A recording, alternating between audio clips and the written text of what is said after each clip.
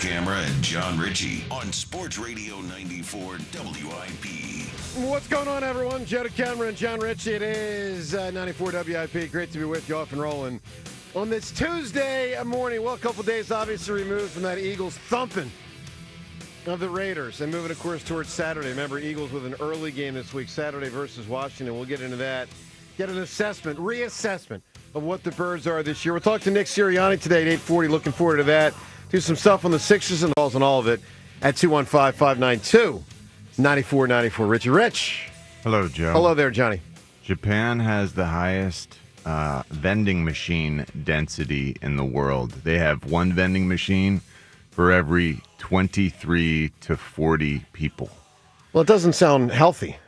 No, but it's a way of getting products to people without having to worry about, contamination. I guess. Having people to give the products to the people who are buying them. I think more than anything, it's just a way to have something conveniently. I used to love the vending machine. Seltzer, get me something from the vending machine. I love the vending machine. Do your job as a producer. Like as a child? Not my job. Serve the host. Not my job. Serve the host. Serve the host. Yes, that's in my job description. Serve the host. Sorry. I'm sorry, John. What were you saying? Like a Super Ball or remember the little football helmets that you could get? Love those. I loved them too, and I would sit there when my mom's try and paying get them all, right? At the grocery store. I would sit there and try to shake the vending machines and see if any would come out. But I don't do that anymore. All right, well, you shouldn't do that. All right, so look, here's the deal, guys. We got our football team back, maybe.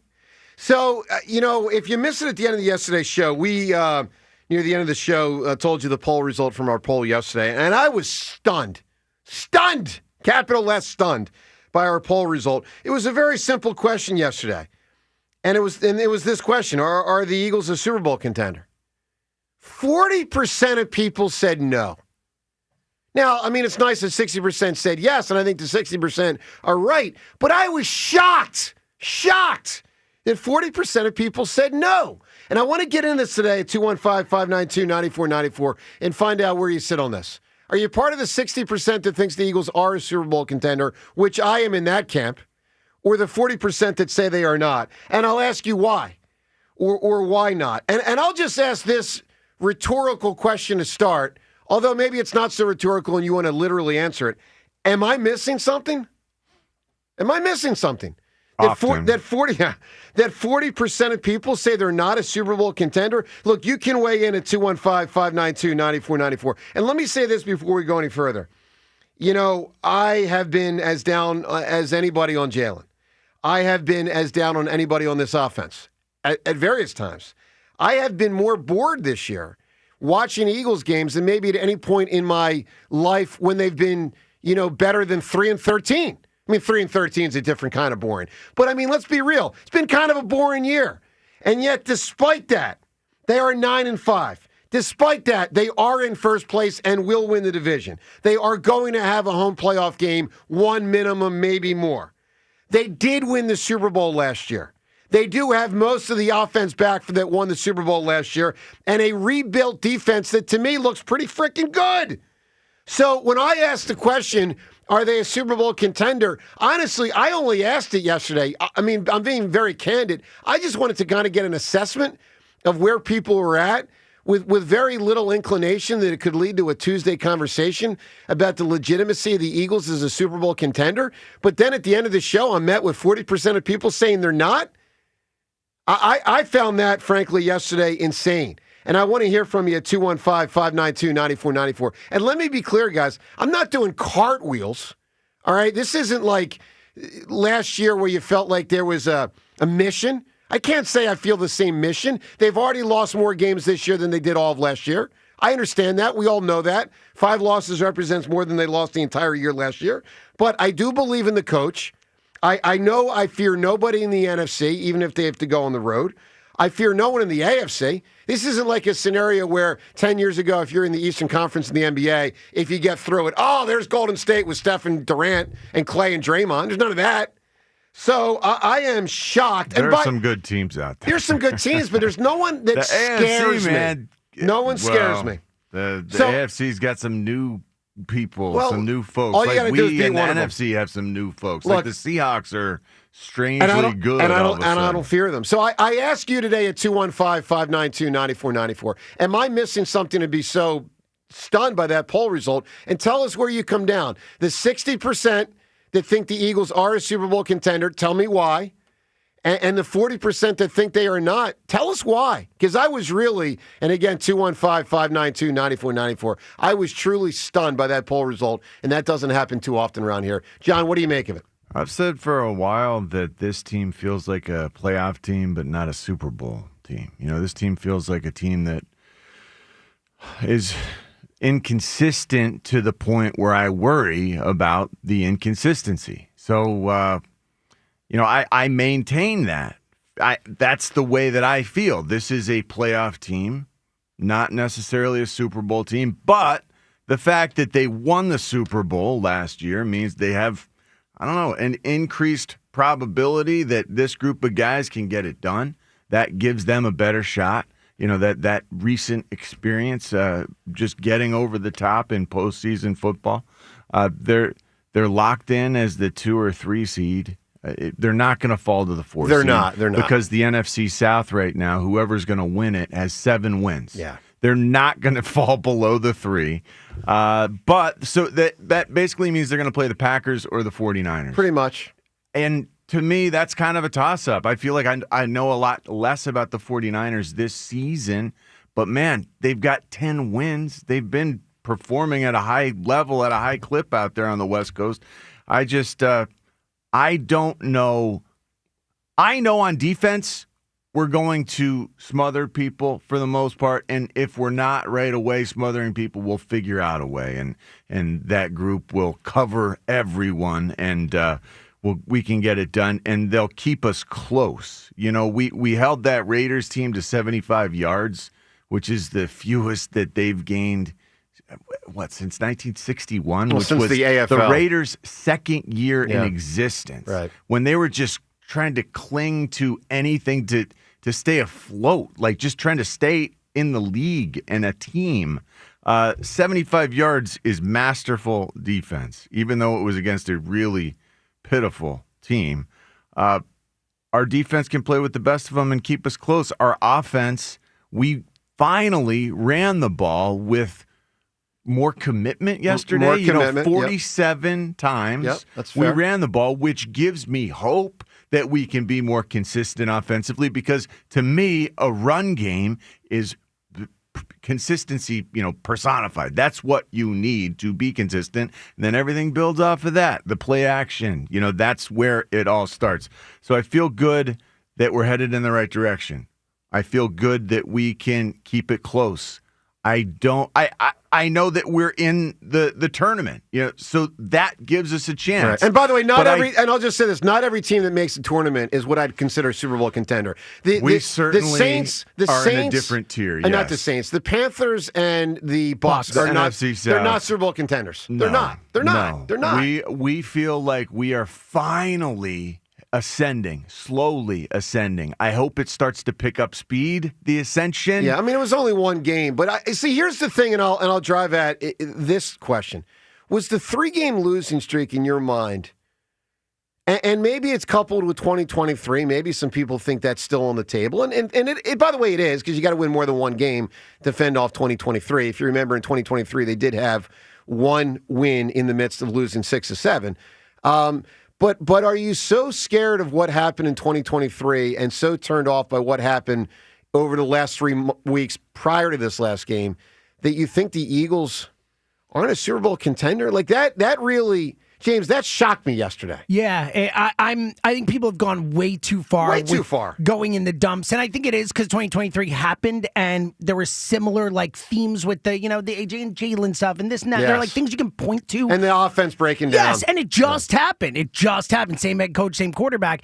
But look, to your point, they won a game then. It wasn't 31-0 where they held them to 70 yards or whatever the hell it was. Right. Like they won that game in a way that they didn't win many games in 2023, period. I don't know if they won a single game in 2023 as dominantly as they won that football game. Probably not. Right? So, I get it that it's the Raiders, but they absolutely and totally owned like they're an NFL football team. Like these stats, like I said I think the Raiders are the worst team in football. 1965 or whatever, 1955 for yards for the Eagles. Like they're still an NFL football team. They still dominated them in a way that NFL football teams rarely get dominated. So let me ask this question, James, to you. Why did 40% of people say, because I'm stunned by this, why did 40% of people say we think our team's not a Super Bowl contender? I think because it's one game and it's just the Raiders, and people are still mad. in that. People are mad. People are mad, and they're saying, and it was a lose-lose, the Raiders game, because everyone was going to say, oh, if it, the world is coming to an end if you lose. But they didn't win by and 3. if you win, I understand. If you win, no amount of points can make you feel like, okay, that Raiders team was visibly the worst team I've seen in years. I agree with that. I can't believe how bad they've gotten. I agree with that. And there's just nothing redeeming that there's they're not. bringing to the game. Rhea, am I being Pollyanna here today, or am I talking with some sense? You always do kind of skew towards Pollyanna, and I don't. I'm not surprised by the 40%. I think it's exactly what James and John have talked about. The people looked less at the Raiders game, which it was 31-0. They didn't scrape by them. Right. They dominated them from start to finish to the point where they were able to sit most of their starters for the fourth quarter in a game that took 2.5 hours. So I think you should put stock in that. But I think people look at the previous 3. They collapsed against the Cowboys. Yep. That was brutal. 21-0. Yep. The Chargers game, 5 turnovers. It led to all kinds of questions about Jalen Hurts. And the Bears game was concerning in that the defense got run over. And the defense has been really terrific. It is, I think, a Super Bowl defense. So no, I'm not surprised it was 40%. So curious where you stand as you listen to us on this Tuesday morning, 215-592-9494. Which side of the ledger do you come down on? The 60% that vibes with where I'm at, that thinks they are, a legit Super Bowl contender despite the 3-game losing streak, or the 40% that says no.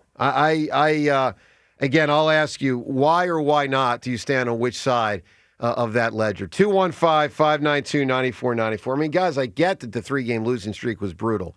And I get that they're not out of the woods. I'm not going to tell you they're totally out of the woods. I'm not foolish enough to say I believe in this passing attack and all that sort of stuff, and I know definitively they'll be able to run the ball like last year. I don't know that. But I also know this. There's no behemoth this year in pro football. Exactly. There's not. And they got 9 wins, probably on their way to 11 or 12. Come on. 215-592-9494. Talk to us today. Your chance to win a cool prize, how you can. We'll tell you that next. And your phone calls and all this. Joe DeCamera, John Ritchie. It's 94 WIP. Hey, let me tell you about FanDuel Sportsbook. As always, in partnership with Valley Forge Casino, the #1 sportsbook for same-game parlays. From points and rebounds to threes and assists. In basketball, FanDuel's got it all covered. The best place to combine your favorite picks into a same-game parlay. Of course, you can also track every stat live, all in one easy-to-use app, the FanDuel Sportsbook app. And right now, new customers... Right now, all customers. No. Excuse me again. Right now, new customers. I'm sorry. Right now, new customers get $150 in bonus bets. That's $150 in bonus bets if your first $5 bet wins. What a great deal that is. If you've never bet with FanDuel before, your first bet, if it's $5 or more, not only can you win the bet, but upon winning that bet, you get $150 in bonus bets. So apply it whether it's to pro basketball, hockey, obviously the next football game for our squad, which is Saturday. All the sports, all the games, all available for you at FanDuel.com/hammer. 21 plus and present in Pennsylvania. First online real money wager only. $5 first deposit required. Bonus issued as non-withdrawable bonus bets, which expire 7 days after receipt. Restrictions apply. See terms at sportsbook.fanduel.com. Gambling problem? Call 1-800-GAMBLER. Time for another season of Schwar Bombs. Continue to keep pushing for a world championship. And it's another grand slam for Kyle Schwarber. Welcome back, Kyle. What else for a player can you ask for? Talk about it here on your exclusive home for Phillies baseball. Sports Radio 94 WIP. Yeah, I couldn't be more excited about it. Chickies and Pete's reminds you it's a wonderful life. The last thing I remember, I was outside Chicky and Pete's. Of course, George. Chicky and Pete's is Philadelphia's most decorated and award-winning restaurant. I give each of the kids a Chicky and Pete's gift card. It's the gift that always fits. It's almost as good as getting your wing. Yeah, that's right, Clarence. You can get your wings at Chicky's, and crab fries and lobster pizza and a hot beef sandwich. You see, George, it really is a wonderful place, this Chicky and Pete's. Seasons Tweetings. It's the Robin from Robin Ford, Delco's #1 Ford destination for over 6 decades. Don't wing your winter car decisions. Give us a chirp. Brian from Broomall, you're on the air. Looking to score a great year-end deal on a F-150, but money's tight right now around the holidays. Santa isn't the only one answering wishes. Get to Robin Ford during the Robin Ford Red Tag year-end sales event. Drive home in a new Ford F-150 with 0% financing up to 60 months with 0 down payment. Plus make no payments for 90 days. There's no stopping the Robin. Call me now, 866-THE-ROBIN. Up next, Missy in Media. Hey, so I'm interested in a new Explorer, but don't want my monthly payment to go up. Nobody gets plucked on price at Robin Ford. During Robin's Red Tag year-end sales event, drive home a new Ford Explorer for only $389 per month. No matter where you are, you're closer than you think to a better buying experience at Robin Ford. Online at robinford.com. Robin Ford, where cars and trucks are sold cheap, cheap. Offers valid on select models. Explorer is 2025 active, 48 month lease, 7,500 miles. Offers subject to credit approval and can change at any time. Excludes taxes, title, license, and dealer fees. Offers end December 31st, 2025. See dealer for more details. I love elves. Hard workers, cheery bunch, but they can sure wreck a bathroom. Luckily, someone's always ready on short notice to save Christmas. The fine folks at Roto-Rooter. Coast is clear, Santa. Thank you. You may want to stick around. Santa needs to get in there. And away goes trouble down the drain. Roto-Rooter. Now get out of my bathroom. When you need to know, depend on KYW News Radio 103.9 FM. Funeral today for fallen Philadelphia police officer Andy Chan. Closing arguments getting underway in the child abuse trial for Atlantic City Mayor Marty Small. And Rob Reiner's son Nick is being held in jail without bail for allegedly stabbing and killing the famous director and his wife. Get the latest anytime on KYW News Radio. Now on Crystal Clear 103.9 FM. You've never needed us more. Pump up your energy savings with the new Bradford White Aerotherm G2, the only hybrid electric heat pump water heater manufactured in America using the finest components from around the world. It's a Bradford White, so it's built to be the best for years of reliable performance, top efficiency, and energy savings. Plus, rebates and tax credits could save you thousands more. How you heat your water matters. So ask your plumbing pro about the Aerotherm heat pump water heater and visit bradfordwhite.com to learn more. When it comes to sportsbooks, Bet365 has it all. Download the app today and see why it's never ordinary at Bet365. Gambling problem? Call 1-800-GAMBLER. 21 plus only. Must be located in Pennsylvania. Guys, thanks for helping me carry my Christmas tree. Zoe, this thing weighs a ton. Drewski, lift with your legs, man. Santa! Did you get my letter? He's talking to you, Bridges. I'm not. Of course he did, right, Santa? You know, my elf Drewski here, he handles the nice list. An elf? I'm 6'3". What everyone wants is iPhone 17. And at T-Mobile, you can get it on them. That center stage front camera is amazing for group selfies. Right, Mrs. Claus? I'm Mrs. Claus's much younger sister. And at T-Mobile, there's no trade-in needed when you switch. So you can keep your old phone. Or give it as a gift. And the best part, you can make the switch to T-Mobile from your phone in just 15 minutes. Nice. My side of the tree is slipping. Timber! The holidays are better at T-Mobile. Switch in just 15 minutes and get iPhone 17 on us with no trade-in needed.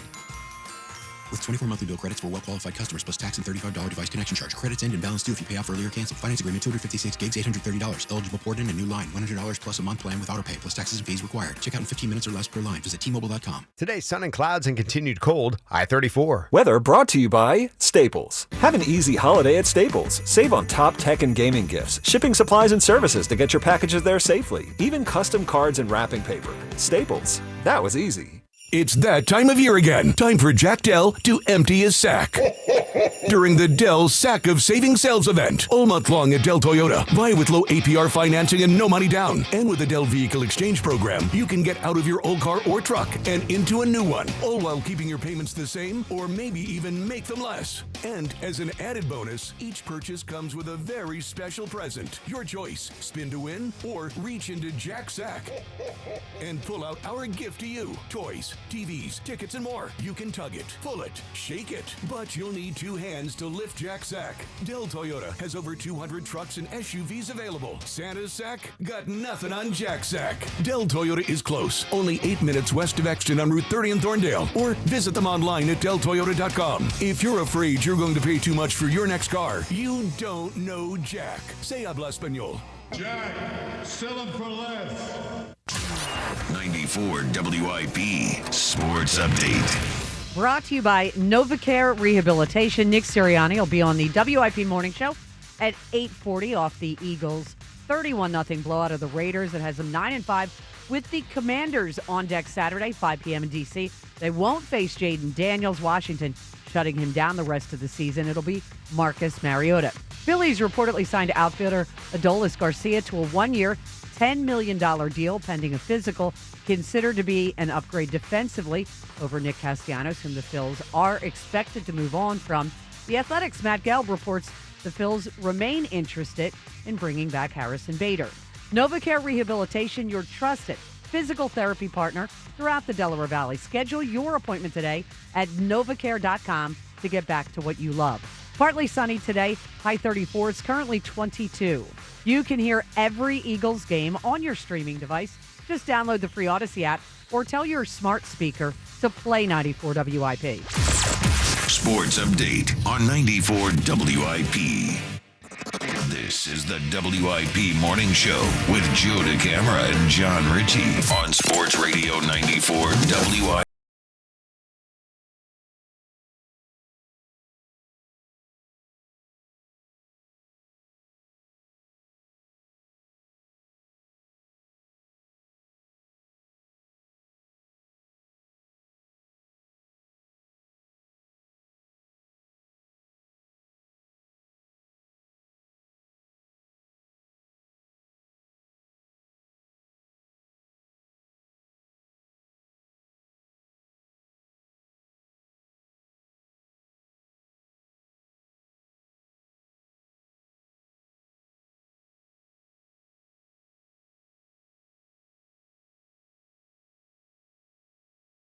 Holding against the Eagles that they had a 3-game losing streak, despite the fact that those are against really good teams.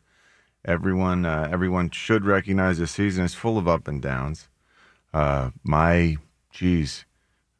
talk about it a lot. The Raiders team that went to the Super Bowl in 2003. Two. Well, it was 2 the and 3. They were season. 03 Super Bowl. Yeah, it was the 03 Super Bowl. Right. We lost 4 games in a row. We lost all of October, and it felt like the world was crashing down around us. But stayed together. Really talented team. Lots of great coaching, keeping it together. Veterans all around, and it's amazing. It's amazing how 1 week to the next, everyone's point of view can change, just like ours as fans. Well, apparently people's day players, changed. you can feel more positive, Sure. despite the fact that that really was the Sisters of the Poor. That Raiders team, No, they were horrible. They were the worst team I've seen in years. But everyone in that locker room feels a little bit better. It doesn't matter, It doesn't matter that the competition was so bottom rung. You dominated the way you were supposed to. You shut them out. That's not normal. No, it's not. You don't see that often, no matter how bad the competition is. I'm with you, man. That requires a level of consistency and focus and discipline that they should be applauded for. This team did a great job defensively and offensively. 47 carries. I'll take that. That run the ball 47 times. That's winning football this time of year. The offensive line's doing a little bit better. Who knows when Lane will come back. That's going to help our cause as well. Jalen Carter also. Jalen Carter, he could be back coming up here in the near future. Yeah, no, I'm with you, man. The team is getting stronger before our very eyes. It's just a matter of how strong can they get, because I feel like they're a little behind right now. All right, no, I think that's fair. I think that's a fair assessment. 215-592-9494. Where do you stand on this squad right now? Let's kick it off with Violet right now. Violet, good morning. Hey, good morning, guys. Hi, and Violet. Andrea, how are you? Great. So I think, I always like to be positive, and I think the Eagles, especially this team, we can lose to anybody, but we can also win to anybody. So I love the fact, and I did mess up yesterday. Yes, we did run the ball a lot. I just think it's the overall picture. I think the inconsistency is what is making people nervous. And the fact that, yes, the games that we do run the ball, we're not like dominant. But having said that, I think you really need to stick with the run. And with everybody getting healthier, Jalen Carter maybe coming back, Lane Johnson coming back, it can only lead to positive things. So I'm looking forward to this run. And you know what? I mean, anything can happen. Anything can happen. Well, certainly. I mean, Violet, I'll say this when we talk about the injuries. As NFL seasons go, even though they've been a little more dinged up this year than last year, they're still relatively freaking healthy. Yeah. I mean, that's huge. Can someone name the player that's out for the season? No. That happened earlier in the year. That's not like some 77th guy from training camp that one wasn't. of the receivers was it Johnny Wilson? Went Yeah, out for the year. him. But Cooper's been good. Johnny Wilson was your 50th guy on the team. Yeah, but he was a good blocker. No, but you get my point. I mean, whereas compared to like Micah Parsons is out for the season. Right. Yeah, exactly. And Micah Parsons Right. just went out to where they can't, it's hard for them to come up with countermeasures. Of course. To combat that. Yeah, there's nothing.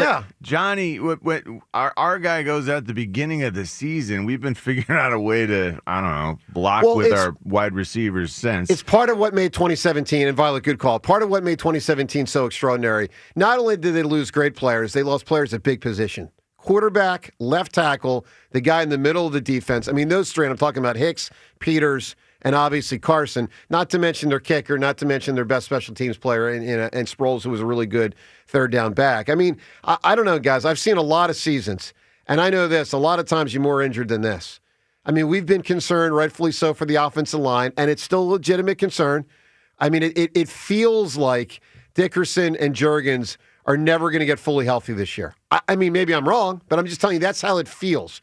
We're 3.5 months into the season, and I don't know that Juergens and Dickerson have played a healthy game yet. So maybe they won't get there. And I'm not convinced that Steen is giving us what we need. Well, he's not good.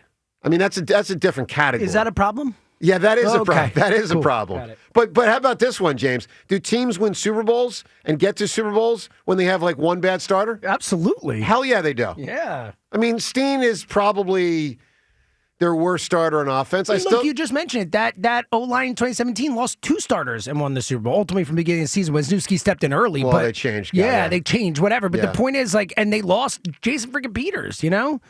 Yeah, I do know. I watched it. I remember it. So I still think this team has a very legitimate shot. And let me just address this on the Jalen front, because you guys know I can be as down as anybody on Jalen. But the reality is he has won a Super Bowl. He has won multiple playoff games. He is to multiple Super Bowls. And he's elevated in big spots. He has. We He have seen plays him, his even best when he's when playing it's at a big. certain level, he has been Yeah. able to raise up. And that should give people hope. And when he runs, he's doubt. better. And he Yes. ran the other day. Now, Sure I do did. have concerns Now the ankle he got injury banged might. up a little. Yeah. But he's tough. I think we he is tough. underestimate how important that part is. Yeah, no, this he's guy definitely gets tough. dinged and he keeps going. All right, 215-592-9494. Couple Twitter poll questions of the day, both brought to us by Armin Chevrolet. Red Tag bonus cash is back at Armin Chevrolet. In stock now, the 3-row Chevy Traverse. Together, let's drive.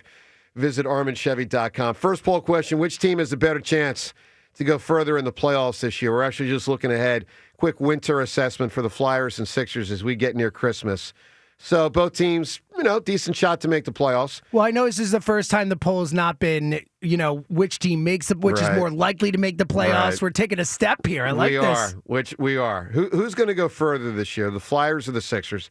By the way, fair assessment is both losing the first round of the playoffs. That's if I had to bet out. All right, second poll question. Which of these is your... Because obviously people still have massive concerns on the Eagles. I mean, for 40% to say not a Super Bowl contender, that shocked me. So we'll ask this. Which of these is your greatest concern about the Eagles the rest of the year? And we've broken it down into 4 choices. Alphabetical order here. Choice A is Jalen Hurts. Choice B is offensive line health. C is the Nick Sirianni offensive coaching thing. And D is team chemistry, which obviously has been an issue at times this year, given the A.J. Jalen stuff. 215-592-9494. Coming up, Phillies' new right fielder. We'll tell you about him. Obviously, a player that there's some good and bad. More bad than good. There's more bad than good, but there's good and bad. More bad than good. We'll get into that, your chance to win Shane Gillis tickets and more. Joe DeCamera and John Ritchie. It's 94 WIP. Injured at work or in an accident, nobody will fight harder for your rights than Pond Lehocky Giordano. They've recovered billions for injured workers just like you and fight for the maximum settlement you deserve. Led by Sam Pond and Jerry Lehocky, this powerhouse firm is built on grit. Jerry worked 16-hour shifts in a steel mill before becoming a statewide leader for injured workers' rights. Call Pond Lehocky today for your free consultation. You won't pay a dime until they win. Running a business in Philly means knowing how to hustle, finding every edge to stay competitive. Here's one thing you don't want to overlook: saving energy and money with Pico. Pico offers expert energy assessments to help businesses of all sizes find solutions to reduce energy use and lower costs. From financial incentives to equipment upgrades, Pico makes it easy to improve your bottom line. Visit pico.com/ways to save to start saving today. Ready for action, basketball fans? BetMGM, an authorized gaming partner of the NBA, is giving players another reason to hit the court this season. BetMGM is adding extra excitement to every basket, every slam dunk, and every buzzer-beating shot with special promotions, new features, and more. Log in throughout the season to find odds boost tokens, no sweat tokens, and same-game parlay boost tokens in your account to amplify your winnings. Enjoy enhanced product features like Dark Mode 2. Log into BetMGM, an authorized gaming partner of the NBA, all throughout the basketball season to see what's new. BetMGM and GameSense remind you to play responsibly. If you or someone you know has a gambling problem, help is available. Call 1-800-GAMBLER. BetMGM.com for terms and conditions. 21 plus to wager. Pennsylvania only. Existing customer offer. Subject to eligibility requirements. Rewards vary and expire in 7 days. It's here. B101 has transformed into Philly's official Christmas station. Relax and unwind with your holiday favorites 24 hours a day, all the way through Christmas. Tell your smart speaker to play B101. It's that time of year again. The Dell Sack of Saving Sales event. All month long at Dell Chevrolet. Buy with 0% financing and no money down. And reach into Jack's Sack and pull out our gift to you. Online at DellChevrolet.com. Jack, sell them for less. Hey, Eagles fans. Crown Royal is a proud partner of the Philadelphia Eagles. And this season, it's not game day without the generous spirit of Crown Royal. Whether you're at the tailgate, in the stands, or watching from home, Crown Royal is the reason and the reward for coming together. Grab a glass with the Crown Royal rig at a stadium near you, because they'll be sharing the generous spirit with fans across the country. Crown Royal, fueling game day with the generous spirit. Visit crownroyal.com/royal rig for more on the Crown Royal Rig Tour. Please drink responsibly. Let's talk about the holiday gift that she really needs this year. Not a new household appliance, not another gift certificate. What she really needs is at Benari Jewelers. Something she can wear every day, from the grocery store and gym to date nights and special occasions. Tennis bracelets, diamond stud earrings, colored gemstone set, and a stunning pendant, all under one roof. Benari Jewelers, the area's largest selection and latest designs from the world's premier designers. 2 locations, Exton and Newtown Square. Online at BenariJewelers.com. Great news, Nick. Legacy boxes are still in stock. With Christmas just around the corner, there's still time to buy the best Christmas gift ever. Legacy Box. That's right, Adam. Order today and Legacy Box ships immediately. It'll arrive ready to wrap and place under the tree. Gather the family together this Christmas and collect all your old VHS and camcorder tapes, slides, pictures, and film reels. Then you can binge on the good old days. From fading over time to risks like fire and water damage, your memories aren't protected unless they're on a digital format. Legacy Box helps you replay those great moments from the past, from Christmas morning to your wedding day. Legacy Box is the world's largest digitizer of home movies and photos. All the work is done right here in the USA, and over 1 million customers have trusted Legacy Box. This Christmas is the time to digitize. Visit legacybox.com/value for exclusive holiday savings. That's legacybox.com/value for last-minute shopping. legacybox.com/value. My perfect day has sand, salt water, and friends. But my moderate to severe plaque psoriasis can take me out of the moment. Now I'm all in with clearer skin thanks to Skyrizi. Risankizumab Riza, a prescription-only 150 milligram injection for adults who are candidates for systemic or phototherapy. With Skyrizi, most people saw 90% clearer skin, and many were even 100% plaque-free at 4 months. Skyrizi is just 4 doses a year after 2 starter doses. Don't use if allergic to Skyrizi. Serious allergic reactions, increased infections, or lower ability to fight them may occur. Before treatment, get checked for infections and tuberculosis. Tell your doctor about any flu-like symptoms or vaccines. Thanks to Skyrizi, there's nothing on my skin, and that means everything. Ask your doctor about Skyrizi, the #1 dermatologist-prescribed biologic in psoriasis. Visit Skyrizi.com or call 1-866-SKYRIZI to learn more. Xfinity is the network you can rely on. Like a close friend who will give it to you straight. The friend who will tell you that new haircut, it's not great. Friends make sure friends get good haircuts. And Xfinity makes sure you get a good deal on Wi-Fi. Xfinity gives you reliable fiber-powered Wi-Fi at our best price. This holiday season through January 4th, get gig speed Wi-Fi for just $50 a month for 5 whole years. No strings, no commitments. Just super fast, reliable gig speed Wi-Fi with our best equipment and unlimited data included. Save yourself from questionable decisions and save over Verizon and AT&T. Xfinity. Imagine that. Restrictions apply. Requires paperless billing and autopay with stored bank account. Taxes and fees extra. Xfinity Internet powered by fiber and connected to premises by coaxial cable. Actual speeds vary. 94 WIP Sports Update. Brought to you by Mike Dominguez. For Southern Delaware beach sales this season, Mike listens to your needs, answers his phone's no AI or robot recordings. Call Mike Dominguez at 302-745-2019. Nick Sirianni joins the WIP Morning Show at 8:40 as the 9-5 Eagles, fresh off a dominating shutout of the Raiders, get set for the first of 2 matchups with the 4-10 Commanders down the stretch. Saturday, 5 p.m. at Washington. They will not face Jaden Daniels. He's been shut down for the rest of the season. Phillies reportedly signed outfielder Adolis Garcia to a 1-year, $10 million deal, pending a physical assumed to be a replacement for Nick Castellanos. Partly sunny today, a high of 34. It is currently 22. You can hear every Eagles game on your streaming device. Just download the free Odyssey app or tell your smart speaker to play 94 WIP. Sports Update on 94 WIP.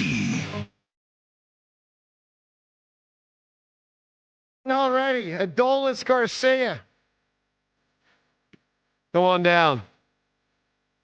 New Max Kepler, come on down. Well, He's let better. He's me better than just Kepler. say this.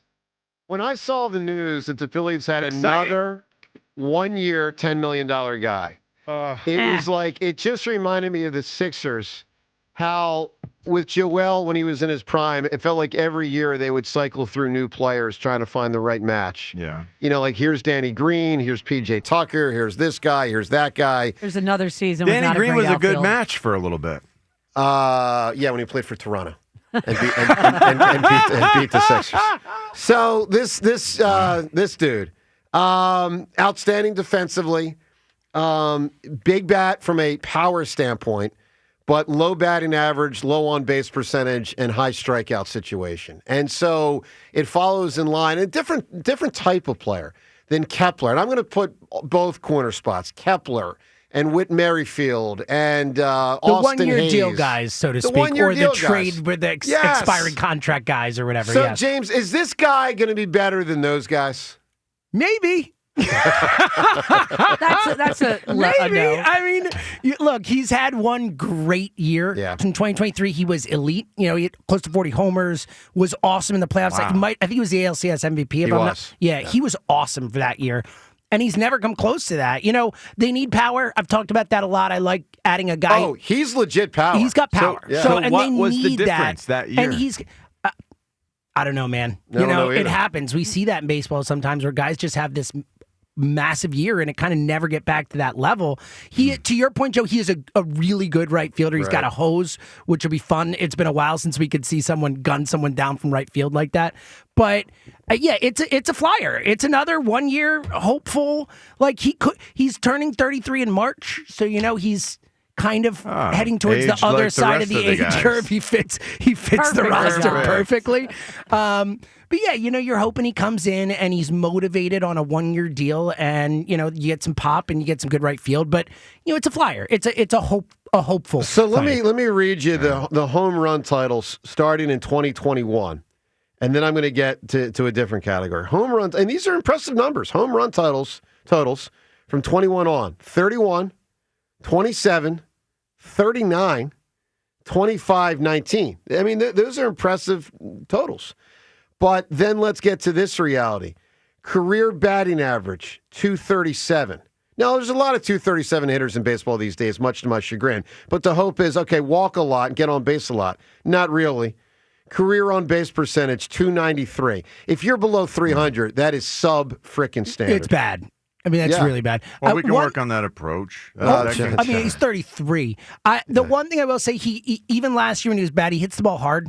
Like he's got, love the phrase, exit velocity and all that. Like he does hit the ball hard. So there are things you can point to as positives. And he's an energy guy, right? Yeah. Like when he's on, he's definitely got, yes, absolutely. And again, look, we're talking about this team as same, they're in the what are you going to do in the playoffs? We're going to have fun with the season, but like ultimately what they do in the playoffs is what matters for this team. Yeah. This is at least a guy, unlike Kepler, who has come through on the biggest of stages, has had massive moments in the playoffs. So at least that is something you can point to. Well, the other thing is it is different. Like people want it different. They want it, not running back. New blood, so to speak. Yeah. Does this impact Bader? Castellanos. I think it's less likely but I think Bader's probably gone regardless. I did but, too. Yes, I think it impacts it a little, but I think if Bader were in a price they could work. And Gelb said they're still interested, and there's dominoes falling. It's all about the market, and I don't think he's going to get what he thought he was going to get. I'm just concerned. Does this $10 million instead of a $4 million player make it harder to get Bader? That's essentially where I'm driving. That would be a big no. So in all my right, book. Yeah. Well, 215-592-9494. Hey, yes, go ahead. Before we move on, have you guys tried Vegemite ever? I don't know. Did you see Once, that stuff? and it was the most disgusting thing I've ever. There's put in my mouth Vegemite before. in that room over there. Okay. And I'd never tried it, but I heard about Vegemite in the song we talk about, Down Under, by Men at Work. Of course. I told you I sang that song without moving my lips for the second grade talent show. And it talks about a man who's 6'4" from Brussels who offers him a Vegemite sandwich. I always wanted to try Vegemite. I tried it. It is unbelievably unique and good. Oh, I hated it when I had it. it. I don't know what it is. Tastes like but nothing I've ever tried in my life. It's almost like seaweed, but not fishy. But it's a paste. It's the weirdest stuff I've ever seen. Doesn't appeal to me. Yeah, and so you will never. I will never try it. Nope, I'm with Joe. I would have to be tortured, and it would Why have to would be... you not try something new? Zero. I'm telling you, you might like it. Yeah, but I probably won't. But you'll never know unless you try it. And I'm good with that. Why? I'm with you, Joe. Yeah, I don't understand that. I am who I am. You ready? Right? You ready for this reason? Just because. On account of because. That's my reason. Just because. That's such a foreign concept. You can just take one try, and then forever you know that you've tried it. Yeah. All right, 215-592-9494. All right, so Phil's new right fielder. What do you make of it? And the Eagles, Super Bowl contender or not? Let's talk to Anthony, Northeast Philly. What's going on, Anthony? Hey, good morning, guys. How you doing? Good, pal. Great, Anthony. You can't say that the Eagles are a Super Bowl contender, and I'm going to tell you why. First of all, we are the Super Bowl champions, so that puts us in the rankings to be a Super Bowl contender. There's nobody out there that can beat us. We beat just about everybody. Is there anybody Except that we're Bears. afraid of? Absolutely not. We are going to the playoffs, and you have to understand it's any given Sunday.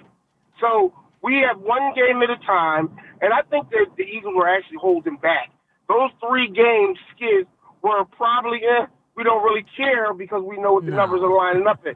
And if you see how they played on Sunday, It seemed like they were holding his back because if they played to their full potential, everybody's preparing for them. Now that they're going in, no one's taking them seriously, and they're going to come and they're going to blindside the NFL. Well, Anthony, remember when I used that word Pollyanna earlier? You're that guy.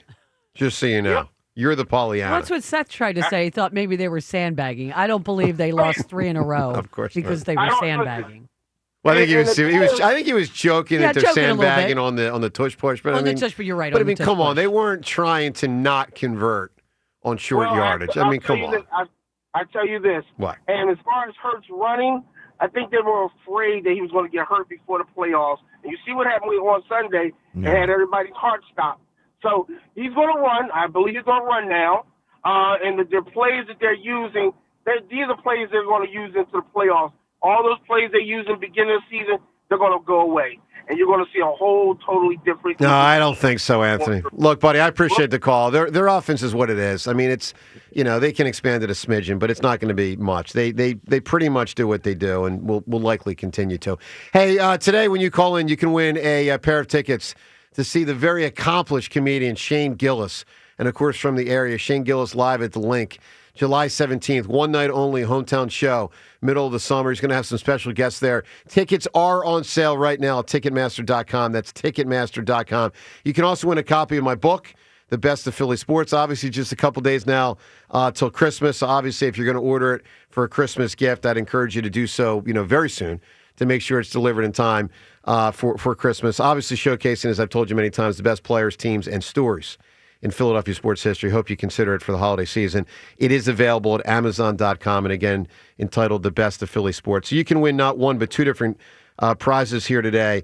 And today is a day where Avatar, so we've got the new Avatar out, right? That's the deal? Yeah, I believe it comes out this week. And the original Avatar came out on this date 16 years ago, I believe it was in 09. I think the second one came out on this date in 2022, if I'm not mistaken. All right, so here's the deal. Avatar is a movie, frankly, in my opinion, I didn't feel there had to be a sequel for, but okay, there was, and they made money. Some movies, a lot of money. Some movies don't need a sequel. Some movies just don't need a sequel. Some movies, of course, you get a sequel and you didn't need it. Some movies you could have used a sequel and never got it. Today at 215-592-9494, I asked you to tell us the quintessential movie in film history that it really would have been great to find out what happened next. What happened next? What a concept that never did. A movie that there... And by the way, I'll even say a sequel can be a winning answer. If you've got John Smith 3 and you think there should have been a John Smith 4, fine. Not going to win, but fine. John I was good on John Smith. Thank you. Had enough of it, yeah. All right, John, when you think of a movie, and again, everyone at 215-592-9494, that you wish there had been a sequel to find out what the hell happened next, whoever provides the best answer wins my book and the Shane Gillis tickets. John, what are you thinking? I always felt like 7 could continue indefinitely, even though there's like only, a new bad guy each time. There's only 7 idea? deadly sins. If you got like someone who's impersonating the original guy, it could get pretty interesting. While incredibly gross and disturbing, that movie was just so well done.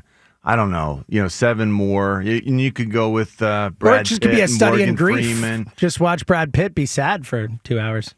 He wants to get back at the world for the way. Of course. Maybe Brad Pitt is the new killer in the next one. Sure. Okay. It just loses it. It's an interesting twist. Pushed them to the edge. All right, Seltzer, a movie that you do wish we had a sequel It's ironic that I'm saying this because I think it's got a perfect ending, this movie. Like, it is in and of itself perfect with good morning, and if I don't see you, good afternoon, good evening, and good night. What would happen to Truman after he leaves? He's like the most famous person in the world, and he's going out to live a normal life. Like, I am so fascinated by what happened to Truman when he walked out that door. From The Truman Show. That's a great, great, great answer. Rhea, give us an answer here for a movie you wish you had more of. I had always thought that a sequel to Office Space would be interesting if Peter Gibbons, they do it, obviously 20, 30 years down the road, and now he's the boss. He's divorced from Jennifer Aniston. Like all kind. Like I just loved all those characters in it. and I thought it would be interesting to do a bit of a twist. Look, a lot of ways to go here, and I ask you at 215-592-9494, what story do you wish we had more of with a sequel to find out what happens next? I'll give you a big answer, and it's an all-time 90s movie, but you assume that Kaiser Soze gets away, but how do you know? I mean, Chaz Palminteri is going to try to start a manhunt for Kaiser Soze at the end of The Usual Suspects, and it basically could have turned into The Fugitive. I mean, he wasn't technically a fugitive because he had never actually been arrested, but what would have happened on the manhunt for Kaiser Soze? Could have been unbelievable.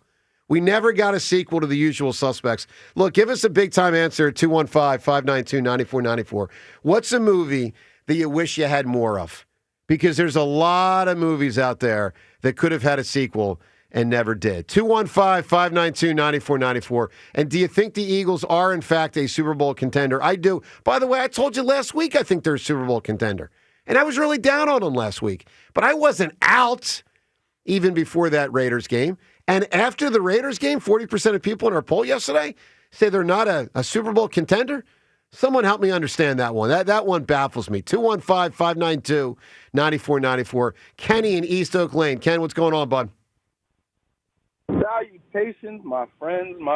How are y'all doing? Good, Kenny. Great, Kenny. Excellent. So, what we saw on last Sunday was everybody leveling out, right? This game they needed for confidence. I think that their confidence was shot, from the Dallas loss, the Chicago loss, all of those losses. And I think that we always know that Jalen shows out, after, he, has a bad game and stuff like that. So I expected to see a big game out of Jalen. But that team seemed together in that win. And everybody can say, whatever about the Raiders. But I was happy to see them get their confidence back. I think that moving forward, we're going to see more of that. I really do. I really do believe that. I think they're a Super Bowl contender. And like you said, the NFL is up for grabs this year. Very. There's no powerhouse. Well, that's right. I mean, I think there's no one even really truly close to it. I mean, John, who do you think's the best team in football? I guess I thought the Patriots were making a real run at it, and then they were up 21 on the Bills, Right. and they let them come back on them. That really shocked me. And so then I look to the NFC. I don't think it's us, but then I look at the Rams, and we've beaten them. I know it was on the blocked field goal and that, so it was circumstantial, but we're right there. Well, I will say this. If the Rams hadn't had the field goal blocked, they'd only have, one loss? No, They have two. three. Two? They have three now? Yeah, they have three now. But They that's lost to the Eagles, that's pretty impressive, though. San Francisco. They're good, and the but we're Titans. right there. Yeah, but that is pretty We're right impressive. there. Panthers, I think it was. Carolina. Yeah, Okay. Carolina. Look, Kenny, I agree with John. I think they're there too, man. I mean, it doesn't mean that at the end of the day they're going to rise up and be that team, but they're certainly in the mix. I mean, of course they are. Yeah. No question. Ken, I give me just wanna give me an see- answer for a compelling sequel that we never got. What would you say? So I would have to say Forrest Gump is probably one of my favorite movies. I could watch that movie every day and probably tear up 3 to 4 times and just be amazed by his life. I would love to see if the magic from his life translated to his son, to see him, be a father and, It's a good answer. Yeah. I love that answer. Forrest Gump, you got it, Yeah, Kenny. I like that answer. What a wonderful, magical world that could be. I loved Forrest Gump, just like you did. It really was like this whole inviting world inside our world where it was innocent and. I like but don't love the answer. I'll just say that. I'm a no. Yeah, I But like. I didn't like think Forrest it's Gump, so. I mean, kind you're of gonna tragic when you think about what happened. I mean, Jenny's She's passed gonna die. away. And, Oh, she did die. She did yeah. die, Yeah. And then young Buried Forrest. under the tree, it doesn't remember? feel like Yeah. young Forrest has a great chance. Yeah. I don't know. I don't know. His dad's super rich. I mean, he's But got a chance. Also, All right. Forrest. Let's get to Kevin right now. Kevin, good morning. Good morning, guys. How you guys doing? Good, Doing buddy. well, Kevin. My choice is No Country for Old Men. For 2 hours, Wow. basically you watch a movie, keeps you guessing, and at the end you're like, okay, where do we go from here? That's my answer. All right. Well, listen. I mean, the greatest American writer alive. Who's Cormac that? McCarthy. Unbelievable. You think he's the greatest current writer in America? Yeah. Wow. I've never even heard of the guy. Yeah, He's Cormac pretty famous. McCarthy. Yeah. Okay. He's pretty famous. He wrote The Road also. The Road? The Road. Okay. It's a movie with Viggo Mortensen as well. All right, Rhea, let's see if Rhea knows her writers. 250th birthday today for who? God, 250th birthday. I just saw it on John's screen or someone's screen. I saw something pop. I saw a pop up on a screen. I read a lot of old stuff. So pop I don't up know. on a screen across the way here earlier this segment. 250th. No idea. Jane Austen. Ah. I mean, it's for. I wasn't a big John, Jane was that your Austen screen that popped up on? Well, I'm not saying You I a was big a Jane kid. Austen fan? Are you looking up Jane Austen porn, John? You watching Pride and Prejudice over What's there? going on here? I don't know. I saw Sense and Sensibility. There was an internet screen open, and it was like a pop-up thing, and it said Jane Austen 250th birthday. I'm like, all right, well, I'll go with that at some point. Shout out to Jane. Sure. 215-592-9494. Coming up, Ruben Amaro in studio on the Phil's new right fielder, the Eagles, his reassessment of what the Birds are, and more phone calls on all of this. And again, your chance to win my book, plus the Shane Gillis tickets. Give us a movie you wish there had been a sequel to find out what the heck happened next. Joe DeCamera and John Ritchie, it's 94 WIP. The winter weather can take a toll on your roof. It is brutal out there, and that's why my friends at J&S Family Roofing are here to help. Listen to this. They're offering customers a free inspection on the roof throughout the holiday season. Yes, a free inspection on the roof. Call them up. You'll speak to an owner and member of the family. Stu, Dustin, Nick, and Kevin are owners, and they will be answering the phone and will be with you from start to finish. They'll give you an honest assessment on what type of your condition your roof is in, and it'll give you peace of mind all winter long. Check them out. Visit their new showroom in Warminster, or you can schedule an appointment at jsroof.com and let them know I sent you. Billy knows how to get game day ready. The jerseys, the wings, the oil change. Yeah, the oil change, because your car needs to perform too. At Meineke, we'll get your ride tuned up faster than a 2-minute drill. Brakes, tires, oil changes, exhaust, batteries, and more done right at the right price. Don't let car trouble bench you this season. Come to Meineke for all your car care needs. And right now, Meineke's offering a synthetic blend oil change for only $34.95 with free tire rotation. See your local Meineke dealer for details. Meineke, doing car care right. At Cheney University, we are proving what education can be. We study with purpose. We train in real laboratories, innovative classrooms, and through internships with leading partners across the region. We graduate ready for the workforce, ready for graduate school, ready to lead. Cheney's legacy opened the door. Our results are redefining the future. Cheney University, more than a legacy. Visit us at cheney.edu. That's CHEYNEY.edu. Philly, it's Jordan Spector, the artist behind SpectorSportsArt.com. The holidays are here, and if you're looking for the perfect gift for a Philly sports fan, I've got your canvas covered. From exclusive artwork and limited edition trading cards to collectibles made in collaboration with legends like Devontae Smith and Brandon Graham, every piece tells a story. Give something that actually means something this year, a piece of Philly sports history. Find the perfect gift for the diehard fan in your life at SpectorSportsArt.com.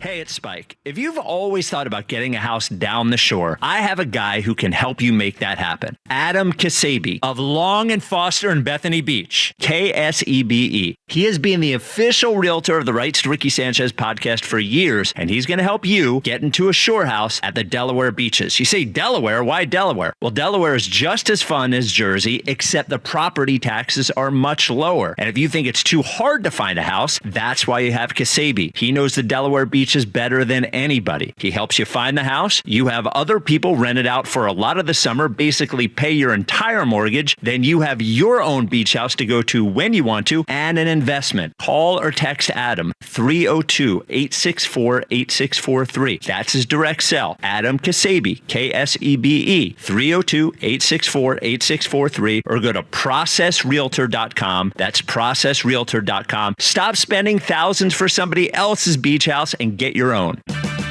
Check engine or ABS light on? Take the guesswork out of your warning lights with O'Reilly Veriscan. It's free. Ask for O'Reilly Veriscan. O'Reilly Auto Parts. Snakes, zombies, public speaking. The list of fears is endless. But the real danger is in your hand when you're behind the wheel. Distracted driving is what's really scary and even deadly. Eyes forward. Don't drive distracted. Brought to you by NHTSA and the Ad Council. No gift? No problem. With Target's last-minute gifts, the holidays are a breeze. You can score on the hottest toys, beauty must-haves, chocolatey stocking stuffers, and much more. And if you need it now, no worries.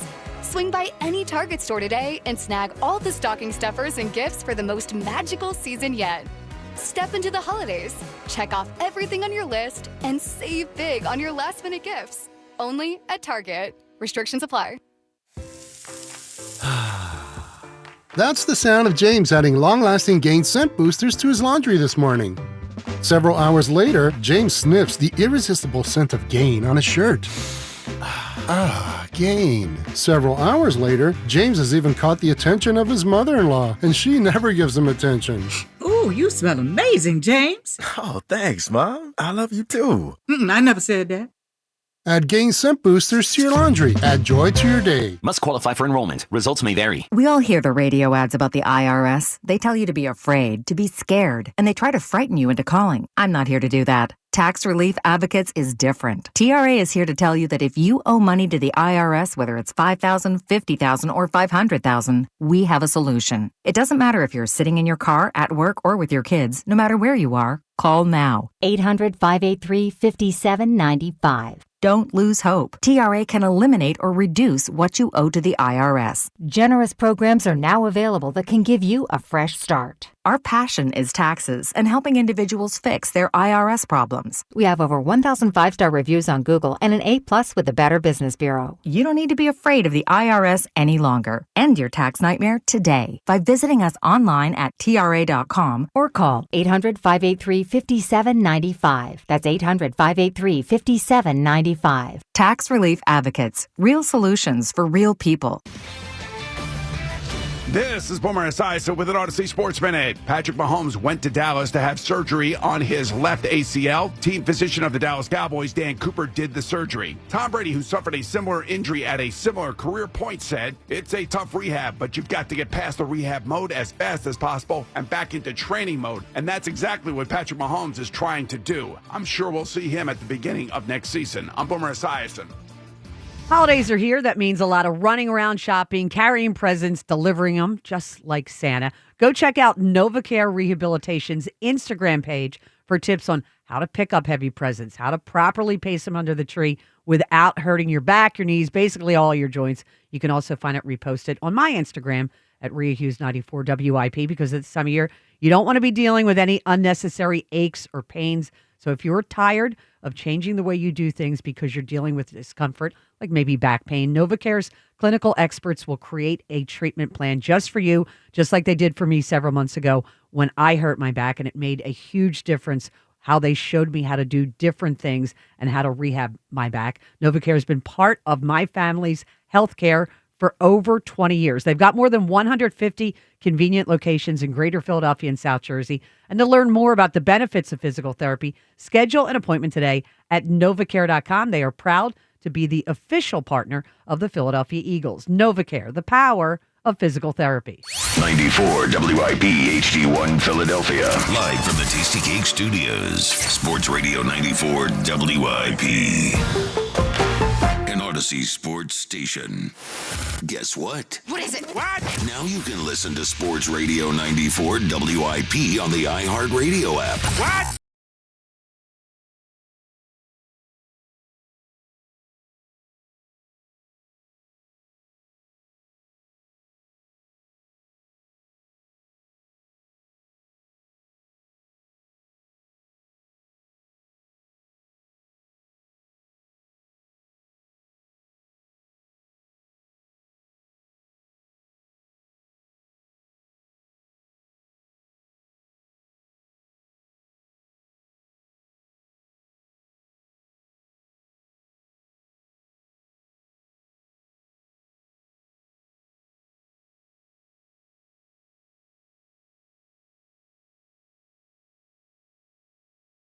got the all black. Rhea, how Johnny much should we Cash. fine him for being about 20 seconds late here today? I don't know. He's worth a lot of money. Like, I don't know, $20,000. There it is.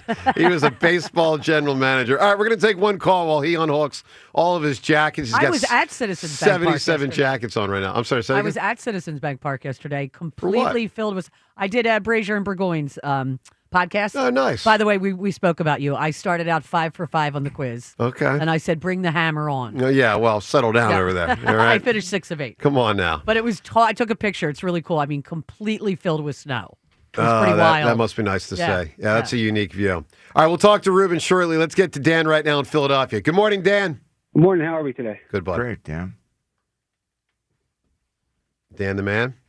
You put him on hold somehow. No, I didn't. I didn't touch anything, I promise. Well, I get maybe Ruben somehow hit Maybe. something All while right, it's getting down. I don't Dan's know. back. Hello, Dan. Am I there? Yes. I All right, here I am. I said, how would Ruben feel if the team showed up late, for the playoffs or something? Ooh. So he couldn't hear you because he still doesn't have the headphones on. Ruben, he wants to know, how would you feel when you were the GM if the players showed up late?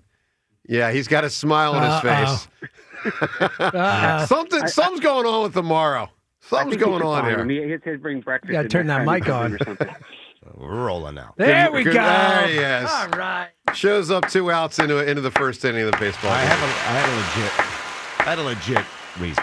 I'm sure you did, but Legit. it was I just heard an there's a excuse. funeral going on Did anyone else outside. just There's hear a an excuse? police I heard an excuse. There was this police situation It's a outside. police funeral. Yeah, it's got everything. Okay. It All right, boxed some that's things pretty up. legit. All right. I Clark rescind School my is comment. is on a Yeah. 2-hour delay because of it. So so it's all Okay. kinds of problems. Okay. I didn't realize it was happening. I should have. Okay. Should have been on top of it. I've been on top of it. All All right. right. Taking a different route. So That is- I'm no excuses. All right. All right, Dan, what do you got in our birds, my man? Are they a legit Super Bowl contender? Yeah, I think it's kind of a crazy question. I mean, the only team that I'm actually concerned about is the Rams. So if you're looking at how do we get to the Super Bowl, it has to be through the Rams.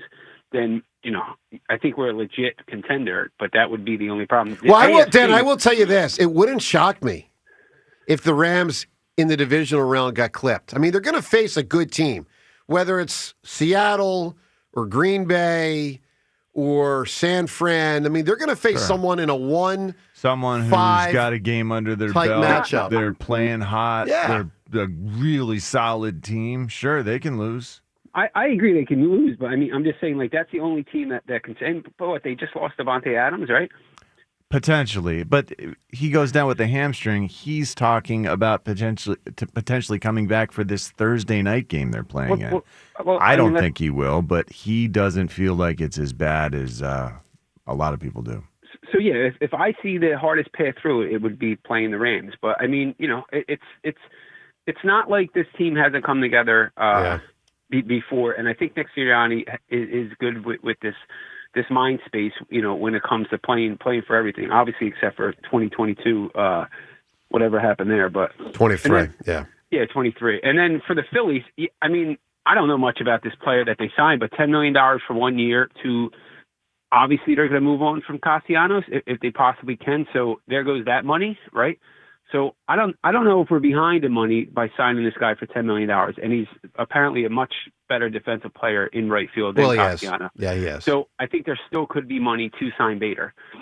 Yeah, there might be. I mean, it depends on, for instance, JT and some other stuff. Dan, give me an answer, my man. Who or what?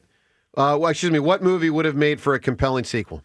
I always wanted to know if, like, the FBI ever found Andy Dufresne and Red had to go back to prison In for harboring Zawantaneo? Yeah.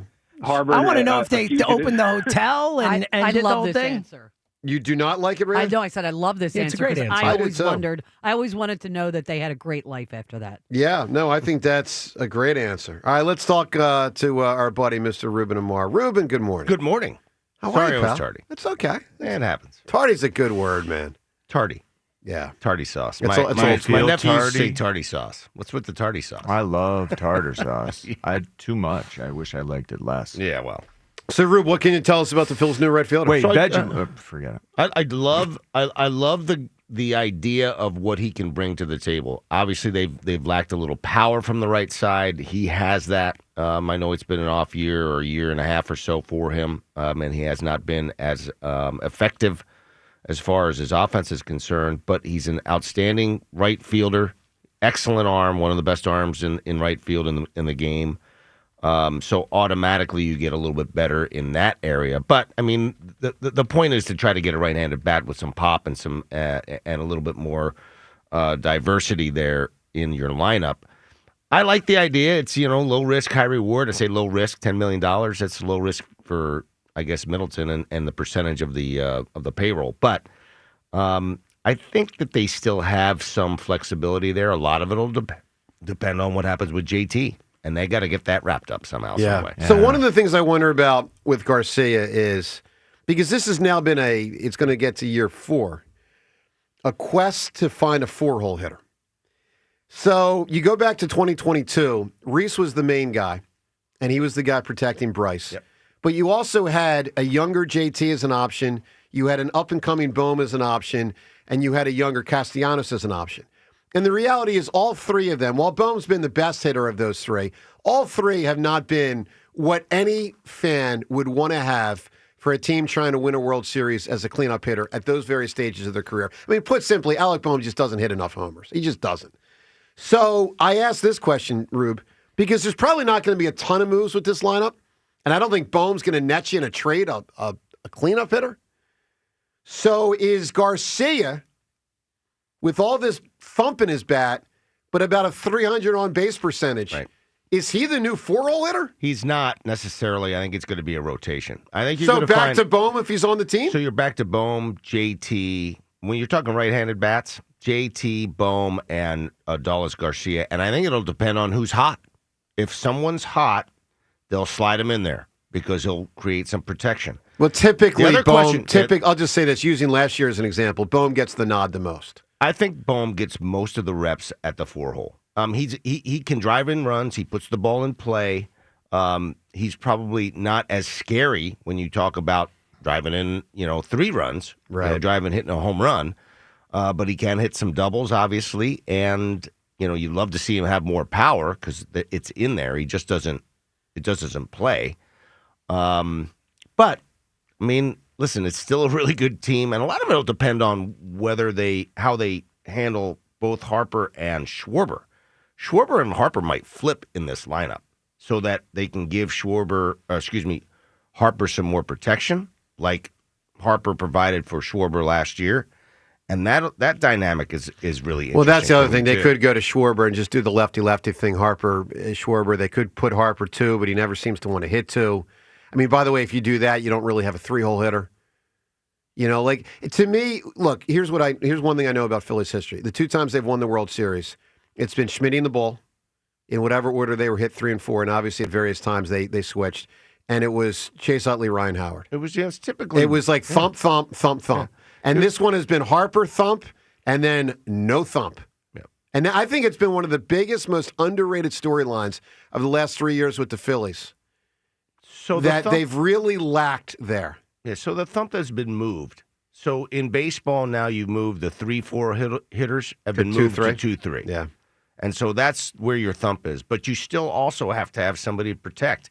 We had Jason Worth protecting. We had Pat Burrell protecting, the big piece.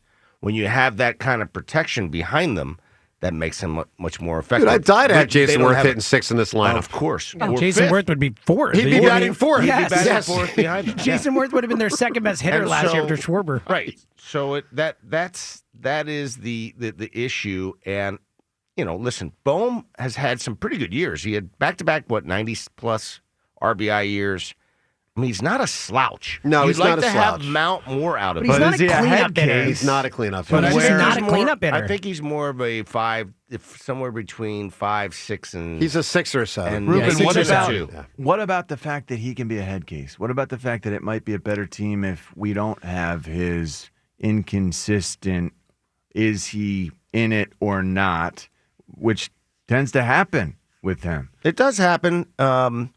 But I think, you just got to hope that he becomes more mature. New year, more mature. That's he gets a little. Is that because he just won't fetch enough? Listen, because everyone else knows that he's got this stuff going on where you don't know where he stands halfway through the season? I'd rather have a Alec Bohm who actually cares and wants to do well than someone who's just kind of cruising through it like a Travis Lee. I mean, I just, This guy actually wants to be good. Yeah. And so when he struggles and he has, he's one of those perfectionists. A lot of guys have trouble with, dealing with not being successful, and you're not successful a lot in baseball. All right, 215-592-9494. Coming up, more on the Phils with Ruben, plus his assessment of the Eagles now with 3 games left in the regular season. 725 Jaws, 750 Eliot. And again, your answer to this question, if you were part of the 40% that said the Eagles are not a Super Bowl contender, please help me understand that, because I am perplexed by our poll result yesterday. Joe DeCamera and John Ritchie, it's 94 WIP. FanDuel, in partnership with Valley Forge Casino, is the #1 sports book for same-game parlays. From points and rebounds to threes and assists, FanDuel's the best place to combine your favorite picks into a same-game parlay or track every stat live all in one easy-to-use app. And right now is the perfect time to join at FanDuel.com/JohnR, JONR, because new customers get $150 in bonus bets if your first $5 bet wins. So bet on the players you love the way you want. Head to FanDuel.com/JohnR, JONR, to sign up today. FanDuel, official sports betting partner of the NBA. FanDuel Sportsbook is the official sportsbook of 94 WIP. 21 plus and present in Pennsylvania. First online real money wager only. $5 first deposit required. Bonus issued as non-withdrawable bonus bets, which expire 7 days after receipt. Restrictions apply. See terms at sportsbook.fanduel.com. Gambling problem? Call 1-800-GAMBLER. The Robin Ford Red Tag Year-End Sales Event. Drive the new Ford F-150 with 0% financing up to 60 months. With 0 down plus make no payments for 90 days. Online at robinford.com. Every team needs a reliable defense, especially when life blindsides you. At Pansini and Pazika Law Group, you're not just an injury case, you're family, and we fight for you the way we'd fight for one of our own. From your first call to your final settlement, we're by your side, making sure your voice is heard on every play. Your recovery is personal to us. Pansini and Pazika Law Group. Hundreds of millions recovered. Schedule your free consultation. Visit PansiniLaw.com.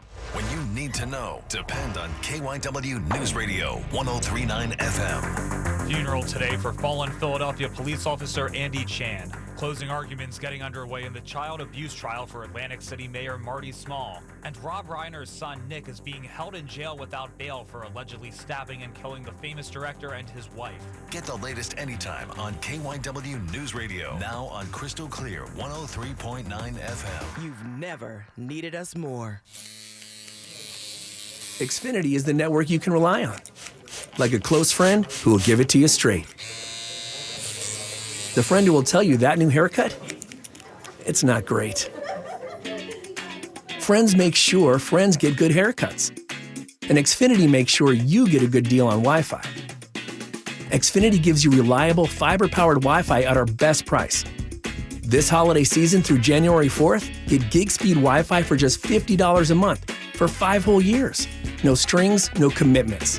Just super fast, reliable gig speed Wi-Fi with our best equipment and unlimited data included.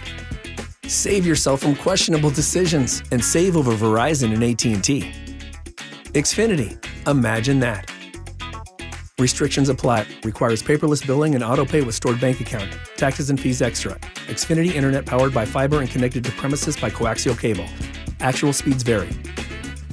For all station contest rules, go to 94WIP.com/rules. It's that time of year again. Time for Jack Dell to empty his sack.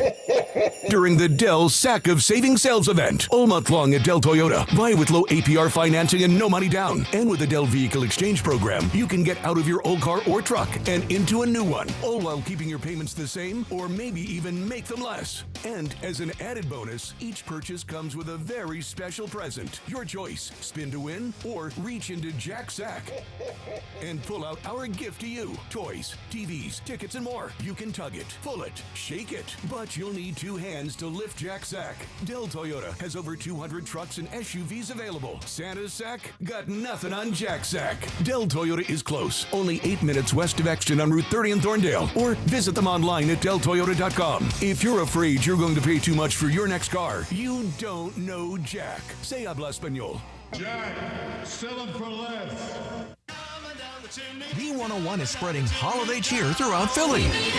Tune in for the soundtrack to your Christmas season, featuring all the holiday songs you love. Christmas music all day, every day, only on B101, Philly's official Christmas station.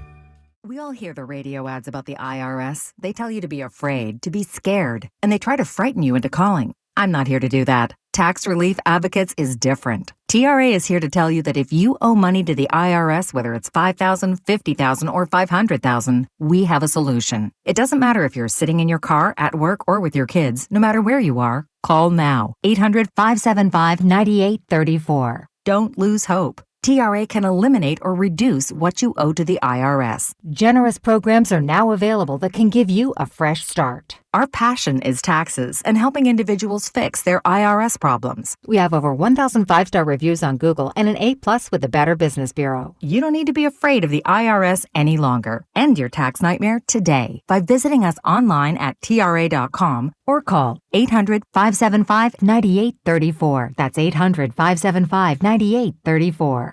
Tax Relief Advocates. Real solutions for real people. What's up? It's Draymond Green. I'm back for my 14th NBA season, and my podcast, The Draymond Green Show, is back too. This season, I'm breaking down games, reacting to the biggest NBA stories, and sitting down with teammates, rivals, and culture shapers. And trust me, I'm not holding back, on the court or on the mic. 2 new episodes every week. New segments, big conversations, real basketball talk for the real hoop heads. Listen to and follow The Draymond Green Show wherever you get your podcasts. We're back, we're better, let's get it. At Uline, the prevailing opinion is, if you don't live it, you don't believe it. The people at Uline believe in hard work, and they live it by being there 24/7 to answer your call, having 41,000 items in stock, and offering same-day shipping from 12 locations across North America. Business owners, sellers, buyers, shippers, and packers believe it. Uline is the hard-working, dependable source for your shipping and industrial supplies. Visit uline.com. Hey, Joe DeCamera here. Isn't it time to invest in yourself? I certainly say it is.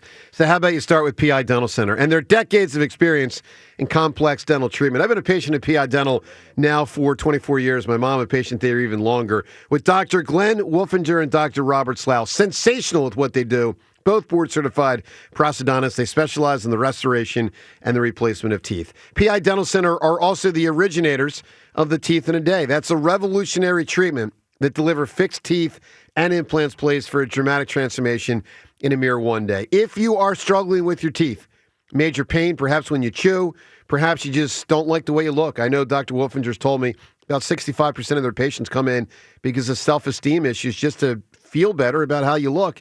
Well, if that's you, know that they can fix you up. Start with their website, pidentalcenter.com. Make sure you visit pidentalcenter.com to request your new patient evaluation. 94 WIP Sports Update. Brought to you by Lexus of Cherry Hill, family owned and operated. Visit lexusofcherryhill.com. 9-5 Eagles at the 4-10 Commanders Saturday, 5 p.m., where they can clinch a second straight division title with a victory. Ron Jaworski up next here on the WIP morning show to talk about. And then the head coach, Nick Sirianni, will be on with Joe and John at 8:40. Phillies reportedly signing what's expected to be Nick Castellanos' replacement in right field, Adolis Garcia, to a 1-year, $10 million deal. Garcia helped the Rangers win a World Series in 23, hitting 8 postseason home runs. Partly sunny today, a high of 34. It is currently 22. You can hear every Eagles game on your streaming device. Just download the free Odyssey app or tell your smart speaker to play 94 WIP. Sports Update on 94 WIP. You are waking up with Joe DeCamera and John Ritchie. This is the WIP Morning Show. Sports Radio 94.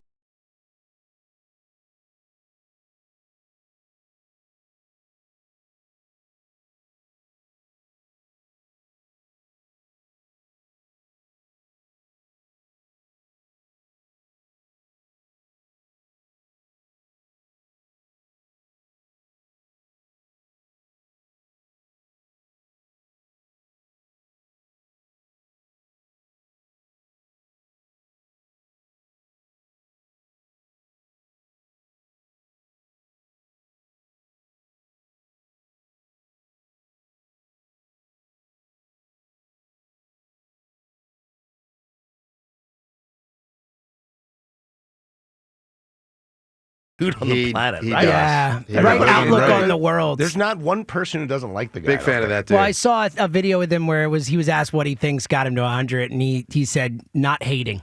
He Yeah. said not holding on to Yeah. hate. He said I've made it a point in my life to try and let hate go. And that's hard to do. And it's hard to do. Yeah, right? He's not a Philly sports fan. The other crazy thing is all like the stats going around. Like he was born 5 years after Pluto was discovered. Like all these, Wow. like he was born before sliced bread was invented. Like all these wild things about Come on. Yeah, I know, right? Before sliced bread. He was born before sliced bread.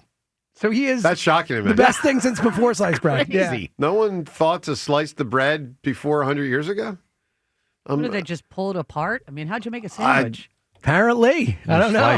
That's part of a joke, right? The best thing since sliced bread. Exactly. Right? That's wild. All right, let's go to the phones. 215-592-9494. Jaws with us in about 5 minutes. Let's get to Eric right now in Mount Laurel. Eric, good morning. Hey, good morning, guys. How's everyone doing? Super, Eric. Great. I had won the tickets on Friday. Fantastic game. So thank you to you guys. Thank you to NovaCare for the fantastic seats. I took my son. He had a blast. Amazing game. Awesome. Good So work, bud. That was great. Thank you. And your son had a great time, I'm sure. How old is your son? 13. Oh, perfect man. age. He's going to remember that his whole life. Great age. Correct. Huge Absolutely. deal. Got to the stadium, saw everything, and it was super fantastic. Even though it was cold, bundled up, it was great. That's amazing, Eric. So thank you to you guys. Quick thing on the Phillies. It feels like Dombrowski wants to run it back. He looks at the numbers. I mean, Bohm batted .287 with 11 home runs. It's almost like he's thinking, hey, he's going to have more pop this year. Those, I don't know, extra 10 home runs. Well, Eric, not necessarily. I will say this. Getting Garcia, I mean, I don't love him as a cleanup hitter, but I think your assessment that it's a pure run it back isn't really on point. Bohm's almost 30, is what he is. Like, Bohm's not going to all of Yeah. a sudden hit more homers.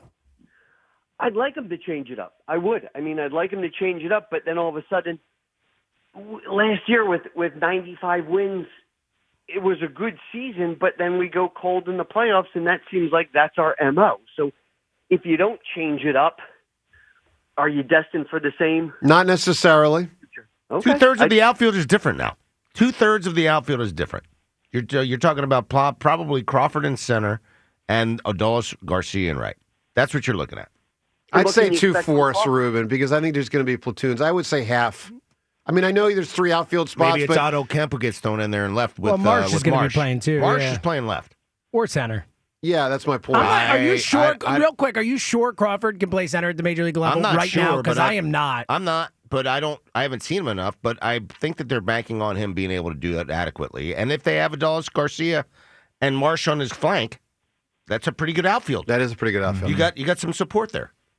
Quick thing on the Eagles. I think our biggest opponent is ourselves.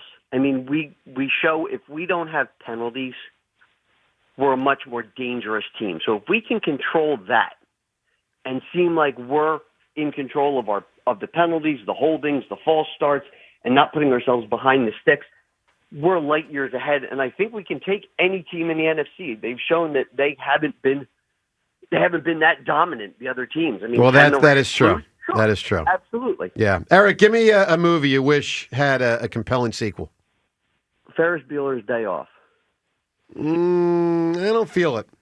Going to college? You want to see Ferris go to college or I something? mean, what is it? He's just going to go to college and cause shenanigans? Maybe I goes assume, the yeah. workplace and causes shenanigans. But that's office space. Yeah, I don't love it. We're going to talk to Jaws in a moment. Let's get to the Twitter poll questions of the day, both brought to us by Armin Chevrolet. This holiday season, arrive in a new Armin Chevrolet SUV. Check out Armin's incredible lineup of SUVs at arminchevy.com. Together, let's drive to Armin Chevrolet. Poll question. Well, the first, which team has a better chance to go further in the playoffs, Flyers or Sixers? Flyers back at it tonight. Second poll question. So if you missed it yesterday, 40% of the people that responded to our Twitter poll, and this stunned me, 40% said the Eagles are not a Super Bowl contender. I think they are. And we're driving today at finding out whether you think they are or are not, and especially if you think they're not, why. So we've put 4 potential reasons into a Twitter poll, and let's all assess what we would personally vote for. Which of these is your greatest concern about the rest of the Eagles season? So 4 choices, and we could have listed more, but Twitter only lets us put 4. So here's the 4 we chose. Put them in alphabetical order. John, which would you go with as your greatest concern? Hurts, offensive line health, Patullo and Sirianni as it relates to their offensive coaching, or team chemistry? I would say Hurts. It's not Hurts for me. I think team chemistry. I got O-line health. Okay, so we got three different answers. I got O-line health would be really close for me, Okay. too. Seltzer, which would you go with? Hurts, O-line health, Patullo, Sirianni, team chemistry. I would go with O-line health as well. Rhea? I would go with Hurts because he's been inconsistent. So we got two Hurts. We got two of O-line health and one team Hurts chemistry. is my 1A. Hurts is my 1A, 1B, whatever. Yeah. I just feel like he has been inconsistent, and if he can execute like he did the other day. No, it was tremendous. But he also had, protection. He had, it all works together. Plays, as you well know, John. One up, one play setting the next up. Correct. Yeah. All right, well, let's talk more together. about all this. And, of course, you can vote at Sports Radio WIP on Twitter. And when you call in, I'm curious, for those that doubt to a significant level, what's your main reason for why you doubt? Look, I'm telling you guys, I absolutely think the Eagles are a Super Bowl contender. I thought that prior to last week. While they were in the midst of the 3-game losing streak, I thought they were a Super Bowl contender. And I can be as down on Hurts as anybody. But I've seen him win a Super Bowl. I mean, there's still a lot of talent here. Defense has been, in many ways, rebuilt. I mean, look, Quinyon and Cooper DeJean have been the two best players probably in the whole team this year. Jalen Carter hopefully will be better coming out of this, PRP in his shoulders. And so the reality is he should be better. Jordan Davis is strong. N'Kobe's strong. I mean, I think you got a pretty damn good defense. And you're going to get to 11 or 12 wins. You're going to have to win 4 playoff games, just like last year. And, it's not easy, but I certainly think the Eagles are a contender. All right, for more on this, let's talk to one of our absolute favorites through the years in Philadelphia sports, the Polish rifle himself, Ron Jaworski. Jaws, good morning, sir. Man, a little throwback this morning, Joe. Polish rifle. Yeah, it's kind of been forgotten. It's like Neon Dion. Like, at a certain point, you just don't hear about it anymore. But I remember these things, Jaws. You're brilliant, Joe. You're brilliant. Well, thank you. And say that more often and tell the listeners don't feed him. Who think Jaws, I'm feed him. Wait till you, James, wait till you hear what LaShawn said about me this weekend. I got to get to that also. Do I have to? Yeah, because I couldn't believe it. It was quite nice. It really was. Oh, man. All right, so Jaws, obviously tremendous victory against Oakland in the way they just took him out. I mean, they didn't beat the 94 49ers, but they dismantled a bad team. What impressed you the most about how the Eagles dismantled the Raiders that you think bodes well for the future? I think two things. Number one, the play of the defense, which was of historic proportions. To hold the team to 75 yards is just ridiculous numbers. So the defense played phenomenal. And I think number two, they needed to steady the offense, steady Jalen Hurts. And I think the play calling was outstanding.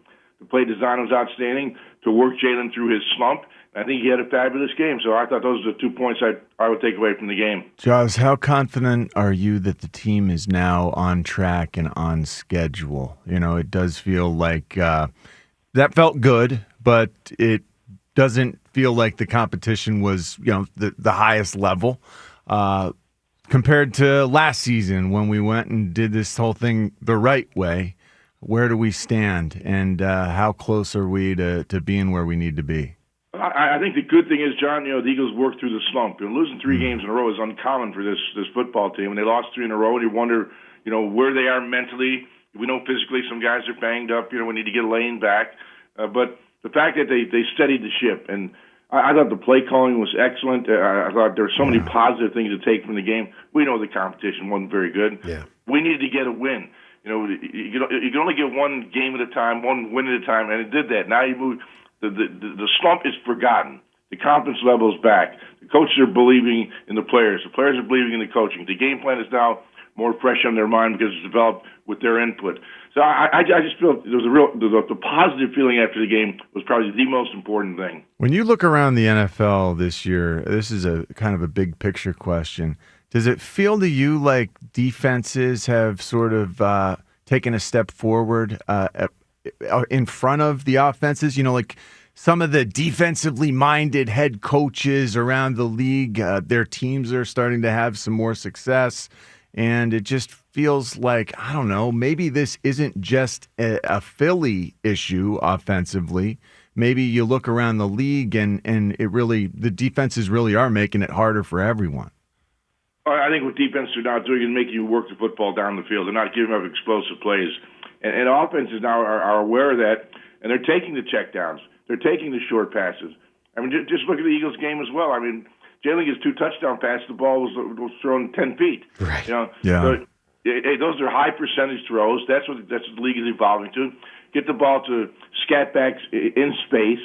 But when you get your shot, when you get a blitz, when you get a one-on-one, then you take your shot down the field. And I think, it's turning into a little bit more old-school football. We're seeing more multiple tight end offense. We're seeing power running game. We're actually, John, you love this, seeing a fullback in the game at times. Yeah. So that was kind of a dinosaur for the last few years. But I think Lots teams of are now getting back fullbacks, to a yeah. physical brand of football. And, this time of year when the weather becomes a factor, you better bring your running game or you're going to get your butt kicked. So I think you better start polishing up that running game because the inclement weather and the cold temperatures make it hard to throw the football. A big part of what the Rams are doing with such success is they got 3 tight ends. They're going with 3 tight end packages, and essentially one of those is a fullback, like a move type guy. 47 rushing attempts for us in this last game, Jaws. Is the running game back? Should we feel confident that we're where we need to be? It's better. I'm not going to say it's all the way back, and I'm going to base it on defense that probably only had one legitimate NFL starter, and that's Max Crosby. It was a putrid defense. We were able to handle them. It could have been worse. It could have been worse than 31-0. But maybe I'm looking at it in a negative way. I should turn it into a positive. We did control the football. We did dominate the line of scrimmage. It's an NFL team. It's not a good team, but you still dominate them the way we did. I think the offense line is coming back. It's not back yet. We know, we know what this team's about. The heartbeat of this team is the offensive and defensive line. If those 2 parts of the engine are working, we're going to win. We're going to win playoff games and could go back to the Super Bowl. If we struggle in the offensive line, if we struggle in the defensive line, we're going to have a tough time doing it. Although I would say on defense, the linebackers played phenomenal. And Kobe Dean and Zach Bond were phenomenal against the Raiders. Tremendous. Jones, let's do one more on the offense, and then we'll get to the D. So, I often think of you when Jalen runs because while I am on the conservative side with Jalen running, I don't want to see him run too often. You're on the ultra-conservative. Knowing that he ran more but got dinged up, what's your reaction to that? And when is it time to unleash Jalen Hurts as a runner? I'm not for quarterbacks running the football. I mean, there are times you have to call runs. There's no question. There's zone reads and all those RPOs.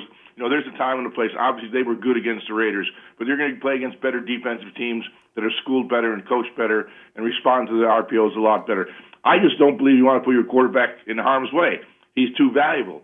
Now, you talk Jalen, we know how valuable he is, but you look around the league, any team that's been in the playoffs, you need to protect your quarterback. If you go to your backup quarterback, you've just diminished any chance you have of winning the Super Bowl. I'm not big for putting the quarterback in harm's way, although Jalen certainly is a guy that can make plays with his legs.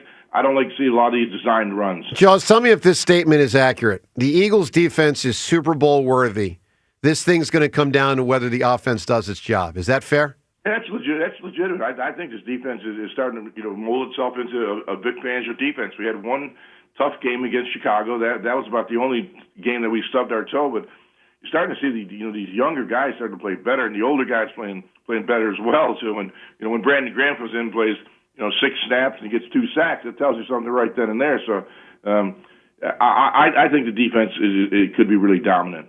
Jaws, Phillip Rivers with Shane Steichen in Indianapolis. What in the world is going on? 44-year-old grandpa is out there slinging it. And he actually brought the team back, and they scored late. It felt like he was going to pull that game out. I don't know how much you watched of it, but what do you make of the fact that a 44-year-old grandpa is coming back and actually playing some good football? I absolutely love it. I'm a huge Phillip Rivers fan. Anyone that would, I got to know Phillip Rivers very well with my work at ESPN and Monday Night Football. And if you want to be around a guy that loves football, it's Phillip Rivers. And you guys know when you're calling a game, you get in a couple of days early, and you spend time at practice, and you sit and you talk to players. And I used to always look forward to going to a Chargers and covering Phillip Rivers because you get a chance to sit and talk to them after practice on the day before the game.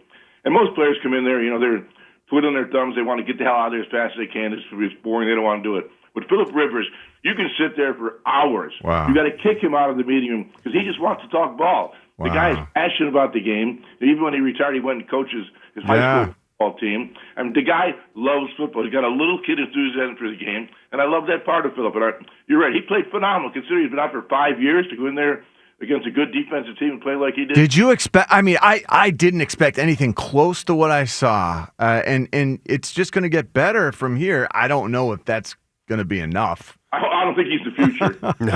No. Right, but So, still Joe, very impressive. Let's talk about the future of this league from an NFC standpoint in a month. Who's the best team in the NFC, Joss? I think it's the Rams. Rams. Right now, they're playing the most consistent football. Though you could say they stubbed their toe against Carolina, but when you look at their overall roster, offense, defense, special teams, I think right now they're the team to beat. So, Joss, we had a poll yesterday, and 40% of people said the Eagles are not a Super Bowl contender. Not like they're going to definitely make it. That's ridiculous. Right? Isn't that crazy? That's ridiculous. This is a Super Bowl contending team. It's going to be a little more difficult. At least it looks like right now we're going to have to go on the road. But there's 3 games left. Who knows what's going to happen these next 3 games? That's a lot of football left to be played. Yeah. Joss, one more. I got to get this off my chest, and James knows this has been bugging me for a couple of years now. I hate the way the NFL schedules this stuff where, you face the division down the stretch, heavy division, sometimes 2 times in 3 games, the same team. So, we don't even get a Jalen Hurts, Jaden Daniels game this year. We don't even get a meaningful Eagles-Washington game for both teams because they freaking get scheduled twice in the final 3 games. Well, there's stupid. a method to their madness. Mike Norris does the scheduling for the league. He's a good friend of mine. I talk to him a lot. He's a golfer, so I get to know the golf guys pretty frequently. But their plan was years ago when they started redoing the schedules to get rivalry games at the end of the year. What they tried to project, though, could be, hey, let's face this, the NFC Championship game last year was Washington-Philadelphia. So they thought that would be a great matchup. Late in the season, 2 great teams, 2 young, great quarterbacks. This would be a great marquee matchup. It didn't turn out that way. There's no crystal ball when you look at the NFL schedule, and then you start looking at injuries because you never could predict injuries. Yeah, here's my problem with it, though, Jaws. Over the span of years and years and years, I think you can predict that what happened the last year often doesn't happen the next year. And give the fans, let me put it this way, tell Mike North the Hammer says get his act together. I still think for the most part it works out that we get paid. It didn't this year, but hey, look at it this way: we should win those 2 games against Washington. Well, for sure, right? that's a given. All right, I'm Jaws. a little selfish here, Joe. Right, good stuff, Jaws. We'll talk to you. Actually, we will not talk to you next week because we will not be here on Tuesday. So let me wish you and Liz and all the kids and grandkids, everybody, a Merry Christmas, Jaws. We all love 7 you. grandsons appreciate that. Awesome. Thanks, Jaws. Thank you, Jaws. Love you guys. I love you Thank too, man. Take There he care. is, Ron Jaworski. I mean, Ruben, am I missing something? I mean, do we really need 2 Eagles games versus Washington within 15 days? That was a bit of a swing and a miss. But here's the thing: they do it frequently. A couple years ago, it was 2 Eagles-Giants games. 2 Giants, yeah. It's often is the Eagles and Cowboys at the very end. Home and homes. I don't. Stupid. I don't care for those. But I mean, those models are so difficult to put together, and But you I can know put division games at the end, just don't put 2 of them. Totally. Yeah, 2 Because we've had years before where it was Giants, Cowboys, Washington, all together, but not 2 against the same team. Yes, we were talking about the It's Eagles-Washington as a potential season opener Yeah. on Thursday Night Football because it's a rematch of the NFC Right. Championship game. Here we are 3.5 months later. We're finally about to get it. And, of course, one of the 2 quarterbacks is injured because it's freaking mid-December. Stupid. It's stupid. I'm just telling you, it's dumb. 215. So what are you saying?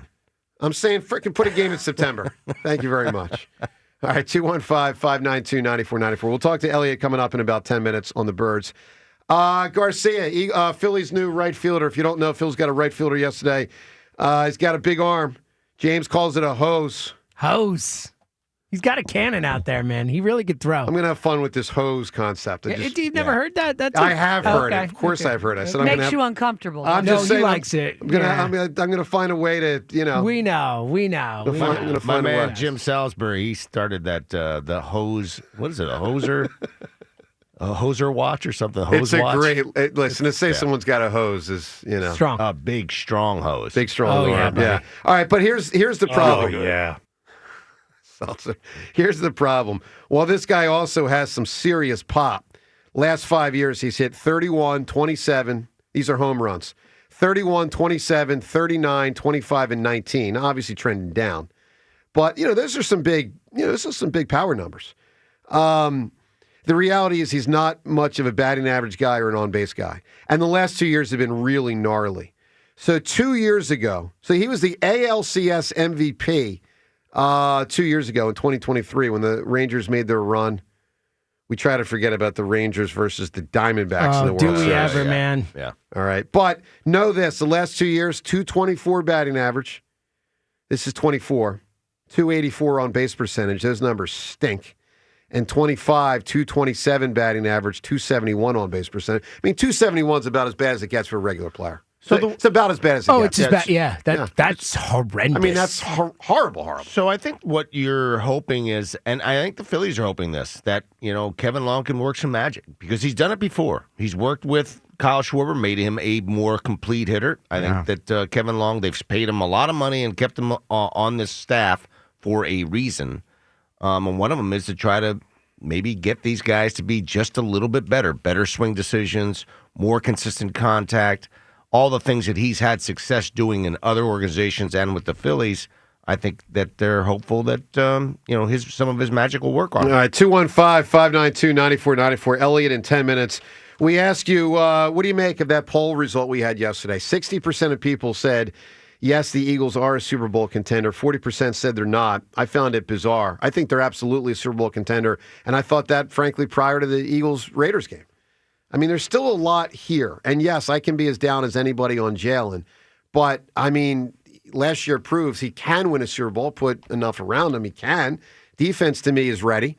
It's a matter of getting the offense in order. Obviously, they took a step forward the other day, and I was really shocked knowing just these two facts. Eagles won a Super Bowl last year and are 9-5 this year. Just those two facts alone. And I was shocked that 40% said they're not a threat. We can't fall past the 3 seed. The 4 seed is reserved essentially for the NFC South winner. Correct. Because you got the Panthers with 7 wins. They're not a factor. Sitting atop that thing right now with Tampa. They both have 7 wins. So we will not fall below 3. We're probably going to play the Packers or the 49ers. We're not going to have a bye unless the Rams completely fall apart. It just... And Seattle. Both would have to fall apart, Which is hard because they play each other. Yeah. Eagles going to be the 2 or the 3 seed, probably the 3. Yeah. And that's a nice spot to be. That's okay. It's not ideal, but it's good.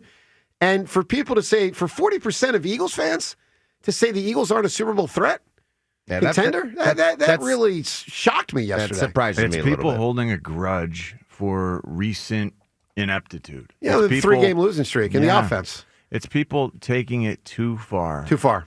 I agree, man. They watch the games. Well, they do watch the games. Yeah, but I mean that Dallas game was just. The Dallas game is the one. I'm telling you. But do they watch really every hurts Rams people's game hearts. and every Seahawks game and like the Seahawks just? What game did the Rams blow I'm just a saying 21-0 lead? The Seahawks just beat Phillip Rivers by 2 points The on a last-second Patriots field goal. just Phillip did. Rivers, I'm 44 with years you on old. the Seahawks, but not the Rams. No, I'm The just saying in Patriots, general. I don't who think had any of these 11 teams are wins. superstar teams. Patriots Just got an blew a easier 21-point lead to the Bills. Every team has warts. Sure. And no teams. I mean, who was it that said it? Nothing's linear. It doesn't happen that way. It's sports. Jalen said it. Sure, yeah. It just doesn't happen. All right, let's go to the phones. Riley right now. Riley, good morning. Good morning, everybody. How we doing? Doing well, Riley.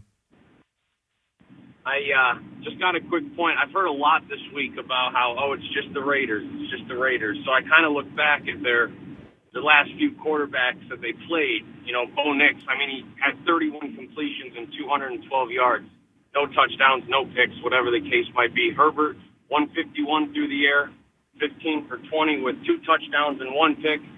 Shador, the week before that, he 11 for 20, 209 yards. So Jalen going 12 for 15 in 3 quarters with 3 touchdowns. The drop touchdown by Goddard.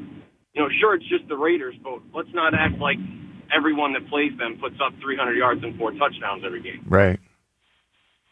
It's a little frustrating because on the broadcast, I don't know if anyone else picked up on this, but when Goddard dropped that touchdown pass, the commentators, I forget who said the game, if it was Olsen or whoever it was. Olsen. It was like, hard time finding Goddard there for the touchdown. I'm thinking hard time. It was right there. Totally right there. There's I don't think it was that hard of a that hard of a thing there. But overall, Super Bowl contenders, I think 100%. Look at the history over the last few years outside of the Bucs game, and what was that, 20?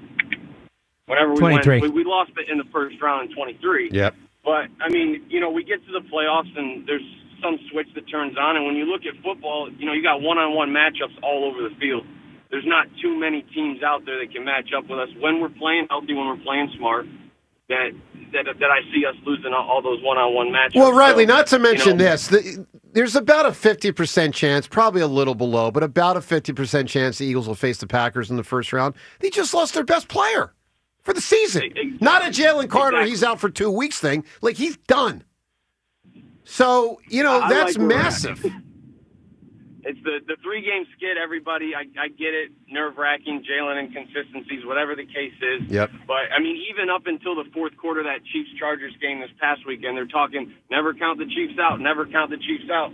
Well, when are we going to get that respect nationally? When we're there every single, 2 of the last 3 years. Well, again, Riley, part of what shocked me with our poll, though, I mean, sure, some people across the nation vote, but essentially people that follow WIP on social media are Eagles fans. And for 40% yesterday, 40%. To say they're not a Super Bowl contender, that stunned me. Riley, give me an answer, my man. What's a movie you wish we had a great sequel for? I'm going to go with District 9. District 9, you got it. James, is that a good vote? Yeah, it's a good movie. Good answer. I love that movie. It's a really good movie. I don't know it either. I don't remember how it ends, but it's been a while since I've Ruben, seen what's a movie you wish we had a sequel for? I have a tough one. I'm having a tough one. Come on, Amaro. The Natural. Did they win the World Series or not? No, I mean... Nobody ended with a catch with his kid. but did they win the World Series? But the point was he realized that his being a father was more important to him than playing baseball. But I can still ask the question. They won the pennant. Did they win the World Series? But there's a difference between a sequel and wanting to know the end of a movie. Play anymore, so they're probably cooked. There's a huge difference between wanting a sequel and wanting to know the end or the next step. Well, you got to admit, Usual Suspects would be a great one. Re-ask the question. Well, I'm asking you a question. You got no answer. Look at this guy.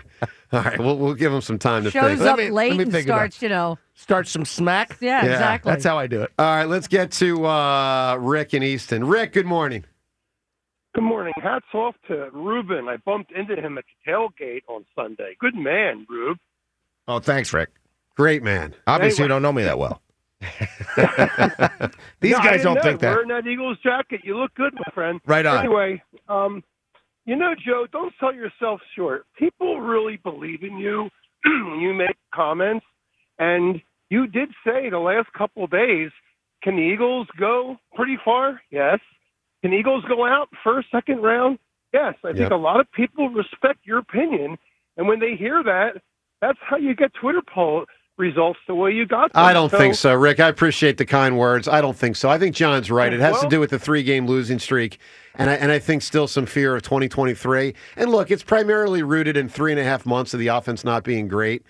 But I also know last year, to a large extent, it wasn't a great passing attack, and they could run it. I haven't given up that they will be able to run it this year effectively. I think 2 things were different last week. When I say last week, 2 days ago, they're notable. Number one, I feel they were committed to running. All right? And I mean first quarter, committed. So I think they made a decision within the coaching staff. We're going to run it at a higher percentage. I throw out the fourth quarter stats. Obviously, once they put in Tanner McKay, they weren't going to say, hey, let's have this guy throw the ball 12 times in a quarter. That'd be ridiculous. You're up 30 points. But I think even when you view that game from first quarter on, they committed to running. And the second thing is Jalen ran. And I think that was a combination of him committing and the coaching staff committing. Now, it doesn't mean they will this week. He's got the ankle. But my point is that element is still there when they need it. And I feel that can elevate the offense. And for 40% of people to act like that doesn't matter to me is crazy. Joe, I think it's a combination of everything you just said, plus the fact 2023 team didn't have experience of a 2023 team like this team has, coupled with the fact that this team, their defense is what that 2023 team did not have. But on the flip side of that, I would like to see the Twitter poll after the Eagles go out to Buffalo, and if they can. Well, then it'll be 100%. Then it's 100%. Nobody if the Eagles win. Nobody in that studio agrees with me, and I said this before. For the confidence of the players. Ruben, you were a player. And if you're slumping, so this team didn't have a 10-1. They're not 11. They're not 12-2. This team had a lot of down games this year, and that puts doubt in the team as well as the teams in the league that are not even afraid of the Eagles. I think if they go out there and play everybody and they beat Buffalo in Buffalo, two things happen. They prove to themselves as athletes that they can beat a good team on the road right before the playoffs. And now the other teams, Joe, they get to say, uh-oh, this team could be No, back. I get it, man. And that's why this Buffalo game, I think, is critical for them to be a contender and to repeat. Okay, Rick, I want to get to Eliot. Give me an answer. What would have been a compelling movie sequel that we never got? Edge of Tomorrow. You got it, my man. I appreciate the phone call. All right, let's talk to Eliot Shorr-Parks. He joins us every single Tuesday. Of course, as always, brought to us by Colonial Hyundai. Shop online 24/7 at colonialhyundai.com. Colonial Hyundai, the fast, easier, better way to buy a Hyundai. Eliot, good morning, pal. What up? How you guys doing? Quite a bit, my man. Quite a bit. So, Eliot, we're talking today, and for those just tuning in, our poll result yesterday, 40% of people said the Eagles are not a Super Bowl contender. Am I missing something? I mean, I don't get it. I mean, I know they're not as good as last year. I know they've already got more losses this year than they had all of last year. But in this league, of course, this 9-5 Eagles team is a Super Bowl contender, correct? Yeah, they're absolutely a Super Bowl contender. And look, obviously, I think last year they ran the ball way better than they do this year. That's not up for debate. But I think this year's defense is on par with last year's defense. And I think we forget that at this time last year, there were major concerns about the passing game. The difference is they had the running game to lean on. So, last year, this team stepped it up in the playoffs, right? The championship game, the Super Bowl. That's when they played their best football. So, yeah, I don't think you can compare this year's team to last year's team, but this year's team still has, many more games to play to prove that they can do what last year's team did. And I think if you look at what they've done this year already, they have beaten pretty much every good team they've gone up against besides Chicago. So, yeah, I think they're without question a Super Bowl contender. The Packers lost the best defensive player in the NFL, arguably. The Chiefs lost the best offensive player in the NFL on Sunday. How much of winning is just outlasting the competition, Eliot? And how well-positioned is this Eagles team now from a health perspective? Once again, it feels like we got guys coming back at the right time. Yeah, I mean, I think a big part of that is Jalen, right? He took a bad hit in this past game, played one snap afterwards, threw a touchdown on it, but, I mean, Carson Wentz threw a touchdown on a torn ACL, so I don't know how much you can really read into that. So the team is going to have a walkthrough today. We'll get an estimated injury report.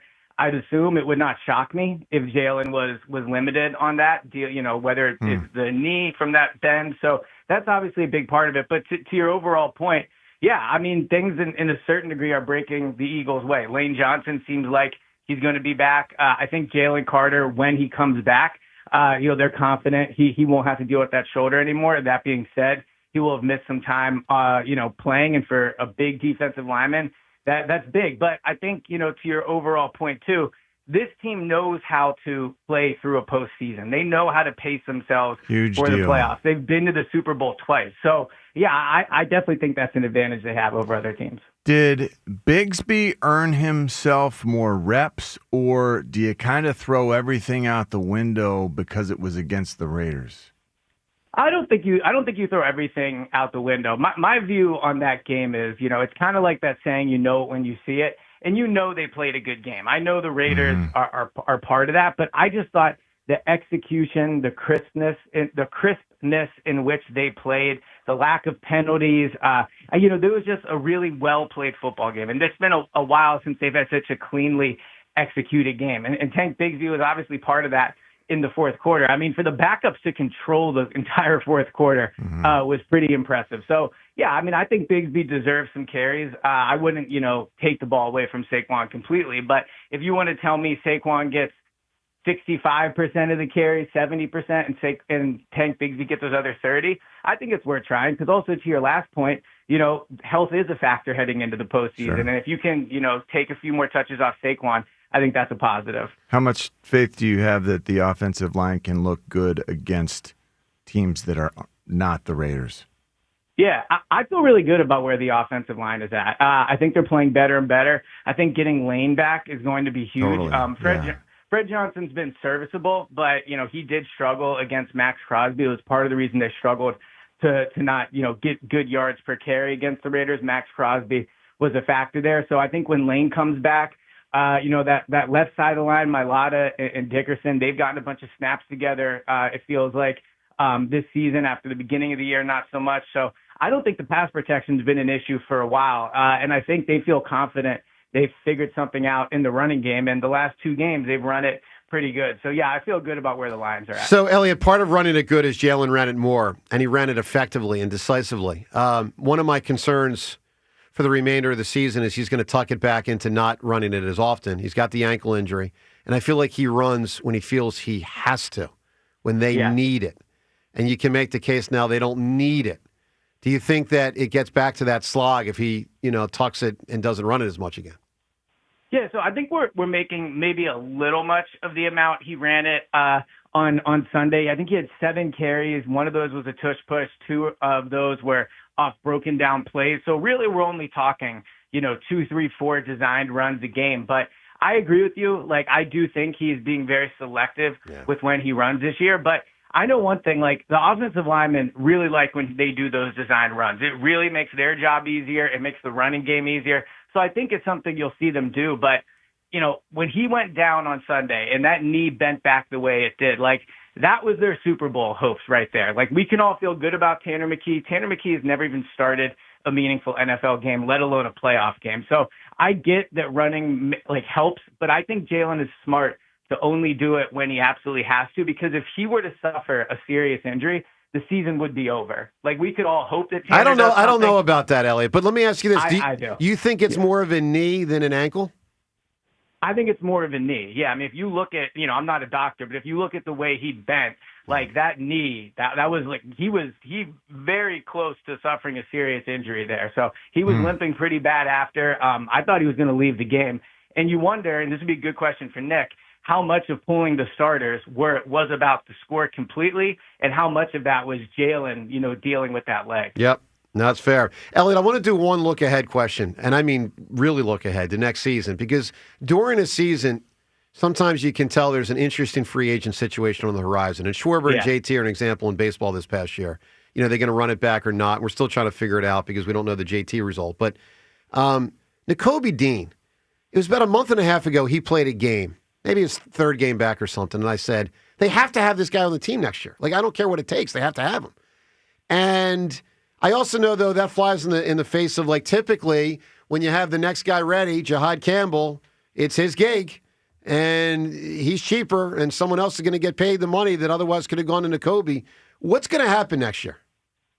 So for me, Nakobe is not about the money. I don't think he's going to make like a prohibitive amount of money. He's missed time. He's an undersized linebacker. We know what a good player he is, but I think a lot of his value, outside of just being a good player, is just the Eagles know him. They know he's a leader. I think on a free agency market, we're not talking about a ton of money for Nakobe Dean. The bigger concern would be, are they willing to give him that starting job next year? Because that's where the tricky part is with Jahad Campbell. I mean, you look at their edge position now, you have Jalix, you have Nolan Smith, you have Jalen Phillips, assuming they re-sign him. So, like, is Jahad going to be the 4th edge and a backup linebacker? Like, that's not a great role for a first-round pick. So I don't think the concern would be money. I think the concern would be, how does Jahad get on the field? But I think because the money will be relatively cheap and because he'll want to come back and he is so popular there, I do think Nakobe will be on the team next year. I hope so. I mean, it's fascinating, man, because I really feel like we need him. I'm so attached to the guy. I think Vic Fangio likes him a lot, and we know he has a lot of impact as to who they bring back. So, yeah, I think Nakobe will be back. He sets the tone. He sets that attitude. Yeah. I love that about him. But we know Eagles history. I mean, when do they have a capable? It doesn't matter. First-round pick, is different. Capable. Vic Fangio, he always plays year 2. Vic Fangio is doing it differently. He's sending these inside backers, and they're such a huge part of our identity Well, defensively. I'm just saying. I mean, they Joe got. is right though. Like Howie's not going to be okay, nor should the front office be okay with the first round pick essentially sitting for the first 2 years when really you only get him for 3 years on a rookie deal. Like that is not a good outcome for Jahad Campbell if that's what ends up happening. Yeah, I mean, they moved Juergens to guard to get him to play when Kelsey was playing. They got rid of Hassan Reddick to get Nolan Smith in there. That was part of it. They just don't want to have a guy sit. And by the way, who's good? Good. We've seen bad rookies. This guy played well in September, and now he just doesn't play. Anyway. Eliot, good work, pal. We'll talk to you on Friday. Appreciate it, Eliot. Yeah, sounds good. Talk to All you. right, 94 WIP HD1 Philadelphia as we broadcast today from the Tasty Cake studio. Phil's got a new right fielder, Adolis Garcia. Seltzer, you like the move or not?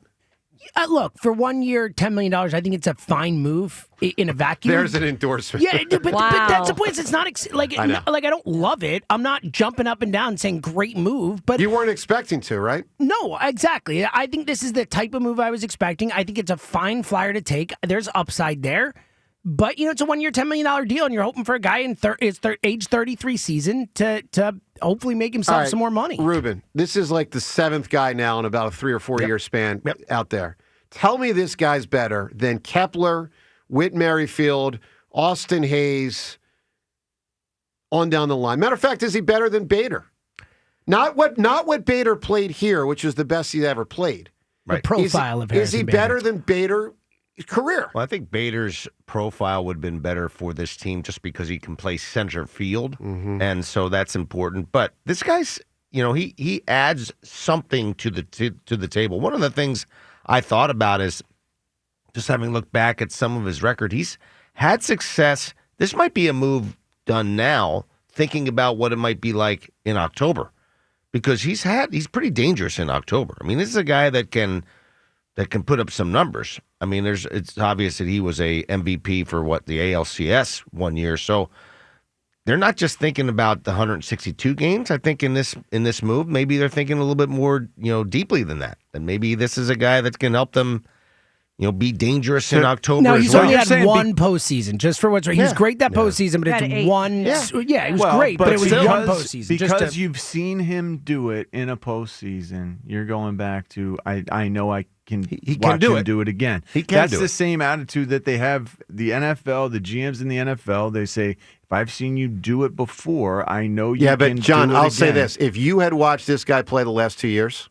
you would not have wanted the Phillies to sign him. You would have been. He had a 665 OPS last year. He was horrendous this past year. It's a bounce back, low risk, high reward type of a deal. Do I love it? I don't love it. I think I understand the purpose of it, right? And what the thought process is, and I don't have any problem with it. I mean, listen, you're getting more than just a power hitter. You're getting a guy who's a really good athlete. And he's also got a little swagger to him. He does have swagger. They need somebody with a little swag. Energy, yeah, he's a passionate guy. And energy's not everything. Yeah. But this team sort of needed it. They needed it with Bader. They need it with some other. They need a little diversity of character, so to speak. And I think that's not a bad thing either. I dig it. By the way, first Cuban player is going to be a regular starter for the Phillies since Tony Perez in 1983. That's wild, amazing. Man. How much? That is wild. First Cuban Philly starter. Contreras and some others. Since Tony Perez. How much acrimony is there as Castellanos is out the door? Who cares? Not much. He gone. He gone. I love that. It's just a matter of how much money they have to eat to do it. And they might have to eat the whole thing. They may have to just outright release him. Yeah. Nobody's going to trade for them. Wow. Yeah. Well, which is weird. Now, some things have to play out, and I think some teams at the end, I mean, it's a deal that would probably be made in maybe January or February when most of the free agents in the outfield are gone, and now teams are sitting there going, wow, I don't like my outfield. I need some offense. And then you might see a team jump in. All right, let's go to the phones. 215-592-9494. So it is I don't want to say massively significant deal for the Phillies because it's not massively significant, but they got a starter. They got a right fielder. He's going to replace Castellanos. He's going to bat probably 4, 5, or 6. I think at the outset, it's either him or Bohm for 4. So it's a notable move. It really is. Let's go to the phones. Dennis in Levittown. Dennis, good morning. Hey, good morning, everybody. Hi, Dennis. Hey, like talk some Eagles. Hey, Joe, I agree with you also, buddy. I believe the Eagles are Super Bowl contenders. 2 reasons. One, of course, they won last year. That gives them a little bit. 2, I think we have the most talented team in the whole NFL. Well, I don't know about all that anymore, man, because I question how good this offense. I mean, Jalen's really held the passing game back, so we can't ignore that. And by the way, we also got to be careful. Like, this is the most talented. I heard John and John, no offense, I heard you reference Parsons might be the best defensive player. We got to stop with that. The best defensive player in football plays for the Cleveland Browns. Yeah, Myles Garrett. He's going to break the sack record, man. Like, I'm starting to wonder if that guy's Reggie White and Bruce Smith. Like, I'm serious. No, I'm with you. He's going to break the. He's 2 sacks away. Like, I know none of us watch the Cleveland Browns ever play. I know they're never featured. But, like, this guy he's on a historic pace, not just this year, but within a career. So, like, I've seen Parsons enough to know he's not better than that guy. All right, well, he's hidden in Cleveland. Yes, he's hidden in Cleveland, exactly. Anyway, Dennis, go ahead. Yeah, I think if they play on the same page, I don't think there's a team out there that's going to be able to stop us. We're very explodable, and as long as Janice, if you're referencing the offense, they're really actually quite the opposite of very explodable. They're not at all. Like they're very much not explodable.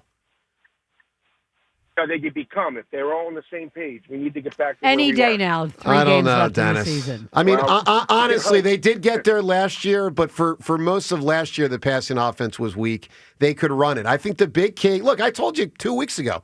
The big key is the offensive line has to get healthy, and they have to freaking run the ball effectively. And Jalen has to run it more, which he did, and I think that's part of why they won. But he did get dinged up, so that's a problem. Dennis, give me a movie, my man. You can win my book, which is currently available. A couple days to go till Christmas, The Best of Philly Sports. I hope people consider it in the Christmas buying spirit. And also the Shane Gillis tickets. What is a movie that you wish we had a great sequel to? I'm going to go with Point Break. Point Break. Well, is he dead or is he not dead? He's definitely dead. They make that very clear. Very large wave. So what do you think? And he's basically. I think he's dead too. Of course. Okay, well, he's So the not. question is, do you want to see? You want to see Johnny Utah be an FBI agent or something? Maybe. Show up on Awesome. some crazy island somewhere. All right, Ruben, it's been an hour. Do you have an answer for a movie? I went deep into my process here. And 10. Just to see Bo Derek again. Wow. We going to call it 11? That's good. Oh, man. That's how I do. You know what, Ruben? I respect you, my man. I do. I mean, at that age, when I was that age and Bo Derek showed up, running on a beach, come on. May have been the hottest woman of all time. Maybe. It might have been. It's up there. And that's saying something. 215-592-9494. Coming up, something Ray Didinger said to us yesterday about Jalen Hurts and what this game could represent within the season. We'll get to that. More on the Phil's new right fielder. Plus, Nick Sirianni at 840. And your phone calls. To the 60% that say the Eagles are a title contender, I agree with you. Tell me why you feel that way. But more specifically, to the 40% yesterday that say they're not, what are you thinking? That they're not a Super Bowl contender? I'm not saying they got to get there, but they're not even a contender. Talk to us. Make some sense for us on 94 WIP. All right, let me tell you about FanDuel Sportsbook in partnership with Valley Forge Casino.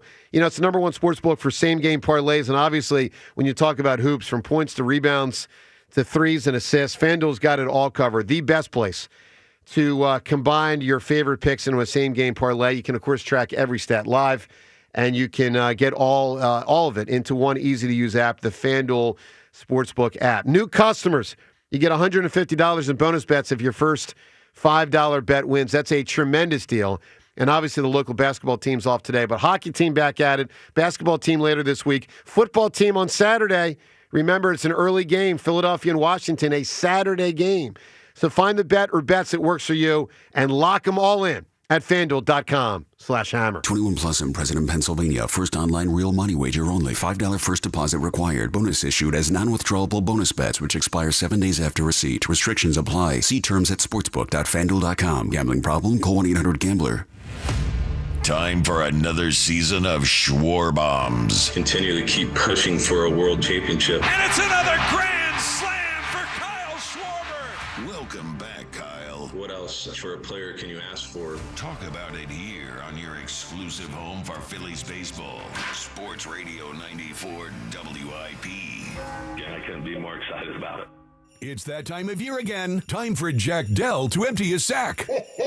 During the Dell Sack of Saving Sales event. All month long at Dell Chevrolet. Buy with 0% financing and no money down. And with the Dell Vehicle Exchange Program, you can get out of your old car or truck and into a new one. All while keeping your payments the same. Or maybe even make them less. And as an added bonus, each purchase comes with a very special present. Your choice. Spin to win or reach into Jack's sack and pull out our gift to you. Toys, TVs, tickets, and more. You can tug it, pull it, shake it, but you'll need 2 hands to lift Jack's sack. Dell Chevy has over 200 trucks and SUVs available. Santa's sack? Got nothing on Jack's sack. Dell Chevy is close, located in the heart of the main line on Route 30 in Paoli. If you're afraid you're going to pay too much for your next car, you don't know Jack. Online at DellChevrolet.com. Se habla español. Together, let's drive. Jack, sell them for less. Includes all rebates and incentives. Offers cannot be combined. Excludes taxes. Running a business in Philly means knowing how to hustle, finding every edge to stay competitive. Here's one thing you don't want to overlook: saving energy and money with Pico. Pico offers expert energy assessments to help businesses of all sizes find solutions to reduce energy use and lower costs. From financial incentives to equipment upgrades, Pico makes it easy to improve your bottom line. Visit pico.com/ways to save to start saving today.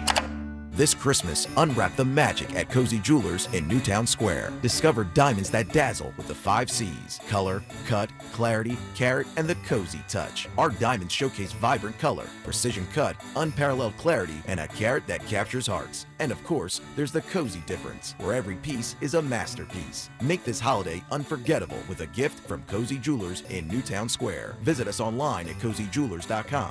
Visit us today and let the 5 C's of cozy light up your Christmas. It's here. B101 is transformed into Philly's official Christmas station. Relax and unwind with your holiday favorites 24 hours a day, all the way through Christmas. Tell your smart speaker to play B101. How you heat your water matters. So whether it's a tank or a tankless model, choose Bradford White. Go to BradfordWhite.com. Bradford White, built to be the best. Guys, thanks for helping me carry my Christmas tree. Zoe, this thing weighs a ton. Drewski, lift with your legs, man. Santa! Did you get my letter? He's talking to you, Bridges. I'm not. Of course he did. Right, Santa? You know, my elf Drewski here, he handles the nice list. An elf? I'm 6'3". What everyone wants is iPhone 17. And at T-Mobile, you can get it on them. That center stage front camera is amazing for group selfies. Right, Mrs. Claus? I'm Mrs. Claus's much younger sister. And at T-Mobile, there's no trade-in needed when you switch. So you can keep your old phone. Or give it as a gift. And the best part? You can make the switch to T-Mobile from your phone in just 15 minutes. Guys, my side of the tree is slipping. Timber! The holidays are better at T-Mobile. Switch in just 15 minutes and get iPhone 17 on us with no trade-in needed. With 24 monthly bill credits for well-qualified customers plus tax and $35 device connection charge. Credits end and balance due if you pay off early or cancel. Finance agreement, 256 gigs, $830. Eligible port in a new line. $100 plus a month plan with auto pay plus taxes and fees required. Check out in 15 minutes or less per line. Visit T-Mobile.com. Let's live more. Whether your dream vacation is about doing it all or nothing at all, you'll find what you love with Norwegian Cruise Line. Be charmed by historic European cities, wowed by the wild sights of Alaska, or calmed by serene beaches in the Caribbean. Wherever you go next, feel free to experience more with Norwegian. Visit ncl.com, call your travel advisor, or 1-888-NCL-CRUISE. Norwegian Cruise Line. Ships registry the Bahamas and USA.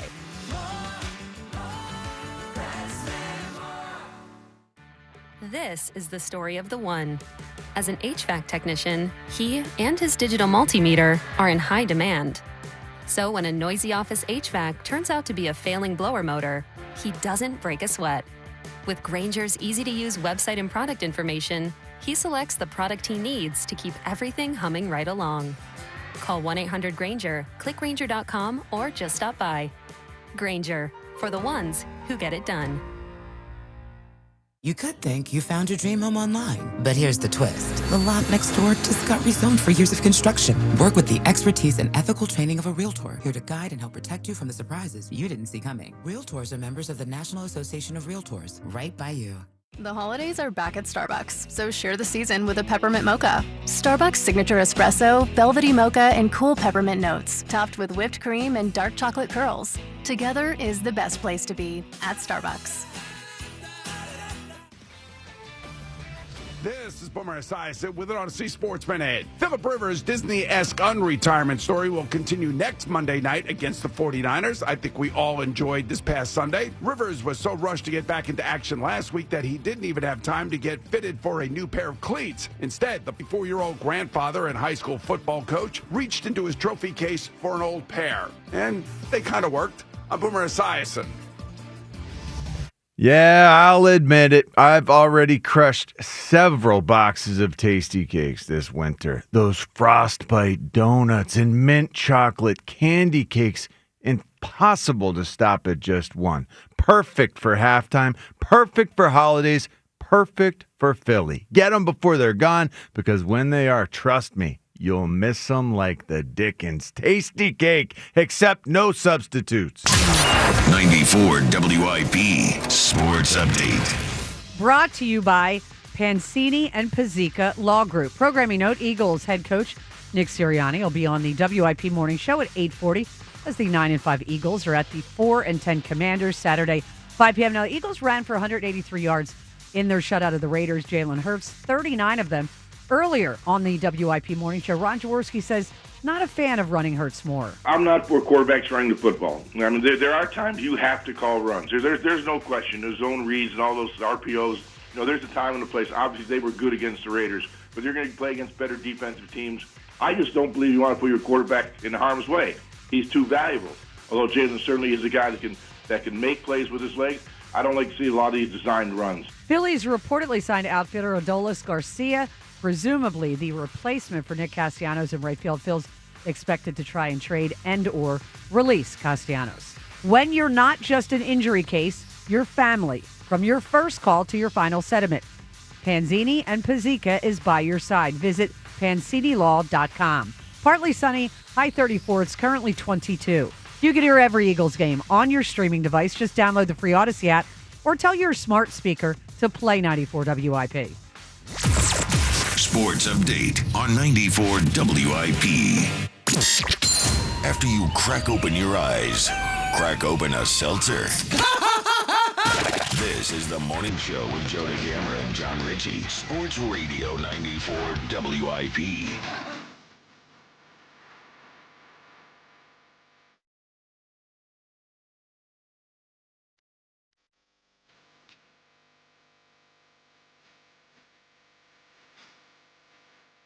Well, it's another cold one out there today. So bundle up. First, getting ready for the Eagles in Washington on Saturday. So, we're going to feature the audio of Jaws in the update. Rhea, I feel like people are acting like Jalen didn't get dinged up the other day. No, he did. I know he did. Yeah. But I feel like a lot of people, it was a celebration that he ran, but it's almost like yesterday and today there's been no awareness that he actually got injured in the process I think it was, and I played the Pam Oliver thing. It was my first thing in the first update because I was worried about it. The way it happened is it happened right at the end of the third quarter, and he stretches. They didn't, they did play a replay on TV, and then they came out and he threw the bomb to AJ, and then they pulled him.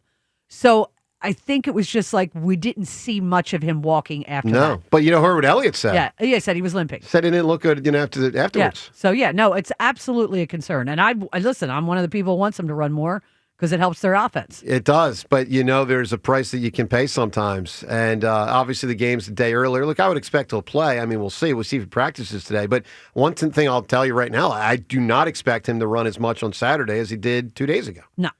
Why not just give him a week off?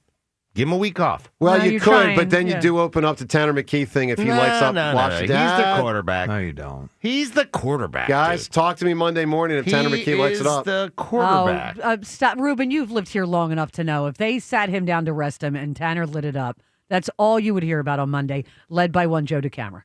Yeah, but that's okay. You're right about that, but that's okay. That's all right. No, but it just Great is what problem it is. to have. Yeah. Well, probably wouldn't be okay with Jalen for what it's worth. It would be fine. The man is an MVP of the Super Bowl. Yeah, I don't think Jalen's worried. And played his ass I think off in the Jalen other is. Super Bowl. Oh, he didn't like what was said about him last week. Maybe he didn't. No doubt but about it. It doesn't matter. He's the quarterback. He played his worst game QB1 ever. and then he bounced back. Correct. And that's a positive. It is a positive. Have to continue to bounce back, and I think we'll be okay. Yeah, but I think you two Adjustments were made. you two are missing the Philadelphia thing. I mean, if Tanner and that's okay. Let it happen. Listen, Tanner McKee might have to get in there if I hope it if happens. Jalen Hurts can't play. Okay? I hope Tanner McKee plays his rear end off. And Rube, it's not just him. Don't you remember when Carson went down and you had Foles? And Foles did not play great immediately.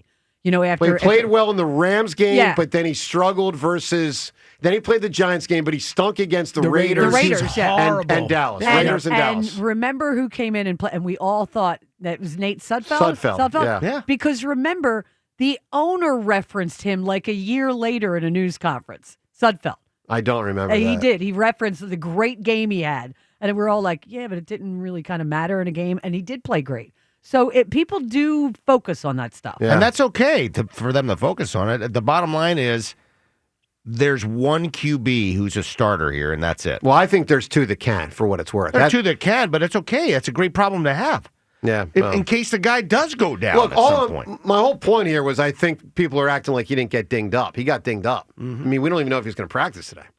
Caution. Thursday, that's 2 days from now, drop of the year. That might be my favorite thing we do annually. I mean, so James, you're compiling the best of the drops of the week. I'm working on it. I'm going through all the drops of the week and trying to find the best stuff and then condensing it. We usually do like 4 separate, if I remember correctly. So I'll get like 4 chunks together and I'll do some editing, because they're not all going to make it. So what is one prior years? Last year was Jody Mack, right? 2 years ago, I believe, was Jody Mack with his Richard conversation. Yeah, removal. Yeah, the whole thing. Yeah, we got into a conversation about removing his Richard. Dick. Yeah, well said. We got in a conversation about John Bobbitt, famous type dicks. combo. Famous dicks came up, and all sorts of stuff got said. I get it. All right, and then Richie. I mean, he might have won drop of the decade. Yeah, I think with the crying one last year. Much to John's chagrin. All right, so anyway, drop. This is really. All right, drop of the year. Congratulations. So mad when Ruben, he gets so mad. Dude, it happens. Don't get angry. Enjoy. Oh, no, Embrace. I am. Enjoying Really or embracing. angry? I'm totally enjoying it. It's super fun. It's just a joke. It's all good. I mean, Joe crying. Cool. Keep playing it. Here's Joe crying. That meant everything to me. We're perfect. Let's go to the phones. behind these 888. I'm sorry to cry. I'm just very emotional. All right, well, That's good, drop of the year on Thursday. Can't wait. I mean, it's going to be a fun day. Kelsey will be in here for a portion of it. We'll get his assessment. He can vote.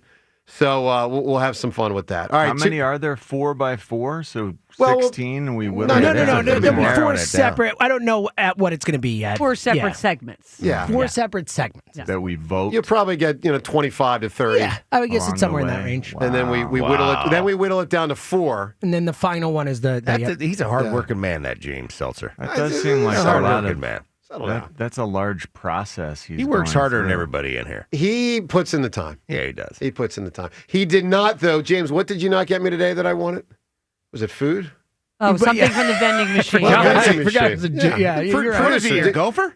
Yeah, producer, gopher. Wow. Yeah, do your job. It's outrageous. In the man. words of Bill Belichick and Gus Bradley, who was almost the Eagles coach. Do your job. Remember when Gus Bradley? Bus, man. The Gus plane. Bus. Remember that, Ray? Wasn't it the for, plane? for Bus. one day, we all thought Gus Bradley was about to be the Eagles head coach. Unbelievable. Then it became Chip. All right, let's get to Rob in South Jersey. Rob, good morning.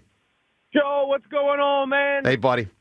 Hey, man, I haven't called in a while. Still getting over that Orion Kirkland throw with the Phils. But in all seriousness, Joe, congratulations on win 300. Thank you. A couple weeks ago, even though when you face me, I'm Greg Maddux and you can't hit me, that's fine. 300 is a big accomplishment. You should be proud, buddy. Well, I'm very proud. It's a tremendous It's a little bit accomplishment. of a backhanded comment. No, I'm ignoring that part. I'm taking you literally at your word. I appreciate that. And Rob, we now know there's 7 300-game winners, and 6 of whom in the Hall of Fame. Because I got in the WIP Hall of Fame automatically. Clemens has not made the Hall. I missed the WIP Hall of Fame announcement. Hold on, I got to go It's check the automatic election. pictures. I'll be back. I don't think he slid in yet. No. Yeah, He's got about 10 years for that. Real quick, I got a quick point on the Eagles, quick point on the Phils. Eagles, I think the criticism that you guys have of Jalen is just overblown. With that said, he deserves criticism. He's the quarterback. He's going to be the quarterback. The only thing that worries me after Sunday still is early in that game, I think Saquon had 11 carries for 21 yards. This team will not succeed if they can't run the ball on first down, plain and simple. I agree with that. I agree with that statement. Yep. Lane coming back will help, but I think Jalen's ceiling is very, very good. He can be a very, very good quarterback. He's never going to be great. And a very, very good, he's good. It's going to be hard to succeed being in 2nd and 8 and 2nd and 9 all the time, and that's just a fact. With that said, Jalen, he's the quarterback, Joe. Stop talking about Tanner McKee. It's ridiculous. Well, Rob, let me be very clear. I said last week, play Jalen. Everyone's acting like I was saying to dump the guy and bench him. I didn't say that. What I did say is he better get it together soon, or I'll play the other guy. And he did. He played well. Every quarterback struggle. Sam Darnold, Baker. Yeah, but this was an outrageous string of 5 bad games. And by the way, for a guy making $250, and by the way, with a guy behind him who probably can play, we got to see him more to know. But I mean, I know when I feel like the Eagles don't have a backup quarterback, i.e., Mike McMahon. I think this other guy's pretty good. I really do. The contract part is fair. I will give you that. He should be better for the amount of money he makes. On to the Phils. Yep. The Garcia move, I basically kind of agree with everybody that don't love it, but looking at 2023, Garcia was big. He was on my fantasy team that year, so I love him for that. Are you going to miss Nick? No. I do have a well, one thing to say and then a question for Rube. My thing is, Philly fans should be. This guy, his approach is very much like Castellanos. He's going to strike out a ton. He's going to chase a ton. I think his body language would be a little bit better than Nick. That's part of the reason why Nick, he just seemed like he didn't care. But I think the Garcia thing, he does have pop still, too. Guy had an awful year last year, still hit 20 bombs. So he can still hit 25 to 30 in Philadelphia, in my opinion. Well, maybe he will, but just know this. Kepler hit close to 20 last year, and it wasn't a good year. Yeah, but Garcia he's not Kepler. I agree with that. So my question is, I hope this is not the last move Dombrowski makes. If these were your 3 choices for center field, which I think these are the 3 choices, what would you do? Is it Crawford's job to start? Are they going to really look into Bader, or are they going to look at the trade market for somebody like a Doyle or Duran? I just want to say, I know it's going to cost a lot, but Jarren Duran would be loved in this city, and that's the move I would. All right, Rob, great questions, and we're going to get Ruben's answer in a moment. Give me what would have been a great sequel that we never got. I got 2 sports movies. I don't know which one to say. Give me the best. I'm going to go with Any Given Sunday. Maybe. I feel like there's better sports answers, but okay. I'd like to know if Gene Hackman in Hoosiers makes it through another season or gets fired for being a lunatic. I thought Any Given Sunday was so over the top. That's just me. Also, maybe you have a generational player. Maybe don't pass the ball 4 times. Just let Jimmy cook. Right. I mean, what are we doing here? Just let that guy dominate. All right, So Ruben, is this Durand better than Bader for our purposes? Well, the problem is you're going to have to give up talent for Durand. Just sign players. Use money. Yeah. If you have that asset, just use the money. And I like Bader. I'd rather have Bader, I think, in center field than any of those guys just because he's a better center fielder than all of them, I think. It's the same argument about trying to get a guy like Byron Buxton who's under a really, really good contract, but you got to give up talent. You got to keep the young talent because if you want to extend this window, then you got to keep some of these young players and let them play. And have them succeed. I totally agree with you. Look, the Dodgers give 'em a Dodgers have been in the playoffs like 15 straight years, whatever it is. I got to look up the number. It's 14 or 15. They don't have the same players other than Kershaw, and they don't even have him anymore that they had 15 years ago. Yeah, you rotate them out. Yeah. And you have your core players. You have your really, really outstanding players, and in this case, a really good rotation if it's healthy. And that's one of my big concerns as far as the depth is concerned, because that was the reason why they had success. They're starting pitching. Absolutely. Hey, Twitter poll questions of the day. We got 2 of them, both brought to us by Armin Chevrolet. Red Tag bonus cash is back at Armin Chevrolet, in stock now. The 3-row Chevy Traverse. Together, let's drive. Visit ArminChevy.com. First poll question: which team has a better chance to go further in the playoffs this year? Is it the Flyers or the Sixers? Both of whom have legit chances to make the playoffs. So who could go more on a run? And the second poll question, which of these is your greatest concern about the Eagles the rest of the way? We got 4 choices here. Choice A is Hurts. B is the offensive line health. C is the offensive coaching. Pitullo and Sirianni, offensive coaching. And D is team chemistry. You can vote at Sports Radio WIP on Twitter. Let's talk to Eric right now in Ridley. Hi, Eric.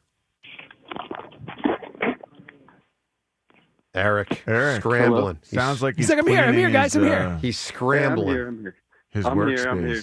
What's up, dude? Well, thank you, guys. First time caller. Thank you for having me on. Oh, you bet. Our pleasure. Thanks for calling. Just wanted to talk a little Birds. Love what they did with establishing Goddard a little bit more this past week. Love seeing that. I think we're going to be fine for the playoffs. Like, I agree with you guys. I don't fear anybody, so I think we're going to be all right. Well, so now you're going to like a little further than I'm going. I mean, when you say all right, you sound confident that they're going to make a run. I'm not saying that. Although I will tell you this, they certainly could, but I still need to see more to feel more emboldened that they will, but I know they can, I guess is where I'm at right now. And I also know I fear no teams in this conference. Absolutely none. And by the way, part of that is the Rams and the home field advantage, and that if the game is played out there, and I know Eagles fans will have to scramble, and so we shouldn't act like it's a regular season game. We really have to view this different. There's a difference between a December game that people have had 7 months to plan for to get out to Los Angeles, and a game in January when people have had 6 days to plan for that there's a game. So and right after Christmas. You know, that's going to be... It's going to be less thousands of fans, but it's still going to be X number of thousands of fans. I mean, we got to acknowledge you'll have thousands of Eagles fans at a road venue in an NFC Championship game, and that matters. Yeah, absolutely. We travel so well, so. And a lot of Philadelphians live out there, frankly. Well, there are. My brother would probably find his way to the game. Yeah. Exactly. Can I give you guys an answer for today's Please do, pal. question? Yes. How about Shawshank Redemption? Great answer. It's already been said. That's a potential winning answer. What else? My bad. All right. Well, thank you for having me on. You can pivot and give me a different answer. All right. 3, 2, 1. Strikeout. That's too bad. All the movies in movie history you can't come up with. Shawshank Redemption, my favorite all-time movie. Yeah, really? Up there. All Top time. 10 for me, for sure. Not even close. Nobody close. Like it, but I don't love it quite as much as everyone really? else. Oh, it's top 10 for me. Like It's in a my lot. top 10 for sure. Number one. It's like 7 or 8. flying. I mean, I wouldn't mind seeing A Few Good Men. Like, what happens? Does Jack actually go to jail? Number 2. Is Jack going to jail? That's top 10 for me also. Number 2. Okay. I mean, because I'm hiring a good lawyer and saying that was inadmissible. And by the way, pestered by the freaking lawyer. I mean, Cruz was totally out of line. A good attorney would totally overturn that for badgering the witness. There's no way that holds up in court of law. I think there are different rules in a naval court of law. I think that's what you're missing. I don't think you know that. Of course I do. I think Isn't that brought up there? I'm a naval law expert. Can't badger the witness. That's good, James. That's funny. Is that That's a job good. of the week? All right, Ruben, cleanup hitter Phils. As of right now, I see 3 choices, and I don't consider JT one of them. Okay. I got 3 choices for opening day cleanup hitter. Okay. I got the new guy, Garcia. Right. I've got Bohm if he's on the team. Yep. I've got Kyle Schwarber if he's cleanup hitter. Okay. Opening day, I'm facing a right-handed pitcher. Who's my cleanup hitter? Alec Bohm. Oh, gross.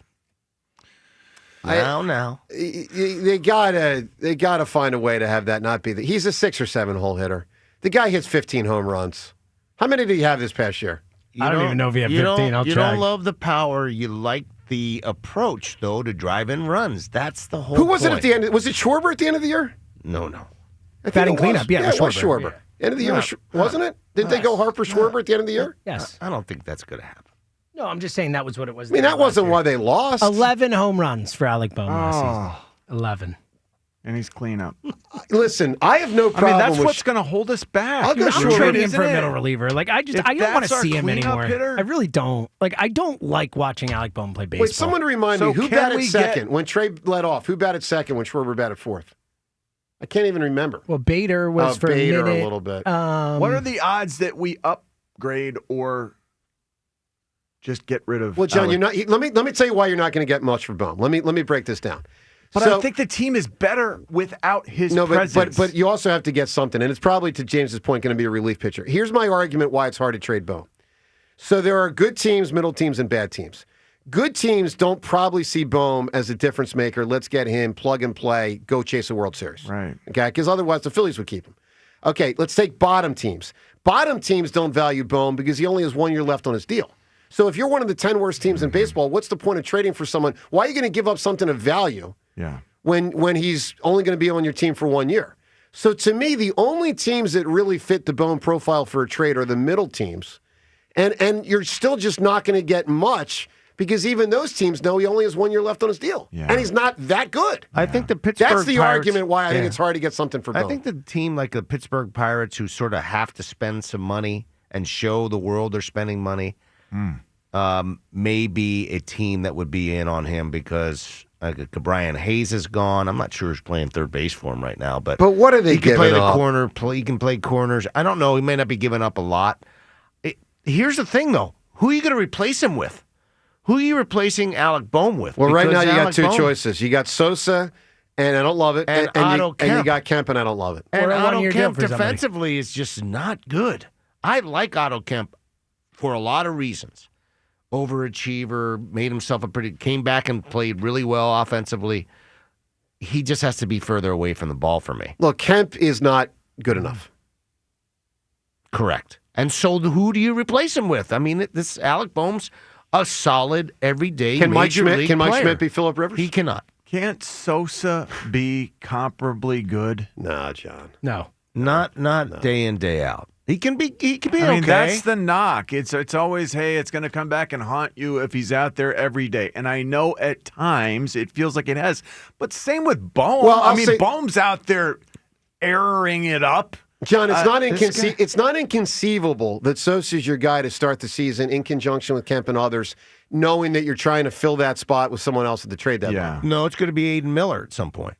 Well, that's another. See, that's where that's my thought So we process have a plan. is. It would be, listen, Aiden Miller's a shortstop. Now you start playing him in Lehigh Valley at third base. If you move Bohm, get him ready and then plug him in. And then have, Sosa, Kemp, Wes Wilson, those kind of guys sort of mix and match there at third base.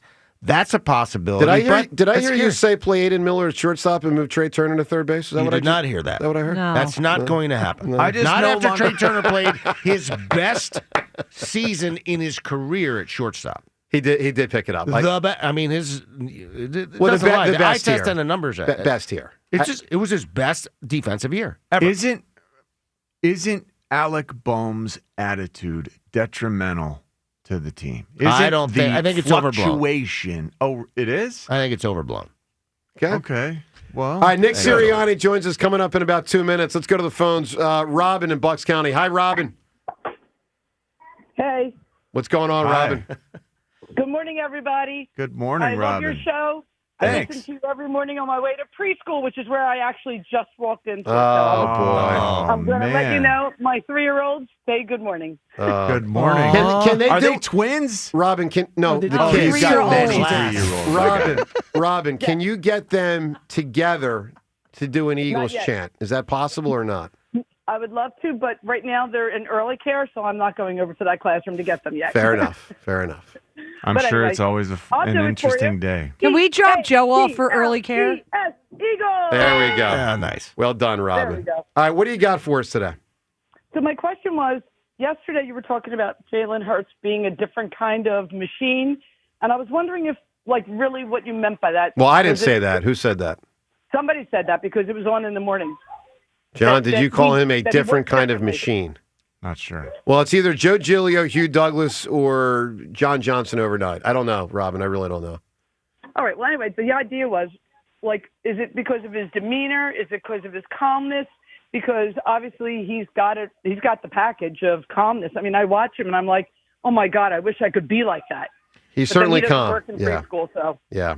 obviously I think everyone, people comment on the fact that it is so surprising the way he is locked in, beyond locked in. He thinks about the little details that most don't. And he's been considering leading football teams for a really long time. And I think that helps him conceptualize what's important to making a team better. I hope that does help him. And I hope he works at it. Like it takes a lot to ruffle his feathers, so to speak. No, that's a great trade he's got. There's no question. Robin, give me an answer here for what movie do you wish we had a sequel for? All right, it's an oldie but goodie. Young Frankenstein. You got it, Robin. Appreciate that phone call. Let's listen to Ray Didinger the other day. Ray talking about Jalen Hurts. This was yesterday. Ray on Jalen and the importance of getting that win that way. But I thought that, he will downplay the emotional element of yesterday's game. What was being said about him, the things that were being talked about, all the concerns about him, all the doubts that were raised, all the old questions that came back in last week. He will deflect all that and say that he didn't hear it or it didn't bother him. But clearly it did. And I think you saw it. After he throws that great, that perfect shot to A.J. Brown for the touchdown. You saw his reaction, the clenched fist. That might not seem like a lot, but we all know for him that is a lot. That sure is. And there was something in there, and it was sort of a take that kind of gesture. I agree. It's important. That's important for him. He's the leader of the team. He has to be the leader of the team if this team's going to get back to a Super Bowl. And he sort of had to get a little bit of that swagger back in his step, and I think he got that yesterday. And that was Ray with us yesterday talking about Jalen. Obviously a great game for Jalen and the team. And for more on all of that, let's talk to Eagles head coach Nick Sirianni, brought to us by Bud Light. Join Hunter Brody at City Tap House. I love that spot, by the way. City Tap House, Logan, Saturday for an Eagles watch party. You can win tickets to an Eagles home game and signed merchandise from Bud Light. That's coming up this Saturday. Reminder, it's the Eagles and Washington on Saturday. And the head coach of the now 9-5 Philadelphia Eagles, Nick Sirianni. Nick, good morning to you. Hey, good morning, guys. Good morning, Coach. Nick. So, Nick, you get a win, convincing fashion. Congratulations on just thumping the Raiders. I'm sure it felt not only great to get the win, but did you feel a relief after obviously 3 weeks that had been tough and all that had been said and all that had occurred? Did you feel relief to get a win and get a win that way? Yeah, no, I don't think of it that way. I felt joy. You put so much work into every time you step on that field. The players, the coaches, everybody puts so much into it, and so you feel joy when you have that success after and get a win. So.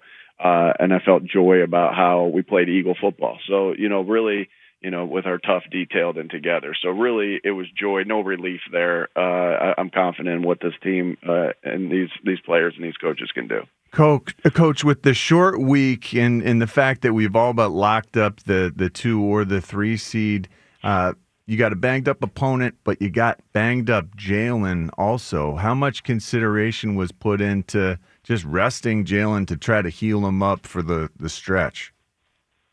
Yeah, we got to go out and play good football and win this game. We're still, we're doing some things and we want to keep getting better at the things we do. So we get to, when we get to the playoffs, or when we get to, the next weeks, we're playing our best football by the end of the year. And so we got strides to continue to make. And that's what we're thinking about. How likely is it Lane Johnson and Jalen Carter could return this week? And how strongly would you consider Fred Johnson at guard when Lane returns because of Fred's solid play and also his experience at guard? Yeah, we'll see. We feel really good about the guys that, I think Tyler and Landon have been playing really good football. And we'll see with Jalen and Lane. I know they're doing everything they need to do to get back as fast as they possibly can. And obviously this team needs those great playmakers that we have there.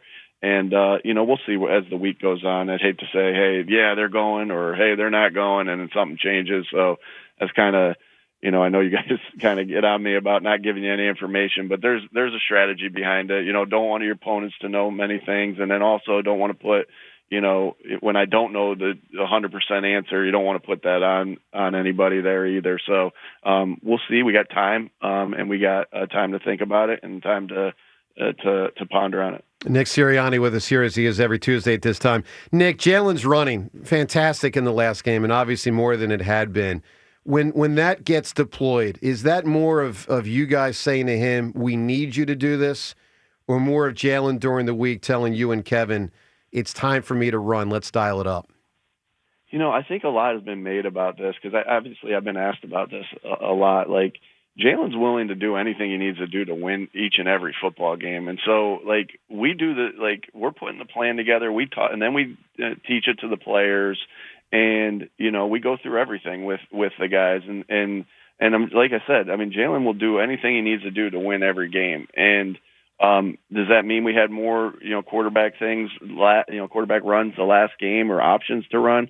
Yeah, maybe, in that last game. But I feel like that's been kind of blown overboard there because, again, Jalen Hurts is the ultimate competitor. He'll do anything. We saw it last year, we saw it this year. Like he'll hand the ball off 50 times, or he'll throw it however many times he needs to. He'll run it when he needs to, and so everything we got to do to win each game is on the table, and everybody's always been on board. The ankle and the knee, he got, kind of rolled up there underneath his own body on that moment. I know for Saturday you're not going to tell us, but are you talking? Which one are you? Jalen Hurts, I should say. Jalen Hurts. Yeah. No. Are you talking about the play near the end? Yes. His second to last play when he had the ankle or knee or both. Is he going to practice today? You guys are speculating there a little bit. He came in and threw a dime the very next play for a touchdown, and then he came out because of the lead that we had. So like we looked through everything. And we're walking through today just because it's a short week. Looking forward to a really good practice. So 2 sacks for the old man on the other side of the football. Do you like Brandon Graham more as a D tackle or as a DN, Coach? You know what I would say, John, is like what a example of just selflessness. I'll say. The man's played outside. I know he's rushed inside, and I know he's had reps inside. And the sack in the Super Bowl on Tom Brady was from the D tackle spot. I know. I'm very well aware of that. Yeah, and so, but he hasn't played there and just been in there. And he does everything he needs to do to help. Just like we talked about, Jim, do anything he needs to do to help this team win. And that's just the definition of selflessness. Hey, BG, we need you to go inside. We're a little light there. Go inside and get some reps there. Hey, think about that. A man who's been 16 years in the NFL, willing to do anything, even play even play something where he hasn't played as much. And I stopped myself when I said out of position because BG can do so many different things. Yeah. But it's just a great example of a great teammate and a great selflessness. That I've talked about that with the team. Hey, we have the need here right now, and BG is going to fill that. Like, what an example for everybody, and that's what you're trying to build. You're not only trying to build your offense and defensive schemes throughout the year, your fundamentals. You're also trying to build together as a football team, and that was a great example for that. And it was just awesome to see him get rewarded with two sacks there, and like. Bob Lang comes in and he says, hey, I got a stat. BG is like, he kind of goes over some stats with me before I talk to the team. He's like, BG is the oldest player to have 2 sacks in the first half since 2000. And I'm like, oh my gosh, how'd you get that stat? But it's pretty awesome that, BG was able to get that production and,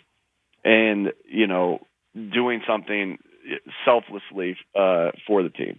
So, what does it mean to you that most consider your schedule down the stretch to be one of the easier ones in the NFL? Is that cause for concern or cause for confidence? Us guys, we are. I'm not focused on anything else but Washington this next game, and we think about everything we need to do to win this game and to play our best football this game. And I know the NFL, like the NFL. Anybody can beat you at any time, and this is a team that has a lot of good players. I have a lot of respect for their coaches and what they've done. Team that was in the NFC Championship game a year ago, and they have our full attention. And we got to go play our game, and we got to go play good football. And that's what the goal is, and nothing else. And again, all those things are good for fans and media, but we can't we can't be like everybody else. We have to focus on one game at a time, one day at a time, one practice at a time, one walkthrough at a time. As boring as that sounds, or as a coach speak as you guys think that may be. It's reality, and that's how we live. Is that the code? I mean, you're about to win the division for the third time in 4 years. This is a level of consistency that hasn't been seen since I played in 2003 and 04 when they went back to back. Now you're stringing them together, Coach. How'd you crack the code? How hard is it to replicate this type of success? Well, we haven't won any division yet. We got to go out and play a good game here. But we put a lot of work into sustained success. Like, I think you see that throughout the league. It's hard to sustain success in this league, and that's what that's what we've been focused on. Since after we won the Super, we've always been focused on that. But like after we won the Super Bowl, I mean, that was something that we did deep studies in. Is just sustained success, because in professional sports, any sports, sustained success is hard, especially in the game of football, especially in pro football. Just with, you play first place schedules, you play prime time, whatever it may be. Sustained success is hard, and that's just something that you get the right people around in the building. You preach it, you talk about it, you live it, and you just try to get better every single day. Nick Sirianni with us here. Nick, I thought you said something really interesting after the game. You were asked about the team's identity, and you can tell me if I'm paraphrasing wrong, but it sounded to me like you were indicating the identity can be the identity even if we've struggled doing it. And it struck me like you were talking about you want the team to run the ball a lot and run the ball well, and that at its core is still what this offense can be. Is that essentially what you were trying to drive at with that comment after the game on Sunday? Not necessarily. Again, like you can have certain things that you do, and that could be with your play action game, that could be with your run game, that could be with your pass game that you do that you're good at. And there's sometimes, like this game ain't easy. You guys know that. This is a hard sport, and sometimes the plan doesn't go as you thought, but you find different ways to do it, and you stick within your identity. I think to answer your question about that, the run game, though, is we always want to be a balanced attack. That's good business, right? Because, when you're a balanced attack, and that's worked for us, right? I think, last year we were the number one running offense, and a couple years ago we were the number one running offense, and that's good business for us because that sets up our play action stuff, that sets up our drop back stuff, that sets up different things that we can do, and so we always want to be balanced. And that's just something that we think a lot about. We got special players that to be able to do that and to be able to throw it and pass it. And so that's just always been our philosophy of being a balanced attack. Coach, I woke up this morning and I have shovel back. How do you prevent shovel back in your players? And this is something I've never thought about. Like when it gets cold, you have to coach differently too, don't you? And how does it change things for you coaching it up when it's freezing cold? Yeah, it's a good question. I don't shovel, so I don't know, and I'm not playing anymore, so I don't have to deal with those things. But fundamentals are always so important to us. You've heard me talk about this for 5 years of how important your tackling is, how important your ball security is, how important your blocking is, how important your catching, all those different things. They get amplified in the weather, and so we feel like that we've put so much time into our fundamentals that weather is an advantage to a team that thinks it's an advantage. And so we put so much time into those, and they just get amplified a little bit more, in that weather. The wind, like as far as my job, and that's for the players being able to execute there. And that's why as much as we possibly can, if the fields are whatever, we try to go outside because we're going to play outside. Yeah. And but then as far as my job goes with the wind and everything like that, there's a ton of things that we think about. Sure.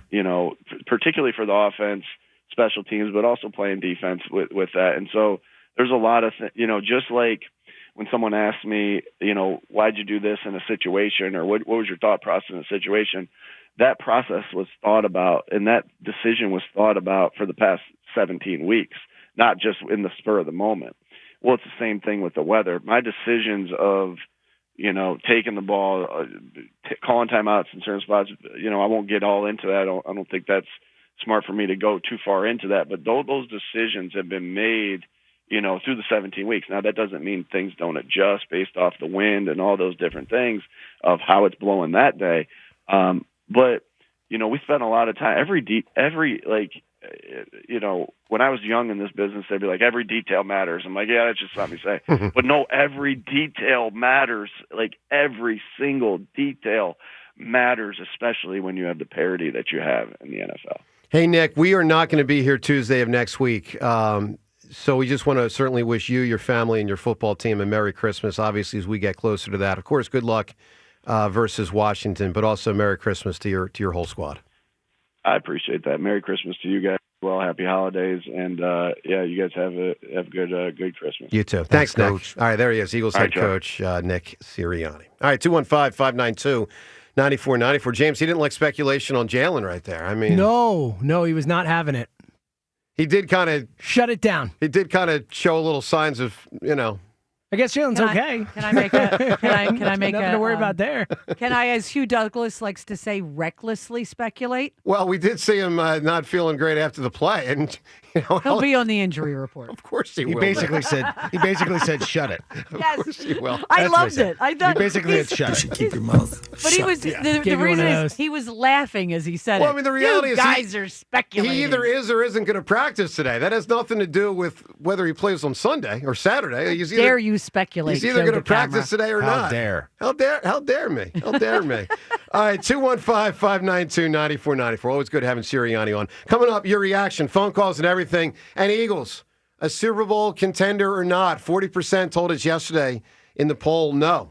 That stunned me. What do you make of it? Plus more on the Phil's no right fielder and all this going on 94 WIP. The holidays are here, and you know what that means. Time for another holiday tradition, the December to Remember sales event at my favorite holiday gift store, Lexus at Cherry Hill. They got a chill in the air, and the big red bows are on the cars. Make this holiday season truly a December to remember with a great deal on your new Lexus from Lexus of Cherry Hill. They have special lease and finance offers. I've been leasing from Lexus of Cherry Hill well over a decade. They've got many other factory incentives, so now is a great time to take advantage of everything Lexus of Cherry Hill has to offer. They've got over 300 new and pre-owned vehicles to choose from.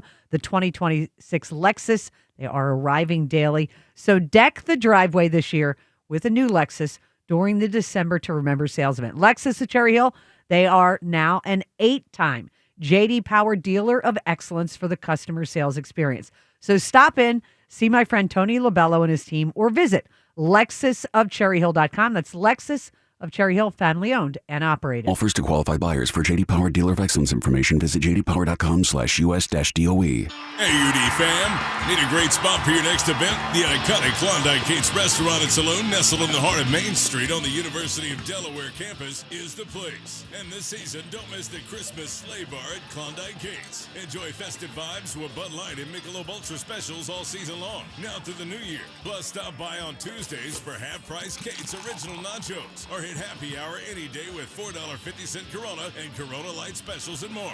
Visit KlondikeCates.com today. It's that time of year again. The Dell Sack of Savings Sales Event. All month long at Dell Toyota. Buy with 0% financing and no money down. And reach into Jack's Sack and pull out our gift to you. Online at DellToyota.com. Jack, sell them for less.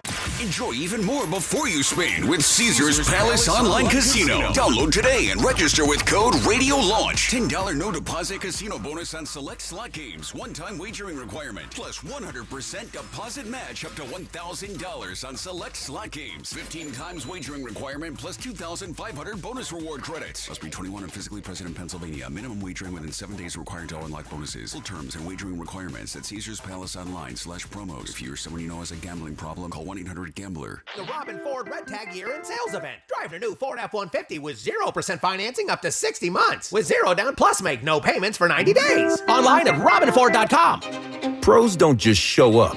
They prove how it's done. With precision and without shortcuts. Makita tools are built the same way. With a dedication to lasting quality. Trusted performance and results that reward your effort. year after year. When the job calls for the best, call on Makita. Built to be the best. Available at the Home Depot. Welcome back to Winter Hack Radio, the place for clever hacks to survive the season. Icy driveway? Well, try spreading sand or birdseed to help with traction. Snowy puppy paws? Well, grab a whisk, brush it off, done. Catch COVID-19? Well, just get... Actually, there's no hack for COVID-19. But if you test positive, prescription medications for COVID exist. Ask your doctor if they're right for you. Visit PfizerForAll.com to learn more. Sponsored by Pfizer. This is the story of the one.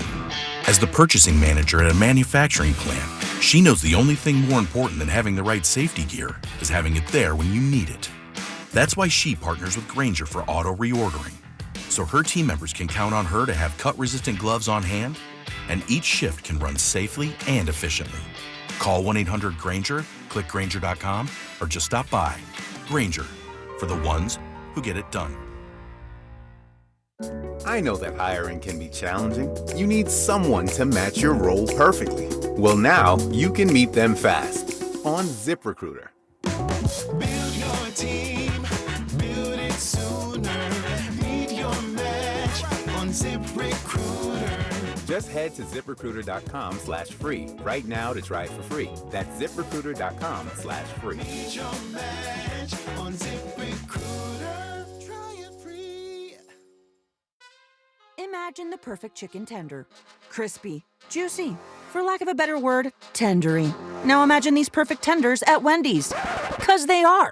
Wendy's new chicken tenders are here with delicious new dipping sauces like Wendy's Signature, Creamy Ranch, and Honey Barbecue. And they're so good, we even changed our name from Wendy's to Tendies.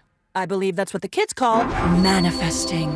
For Tendies you're gonna know by name, gotta be Wendy's. At participating U.S. Wendy's. Legendary doesn't happen by chance. It happens because it's what BetMGM does. Sign up for BetMGM and check out all the exciting new ways you can make this football season unforgettable. Enjoy our all-new app design and same-game parlay builder, which will take your experience to a new level. Earn BetMGM rewards points from your bets. Take advantage of football promos found nowhere else, like a second chance offer on a first touchdown bet, and keep an eye out for rewards dropping in your account throughout the season. Never settle for ordinary. Sign up today. BetMGM. Make it legendary. BetMGM and GameSense remind you to play responsibly. See BetMGM.com for terms. Must be 21 years of age or older to wager. Pennsylvania only. Subject to eligibility requirements. If you or someone you know has a gambling problem, help is available. Call 1-800-GAMBLER.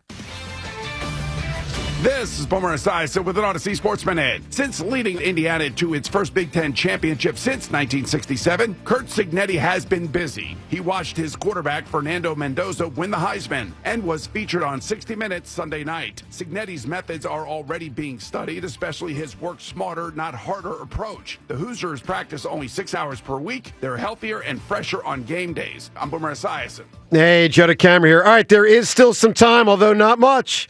But there is still time to find the perfect gift, and the showrooms at showcases, that is, at Family and Company Jewelers are stocked and ready to go. Their showroom is amazing. Their showcases have it all. So do yourself a favor and get to their showroom right there on Route 70 in Marlton, New Jersey. I'm telling you, it's an experience just being in there. I mean, it is unbelievable when you walk in, the jewelry that you will see. And obviously, true experts. I mean, decades of family-run company. They handle it all. From junior on down, the entire squad, they are phenomenal. Guys, if you are planning on popping the question this year, you better get that ring soon. So if you're planning on popping the question, pop on over to Family and Company Jewelers and get that ring. Of course, if it's not, all that, you can get a pair of diamond stud earrings, you can get watches, you can get bracelets, you can get necklaces, you can get it all. So check off your whole list with one-stop shopping at Family and Company Jewelers. As always, South Jersey's holiday diamond destination. 94 WIP Sports Update. Brought to you by the Christmas Sleigh Bar at Klondike Kate's. 9-5 Eagles playing the first of 2 games against the Commanders in the last 3 weeks of the season. That'll be Saturday, 5 p.m. in Washington. Now, Jalen Hurts appeared to get dinged up on the next-to-last play that he had in the Eagles' blowout win against the Raiders. Nick Sirianni was asked about it earlier on the WIP Morning Show. Is he going to practice today? You guys are speculating there a little bit. He came in and threw a dime the very next play for a touchdown, and then he came out because of the lead that we had. So, like we looked through everything. And we're walking through today just because it's a short week. Looking forward to a really good practice. You can check out the entire Nick Sirianni interview podcast at 94WIP.com. Enjoy Happy Dad hard seltzers at Klondike Kate's, nestled in the heart of Main Street on the University of Delaware campus. Visit KlondikeKates.com today. Partly sunny, a high of 34. It's currently 25. You can hear every Eagles game on your streaming device. Just download the free Odyssey app or tell your smart speaker to play 94 WIP. Sports Update on 94 WIP. 94 WIP HD1 Philadelphia. Live from the Tasty Cake Studios. Sports Radio 94 WIP. An Odyssey sports station.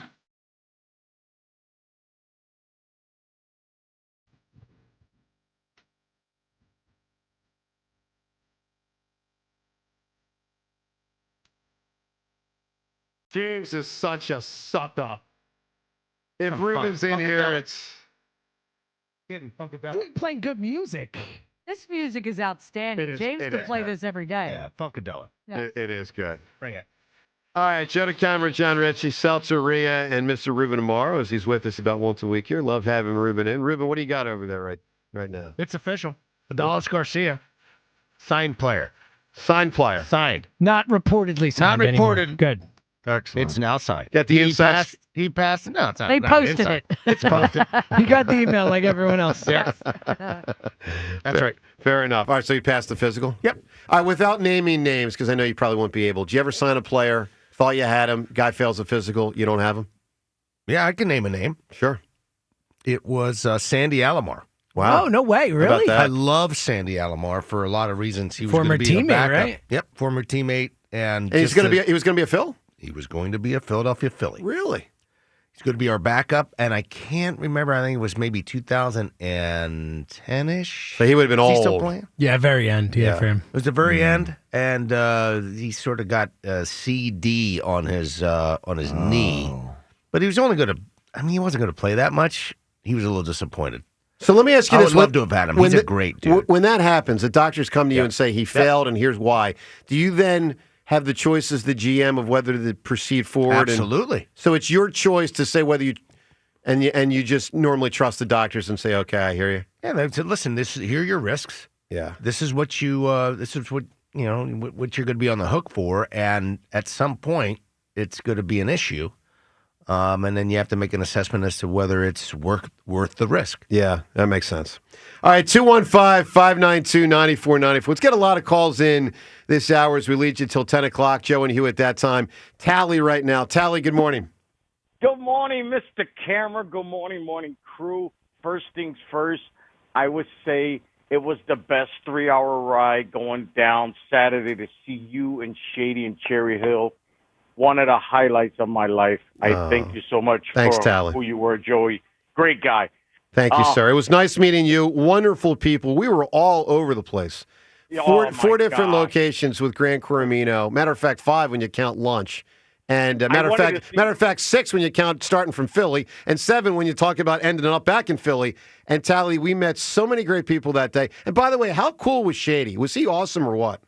Listen, man, he was phenomenal. Phenomenal. He was. But because Joe, he's from you the did a land of good the job fair with and the the strong and the wise, guys. Well, maybe. But you know what he had, John, which really I was so impressed with? Central Pennsylvania panache.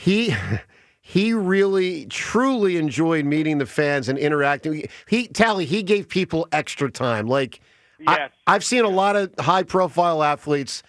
Sometimes they engage. Sometimes they're kind of disengaged. He was so engaged with each person he met. It was really, it was awesome. No, you guys did a wonderful job. John Ritchie, I'm so sorry. You're one of my favorite guys. I'm so sorry. I apologize. Yeah. That's awesome. Thank you. Wonderful. I love you, John Ritchie. Thanks, Joe Tally. DeCamera. You're welcome, John. Joe DeCamera, you did awesome with the questions. Me and my son actually won the sweaters. I appreciate you guys. Sweaters? But we had the shady, ugly sweater Christmas Oh, sweater. We had trivia questions. good. Let's fire in trivia What questions. was the question you got right, Tally? Tally, don't say. About Dick Vermeil. Okay, go ahead, Joe. Well, no, Go I'm ahead, sorry. Joe. Which one? You got Dick Vermeil with what? Who was? With the Super Bowl? Who was the first coach that brought the Eagles to the Super Bowl? And let me just say that one came out because people missed like 2 or 3 in a row. So what All right, let me give you the first question. Tally, don't say it if you heard this one because I was using certain questions at different venues. First question. Let's see if you 4 can remember. We all know LaShawn is number 25, but that was not his first number with the Eagles. What was LaShawn's first number with the Eagles? 29? Correct. Good. That's a good pull there, James. Yeah. Well, That's not No, easy. it's really hard. I agree. Yeah. We did one season at 29. I begged Joe not to give me hard questions. I said, Joe, listen, I know how you are on the radio, but we're not there. We can't give out. Hey, I hooked you up with a sweater. You got it. Yeah. Joe did a wonderful job. He did. But on the Eagles, guys, I think that was our turnaround. I was having a bad 3 weeks. No joke. I didn't want to hear the radio. Yep. But when this weekend came and I heard that I had a chance to meet the Cameron and Shady, I said, you know what? This is the beginning. Let's go. We're about to go on a roll. I love it. All right, Tally, give me Joe DeCamera and Shady. Turn the season around. That's right. Turn the season around, baby. They made me have a great weekend. All right, Tally, I And appreciate all the kind words. You can win my book and the Shane Gillis tickets. What's a movie you wish had a great sequel? Wait a minute, Joe. Wait a minute. What? The reason for my call, we should have got the books there at that scene. You should have brought the books. That was wrong, Joe. You should have brought your books. But anyway, nice. I like that you knocked him down a little bit there's- after raising him up so much. It gets complicated. Do I have to hand them out for free or can I sell them? I mean, I got to kind of sell them. You with your little credit card thing, can't man. just Like, be "Oh, hand- let me run this for you. Double dipping would have been bad. Joe, I spent $300 in the store. The least I could have done was brought your books. Well, You yeah, could've but had it. throw an extra 22 my way. Tally, how about you and me? Next Eagles home game. We're going through the parking lot. You take half, I take half. We're just going to sell in the parking lot. It's illegal, but we're doing it.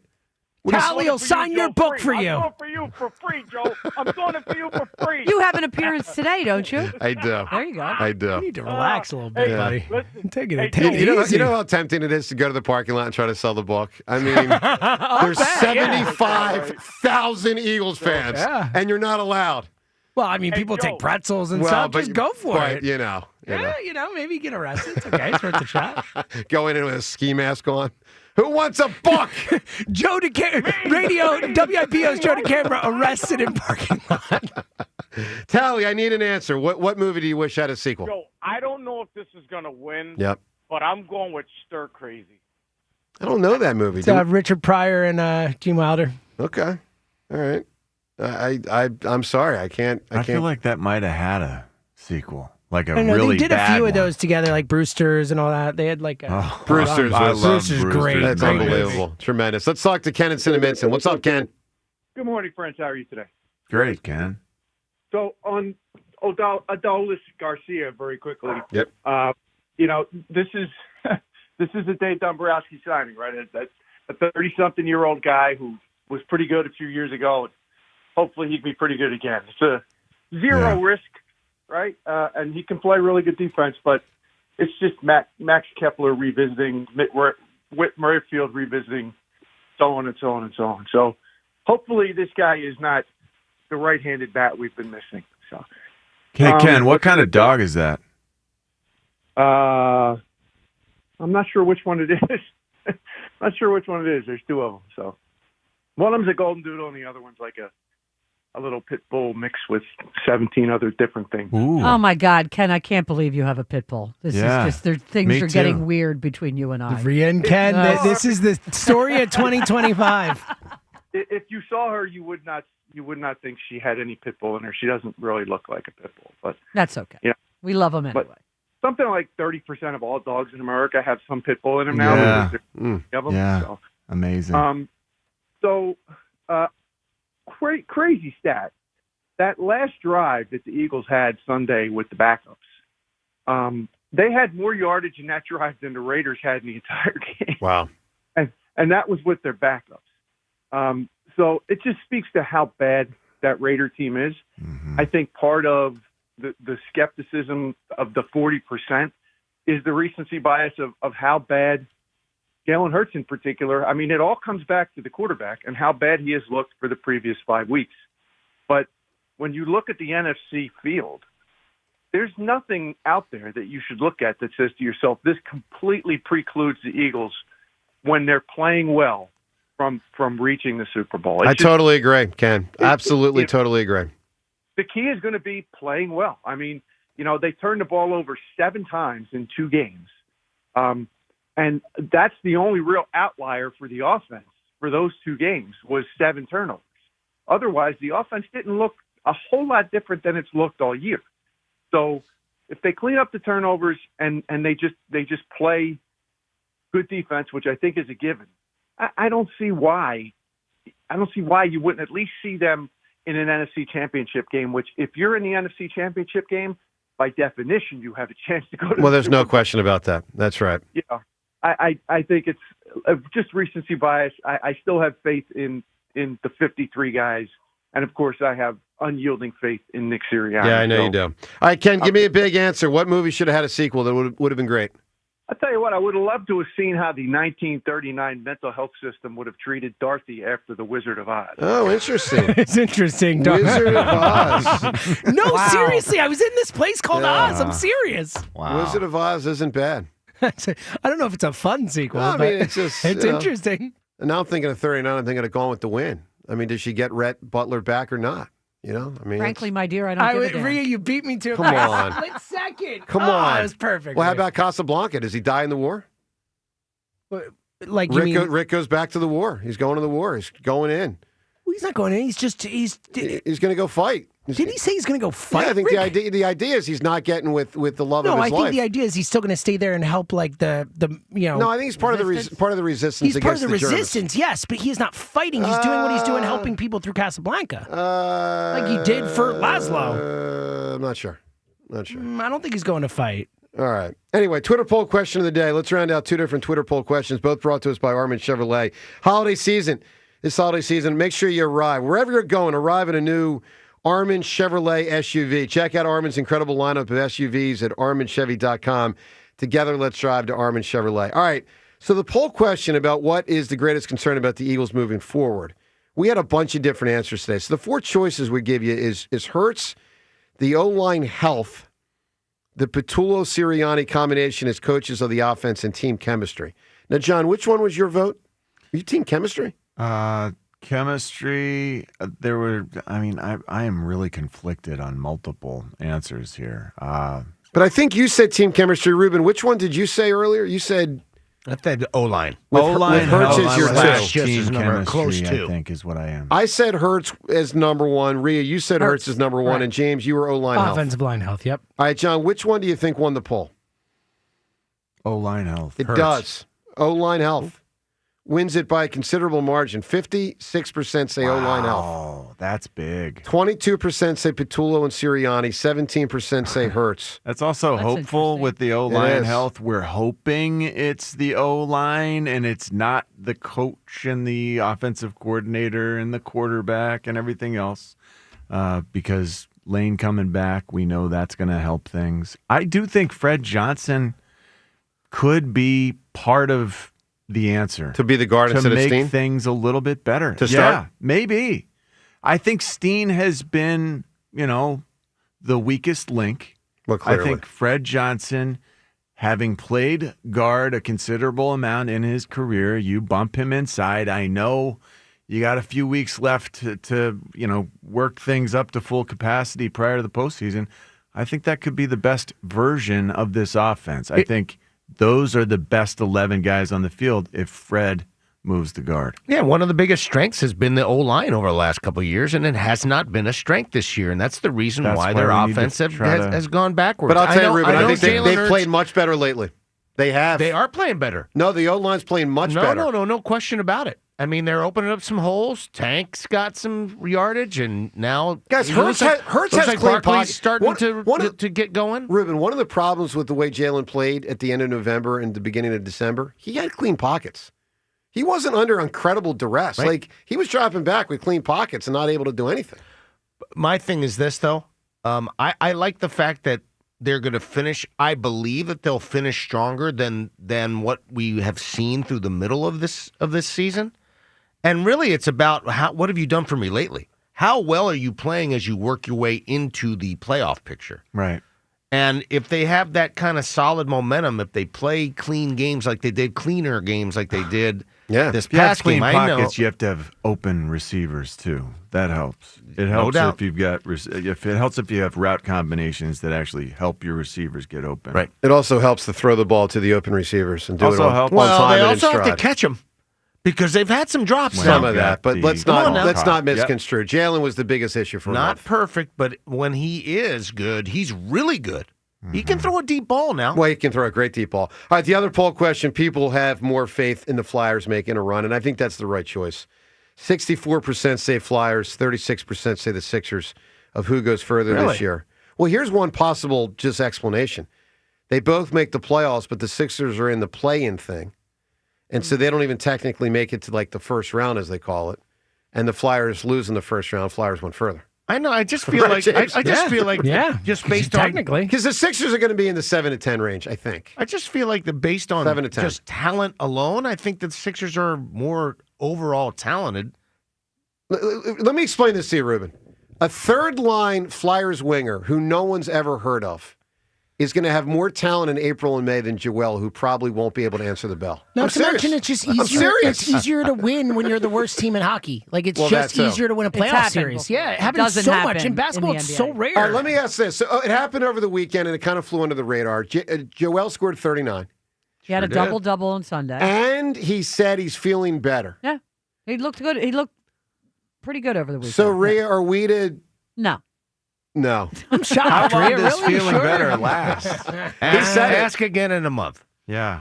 Although right. Paul George had 35. I mean, 39 does you demonstrate you're feeling better, but in 2 months, can you still do it? Look, I think he's going to play slightly over half the games. Well, that's if he even can. James, is he going to play half the games moving forward in the regular season? Maybe. Here's my something like that. If I had Here's to my guess. argument against believing in Joel, and it's not like the obvious. It's that he had like 8 months off, played And it didn't get about better. 2 or 3 games, and then had to shut it down for like 3 weeks, right? 2, 3 for weeks. like at least 3 two, weeks. At least 2. He Yeah. played 5 of the first 19 games, and nothing really happened. No. So it's nice to feel better about. I hope he's feeling healthy. Well, we all hope Yeah. that. I think the Flyers are the right answer because I just don't believe in Joel. Obviously, if you have a healthy Joel in April, it's a different answer. Then we'd all say, let's run to the Sixers and pick them as the likely answer. 215-592-9494. Coming up, time's yours and more calls next as well on 94 WIP. All right, let me tell you about FanDuel Sportsbook and how you can win and win big. As this holiday season, FanDuel's got all sorts of different opportunities for you. FanDuel, the number one sportsbook in America, number one for same-game parlays and for everything. And when it comes to hoops, which we were just talking about, from points to rebounds to threes and assists, they've got it all covered. And right now, FanDuel, new customers with FanDuel, new customers, $150 in bonus bets if your first $5 bet wins. It's a spectacular opportunity. You bet a $5 bet, you win it, great. You win the bet. You also win $150 in bonus bets, and I call that a win-win with FanDuel.com/hammer. So whether you're applying it to pro basketball, as we were just discussing, the pro hockey team back in action later tonight, obviously the football team, Philadelphia and Washington coming at you on Saturday, all the games, all the sports, all the leagues, all available for you at FanDuel.com/hammer. 21 plus in President, Pennsylvania. First online real money wager only. $5 first deposit required. Bonus issued as non-withdrawable bonus bets, which expire 7 days after receipt. Restrictions apply. See terms at sportsbook.fanduel.com. Gambling problem? Call 1-800-GAMBLER. The NFL plays on Sports Radio 94 WIP. Thursday night, the Rams lock horns with the Seahawks in Seattle. Coverage starts at 7:30. Your home for the Eagles and the NFL on Westwood One. Hey, now we roll. Sports Radio 94 WIP. here to help you beat the books with the BetMGM Network. It's finals week on many campuses, so it's only appropriate that two nationally ranked teams are put to the test. The Vols have dropped 3 straight and are hungry for a win at home against Louisville. Given their college basketball best efforts on the offensive glass and defensive chops, give me Rick Barnes' boys on the money line against Mikael Brown and the Cards at +100. Hashtag Team Huevos. Bet smarter and beat the books. Download the BetMGM app today. Hey, I'm Mike Slater. My dad passed away at the age of 63. It's out of nowhere. Had a stroke. Super hard, obviously, for the whole family, but my dad had life insurance. This is why I have life insurance for my family, for my wife and 4 kids. And the best place to get life insurance is ethos.com, because you can do it in 10 minutes. And there's no medical exam and no blood test, just a few health questions. Get life insurance in 10 minutes so your family is protected. Ethos, ETHOS, ethos.com/play. It's that time of year again. Time for Jack Dell to empty his sack. During the Dell Sack of Saving Sales event. All month long at Dell Chevrolet. Buy with 0% financing and no money down. And with the Dell Vehicle Exchange Program, you can get out of your old car or truck and into a new one. All while keeping your payments the same, or maybe even make them less. And as an added bonus, each purchase comes with a very special present. Your choice, spin to win or reach into Jack's sack and pull out our gift to you. Toys, TVs, tickets, and more. You can tug it, pull it, shake it, but you'll need 2 hands to lift Jack's sack. Dell Chevy has over 200 trucks and SUVs available. Santa's sack? Got nothing on Jack's sack. Dell Chevy is close, located in the heart of the main line on Route 30 in Paoli. If you're afraid you're going to pay too much for your next car, you don't know Jack. Online at DellChevrolet.com. Say habla español. Together, let's drive. Jack, sell them for less. Includes all rebates and incentives. Offers cannot be combined. Excludes taxes. Xfinity is the network you can rely on. Like a close friend who will give it to you straight. The friend who will tell you that new haircut, it's not great. Friends make sure friends get good haircuts.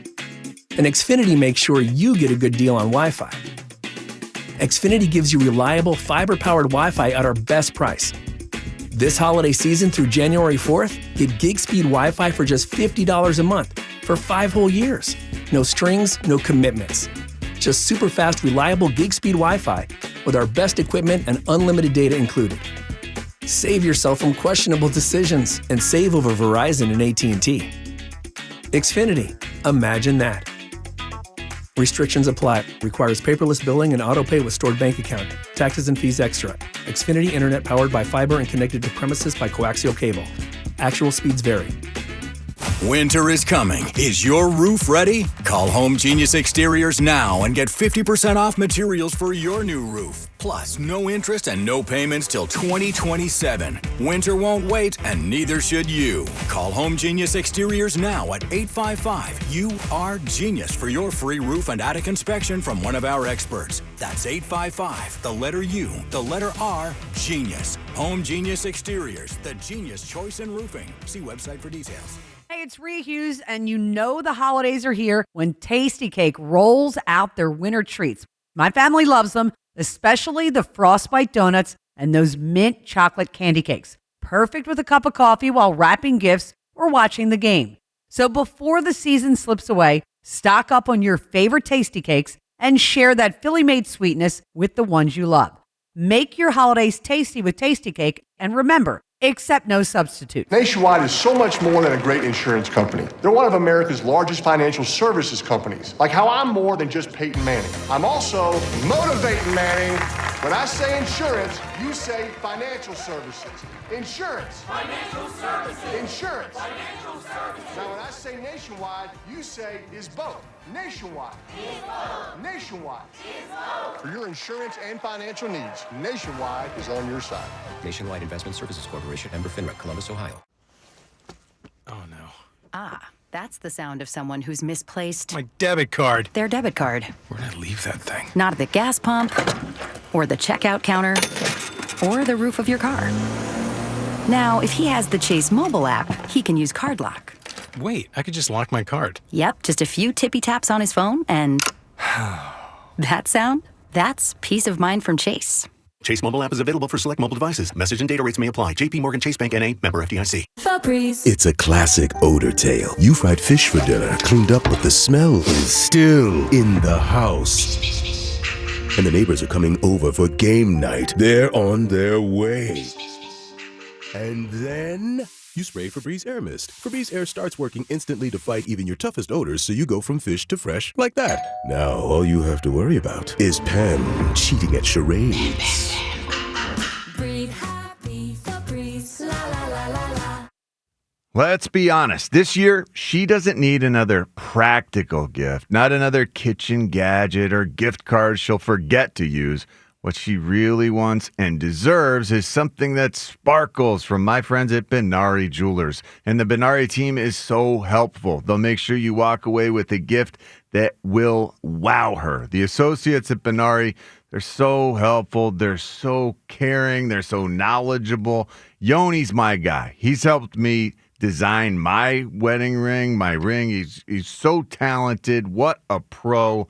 And the Benari showcases, they're just filled with gifts across all price ranges. Perfect for this time of year. You walk in, you got the diamond studs, pendants, and bracelets, colored gemstones, the kinds of gifts that show her she's special and yet she can wear every day, from school drop-offs to date nights, from a day at the office to holiday parties. Benari has pieces that fit every part of her life. Elegant, beautifully made designer pieces to one-of-a-kind custom creations, all at a value you won't find anywhere else. It's all there.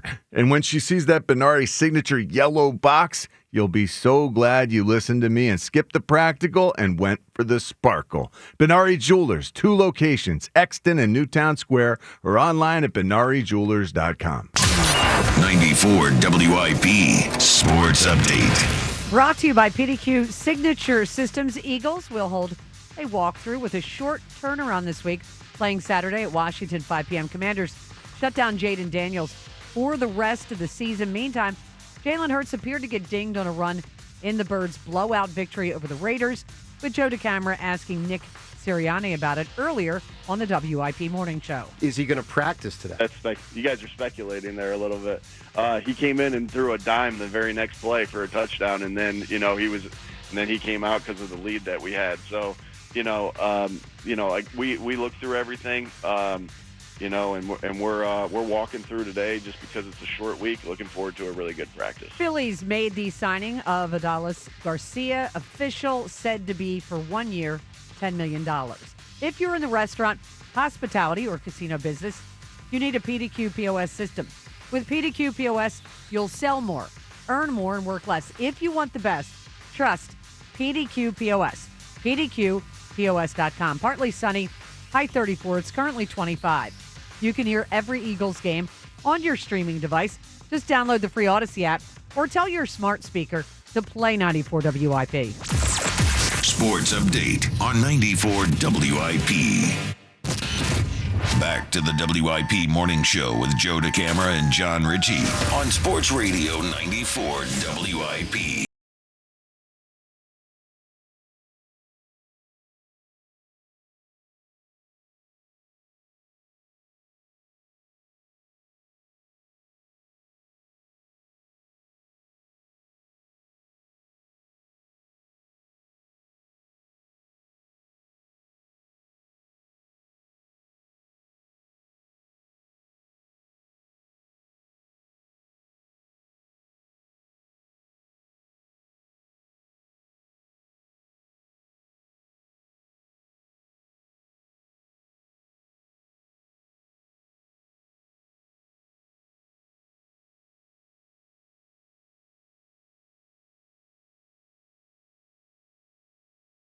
I got to play Clint more. Here we go. Let's play Clint.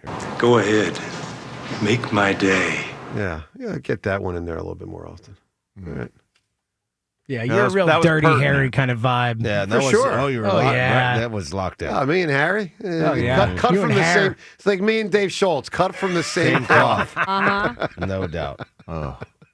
Dave Schultz is probably embarrassed that I have the name. Polar Hammer. opposites. Embarrassed. Let's go to the phones. Scott in King of Prussia. Scott, what's up, dude? Greetings, morning team. Hi, Scott. Hey, Scott, guys. do you ever write words down and then go back and try to read them, and you have no idea what those words are? Sometimes I'll write a word out and I'll just stare at it because it doesn't look right. That I get you. That happens to me too. But I think my handwriting is getting worse as I'm getting no older, doubt. to where I'll make notes now. I'll actively try to take notes, and they're useless.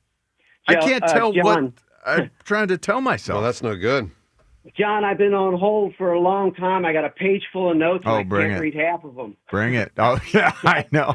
That would be me. That would be me. The older I get, the more chicken scratch it looks like. Yep. So, yeah. Well, let's hear your notes. All right. Well, the first part of my notes I had that for Joe is that Garcia's got one of the biggest and strongest hoses, not only in baseball but in all the world. Bigger than?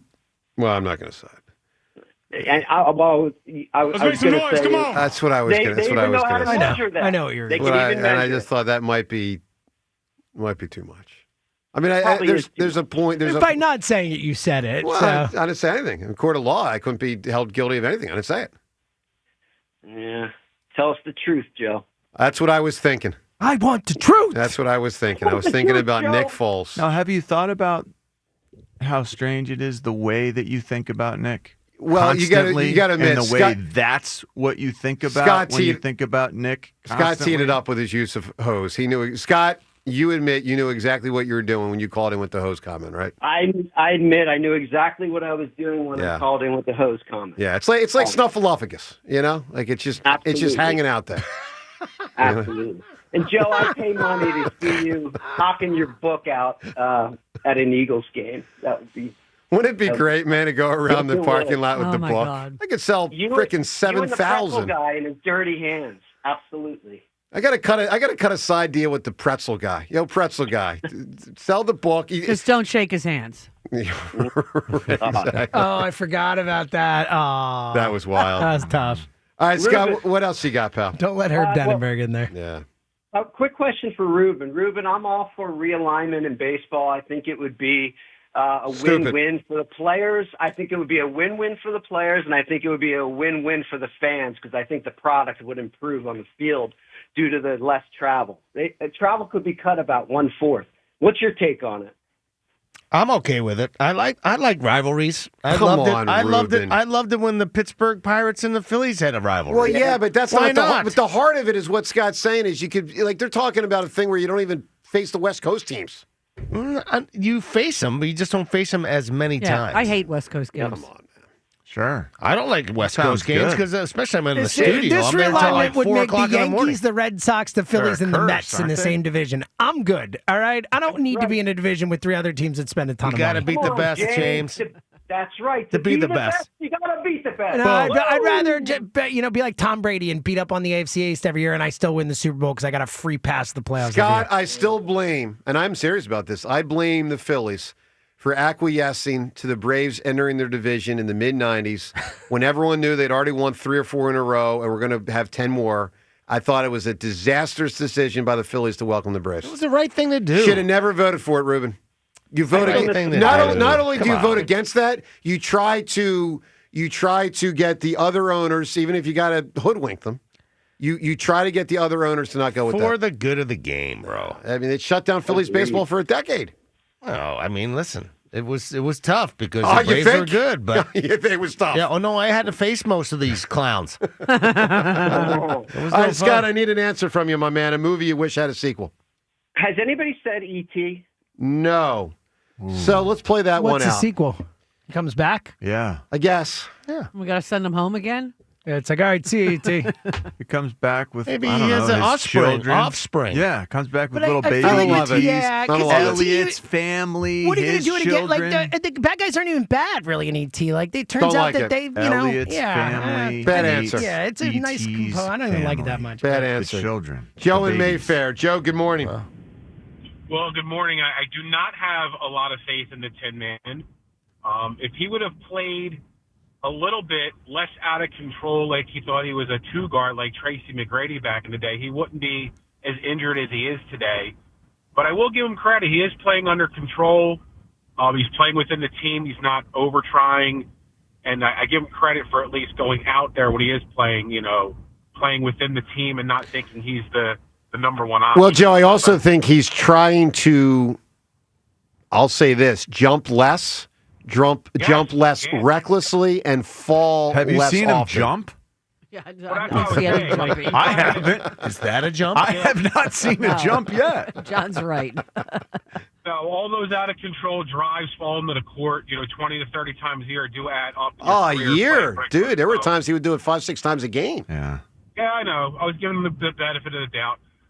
Before I get into the Eagles, I love the Garcia signing. He's got a cannon for an arm in right field. Last 2 years, not that great, but if you have that threat, batting 5 behind your lefty, it adds a threat. We don't have a threat. And with the payroll to get him for $10 million, if that means you have a little extra cash to sign Suarez on a 3 or 4 year deal, if he can't get a big deal, I'd rather have that than nothing. So I'm very happy with a threat who can hit 30 home runs, who's great defensively in right field. Well, I'll just tell you this, Joe. I think this has no impact on Ranger. I think the only thing that can impact Ranger being kept is if Luzardo is traded. I really do. I don't think that's happening. I think it's. I mean, maybe theoretically if Painter gets traded, but even there, They were always going to add an outfielder. Like, this has nothing to do with it. They were Yeah. always going to add this guy. Yeah. I kind of like the idea of bringing Imai to the program. I like this guy, Tatsuya Imai. He's a guy from Japan. You're talking about the Japanese guy. Oh, Yeah, I yeah. like that idea. It's So a what are the possibility. odds? They're What are kicking the it odds around. that we could lure him? They're kicking it around because he doesn't want to go play for like the Dodgers, like Right, every other right, Japanese right. player. why? Because he wants to make his own mark. He's got some cojones.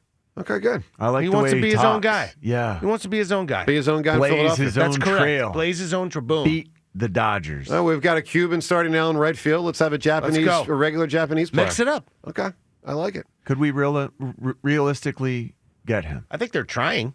Wonderful. I think they're trying. I think he's one And of is those. he- I also think he's one of those guys that, much like Middleton's talked about, not really on the budget, but one of those special type of things that could happen. So maybe not in the budget, but Maybe he's I'm being- he's good enough. He's pretty that damn good. Well, I think John what He's you're not saying is Yamamoto good, but he's really good. People in Japan Wow. can start buying Phillies gear, and the Phillies can make extra Maybe. money that way, and you Maybe. justify it. Oh, Yeah, that's a good point. Joe, give me an answer. What movie should have had a sequel? Well, just real quick, with corporate Jalen, I love Jalen Hurts, but if you're going to play and protect the brand and be corporate Jalen, like not putting, for me, I don't see that same hunger and desire until this past week. But Lamar Jackson's a dual threat, and when he's not a dual threat, he's not that good. Jalen's the same way. If you're not going to be all in as your quarterback and use everything you can every game, this is what's going to happen. Lamar's not a pocket quarterback, and neither's Jalen. So either be all in, or I don't want you anymore. Okay. I don't want to see corporate Jalen anymore. I don't want to see corporate Jalen again. I don't want Air Jordan Jalen again. I want to win every game Jalen again. I'll tell you what. I think the fact that he was under center so much, that was big. I think he's demonstrating. He I wants to think win it's. I think it's. with that I sort think of it's thing. important for this team to utilize his talents. But I think they'll do it when it's- Ruben, when the it's heart time of to what do it. Joe's saying is don't run 7 times one game, run 7 times get every it. game. I get it. That's what he's saying. No, I get it. Mix it up. Joe, give Maybe me an they're answer. holding off What until the movie? playoffs. What movie should have had a sequel? I wanted to see how Jerry Maguire got bigger and better after the first one. I wanted to see what that character could have been multiple times. Might have failed. Might have failed. I like the sound of it. Let's see them start their family and start their business. He had me at hello. Yeah. I love that couple. That would be fun to watch them succeed, potentially. But Or James, not. would he have thrived as the agent, like on his own? Like, is he going to be the next super agent? And he probably leaves Reese Witherspoon at some point, right? Not Reese Witherspoon. Or not, sorry. And then, Renee Zellweger. That's what I meant. My fault. Oh, my I gosh. misspoke. You know what's all right? really annoying? You misspeak all the time. You know what's all right? annoying in that movie?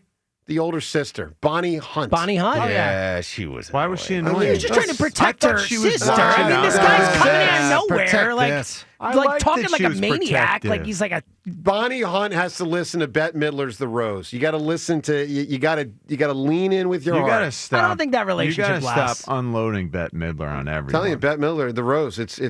Not everyone loves Bette Midler the way you do. Doesn't matter. It's just you turn around. If you are down in It's the a great dumps, song. if you are down in the dumps and think that you can't find Oh my love, gosh. listen to The Rose. All right. Now, Just saying. Beautiful song. let's Beautiful song. update. Let's update that song. Well, let me think of a reference to the Notebook. Let's go to the phones.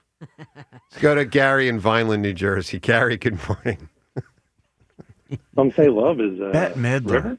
I got Ruben laughing here, Gary. What's I like up? the Notebook. What's up, dude? I think the Phillies acquisition. I'm hopefully finally he hits on one of these guys that had a bad season and is looking for a prove-it deal. Well, the problem is when you hit on Harrison them, Bader. when you hit on them like Bader, then they That was a probably trade, though. Then they leave for more money, and that's the problem. But to this point, but he's all not these gonna one-year deals he's missed. Dombrowski has All of missed them. on Yeah. every single one of them, like including pitchers like Familia and all these like one-year guys. All Like right, James. Kimbrel was the closest to a James. hit, and obviously it didn't end well. Please, because I don't know the answer. Please tell me, James, that Romano was a one-year deal. Oh, it was Thank $8.5 God. million or whatever. Yeah, he's gone. Yeah, Wow. Oh, my But God. those are the two, Kepler and Romano. Those were the two deals like this last year. Yeah. Before that, it was Whit Merrifield and whoever else it was. Juris Familia was a deal like this. Yeah. Like, for what it's worth, like these specific deals, Dombrowski has missed on a lot. Yeah, yes.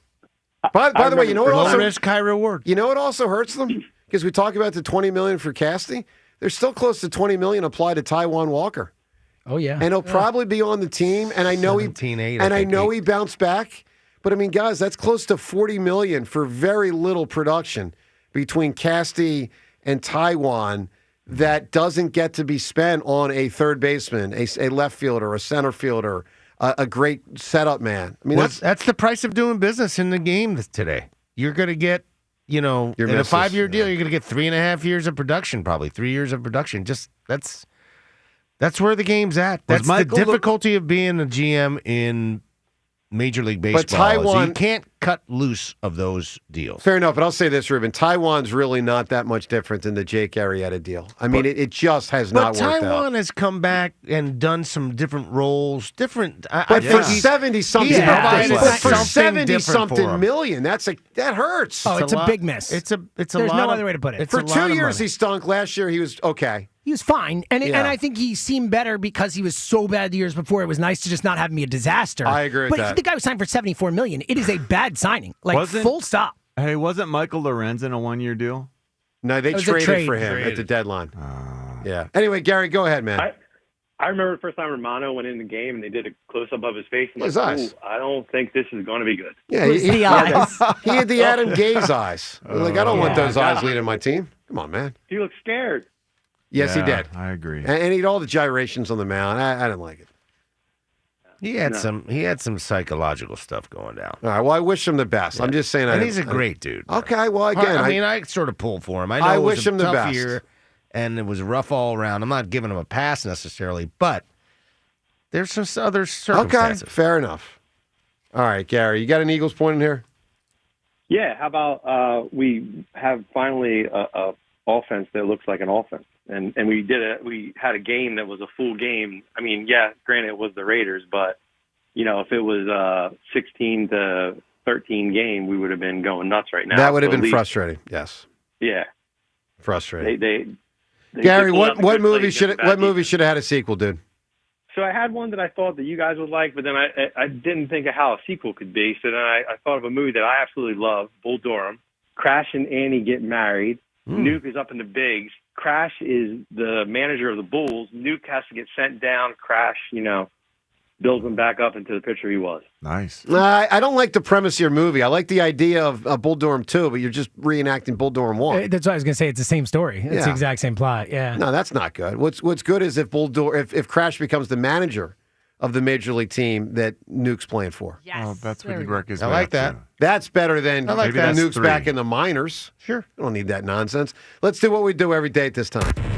The time is yours. Can't wait. Unlike everyone else, we actually check our voicemail. Tell us, what do you want to say? The time is yours. All right, time's yours, brought to us by Xfinity, the sponsor of WIP's Xfinity Sports Lounge, your home field advantage from Xfinity. Watch all of your favorite teams all in one place. Xfinity. Imagine that. Let's hit it with time's yours. I'm hearing a lot of people saying it was just the Raiders. It was the worst team in sports. It doesn't mean a whole lot. We should beat them. No, it means a great deal because good teams, which we are a very good team, clobber bad teams. That's what it means. It means we are a good team. Great game, Jalen. Go Birds. Doesn't mean that necessarily, but it can. It depends on how it plays out. Oh, my. Adalis Garcia, good defensively, but hadn't hit over 220 in the last 2 years. I need more time period. Well, remember, he's got a hose. You guys should be called the fish show. You ever see how fish flip and flop after they're caught on the deck? Last week, the Eagles are bums. This week, they're serious Super Bowl contenders. Come on, all they did was beat the Raiders. Sir, if you rewind the tape last week, I told you last week they were Super Bowl contenders. So I object. I prayed that God would put Tanner McKee into the game, and he answered my prayer. Now I'm praying for him that Tanner McKee would start a game. The time is yours. All right. And with that, time's yours. We shut it down. The Time's Yours line. Leave Joe and John a message of your thoughts, compliments, and complaints. Call 215-238-4500. You know, if you missed it last week, it is notable, and I was not one of the 24%, but 24% wanted Tanner McKee to start last week. Guessing that caller was one of the 20. I would certainly think so. I would think so. Ruben, does that surprise you? It does surprise me a little bit. A little higher than you would have thought? A little higher. Come on. I'll tell you Recency what. bias. But, Ruben, I'll tell you this. It might have been getting close. Come on. Ruben. Come on, dude. You got to remember, going into last week, there What were are we four, there were doing, four, John? there were four more regular season John, games. what are we doing? I don't know. Don't go to John for help. Yeah, I agree. Go to Rhea. She'll set you straight. Look at. Stop. It's truth. Stop it. This is not. Let Jalen cook. This is not. Let Jalen normal. cook. This Let him is cook. not someone who.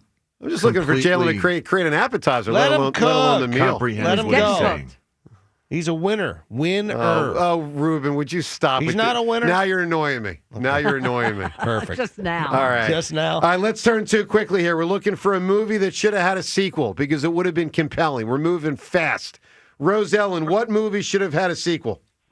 Ferris Bueller. Has already been said. Do you have a different answer? Officer and the Gentleman. I'm sorry, what'd you say? Officer and a Gentleman, one of your faves. Oh.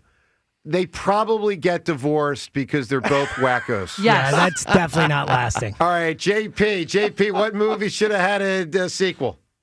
Boris and Doris, True Lies 2. I love True Lies. Ooh, I like You True could see Lies, them Jack. do Might it. be Another good. caper I like that. together. That would work. Together. Really light. I like it. It's not but not good. bad. I like that one. That's not bad. They now they know they're both in it, and maybe they. Yeah. All right. Mick, what do you got, Mick? Give me a movie. The movie Shane. Is he dead or not? All right. This is clearly someone who listens too much to us. That was All a good right, job, What Mick. are we going with here? So we got True Lies pretty good at the end. Gump was said. Shawshank was said. Shawshank is Yeah, I think it's probably Shawshank. because I've always been curious, like if they, every time I watch gets that movie and it out, ends, when I'm he like, gets out. man, I'd love to know what happened. Does he leave Mexico for America? No, they start the he stays hotel. right He there. talked I don't know about that it's starting a Shawshank. hotel on the beach. Kind of feels like But that might be boring, James. I need they've some used action. up No, the it might be. drama That's right. of It might be. Shawshank. It might. There I might don't be wanna no. watch 'em on a there might be no beach. conflict. Well, to me, it's a pretty good answer if he comes back to Morgan America Freeman and tries to. frolicking But on the why would he beach? come back to America? He's no reason to come Well, back to America. why would it be a They good do a movie little if it's set in something, Mexico? So maybe out it's there on not. the beach. What are our other choices? options are The Wizard of Oz, That's a tough movie. I think. E.T. Nope. Yeah, I love E.T. No Country for Old Men. Oh, yeah. Ferris Bueller. didn't hear that Ferris Bueller Goes to College. No. No Country for Old Men. could be. Point Break. No. Why not? That sounds fascinating. Any You given like every Sunday? single one of these. I do. I Any- really like No. Point Break. Any given Sunday? No. No. I think True Lies is the next best after. I think True Lies is pretty good. I like Shawshank. I mean, it would be super fun. All you right, know? Ruben, Shawshank or True Lies? Shawshank. 2-2. John, Shawshank or True Lies? Break the tie. True Lies. Okay, congratulations There to it is. JP with the winning answer of True Lies at the end of the show. Hey, everyone, have a spectacular rest of the day. Of course, Joe and Hugh are up next. We shall talk to you. And by the way, JP, you've won my book and you've won the Shane Gillis tickets. Pretty damn cool. Nice. Have a great rest of the day. Joe and Hugh are up next. When the new year hits, every business could use a little something to stay ahead. A lift, a jump start, an edge, or perhaps a boost. Like the all-new 5-year business boost from Comcast Business. It's the certainty of a price lock for 5 years on qualifying internet bundles. Plus, you'll have the most reliable Wi-Fi with our best equipment, so your whole team can stay connected at a great rate. And to sweeten the deal, ask about a $500 prepaid card when you add 2 lines of mobile. It's the boost your business deserves. So sign up for the 5-year business boost and get a 5-year price lock on ultra-reliable Wi-Fi. Plus, ask about a $500 prepaid card. Comcast Business, powering possibilities. Ends 2/22/26. New customers only. 1-year contract required for guaranteed rate. 5-year pricing applies to monthly service charge excluding taxes and fees. Best Wi-Fi based on Open Signal Awards USA. Fixed Broadband Experience Report, May 2025. It's that time of year again. Time for Jack Dell to empty his sack.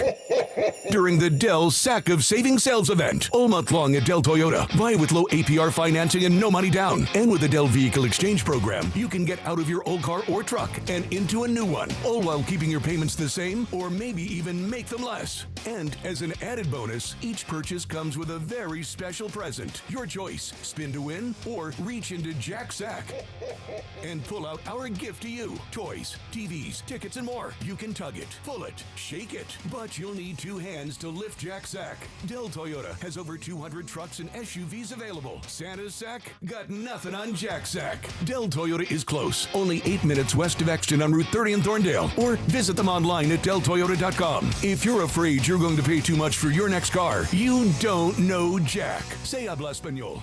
Jack, sell them for less.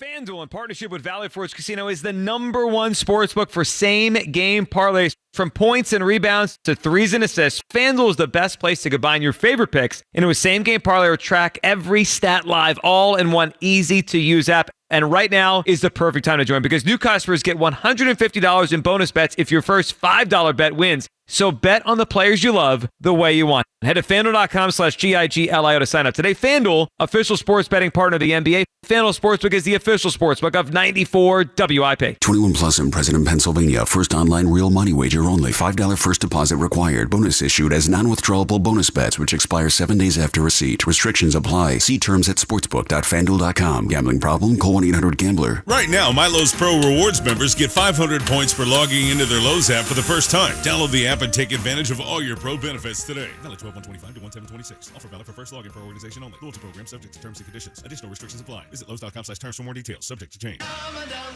B101 is spreading holiday cheer throughout Philly. Tune in for the soundtrack to your Christmas season, featuring all the holiday songs you love. Christmas music all day, every day. Only on B101, Philly's official Christmas station.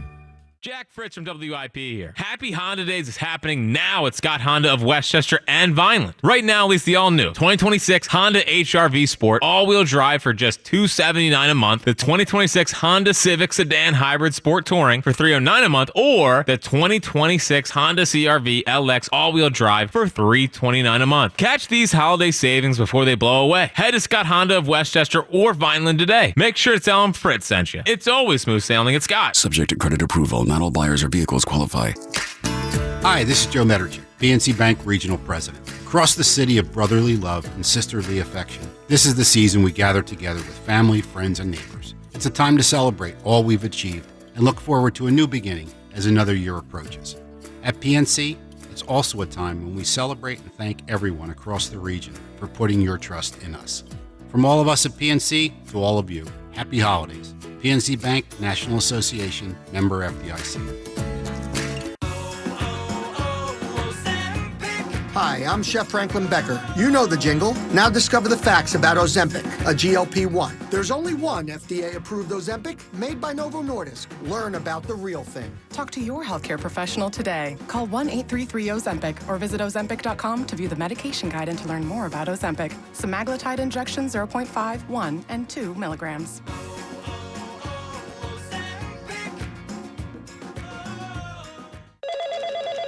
Spreadsheets, clunky software, 100 different logins just to run your business? Ah. There's a better way. Odoo. One simple, connected platform that handles sales, inventory, accounting, and more. So you can focus on growing, not juggling. Make the switch today at odoo.com. That's ODOO.com.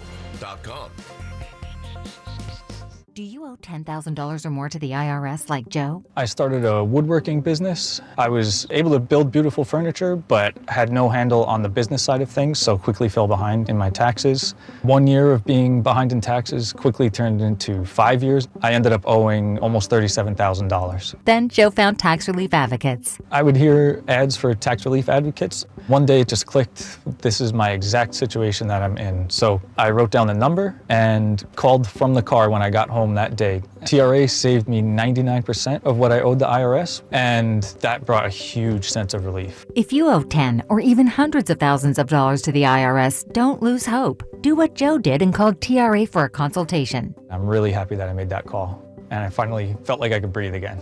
Visit TRA.com or call 800-513-5321. 800-513-5321. That's 800-513-5321. Must qualify for enrollment. Results may vary. This is Boomer Esiason with an Odyssey Sports Minute. The Spurs and Knicks clash tonight in Las Vegas for the NBA Cup and prize money worth more than $500,000 per championship-winning player. The Spurs, behind Victor Wembanyama's inspirational return, toppled the nearly invincible OKC Thunder in their semifinal. The Knicks ousted the Orlando Magic. It's a silly, meaningless tournament, of course, we all know that, but if my Knicks are in it, let's win it. I'm Boomer Esiason. 94 WIP HD1 Philadelphia. Live from the Tasty Cake Studios. An Odyssey sports station. This is Hugh Douglas and Joe Giglio on Sports Radio 94 WIP. Sports Radio 94 WIP. This is the Midday Show. Hugh Douglas, Tom Kelly in for Joe Giglio today. Good morning, Hugh. What's going on? Good morning, TK. Good morning, Philadelphia. How everybody doing? Hey, man, I don't know if y'all been following the story, but what they doing up there in Ann Arbor, man? Like, yeah, we were talking a little bit about this during the pre-show meeting here. Hey, interesting. What they doing in Ann Arbor, man? Coach Moore was up to out there in Ann Arbor. Coach Moore was what they call a freakazoid. Yeah, I haven't followed the story, so I'm assuming I shouldn't go to you for more information on this. You problem. can, but it's probably better we don't. Well, yeah, because I know the kids at school right now, and the parents, they usually pick up on my innuendos. But well, you're not that subtle here. I mean, I think I'm subtle. I think I'm pretty subtle. But I was talking. Me and Blue Jeans were kind of kicking it around. Blue Jeans, and when I get in this mode, he really don't like to have these conversations. But I just had a lot of thoughts on my mind, man. Like, you're a thoughtful guy. When you think about the situation, you kind of winning because it's, everybody, all parties involved kind of know they know what's going on. Mm-hmm. You know what I mean? Right. And so you kind of winning from that perspective. So, you got the triangle thing going. But when you try to go for the quad... Dog, what are we doing? You got the trifecta, but you trying to go for the quad, though. A little greedy. You know what I mean? Like, what's wrong with you? Like, you got the like. I'm not saying that most married men are like this, but if you were, you got the trifecta. Well, ambition's certainly not a problem. You know what I mean? For it's Coach like, Moore. dog, what are you doing? What are we doing? Well, he's an ambitious guy. So there you go. That's our breakdown of the situation out in Ann Arbor. I kept it clean, though. I kept it clean. You did a good job. Kyle did a good job. I still got to get a message. I'm proud of you. Kyle's giving us the desk there. His monies. Yeah. Oh, Kyle, 800 pennies. Got to make Kyle sweat a little bit. 215-592-9494. Kyle just like, the show just started and this is what we do. If you want to get in. But a lot to get to throughout the course of the show today. Obviously, a lot of talk about the Eagles yesterday. We'll have Coach Nick Sirianni's press conference coming up later in the show. He'll speak at 12:20 today. Ross Tucker at 1, Devin Caney at 11. But when you look at these last three games of the season, Hugh, I think the Eagles are in an interesting position because they're an anomaly. They have 2 games with Washington, obviously 1 game at Buffalo, and seemingly not a ton to play for. Like, you look at the projections, it feels like they're not locked into the 3 seed, but I think it's like a 65-70% chance that that's where they're going to end up here. And you look at what happened on Sunday toward the end of the game, last play of the third quarter, we all saw what happened. Jalen Hurts goes down, limps off the field, comes back out for the fourth, throws the touchdown pass. But I want to know from people today, and I think it's interesting to see where people come down on, What do you do if you're the Eagles moving forward? Because you saw what happened with Jalen. You saw, how quickly things can change and he could potentially go on the shelf here. What do you care about more in these last 3 games? Keeping Jalen Hurts healthy, making sure he gets to the playoffs ready to go, or trying to win all these games and get the best seed possible? And if you want to get into 215-592-9494, 215-592-9494, what is more important to you? Winning these games, playing good football, or keeping the quarterback healthy for the postseason? And I'll ask you to start the show, Hugh. Where do you come down? Winning What is these more games, important? playing good football, TK. We have not played good football. Like, we've been lying to ourselves all season long. Jalen feels like, for some that he's turned the corner as far as, the way that they're performing. I need to see a little bit more. It's a good start. And this offense has lost the luxury of being able to rest and say, okay, this is what we're going to be. We still don't know what this offense is going to be. We don't, because everything has happened late in the season. The running game looked like it got started late in the season. We got 6 weeks in, we got 3 games left. So 5 weeks ago, and when we played L.A., it looked like the running game was going. But that was the first signs of a running game the whole season. 12 games in, that's the first time we saw we had a running game. So now you have that game, and that was something to build off of. Even though we lost and had 5 turnovers, that's something to build off of. That was a good start. Okay, so now you have the Raiders coming to town. And again, the Raiders, they're a professional football team. I know that they had their own things that they were dealing with, and, it probably some people call it perfect timing. So we go out and we play that game well. We run the ball well. We run the ball over 40-something plus times. We throw the ball with efficiency.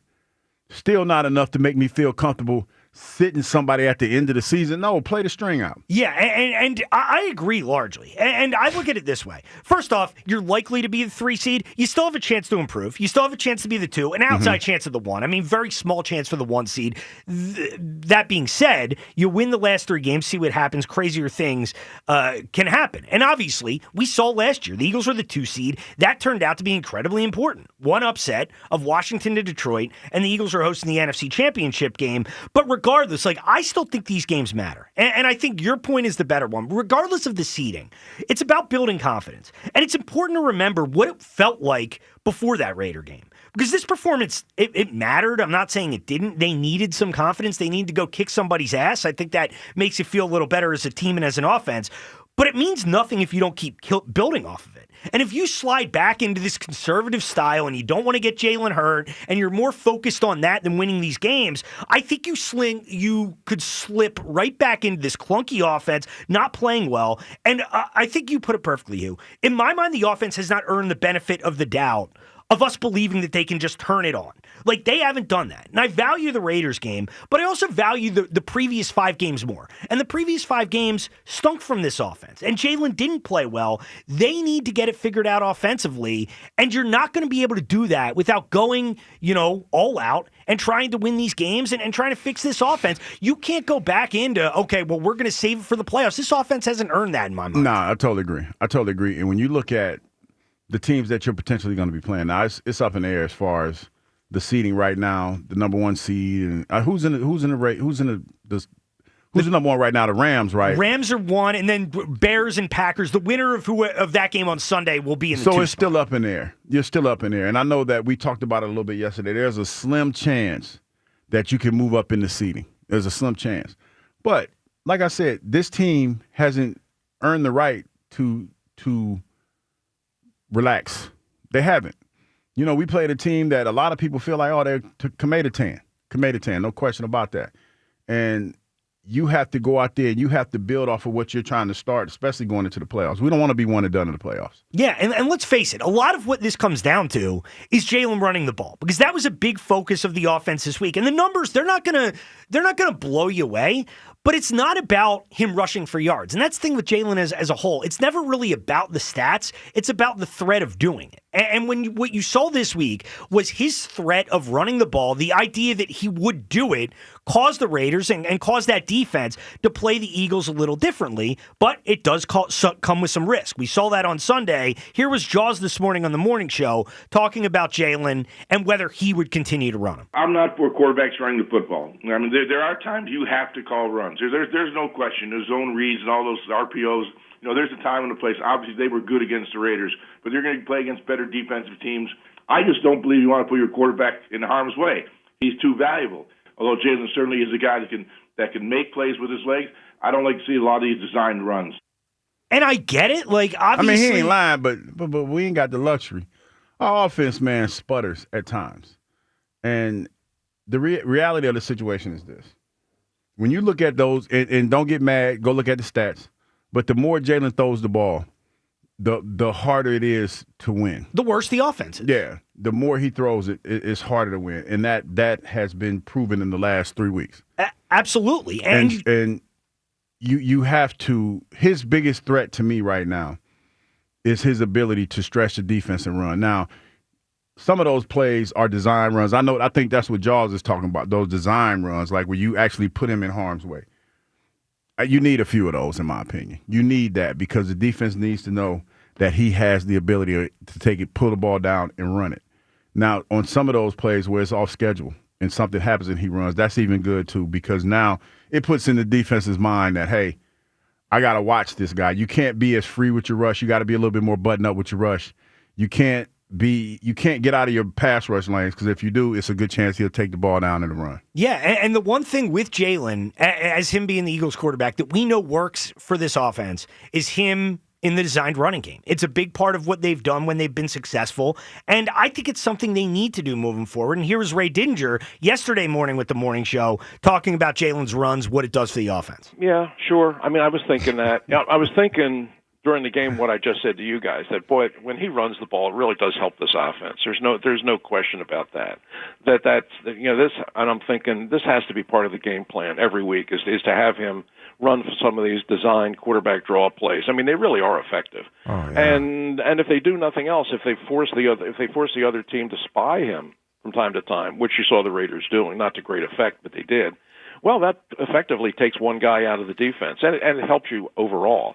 So all of that stuff is important, and I was glad to see it back in their offense. And then, of course, he takes off on that final run, and then he goes down awkwardly and limps off. And he comes back and throws a touchdown pass, so it wasn't too serious.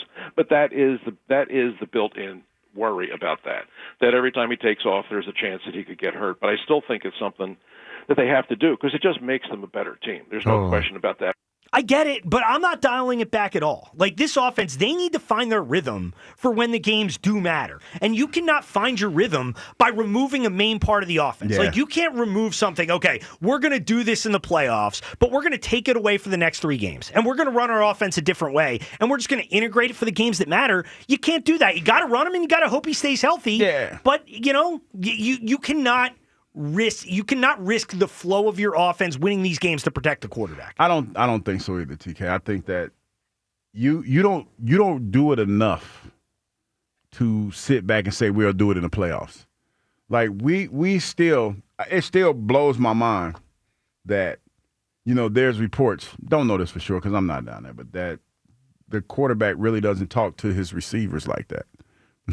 And then you see stuff where him and AJ are hugging on the sideline. That's great to see, but when you're getting reports down there that there's not great communication between the two guys, I don't feel comfortable saying that all of a sudden, we're gonna shut this down, we're gonna not do this, and then we're just gonna all of a sudden do it in the playoffs. No, I don't believe in that. Yeah, you can't do that. I mean, you got to run your offense. You got the offense. Let's be honest about it. For 14 games, they haven't been very good. For the last 5 games before the Raiders game, they've stunk. You cannot just say, okay, well, we're going to go on cruise control into the playoffs, and we're going to figure it out then. They haven't earned the benefit of the doubt. You got to make that a main thing of your offense, and you can't be worried about Jalen getting hurt.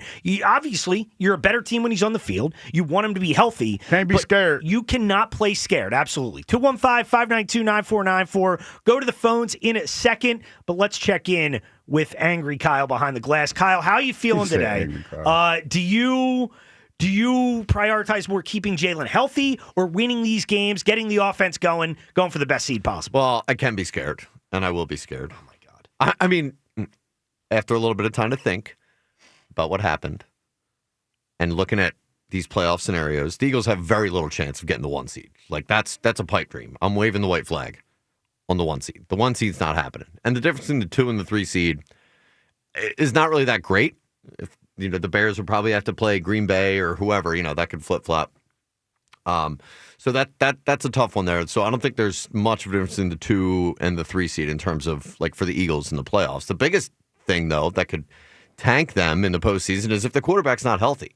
The best chance the Eagles have of going on a deep playoff run and winning the Super Bowl is with Jalen Hurts healthy and at his best, and that does mean running him in the playoffs. And I think you can just implement that into the game plan, even if they haven't been doing it over these last 3 games. Like, if after he pulled up a little bit gimpy, I guess you get spooked a little bit with you don't want him to keep running on that as much as they did in the Raiders game and have it wear him down. And you definitely don't want him to get like a significant injury that keeps him out of any postseason game. So I think you got to dial it back a little bit. And then, look, you win 1 game, which you probably still can without running Jalen Hurts a ton, or the Cowboys lose 1 game, you're locked in to at least the 3 seed. And that means you can rest your starters in Week 18. They need that. You're not getting the 1 seed, so you're not getting that bye week. And this team that's coming off a Super Bowl run last season, they need it. Like, they need to get guys as fully healthy and rested for the postseason as possible. So they'll have a chance to do that in Week 18. And I can't have that being with the quarterback injured. So, like, I'm almost like, forget about running him a lot and seeing this offense look really good again over the next few games. I just need Jalen Hurts to be healthy. Well, I feel like if that's the situation going into Week 18, we can have that discussion then. And I think you're probably right. If the Eagles go into that week with nothing to play for, they're not going to play guys, and that would be the right move. But first off, the 2 versus 3 thing, I disagree that that's not a big deal. I mean, the difference between having a divisional home game, a game against the Bears or the Packers at the Link as opposed to going to Lambeau or going to Soldier Field, I do think is a big deal. And as far as the other part of it, like these next 2 games, even if we forget about the seeding part of it, doesn't the offense need to play well? Yes. Like, don't they need to so. look good? Because that's the thing, Hugh. If they go back to not running Jalen, the offense looks bad, and the negativity ramps back up within the NovaCare and outside of the NovaCare, nobody's going to feel good. They need to play well these next couple weeks, and I don't have confidence this offense can without Jalen running being a part of the offense. I totally agree. When I look at the last 2 games that we played, Jalen has been a huge factor in partly the success. Whether I know we didn't win the last game against the Chargers, but when you talk about his contribution and his runs, he didn't run that much in the game against the Rams. Excuse me, the Chargers. I keep getting the LA's mixed up. It's all good. But he didn't run that They're much against the Chargers. Anyway. But when you see his running ability in the last game, that's huge. I think that's huge, and that's something that as a defender, an old defender, you have to defend against. You can't let this guy, knowing that he can run around like that, it makes you have to stay sound in your rush lanes, and you can't rush all willy-nilly because if you lose outside contain on a guy like Jalen, he can run for a first down on you. Absolutely. And hey, I mean, you need to run him. And you don't want him to get hurt, obviously, but that cannot impact the way that you're playing these games and the way that you're running your offense. Because I think if there's anything we have learned from this season about Jalen, I think it's pretty clear that if he is not using his legs consistently, if he's not a part of the run game from a game plan perspective, he's just kind of like another guy. Like, he's not a special quarterback. You cannot take away the part of Jalen Hurts that makes him special. And I think the Eagles have done that too much this year, and I think it needs to stop regardless of the situation. 215-592-9494 if you want to get in. Do you want to dial Jalen back to keep him healthy, or you doing whatever you need to do? Go all out for these wins. Would love to get your take. Let's get it started with Chris in Middletown. What's up, Chris? Chris. Morning, man. Welcome back, Low T. Oh, yeah, I got to get to Hugh with this Low T thing. No, I didn't give you that name. Yes, you are. You have given me that name.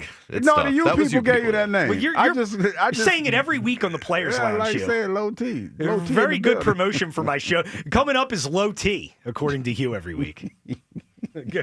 Continue, Chris. Sorry. Okay. All right. Sorry, didn't mean to trigger you there. Guys, it doesn't take a genius to see the higher seed does way better in the playoffs. So, all right, to all the listeners out there, grab your pen and pencil and a piece of paper, because we're going to do some math here. We like to do math, right, Hugh? Like the math's got a math, right? Low IQ listeners, like you people, you're not going to be able to follow this, and you're probably going to get lost in your mom's basement. So y'all just, do what you do. Go use your fingers, okay? Let's look at the last 10 years, though, guys. All right? I think that gives us a good sample of today's current NFL. And in the last 10 years, you've had two teams in the Super Bowl, because that's what we're really talking about. What gives us the best chance to get to the Super Bowl? So out of 10 years, you got two teams, so you got 20 teams. 9 out of 10 years, the Super Bowl teams were at least a 1 or 2 seed, meaning one of those teams in the Super Bowl was either a 1 or 2 seed. Out of 9 out of 10 years. So those are pretty good odds. So that tells you really want to be the 1 or 2 seed. The only anomaly of all of this was 2021 with the Rams and the Bengals. Well, now, Chris, I do think, though, just real quick, I do think you got to focus on like the next 5 years, the last 5 years, because prior to that, it's a little skewed because, the extra bye week for the 2 seed. Okay. Well, even if you want to play that game, if we go to past 5 years, you've only had that again. So it's 4 out of 5. Okay, so it's 80%. I'm going to stick with 10, though, because those are the numbers that I broke down. Okay. I didn't compare to the other numbers, right? So out of those 20 teams, out of those 10 years, 11 of them were 1 seeds. 5 of the 20 were 2 seeds. So that means 16 out of 20 were 1 or 2 seeds, okay? The only 3 seed, this is where Kyle's mustache is wrong, when he says it's okay to be a 3 seed. No, only 1 3 seed in the past 10 years made the Super Bowl. I don't like those odds, okay? I'd rather stay in the 16 out of 20 or 80% likelihood if you're a 1 or 2 seed, you make the Super Bowl. They're not getting the 1 seed. No, but 1 or 2. The 1 or 2 seed. 1 or 2, Kyle. 1 seed gives you 55%. 2 seed gives you 25%. What about the 3? The 3 seed is 1 out of 20, Kyle. 1 out of 20. That is a 5% chance of making the Super Bowl if you're a 3%. If you're a 3 well, first of all, who cares anyway? Are you a numbers nerd now all of a sudden? Or are you a football guy? It's only facts. It's not really. It's just it's a percentage chance that's arbitrary. Who cares? I know. It's only facts. Because all right. Well, okay, Chris. Then all right. Then answer me this.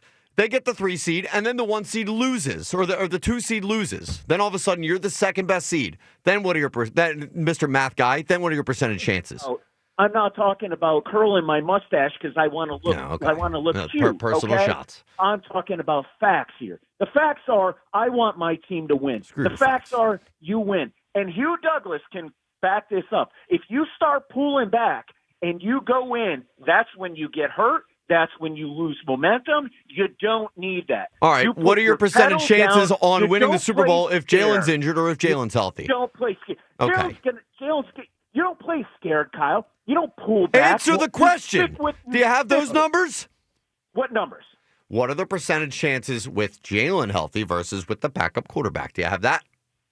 If I listened to the past few weeks on the airways, I think we would do okay. I didn't ask you about this. That's not what I asked you. Keener McKee.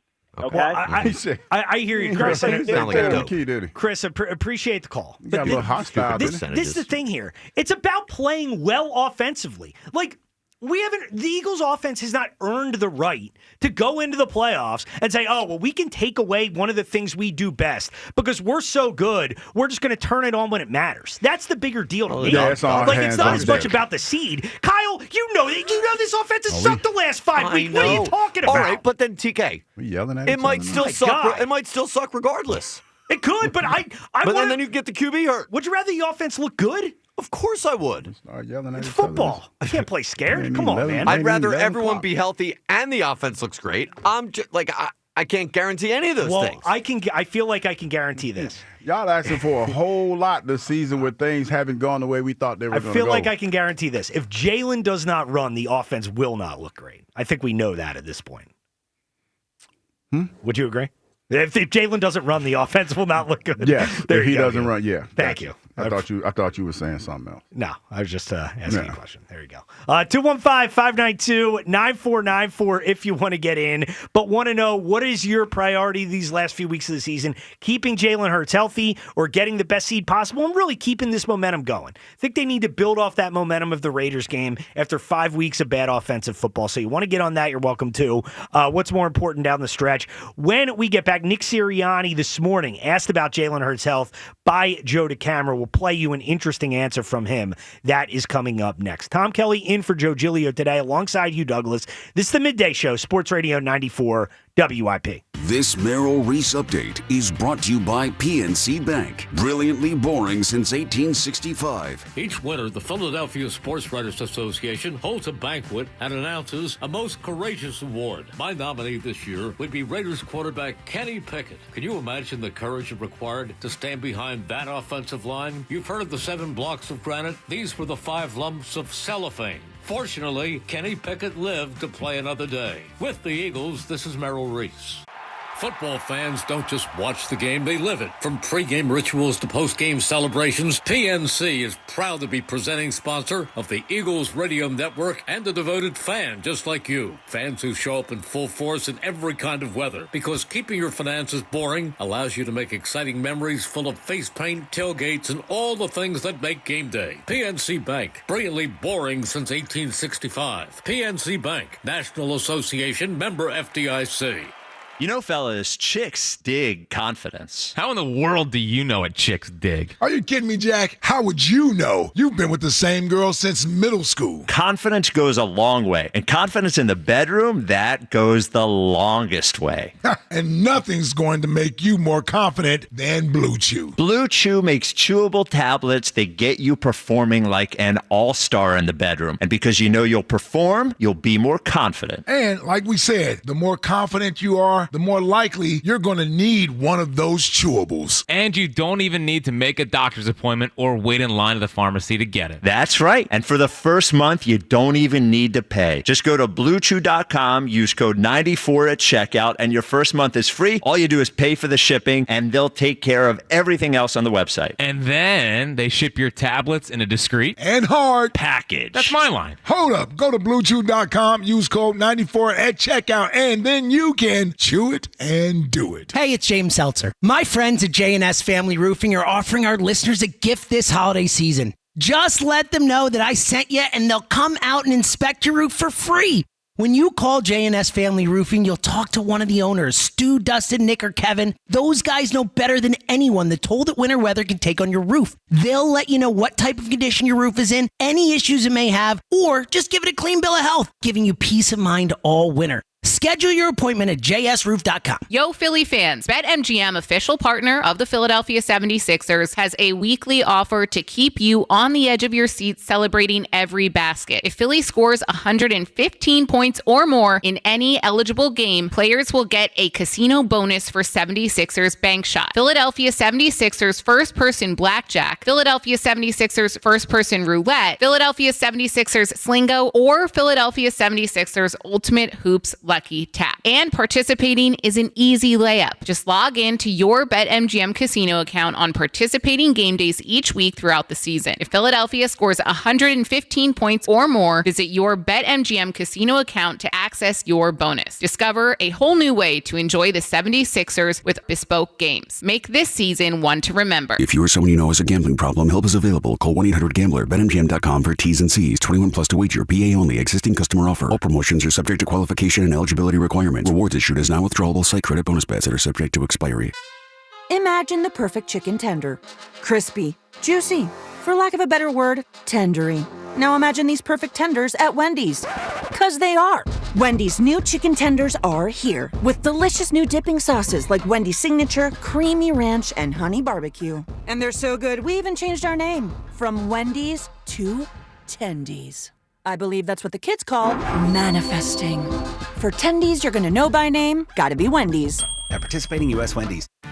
This is the story of the one. As an HVAC technician, he and his digital multimeter are in high demand. So when a noisy office HVAC turns out to be a failing blower motor, he doesn't break a sweat.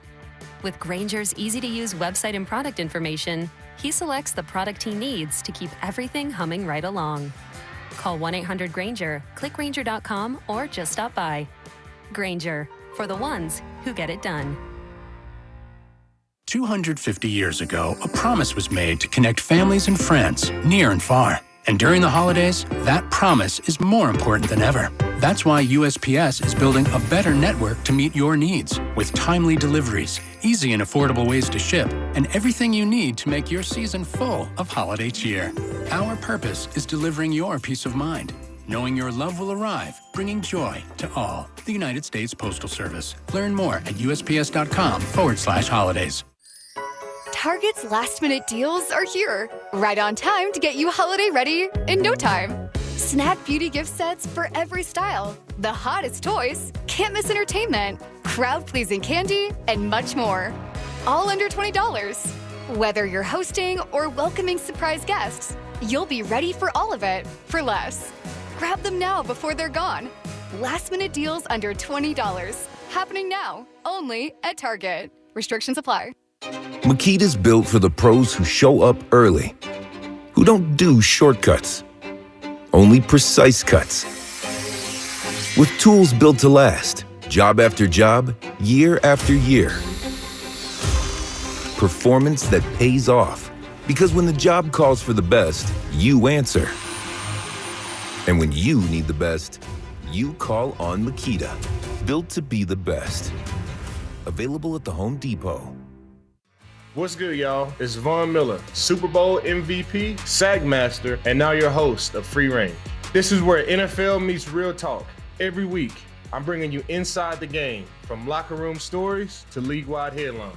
You want football IQ, locker room insight, and real conversations with the people shaping the league? Welcome to Free Range with Von Miller, where nothing is off limits and every down counts. New episodes every Wednesday. Listen and follow Free Range with me, Von Miller, wherever you get your podcast. Back to Hugh Douglas and Joe Giglio on Sports Radio 94 WIP. It's the Tom Kelly Show. Just to let you know, 94.1 on the radio. All right, let's go. Low T in the building. They need to make a new one with Low T. Low T in the building with the air horns. No way. No Low T. No. That's not being entered into any Tom Kelly song. I just think it's funny, man. That's not If someone wants to make that, you know, I will play it. Kyle, shut up. Shut Chat GPT.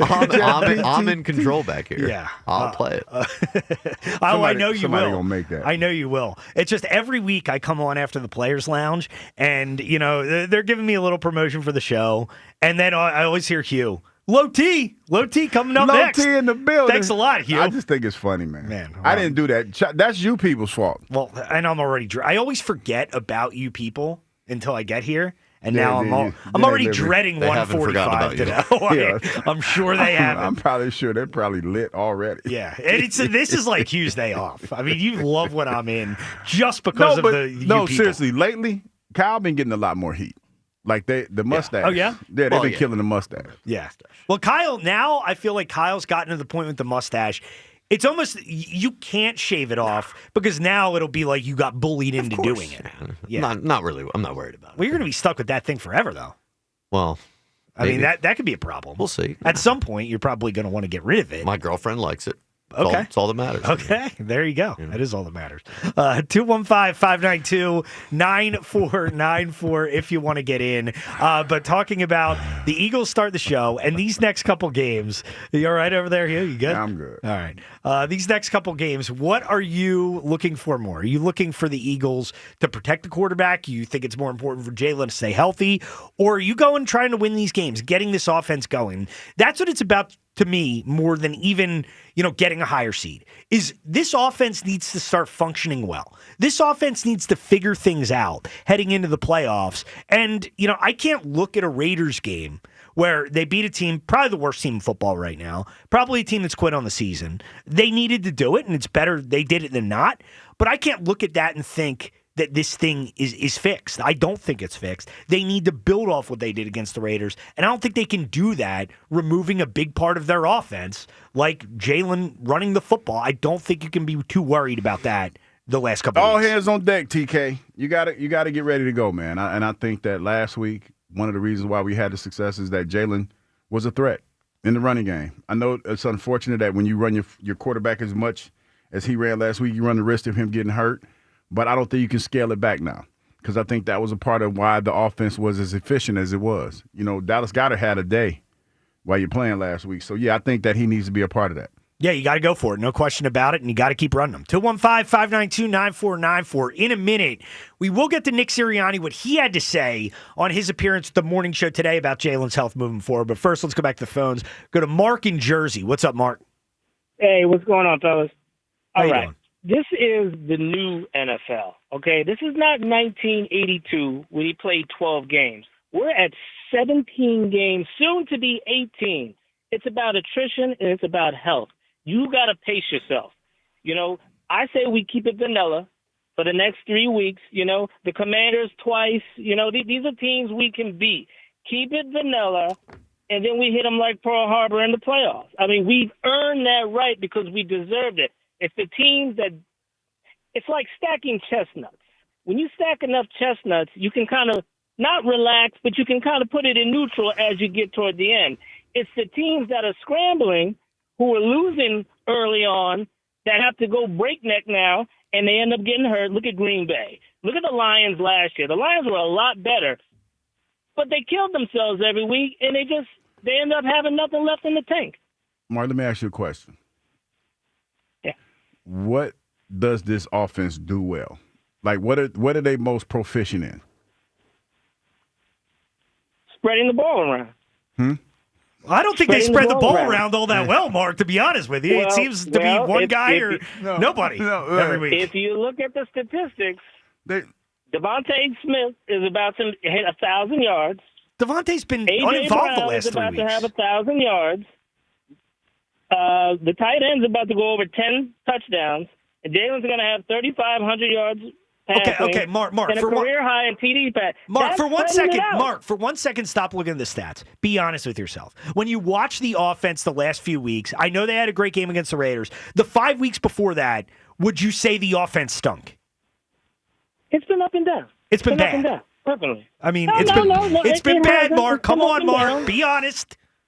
I'm being the Cowboys game. Okay, we That was one lost, quarter. but statistically, we look fine. Jalen didn't turn the ball Wait a over. He minute, had hold like up, dog. 290 yards Mark, receiving. did you say statistically we look fine? Do you know where this offense is ranked? You got to stop looking at that. How many wins Wait a minute, do hold we up, have? Mark. Stop Mark. look- So That's huge. you can look at the stats. You can look at the stat sheet, but I can't. Don't look at that. You. I'm You. just asking. Don't look at the bad stats. Yeah. I'm just asking. Well, I do Let think me- it's. Let me say one thing. No, you got it. The Those floor is yours. Go ahead, Mark. They're skewed. All those teams that are at the top statistically, they're losing. Okay. They're losing during So the game. so wait a minute, Mark. Since we're I mean, talking look at about Dak wait a Prescott. minute. Dak Wait a minute, Prescott, he's Mark. losing. Let me stop. So Mark, since the stats are skewed, right? Since you just said the stats are skewed, why are you throwing out A.J. Brown and Devontae Smith's almost going over 1,000 yards in this season? Do you think either one of them going to the Pro Bowl? Because I can play that role too. Wait a minute. And I just showed you that. That's like why. the That's the why. season that you're having, the season that they're having, do you think any one of those receivers are going to the Pro Bowl? Who's going to the Pro Bowl? Who's going on the Pro Bowl? It depends on injury. It depends on some Wait a people minute. don't want to Mark, go. You know how that goes. Mark, I'm asking though. Okay, initially voted in. Who Devontae will make it, and so will Goddard. He's going to have 10 touchdowns. He'll definitely make it. Devontae making it to the Pro Bowl? I think he might. I think he might. I mean, he's right that injuries He's got could a get these shot. guys. Like, He's they got a could fall shot. backwards No, into it. but Goddard's I'm probably the best chance. I appreciate the call, Mark. I would say Devontae over the last couple weeks probably maybe costing him a Pro Bowl berth. But this is the thing. Like, okay, you can say the idea that, the teams that lead in stats aren't winning games is just not true. Like, the Rams are the best offense in the NFL. You know what the Rams also have? The best record in the NFC right now. How many receivers go? Puka's going to the Pro Bowl. Yeah. I haven't even. Devontae Adams probably going. But if the Rams go to the Super Bowl, he's not going to play. Like, guys back out of the Pro Bowl. But no, that's not the point that I'm making. Yeah, okay. I'm talking about initially voted in. Like a Pro Bowl. Yeah, Like you know what I'm talking about? Right, I'm talking about Pro Bowl season. Yeah, it's probably just Goddard. Yeah. Yeah. And probably defensively, I think Nakobe Dean should go, me personally. But it's not – the point that I was making is this. Ain't too many Eagles going to the Pro Bowl. No. And also – and this offense, statistically is not as efficient. As a matter of fact, Mark, if I don't have the stats right in front of me, but I'm willing to bet that the Eagles offense is probably 25th to 32nd as far as the total rank in total offense. There's passing, maybe, Yeah, like in total, like somewhere, like the point I'm making is somewhere at the bottom. Yeah, definitely. And first off, who cares about Pro Bowl berths? Like, nobody cares about guys going to the Pro Bowl. So that's first off. And second off, man, like, let's just be honest. Like, and stop looking at the stats. The offense did not look good for 5 weeks. They had a good game against the Raiders. Definitely a step in the right direction. I'm not saying it's meaningless, but it is meaningless if you don't continue to build off of it. And if we just, have this idea, everything's fixed, we can just do what we did against the Raiders in the playoffs. I just think that's crazy. 215-592-9494 if you want to get in. But obviously something to watch now as we head into the game this week against Washington. Short week on Saturday, Jalen Hurts' health. Now, Nick Sirianni on with the morning show this morning. Joe DeCamera asked Nick about Jalen, where he is health-wise right now. Here was Nick's response. Is he going to practice today? You guys are speculating there a little bit. He came in and threw a dime the very next play for a touchdown, and then he came out because of the lead that we had. So we looked through everything, and we're walking through today just because it's a short week. Looking forward to a really good practice. No, it's nothing to see here, Hugh. I mean, Jalen's totally fine. Speculating. Well, if we're going to recklessly speculate, then Jalen's playing. So all of this is moot. Yeah. It's nothing happened. Jalen's playing as far as coach is concerned. And that's the thing. If he's fine, then he should run. Well, I mean, hey, just because he's coach playing said doesn't we're mean speculating. He's well, I know. But he also didn't answer the question on whether he's practicing or any of that, or whether, I will he's say like, this. okay. As far as being healthy, nobody's healthy. They're functional. Like everybody's banged up this time of year. Yeah, but I think there's a difference between Hurts' health before this week and after coming up. It's different between being hurt and injured. Right. Like if he's injured, that's what we're talking about. He's definitely hurt. But being hurt, I think, plays into whether or not they should keep running. or not. Being injured. It's worse to be injured than hurt. Like hurt and injured are two different things. Yeah, I'm invoking Coach Billy Joe. That's what my coach used to say that to me all the time. Right, but if his knee's not right and there's a charred ankle and there's a chance you can make it worse by continuing to run him, then that matters. But that's what I'm saying. That's injured. If you're injured, that's how you make it worse. All right, well, then he's injured. Whatever you want to call it. No, it's a difference. Listen to what I'm saying. No. When you're hurt, you might be a little banged up, but you can still go. You know, like when you start, like say for instance, if you're a runner, you know how when you wake up in the morning, your leg, your muscle a little sore or whatever, you're hurting. You're not injured. You're just hurting. And once you get going, the juices get to flowing, you're fine. He's probably more in that realm than anything. Right. If he's injured, that means really speculating. And if I am recklessly. And if the idea with his injury is okay, well, we're going to have one or two less designed runs. Okay, I can understand that. But what I just can't get to is you can't completely remove this from your offense. Like you just can't do it. If you're trying to find a rhythm and you're trying to figure out, and that's to me what the next 2-3 weeks should be about. And as Kyle said, there's a very real possibility that they go into week 18, nothing to play for. Then yeah, of course you're going to sit everybody. But the next two games in particular should be about what is an offensive formula that we can use in January and February? Like, what can we do well? And I just do not believe that you can figure that out and totally remove Jalen running the ball. It needs to be a part of it. And sure, if you want to do one or two less designed runs, fine, but he needs to be a part of the offense regardless right now if you're going to figure that out. Let's go to Anthony in Southwest Philly. What's up, Anthony? Fellas, CK, what's up, man? What's up, Anthony? How you doing, man? I'm good. Hey, Hugh, you went off on me a little bit last week, but I'm here to I'm back, baby. I went off on you? What did I do? No, Typical. You ain't go off on me. I'm just kidding. You told me my answer was a little long-winded when I was. Oh no, you probably was a little long-winded. Oh, but no, I remember. Yeah. Land the plane. Hey, listen, long talking. Listen, no, but listen, I'm on with TK today. I ain't gonna get long-winded, but I call into a show regularly because one of the things I think, Tom, you do better than anybody on the radio is you give people an opportunity to speak and then you move on. And I appreciate that as a fan that calls into the radio on a regular basis. This is what I do. I love my Eagles. Here's what I have to say, and this is the point that I was trying to get to last week, and I'm cracking up as I'm listening to you guys because I think rightfully so, right?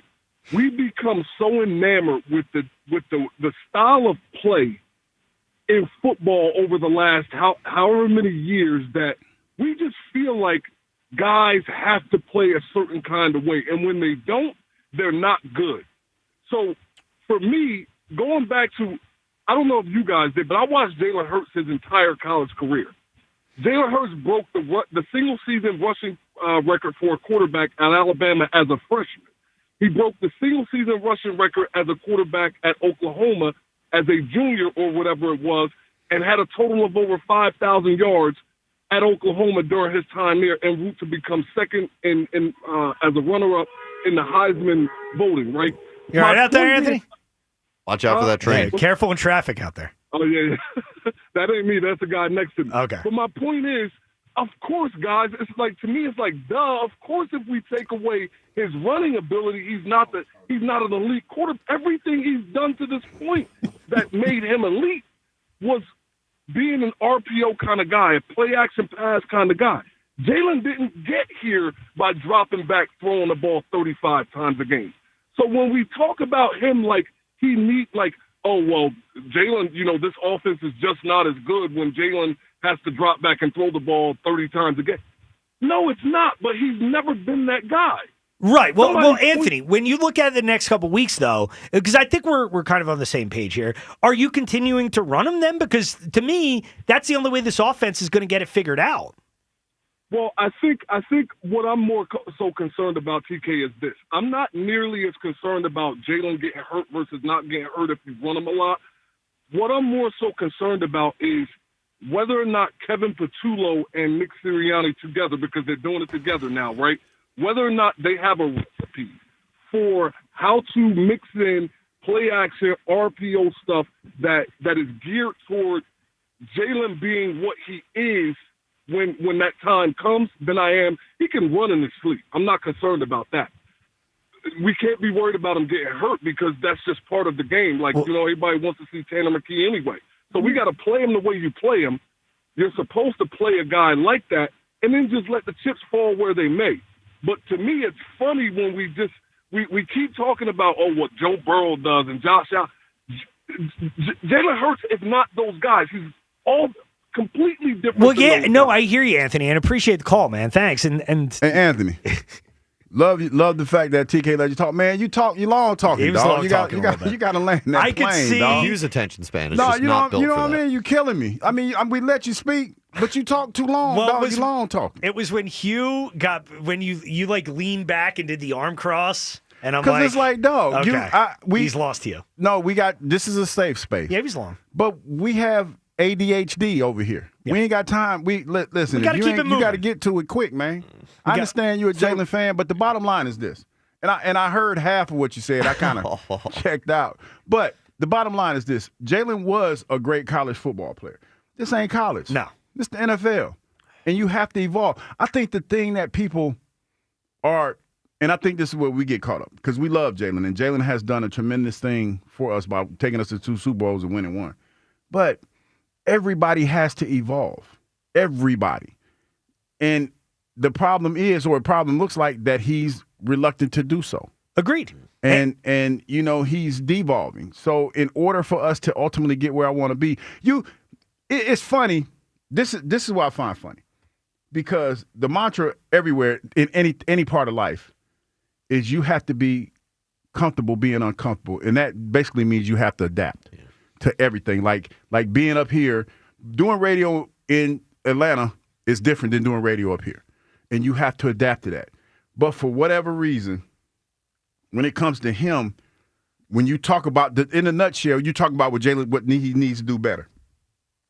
But for everybody that talks about Jalen, it was good. It's good enough. No, it's not. And and everybody that has played this game, not trying to Ryan Clark anybody, but anybody that has played this game tells you every time that we talk about this that it has to be better. It has to be. They didn't say it was bad, But in order for you to evolve and be better, you have to be different. You can't be the same. It's impossible. And I think I actually think with Jalen too. Like I think he wants to be something that he's not sometimes. Like if the reports are true that he doesn't want to run as much, there's no reason to not believe them. Like Jeff McClain, Jimmy Kempski, these guys have covered the team for a long time here. I just think that Jalen needs to understand what makes you special is your legs. Like what makes you special is your ability to run the ball. If you take that away, you're just not a great quarterback, to be honest. I don't disagree. So, unleash that in the postseason. He can run as much as he wants in the postseason. These games don't matter enough but do you for really me to want risk that. Go into the playoffs? Yes. Everybody miserable guys, and the offense playing bad. I don't want to go in the playoffs like that. I got news for you guys. There's 3 weeks left. All this stuff about begging and wanting the offense to look good and all that stuff, that feels like it's over with now. I don't think so. It is. Look at what they did on Sunday. Give up the dream. Build off what you did on Sunday against Washington and Buffalo, Kyle. Come on. Like, this is where y'all, now I got to be a drunk uncle at the barbecue. Oh, no. Because what we accomplished this weekend was big, but it was not good enough. Let's be honest. They gave up.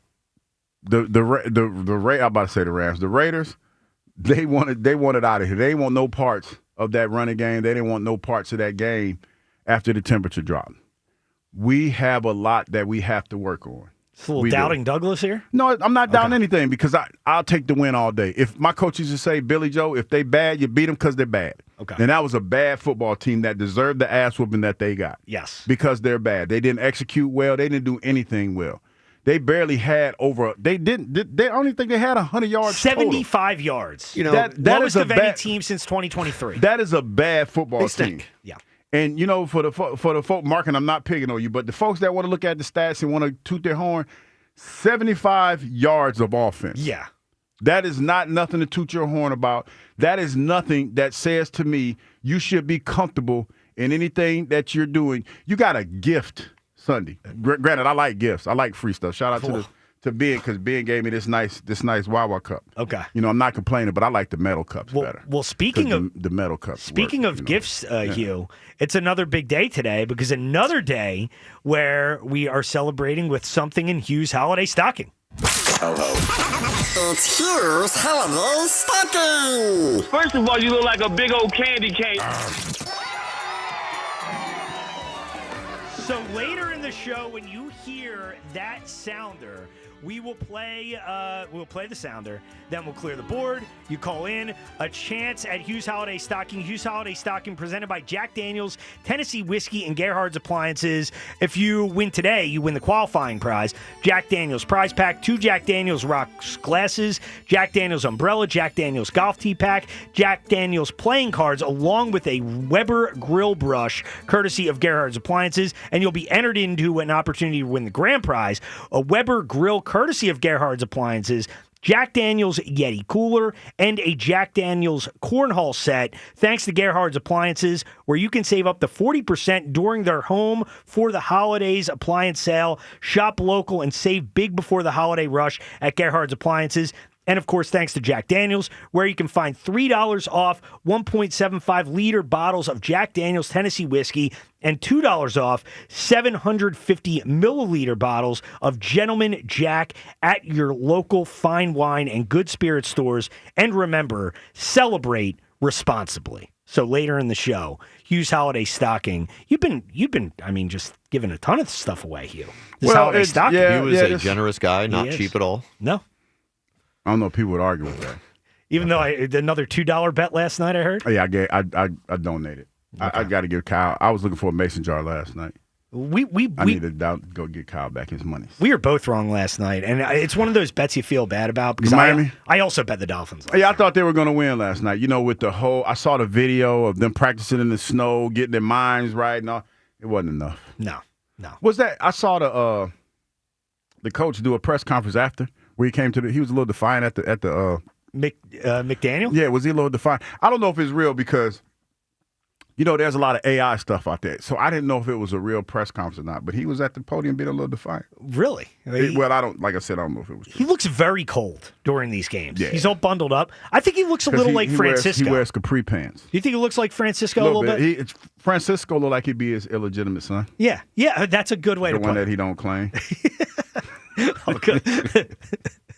Sorry, Fran. 215-592-9494 if you want to get in. Get back to all your calls. Do you want the Eagles to prioritize winning these games, getting the offense right, building off what they did on Sunday, or Jalen's health? Are you dialing back the run game, making sure you keep the quarterback healthy for the playoffs? Your take on that. Also coming up, Devin Caney will join us. We'll get her take on this and more of your calls. Tom Kelly in for Joe Giglio alongside Hugh Douglas. It's the Midday Show, Sports Radio 94 WIP. Y'all checking out that holiday shopping list? You know what? Wawa got you covered with gift cards that don't need wrapping. Like gift cards for Wawa fans in your life and for fans of top brands like Roblox, Visa, Sephora, and a whole lot more. Gift cards make a perfect gift for the coworkers, the delivery driver, and even a family gift swap. You know, when you're swapping those gifts on Christmas Day. For holiday shopping made easy, stop at Wawa, your one-stop gift card shop. See store for details. Gotta have a Wawa. Time for another season of Schwar Bombs. Continue to keep pushing for a world championship. And it's another grand slam for Kyle Schwarber. Welcome back, Kyle. What else for a player can you ask for? Talk about it here on your exclusive home for Phillies baseball. Sports Radio 94 WIP. Yeah, I couldn't be more excited about it. This holiday season, before you unwrap new projects around your home, remember one simple gift you can give yourself: safety. If you're planning a holiday project like building a patio, putting up a fence, a basketball net, or mailbox, contact 811 before you dig. Pennsylvania One Call makes it quick and easy. They'll mark underground lines, helping you avoid costly damages and keeping your holidays bright. So before your next project, contact 811 or visit pa1call.org before you dig. It's quick, it's easy, and it's the law. Ready for action, hockey fans? BetMGM, an official sports betting partner of the NHL, is giving players another reason to lace up and hit the ice this season. BetMGM is adding extra excitement to the goals, the checks, the face-offs, and the breakaways with special promotions, new features, and more. Log in throughout the season to find odds boost tokens, no sweat tokens, and parlay boost tokens in your account to amplify your winnings. Enjoy enhanced product features like Dark Mode 2. Log into BetMGM, an official sports betting partner of the NHL, all throughout the hockey season to see what's new. BetMGM and GameSense remind you to play responsibly. If you or someone you know has a gambling problem, help is available. Call 1-800-GAMBLER. BetMGM.com for terms and conditions. 21 plus to wager. Pennsylvania only.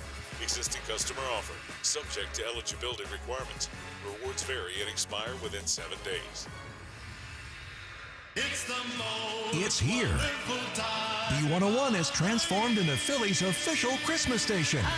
Relax and unwind with your holiday favorites 24 hours a day, all the way through Christmas. Tell your smart speaker to play B101. This holiday season, give the person you love a gift that lasts a lifetime. At Cozy Jewelers, thoughtful craftsmanship is at the heart of everything we do. Whether you're creating a custom piece made just for them or choosing something timeless, like a beautiful pair of diamond earrings, we're here to help you make this year unforgettable. Family owned, trusted, and dedicated to quality. Cozy Jewelers is where meaningful holiday moments begin. Visit Cozy Jewelers today. And remember, gotta be cozy for the holidays. Nationwide is so much more than a great insurance company. They're one of America's largest financial services companies. Like how I'm more than just Peyton Manning. I'm also motivating Manning, and you too can be so much more. Nationwide Investment Services Corporation, member FINRA, Columbus, Ohio. Hey, Joe DeCamera here. Let me tell you about FanDuel Sportsbook in partnership with Valley Forge Casino, the #1 sportsbook for same-game parlays. From points and rebounds to threes and assists, FanDuel is the place, the best place, to combine your bets for your favorite picks into a same-game parlay or track every stat line all in one easy-to-use app. And right now is the perfect time to join because new customers get $150 in bonus bets if your first $5 bet wins. What a deal. $5 bet, you win it. You also get $150 in bonus bets at FanDuel.com/hammer. That's FanDuel.com/hammer for FanDuel, the official sports betting partner of the NBA. FanDuel.com/hammer. With FanDuel, the official sportsbook of 94 WIP. 21 plus in President, Pennsylvania. First online real money wager only. $5 first deposit required. Bonus issued as non-withdrawable bonus bets, which expire 7 days after receipt. Restrictions apply. See terms at sportsbook.fanduel.com. Gambling problem? Call 1-800-GAMBLER. At Straight Talk, we know the holidays are your time to say yes. So why put up with a wireless company that makes you say Out of data? Or no service here? Switch to Straight Talk and say yes to real unlimited data on a reliable 5G network covered by Verizon. And with a free 5G phone when you activate select plans, someone else in your family can say yes! Available at straighttalk.com and Walmart. Based on RootMetrics State of 5G Report, United States 1H 2025. Experiences may vary. Not an endorsement of Verizon. For network management practices, visit straighttalk.com. Welcome back to Winter Hack Radio, the place for clever hacks to survive the season. Icy driveway? Well, try spreading sand or birdseed to help with traction. Snowy puppy paws? Well, grab a whisk, brush it off, done. Catch COVID-19? Well, just get... Actually, there's no hack for COVID-19. But if you test positive, prescription medications for COVID exist. Ask your doctor if they're right for you. Visit PfizerForAll.com to learn more. Sponsored by Pfizer. This is an important notice to all U.S. taxpayers. The IRS is giving away billions of dollars in tax savings through a federal program called the Fresh Start Initiative to aid delinquent taxpayers. This initiative was established for anyone facing financial hardship and unable to pay their back taxes. Qualifying and enrolling in this program will stop all collections, settle your delinquent tax problem, and even reduce what you owe by thousands of dollars. Call the hotline at People's Tax Relief to see if you qualify and get this free information by dialing 800-922-1284. If you have unfiled tax returns or cannot afford to pay your personal or business back taxes, you can now get the help you need. One simple phone call can resolve your tax problem and save you thousands of dollars. To see if you qualify and to get this important free information, call 800-922-1284. 800-922-1284. 800-922-1284. Must qualify for enrollment. Results vary. Consult with your tax professional prior to enrollment. This is Maggie Gray with an Odyssey Sports Minute. Shedeur Sanders didn't lose his wristband that had the plays on it. Cleveland says the card just fell out, and everything else fell apart too in a humiliating 31-3 loss to Chicago. The offense was disjointed. Sanders threw 3 interceptions. Sanders still looks like a quarterback with traits you can build on, but the consistent miscommunication and dysfunction around him showed just how hard it is to succeed inside the Browns operation. I'm Maggie. 94 WIP HD1 Philadelphia. Powered by the Tasty Cake Studio. This is Sports Radio 94 WIP. An Odyssey sports station. Every Eagles game. Now streaming live on the free Odyssey app.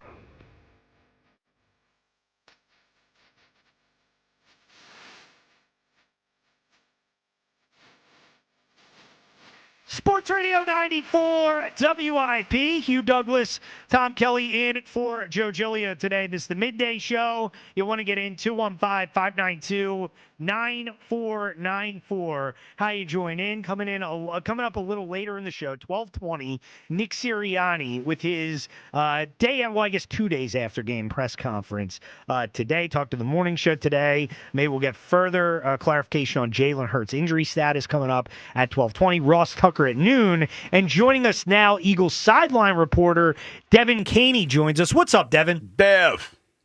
What's up, guys? How's it going? Pretty good, Dev. We're sitting here with my man Low T trying to, cut this thing up. Terrible nickname that he's giving. Terrible nickname that he's giving me here, Devin, because I'm short. My name starts with T. Yeah. Well, look, TK and I or Low T and I, we're hosting the morning show together over the holidays. So, all right. I need to start. Hey, that sounds exciting. I can't wait to tune in. I'm gonna probably be banged up though. We got the Tommy Awards coming back this year. The morning show. Once it's they give me 6 to 10 a.m. here. Once they give me a couple of days off, I'm gonna pull me a couple all night. Yeah, he's gonna be banged up from the night before. Be swinging from the chandelier up in this piece. No Sharon. Moore activities for you though, yo. I don't know. If we get a call from you at like 6 a.m., we'll know. I might call into the show. Yeah, that's Sharon Moore thing. Yeah. But Devin, I'm kind of curious from your purview on the sideline. Did it feel like the offense had found that continuity that they have been looking for so long?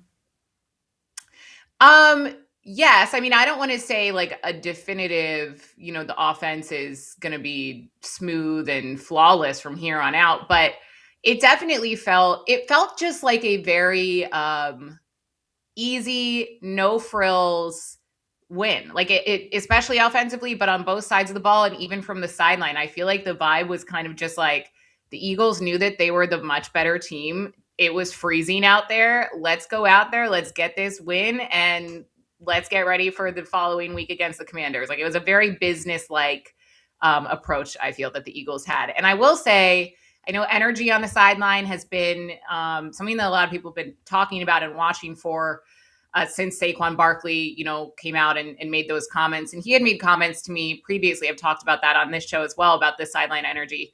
I thought communication on the sideline in this game in particular was some of the best I've seen, at least from Jalen Hurts. Like, he was talking to the O-line when the defense was on the field almost every single time. He was talking to his receivers. He was talking to the tight ends. Like, everyone was communicating, and that hasn't always been the case. So that was really encouraging to see. Yeah, Devin, and when you look at that, and obviously the offense performed well, I think naturally that will lead to better energy. How much do you think is due to just them having success on the field, therefore the energy on the sidelines a lot more positive?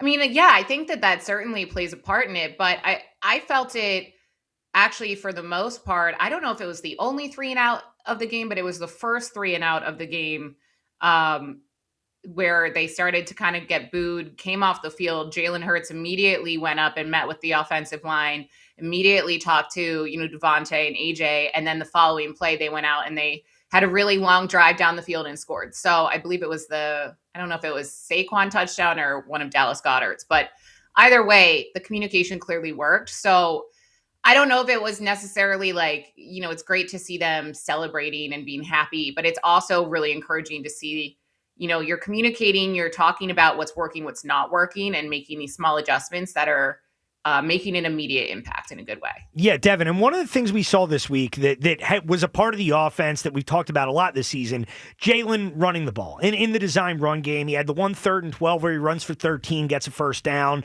Those plays are important to this offense. But when you look at the rest of the season here, the Eagles, they're in the 3 seed right now, chance for the 2, outside chance for the 1. How much do you kind of weigh dialing it back to keep Jalen healthy versus continuing to do it to try to win games and get this offense into a rhythm? Yeah, it's an interesting thing it's a good problem to have. It's an interesting, I guess, problem to think about, because I hadn't really, thought of that until I was listening to your show earlier. I think that when you have opponents like the Commanders, you're going to be facing like a Marcus Mariota, obviously a team that's pretty much dead in the water. And given, that kind of scary moment that happened with Jalen, I think it's tempting to say, let's rest him for here on out. They're going to make the postseason. They're likely going to win the NFC East. So, let's just take it easy. I just think that you could benefit more, and the Eagles could benefit more from now capitalizing on their win and the offense clicking against the Raiders on Sunday. I would like to see more continuity to see if they can repeat it again, even though once again, it's not going to be a very, competitive opponent, or at least we're assuming that's the case, but you never know with an in-division matchup against the Commanders. But I just think that they need to put him out there if he's healthy, if he's fully, like you said, no one's fully healthy, but if he's feeling good, then you should put him out there to at least try to get some continuity going in the offense. Yeah, and one of the other things, Devin, that happened this past week, and still not incredibly successful, but the running game looked better. What did some of those guys in the offensive line have to say about the running game, and do they feel like the Eagles are turning a corner a little bit in that way? I mean, they always remain optimistic. I'll say, even after 3 straight losses and the run game really having a hard time getting going throughout most of the season, we're towards the end of the season here. So at least for me, and I'm not saying this to be negative, I just think that the run game is what it is at this point in the season. I think a lot of it has to do with the O-line not being very healthy. A lot of it has to do with the offensive line, having guys in and out. And some of these guys, like Jordan Mailata told us last week, he's not injured, but he's like, my body's breaking down on me. We all are, because at this point in the season, you just get really beat up. He said it had nothing to do with playing in the Super Bowl. It's an entirely new season, but it's just what happens when you're 16 weeks in. So I think that has something to do with it. And then, there weren't as many penalties. They didn't get behind. I know there were a few moments.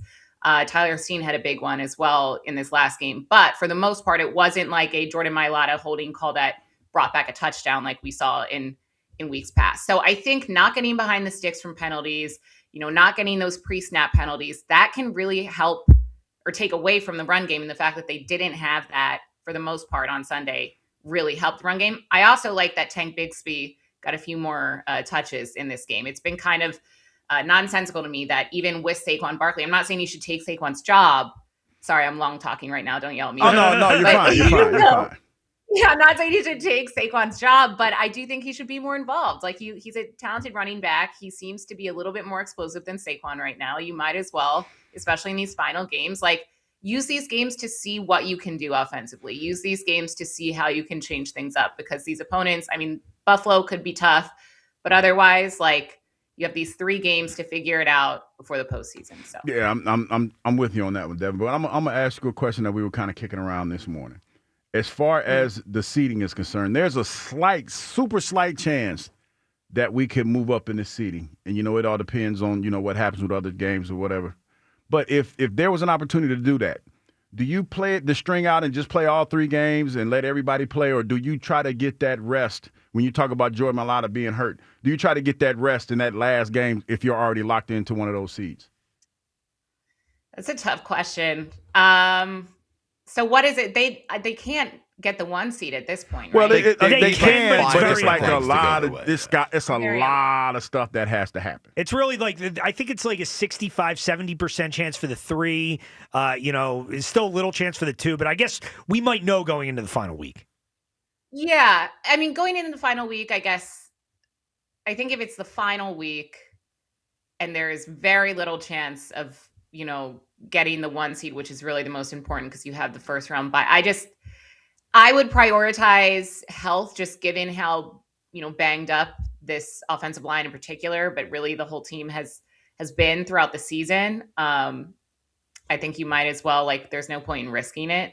So I personally, if they had the 2 or 3 seed, I would just take it, especially when you look at the rest of the league in the NFC. I know people will probably point to the Rams, but even they had Puka Nacua got banged up this past week, Devontae Adams, all of these teams are facing their own challenges. So there isn't one team that I'm well, they need, the 1 seed or 2 seed to avoid facing whoever it may be. There's not a team that I think is super dominant that is intimidating to me, when you break it down with the Eagles. So I don't think that seeding is as important, at least this season. Yeah, and just one more, Devin, for you. I mean, obviously this year you've seen the Eagles play a couple really bad teams. How bad are the Raiders? I mean, just seeing them up close, down in person, how bad is that football team? I mean, I don't want to be mean to my guy, Kenny I know, Pickett. he's your Panther brother. He played in the Super Bowl, can't take that away from him, but yeah, no, it kind of goes back to what I first said, in that the Eagles were clearly the better team by miles in this matchup. And I think that became very clear, very early on, especially defensively. You look at what the Eagles defense, no frills, just cleaned it up, completely shut out the Raiders. And I don't think that we should take that away from them because the defense has been great all season. But yeah, I mean, it wasn't a very competitive matchup. It just felt it was the shortest game in decades, I think, because it was just all right, run the ball, run the clock, let's get out of here, let's get the win. And they did that successfully. Well, there you go. Well, that's Devin Caney. You can hear her on the sidelines on Saturday in D.C. For the Eagles Commanders and on the morning show this week. And we'll be doing a couple shows next week, so looking forward to it. Thanks, Devin. Thanks, guys. Have a good one. All right, there goes Devin. And yeah, I mean, a couple reactions. Raiders are really bad. And as far as the final week, if the Eagles are locked into the 3 seed going into the final week, I mean, they're going to sit guys. It would, you can't play guys at that point. Yeah, I think that, if Nick Sirianni, Coach Sirianni, I should say, is going to do what's best for the squad, and if he feels his team needs rest, they're probably going to rest. It's probably going to be Tanner McKee time. Well, think about it this way for Saquon. And they say, oh, well, we need the work. You got to go out there. After he sits when he could have broken the record last year, I think that would be a tough sell. Well, then isn't the momentum thing for the offense kind of moot? No, I think if you they're have going to 2 games. Sit everybody for week 18. You have 2 games to build momentum. What are the next 2 games? And if you have a chance to get the 2 seed going in the final week or the 1 seed, then you play. Kyle, they're not going to get the 1 seed. Give it up. Being the 2 seed was a huge deal last year. They were the 2 seed last year. and it worked out in their favor. Divisional round home game. Kyle's sometimes just so dismissive. Whatever. Yeah. They had a home game in the divisional round. Ended up being a game where the weather played to their fortune. And then in the NFC Championship game, you had a home game. That's big. What you're looking for was advantage. It's cool, dog. We miss words on this show all day. Hey, listen, we're all inclusive. That's the worst. We're not perfect. We're human. You're searching for a word and you can't find it. we screw up words all the time, man. We don't hold you accountable for those. Not me. Thank you. Not at all. Thank you. High H. How about that? I'll be low T. You'll be high H. No, that's applicable, right? No, low T just fits. Swing and a miss. 215-592-9494. Good try, though. If you want to get in. Most important over the next couple games, keeping Jalen Hurts healthy or figuring out this offense, winning games, trying to get the highest seed possible. That's a lot what we're talking about today. Let's go back to the phones. Go to Will in the Northeast. What's up, Will? Dream Team, how y'all doing today? What's up, man? All right. Listen, man. You know, I just wanted to say, let's stop just putting everything on one person, man. What I saw Sunday was a team. It wasn't Jalen. It wasn't AJ. It wasn't any of them. It was just a team, right? The Eagles, the Philadelphia Eagles. We went in there and we did what we needed to do, and that's who we are right now, man. We need to continue to play as a team, man, because once everybody is clicking, man, can't nobody stop us. And I know it sounds far-fetched, but it's the truth, man. When you look around the league, man, it's nobody better than us. That's the thing. I think you might be overvaluing a win over the Raiders just a little bit, Will. No, honest. Listen, I know them Raiders was cupcakes. They're the worst team in the league. I'm not giving them the praise because they beat the Raiders. I'm giving them praise because they fell back into the team who they really are. You dig what I'm saying? We the Super Bowl champions. Everybody is copying us. We don't need to copy anybody else. Everybody want to see, oh yeah, the offense needs to do this. The offense needs to look like that. No, we just need to win. What we've been doing. That was the mentality that we had last season. But Will, this is the thing. Like against the Packers and Lions a few weeks ago, you could have said the same thing. Oh, well, the offense doesn't look good, but they're winning. Well, the offense didn't look good the next few weeks, and they didn't win. So it does matter how they look. Of course it matters. I mean, it do matter in a way, but not the way that everybody thinks that it should look. You know what I mean? The way it should look is, guess what? When at the end of the game, the score is what it is, and we're winning, man. That's the only look that I want to see, man. But let me just say this, and because I know everybody got to get their little time, man. But this is what I want to say, man.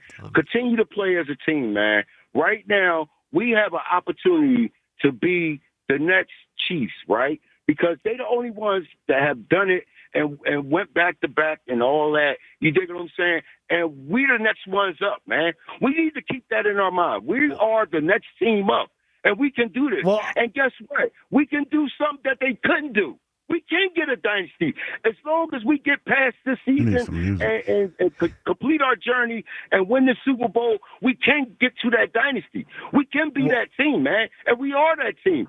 All I want everybody to do is continue to play as a team, man. Continue to communicate. Continue to have confidence. And just the last thing, really. Listen, we got a three-headed monster, man. We're going to have to start pounding that ball, man. We got Shipley. We got Tank. I got you, Will, and I appreciate the call. I mean, I think, like, first off, let's stop comparing ourselves to the Chiefs, okay? They're not making the playoffs this year. They've been to, 7 straight championship games? I think it's 9. Okay. 9 sound about right. I might be wrong, though. I think it's 7. But, might be right. 4 out of the last 5 Super Bowls? So we got a long way to go to get to that level. And also, can we stop with the win's a win? And, it doesn't matter how it looks as long as they win the game. Of course it matters how it looks.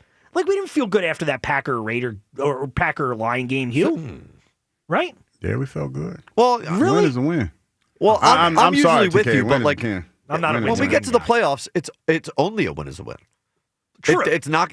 We're at the point, all that stuff was, I think, totally fair to yell and scream about earlier in the season. who cares anymore? As long as they win. Yes. We're at the point in the season where literally nothing else matters but winning. But but the thing is, in my mind, if your offense does not perform well, you will not win. Like, you will not continue to win if the offense plays this bad. Because last year, it was the passing game, and you had a dominant running game. You don't have that this year, and even the game on Sunday, it was a little better, but still, I mean, you look at Saquon's carries, 22 carries, 78 yards, it's only 3.5 yards per rush, so it's not like you've totally fixed it. I still think this offense, they need to figure it out. And I think they have 2 games to really build on what they did on Sunday. Sunday was a good start, but Hugh, I want to know from your perspective, how much does it matter to play with confidence? Like, how much does that matter for a player? I think it matters a lot, especially when you talk about a side of the ball that is predicated on timing and certain things that, that defensive players don't get. Like, for me, defense, well, it was aggression, and it was a team thing, but you had an opportunity to have some individual moments in that. In offense, it's more, to me, it's always been more of a thinking man side of the ball where you have to be locked in. It's almost like a 3-point shooter. That when he's hot, like when Steph is hot, you can't stop him. You just might as well go ahead and you're praying for the next day. It's the same thing with a quarterback. I remember going into games and feeling like if we got to a quarterback early, we had a chance to mess up his whole day because we give him or we take away his ability to get into a rhythm. And I think that's what happened to Kenny Two Gloves the other day. He was under duress from the beginning all the way through. Never got a chance to do anything. And you look at the opposite. Jalen got comfortable, and the offense started to come to him a little bit. He was looking down the field, and he was seeing the receivers. He wasn't worried about the rush. When you get that rush on a quarterback early in the game, if you get that pressure, it throws him off because then he starts worrying about the rush instead of looking down the field and looking at the receivers. And the game where I feel like you guys really did that was 0-2 against the Falcons, not the championship game, but the divisional round game against the Falcons in 2002 when Donovan was coming off the injury. Yeah. Because remember, Vic had gone to Green Bay the week before and had lit them up, and you guys were just all over him that day. I feel like man, I'm saying it's but that's what it's about. It's about that pressure. It's about not letting them get comfortable, because one of the things that I was sitting up there watching the game with Marcus Hayes for a little while in the press box, and we were talking about how the Eagles look. Now they were milking the clock a lot in that first drive, but they were in their scripted plays, and they were moving the ball down the field, which was good. That means normally if you're moving the ball down the field in your scripted plays, it means you're not even in your game plan yet. So that was a good sign. And when they scored on that first drive, that was the straw that let me know, this is going to be a good day. Because normally, if you're being honest, they don't score on the first drive a lot. They kind of stall, especially when they get down there in the red zone. They stall a little bit. So that was a good day. That was a good day. And the quarterback, you could tell the quarterback got comfortable, and then everything played off of that. Yeah, and it's something where I do think there's something to be said for the confidence factor of it. Now, again, it's the Raiders. We all know what the Raiders are. I mean, they're one of the worst teams in the league. But sometimes, and you made the comparison to a three-point shooter, and this is a comparison I've heard the last couple of days a little bit, is like they're like a basketball team that just needs to see the ball go through the hoop. Mm-hmm. That's kind of what it felt like in this game, is they just needed to see something positive. And that's why I think these next 2 games are really important. Like, I think it's really important for them to build off what they did. And, even if it doesn't end up mattering from a standings perspective, and say you're locked into the 3 seed going in the final week, if you go down to Washington, you look good, you win that game. Say you go to Buffalo, you win, you're impressive. Even if you go into the final week not playing for anything, I think that would matter, being able to win those games and look good. You say if they win, yeah, I agree with you. I was trying to parse what you were putting together. Yeah. Pick up what you're putting Sorry, down. I was long talking. You talk a little bit, man. My bad. Can't be long talking. My Leave bad. him alone. Check out. 215-592. It's been a lot like between you, Mark, Dev, y'all. Well, Dev can long talk because that's Scoops. Like Scoops be dropping the signs, but y'all. I'll try to watch myself. This is talk format. By the way, yeah, but it's long. Are you sure you're built for this? Hey, I don't want to get on Hugh's bad side. It's the long talking. Yeah. You know what I mean? We come in and we get the quick blast. But my man Mark want to come down and he wants to write a whole chapter. Not picking on me. We're all trying to get better. These guys only get a few minutes. Yeah. We get 4 hours. I get it. No, you got to get it all in. Hey, guy, you like how he set it up. He said, well, I like talking to TK Because he allows me to speak. So now I'm unarmed. I can't say nothing now. I got to let him talk. Well, they're coming That was a smart strategy. Yeah. That was a smart He's like, strategy. he allowed me to speak. Well, but just because I allow you to speak don't mean I have to pay attention to what you talk about. Hey, if it's all not interesting. We're all the players. Hugh is the coach. You're just trying to make us better, Hugh. Hey, man, I'm just me, the like, callers, I everybody. listen. It's just that sometimes, y'all get the long talking, I zone out. Yeah, I know. It's all good. Hugh hears you. He just doesn't listen. Yeah, no, it's fine. And you can. The thing about Hugh though that I do Headset. appreciate is you can tell. Like you can tell when he's not listening, and I'm like, okay, I got to wrap it up here. I'm sometimes like, what? like when I asked you a question like earlier, you're like, Chappelle, like, what? What? Okay. Little Rick James over there, yeah. 215-592-9494 What? if you want to get in. We'll get back to the calls when we get back. Also, big NFC East news coming back, Hugh, coming up that will impact the Eagles Are we still down the watching stretch of the Hard regular Knocks? We season. were asked Yeah, that on Hard the Knocks side. tonight. How about that? Are we still watching? I'm watching. Yeah, I'm watching. All right, It's then. probably going to be another boring episode. Something I've checked out after that first. We'll probably one. get more James Seltzer. What? Seltzer's all. You were on it too, Kyle. There you go. We'll hit the NFC East news coming up on the other side. Get to more of your calls. Tom Kelly in for Joe Giglio alongside Hugh Douglas is the Midday Show. Sports Radio 94 WIP. Hatfield ham brings the true holiday flavor. It's tender, juicy, and ready to steal the show at your main dish. You know what, though? And you know what I love about it? The leftovers. Now, it tells me that, for the holiday comfort foods, you can have holiday ham, fried rice, sweet potato hash, even cozy winter soup that just feels like a season. But that's not where I'm at with my ham. I want a ham sandwich with some mayo and some cheese and some mayonnaise. That's where I'm at with mine on the holidays. So make your holidays easier and tastier with Hatfield. Find more holiday recipes at simplyhatfield.com. Hatfield, better care, better port. You're a winner this winter when you play Borgata's Winning Wonderland. From now through December 27th, earn entries in slot and table games for your stake in over $1 million in prizes, including 2 Mercedes G550s, each valued at over $170,000. Drawings take place every Saturday with grand prize drawings on November 29th and December 27th. For details, visit theborgata.com. Must be 21 or older. Gambling problem? Call 1-800-GAMBLER. Hi, this is Dave Barlow from Barlow Buick GMC in Woodbury, New Jersey. Come check out the Barlow Holiday Sales Event where you'll save on more than just the factory rebates. Visit Barlow Buick GMC in Woodbury or shop 24/7 at barlowautogroup.com. Club Risque celebrates the holidays. You are invited to Club Risque Bristol and Northeast Wednesday, December 17th and Club Risque Philly Thursday, December 18th. 2 2-hour open bars each night from 4 to 6 and 9 to 11. Plus a free steak dinner from 4 to 6. And of course, an appearance by Bad Santa and his lovely elves with naughty gifts both nights. And Club Risque Philly brings you Wing Bowl 2026. Friday, February 6th. Doors open at 8 a.m. The tradition continues. ClubRisque.com. Philly knows how to get game day ready. The jerseys, the wings, the oil change. Yeah, the oil change, because your car needs to perform too. At Meineke, we'll get your ride tuned up faster than a 2-minute drill. Brakes, tires, oil changes, exhaust, batteries, and more done right at the right price. Don't let car trouble bench you this season. Come to Meineke for all your car care needs. And right now, Meineke's offering a synthetic blend oil change for only $34.95 with free tire rotation. See your local Meineke dealer for details. Meineke, doing car care right.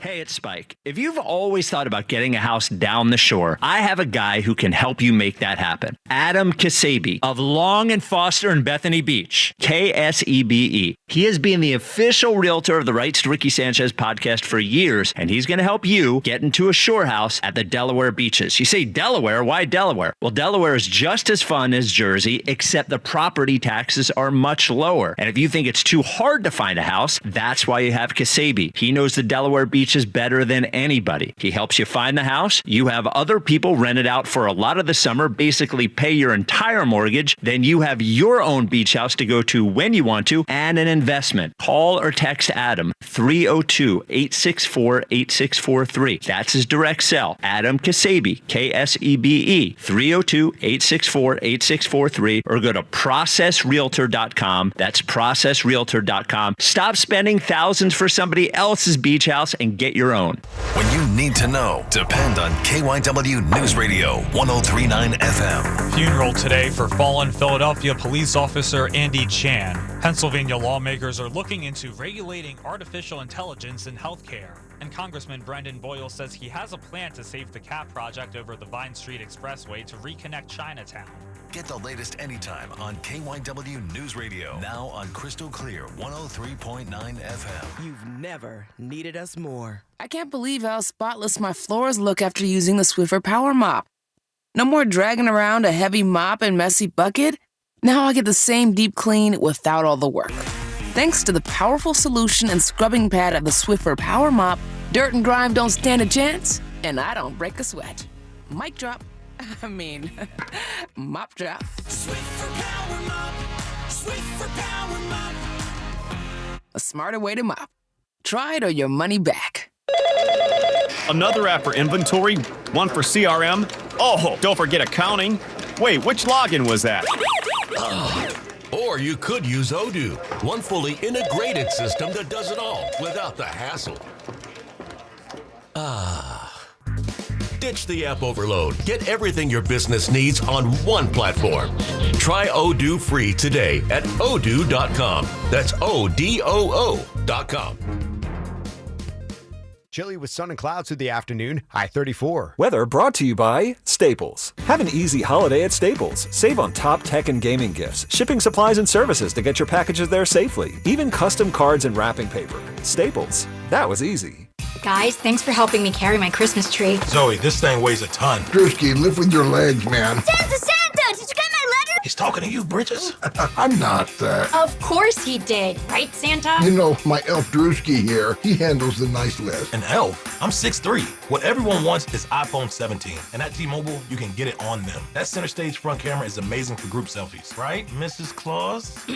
I'm Mrs. Claus's much younger sister. And at T-Mobile, there's no trade-in needed when you switch. So you can keep your old phone. Or give it as a gift. And the best part, you can make the switch to T-Mobile from your phone in just 15 minutes. Nice. My side of the tree is slipping. Timber! The holidays are better at T-Mobile. Switch in just 15 minutes and get iPhone 17 on us with no trade-in needed. With 24 monthly bill credits for well-qualified customers plus tax and $35 device connection charge. Credits end and balance due if you pay off early or cancel. Finance agreement, 256 gigs, $830. Eligible port in and new line, $100 plus a month plan with autopay plus taxes and fees required. Check out in 15 minutes or less per line. Visit T-Mobile.com. This is a test of the emergency alert system. This is only a test.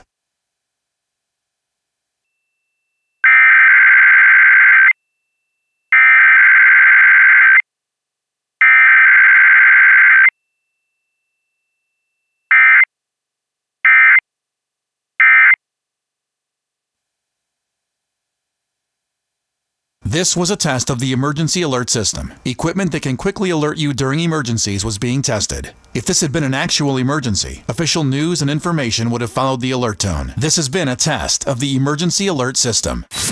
Back to Hugh Douglas and Joe Giglio. Sports Radio 94 WIP.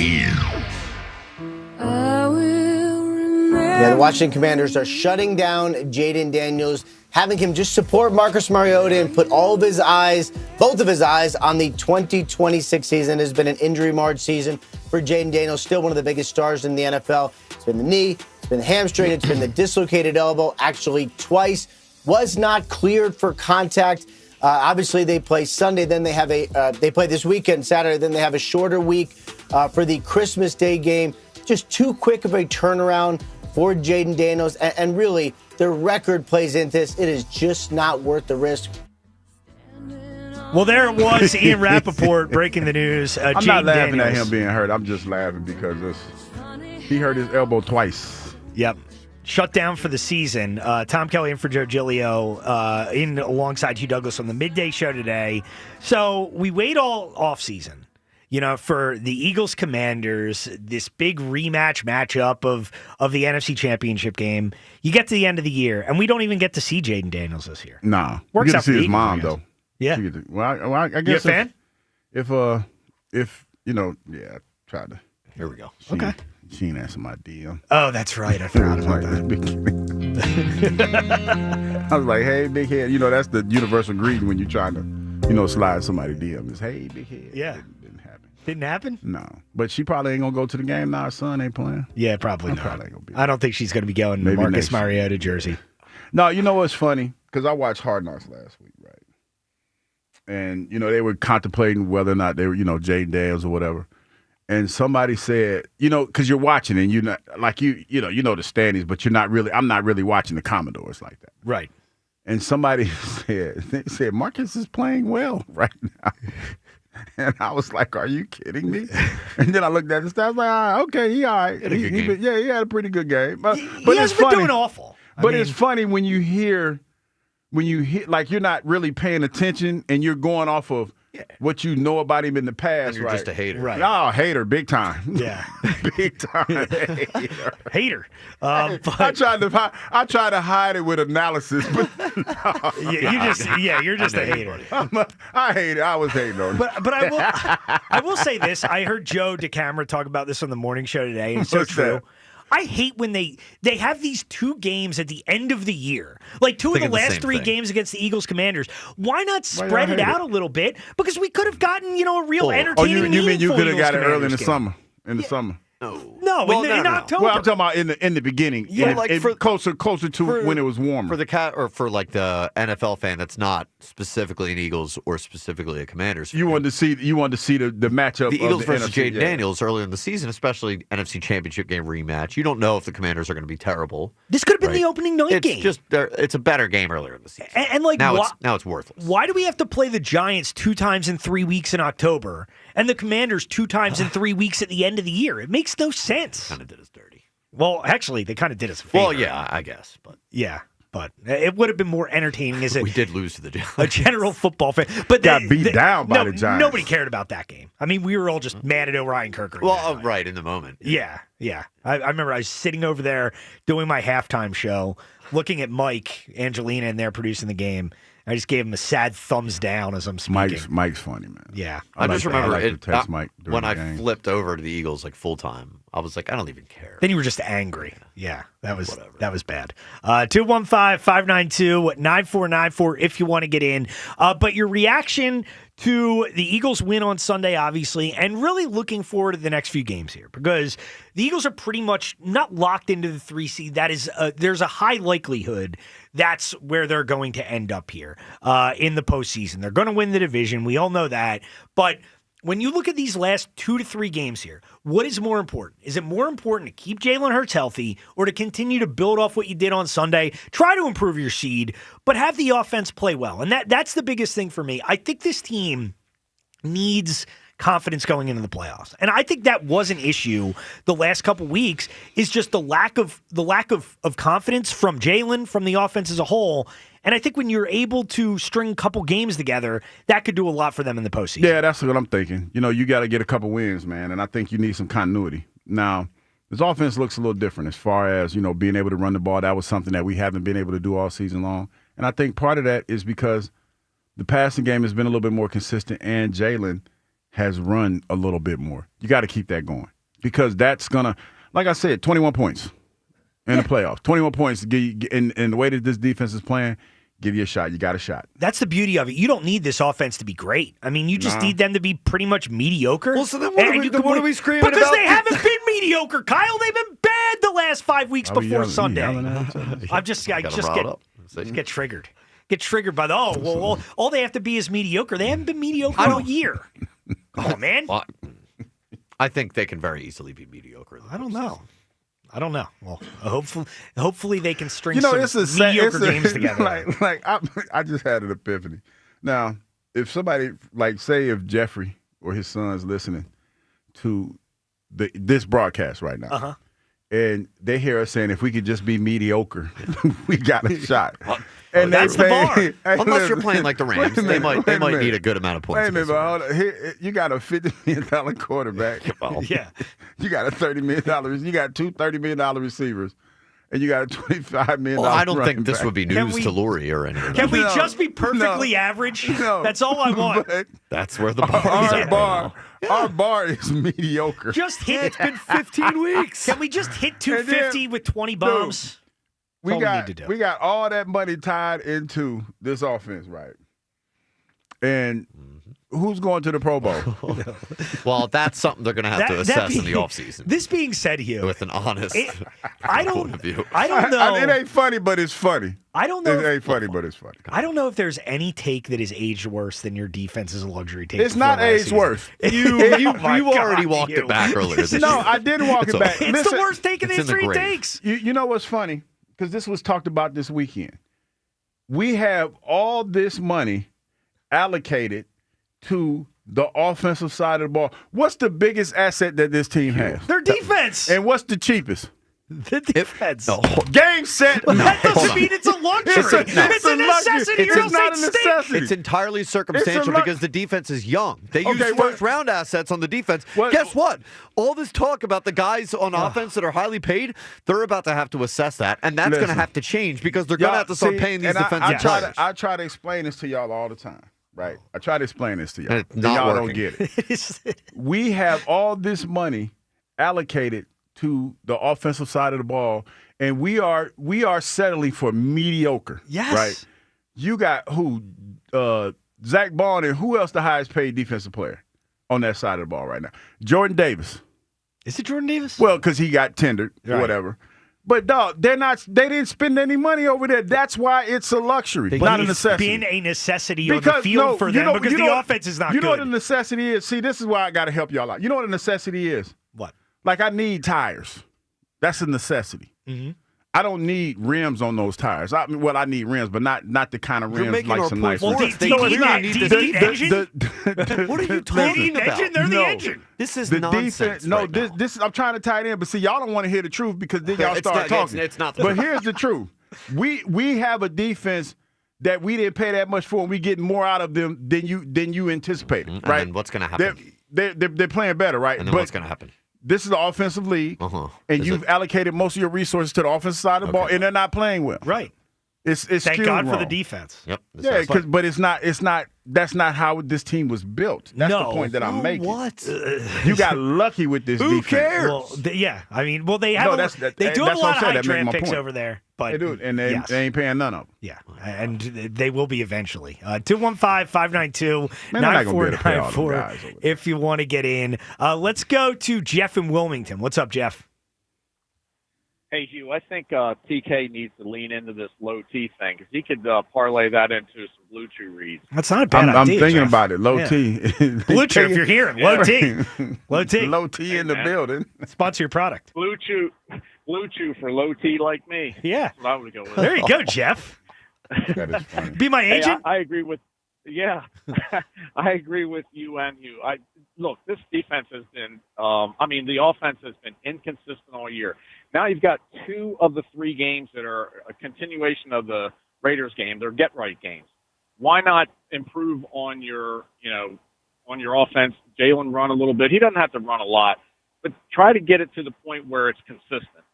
And you want to rest them on the last game of the season if they, it's not a high probability they'll get the number 1 seed, but there is still a good chance to get the number 2 seed. So, if you're locked into a seed in the last game of the season, then go ahead and rest them. But no, you need to get this offense consistent. Yeah, Jeff, and that's the way I look at it. I think these next couple games, like regardless if it impacts their seeding or not, I think they're really important for this team. I think one of the issues, and obviously there was a lot going wrong on the field, but I think we could all, and Saquon talked about the energy not being great on the sidelines.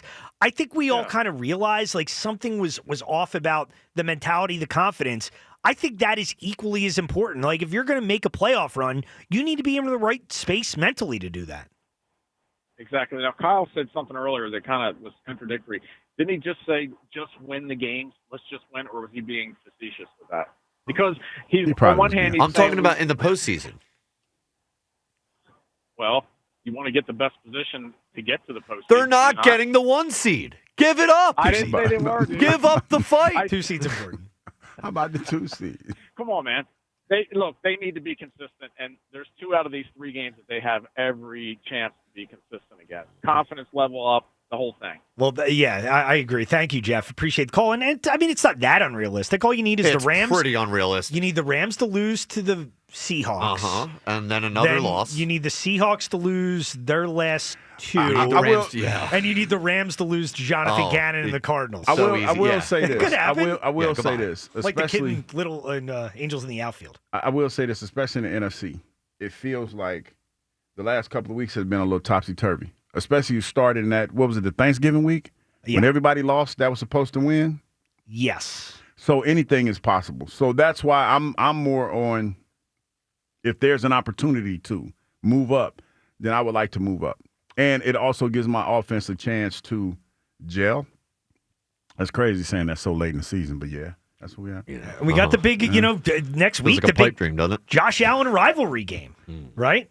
Everybody who wants to defend Jalen always brings up how he's better than Josh Allen. You need to go win that game. I have the scenarios for you here. What do you have? All right.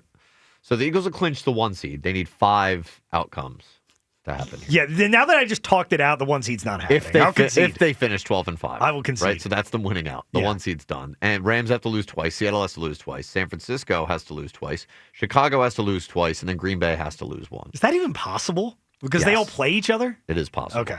But it's not going to happen. Yes, it's not. And then they clinch the 2 seed if 3 of these happen, which is L.A. loses twice, Seattle loses twice, San Francisco loses twice. Also probably not happening. Or if Chicago loses twice and Green Bay loses once. Yeah, well, that could happen. I mean, all you need to do is jump Chicago or Green Bay. You're not going to jump the NFC West winner. I would agree with you. Whoever wins that division is going to get the 1 seed. But you could jump the Bears or the Packers. I mean, the Packers beat the Bears this week. Then they lose one of their last 2. I got news for you guys. The Eagles are the 3 seed. No, I'm not willing to accept that. I got news for you. I'm not willing to accept that. I'm not willing to accept it. Not throwing in the towel on the 2 seed yet. Let's go to. Bears got 10 wins. Yeah. Who saw that coming? Not many. Let's go to Dave and Brigantine. What's up, Dave? Hey, is this me? Yep. Yeah. Hey. Thank you. For not only to repeat what everyone has said, I think they absolutely have to play out the season and do the best they possibly can to win it out. 1 seed, 2 seed. I just heard that scenario. Unlikely 1st seed, possible 2nd seed. But once you get into the playoffs, it's a whole new season, and they got to get the highest possible seed they can. And you never know what happens. They could have a home field run through the playoffs if 1st and 2nd seed teams lose. So it's any given Sunday, and based on the way they've played, the rest of the season is no slam dunk. And the last point I'll make, and then I'll hang up and let you talk because I'm pulling over to my appointment. Okay. You want to have the best possible season they can because you want Petula to have the best possible scenario so he can get the hell out of Philadelphia and be a head coach somewhere else, and then we can move on to a more productive offensive coordinator. Well, there you go, Dave. Dave, listen to what you just said. If he's getting a head coaching job, he must not be that bad of a coordinator. Right. Well, look at where the other offensive coordinators have gone. Look at New Orleans; they're terrible. So, but he has them playing pretty good. Who did New Orleans just knock off? Carolina. They just not. What are you talking about, Dave? They're playing well. That's one game. Game. They've won a few in a row, Dave, I think. We talking about the Eagles have turned the corner in one game. So what you saying? We haven't turned the corner in one game. It's only one game, and I know it's the Raiders. But look at what we did against the Giants. We lost to the Giants when we thought that was a slam dunk. So I'm still on the Nick Petula's got to go camp. Kevin Petula. Hey, Dave. Good luck at your appointment, buddy. Appreciate the call. Thanks, goodness. man. I'll say this. You gotta love Philadelphia. I think I'm becoming a Petulo guy. The game plans look good the last couple weeks. I like the design. Is it crazy to think Kevin Petula is a sneaky good coordinator? I'm getting there. Is it crazy to think that? Look at it. I look at it like this. I like what he's doing. Kevin Petula, in one season, whether you like it or not, is being mentioned as a potential head coach. Now, it's different being a head coach than a coordinator. But for you to be highly thought of, that's a lot. That's a lot to digest. I think that's a conversation that most people don't want to have. I really do. I'll say this. I think the criticism of him this season has been way overblown. Like, I don't think Kevin Patullo has been nearly as bad as he's been made out to be by a lot of people in the fan base. That's all I'm going to say. I agree. And I think, and I'm going to tie this back into my point, I think what we've seen over the past few weeks, they've done different things with the offense, right? They stopped doing, I think, just like spamming the hitch routes. You saw a lot more crossers this week, and I think over the last few weeks, they're doing the design runs with the quarterback and stuff like that. Clearly, the Eagles are capable. Like, the coordinator and the head coach are not stupid enough to not know how to implement these things. Right. That helps me feel better that even if they don't do those things over these final 3 weeks, that they can throw them out there in the postseason. And they'll be okay. That's a lot of mental gymnastics. I really don't think it is. Concept on the field. I don't think it's mental gymnastics at all. I think we saw what they're capable of doing. So why do they need to do it in these next few games? Because they do it against a real NFL. That was not a real NFL team we saw on Sunday. And this is going to sound crazy to say. They did do it against the Chargers. The quarterback just played awful. And they almost won the game with him throwing 5 turnovers. Okay. Well, do it in a game where the quarterback does not turn the ball over 5 times. Well, that's going to be up to the quarterback. Because that's a bit of a red flag to me. You know, call me crazy, but that's a little concerning to me. Time for a read on our Twitter question. Twitter question sponsored by the PI Dental Center. Your smile is the first thing that others see when they meet you. Learn about and schedule your evaluation at pidentalcenter.com. At WIP Midday Show on Twitter. What's more important over these last 3 games? Winning/going for the best seed or keeping Jalen Hurts healthy? That is our Twitter question of the day right now. So if you want to get in, at WIP Midday Show on Twitter. Let's go to our buddy Big V. What's up, Big V? Hey, TK, how you doing? What's up, man? Hey, Hugh, what's going on? What's going on, man? All right, let me start by saying, shut up, Kyle. Wow. Okay. He's not amused. But here's the thing. We need to stay the course that we're on. You know, not a lot of design runs. Jalen's smart enough to know when he has to bail out, when he can throw the ball. Keep him healthy because we can go to the next Super Bowl. But go ahead. No, I mean, Big V, I just what, based on the way that they've played offense prior to the Raiders game, gives you a great deal of confidence they can do it without, Jalen's legs being a part of it? Well, let's see, because we were 6-2 without his legs being a part of it. Well, they were 8-2, but they weren't playing. The offense was not playing well in those games. Oh yeah, well, that's the point that you were making. The offense was mediocre, but now you're saying that now you want them to play mediocre. No, I want mediocre. I just don't want bad. Okay, well, they played mediocre, and we were 8-2. The only problem that we had was, there started being some leak by AJ to, people he knows is going to blab it. And then everybody started complaining that, we're winning, but we want style points. The heck with style points. And TK, you're wrong. A win is a win. Okay, Big V. How ugly it is. It's a win. Big V, I don't think that, first off, I don't think if you mentioned these leaks, I don't think they were all specifically just A.J. Brown, personally. And I don't think it's crazy for A.J. to want to be a part of the offense. He should be a part of the offense. Like, you are paying A.J. Brown $30 million. He should be a guy you utilize. Yes. Well, here's the thing. A.J. was crying about the ball. We lost 3 games with Jalen holding the ball till AJ got open. AJ started to get the ball more, and the leaks stopped. Put 2 and 2 together. Next thing, AJ's a $30 million player, but there's a small slice of pie, that Jalen has to divide between everybody on the offense. And we've got an extremely talented offense. So, you can't just sit up here and force feed one person. Let everybody eat. Well, okay, I hear you, Big V, and appreciate the call, but I think that conclusion that people have jumped to, AJ's getting the ball, that's a problem with the offense. AJ Brown getting the ball is not a problem for the offense. I find it ironic that that's what it evolved into, and then AJ was the leak, and that's why he got the ball more. I just feel like it's way more to it than that. Yeah. And the fact that we lean heavily on the fact that we were 8-2 before all this happened.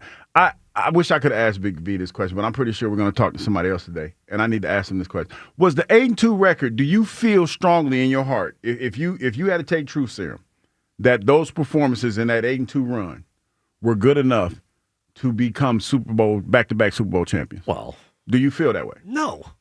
I mean, no, I know how you probably feel. Right. Kyle, how do you feel?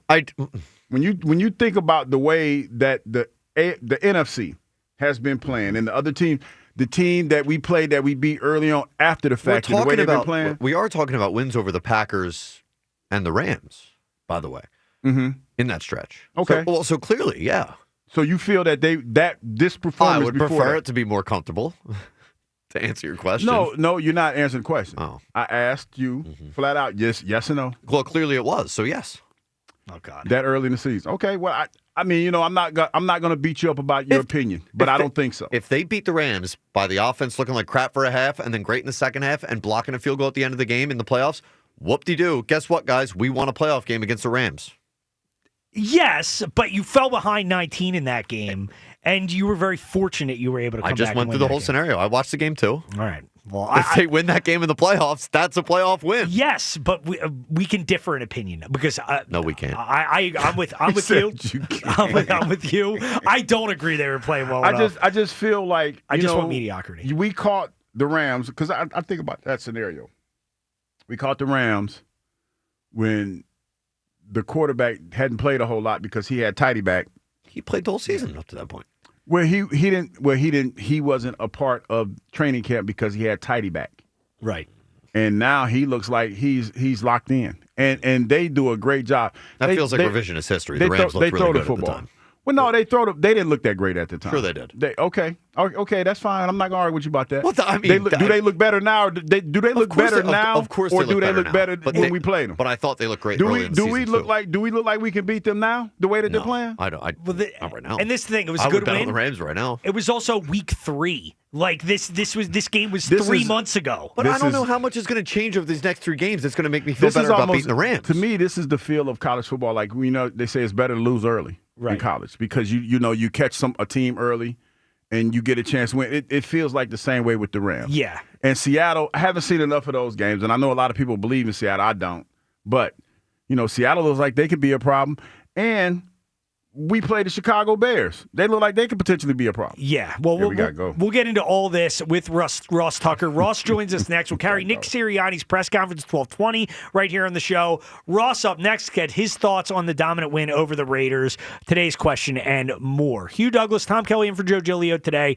Sports Radio 94 WIP. Y'all check it out. Xfinity is the network you can rely on. Like a close friend who will give it to you straight. The friend who will tell you that new haircut, it's not great.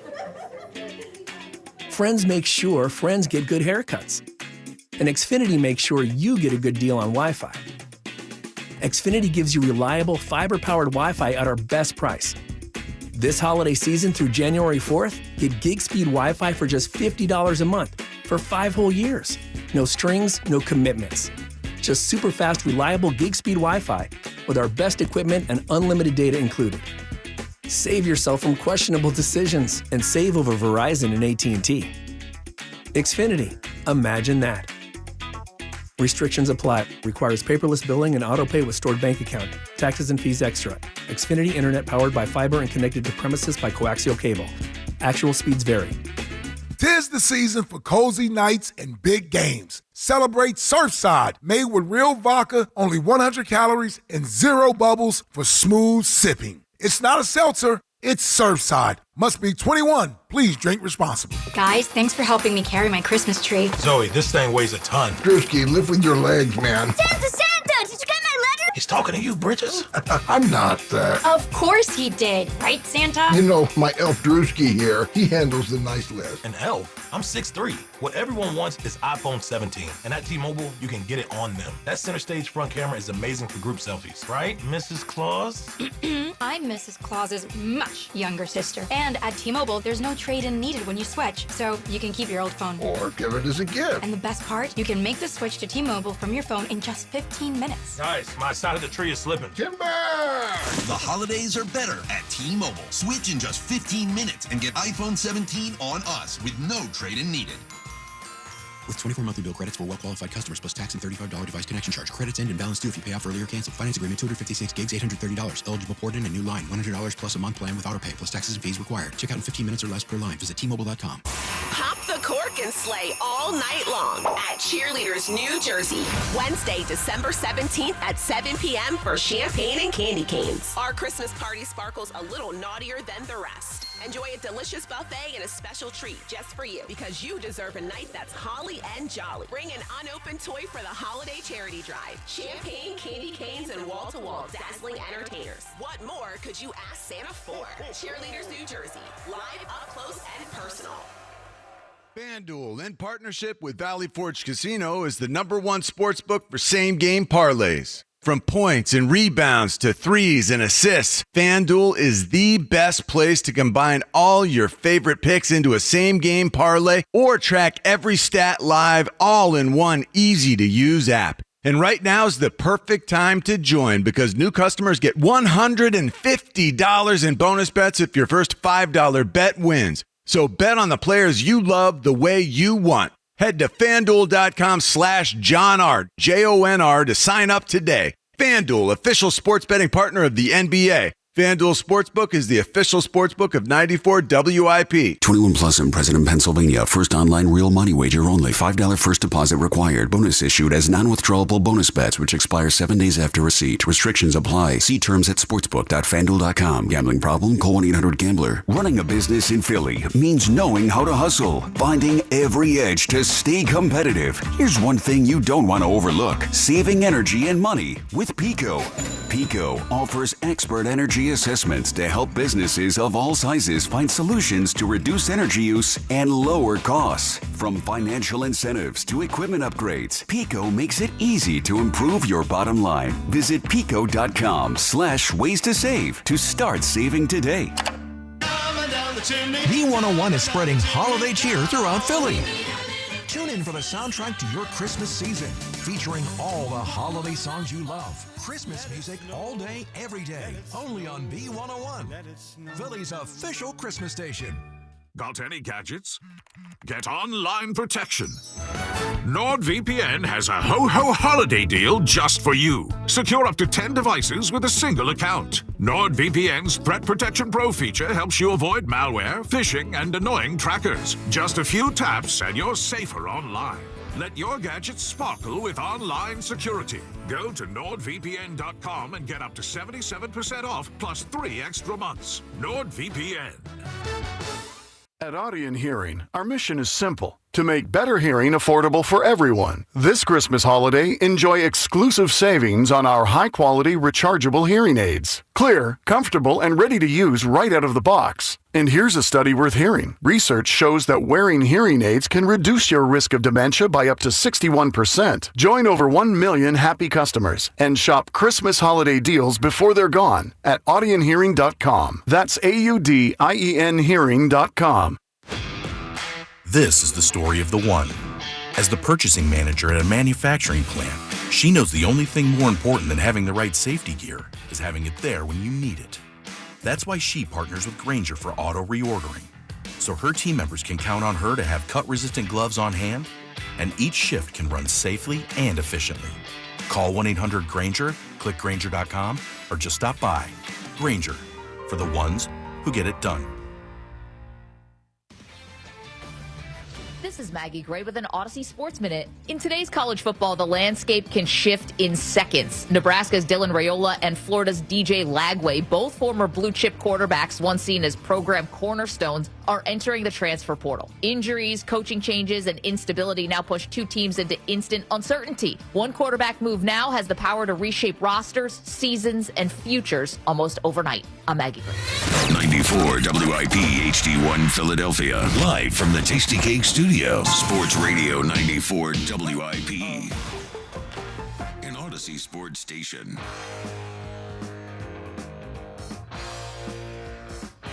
Sports Radio 94 WIP. This is the Midday Show. Tom Kelly in for Joe Giglio today, alongside Hugh Douglas. This segment sponsored by NJM Insurance. And now we are lucky enough to be joined by Ross Tucker, host of the Ross Tucker Football Podcast. Joins us every week on Tuesdays. What's going on, Ross? Thanks for hopping on.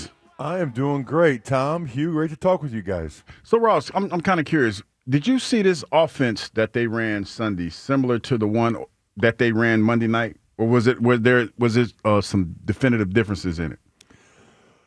Well, I think the definitive difference is just the volume of under center. It's really actually wild that the offense was pretty similar for the first 13 weeks of the season, and then week 14 in the Monday night game, you saw some route combinations, some crossing routes. It was much less just the isolation routes outside the numbers. They got a lot more intricate, I guess is one way to describe it, with some of the route combinations. There were more crossing patterns, etc. And I like that. And they moved the ball way more effectively that night than they had been. Unfortunately, the 5 turnovers killed them. And then on Sunday, I think they had 30 snaps under center, which is the most that Sirianni has ever had, which means that's the most that Jalen Hurts has ever had. And so I am a big fan right now of some of the ways in which the Eagles' offense is trending schematically.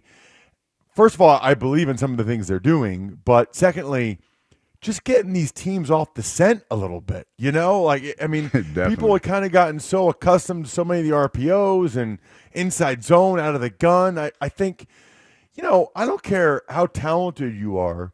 If the other team has a pretty good idea of what's coming, that is really hard in the NFL. So now that there's a decent amount more variety and they're coming with the under center stuff, because here's the thing, because the Eagles don't do under center stuff that much, you really don't know what's coming. And then they had the shovel passes to Goddard, the play action after under center. Skies were wide open at times. I see that all across the place in the NFL. So I came away, I know the Raiders stink, but I would say schematically very encouraged. So I'm kind of curious because it feels like the under center is the biggest difference for you. What is the biggest difference, Ross? Because, being a defender, either under center and shotgun, whatever, it don't make a difference. It's all pass. But what is the biggest difference from being under center as opposed to being in shotgun? It's a huge difference on multiple levels. The first one is I don't care what they say. I think defensive linemen are thinking more run, either consciously or subconsciously, when you're under center, than they are pass. I think the sell from the offensive linemen on the play action pass part of it. Well, let me take a step back.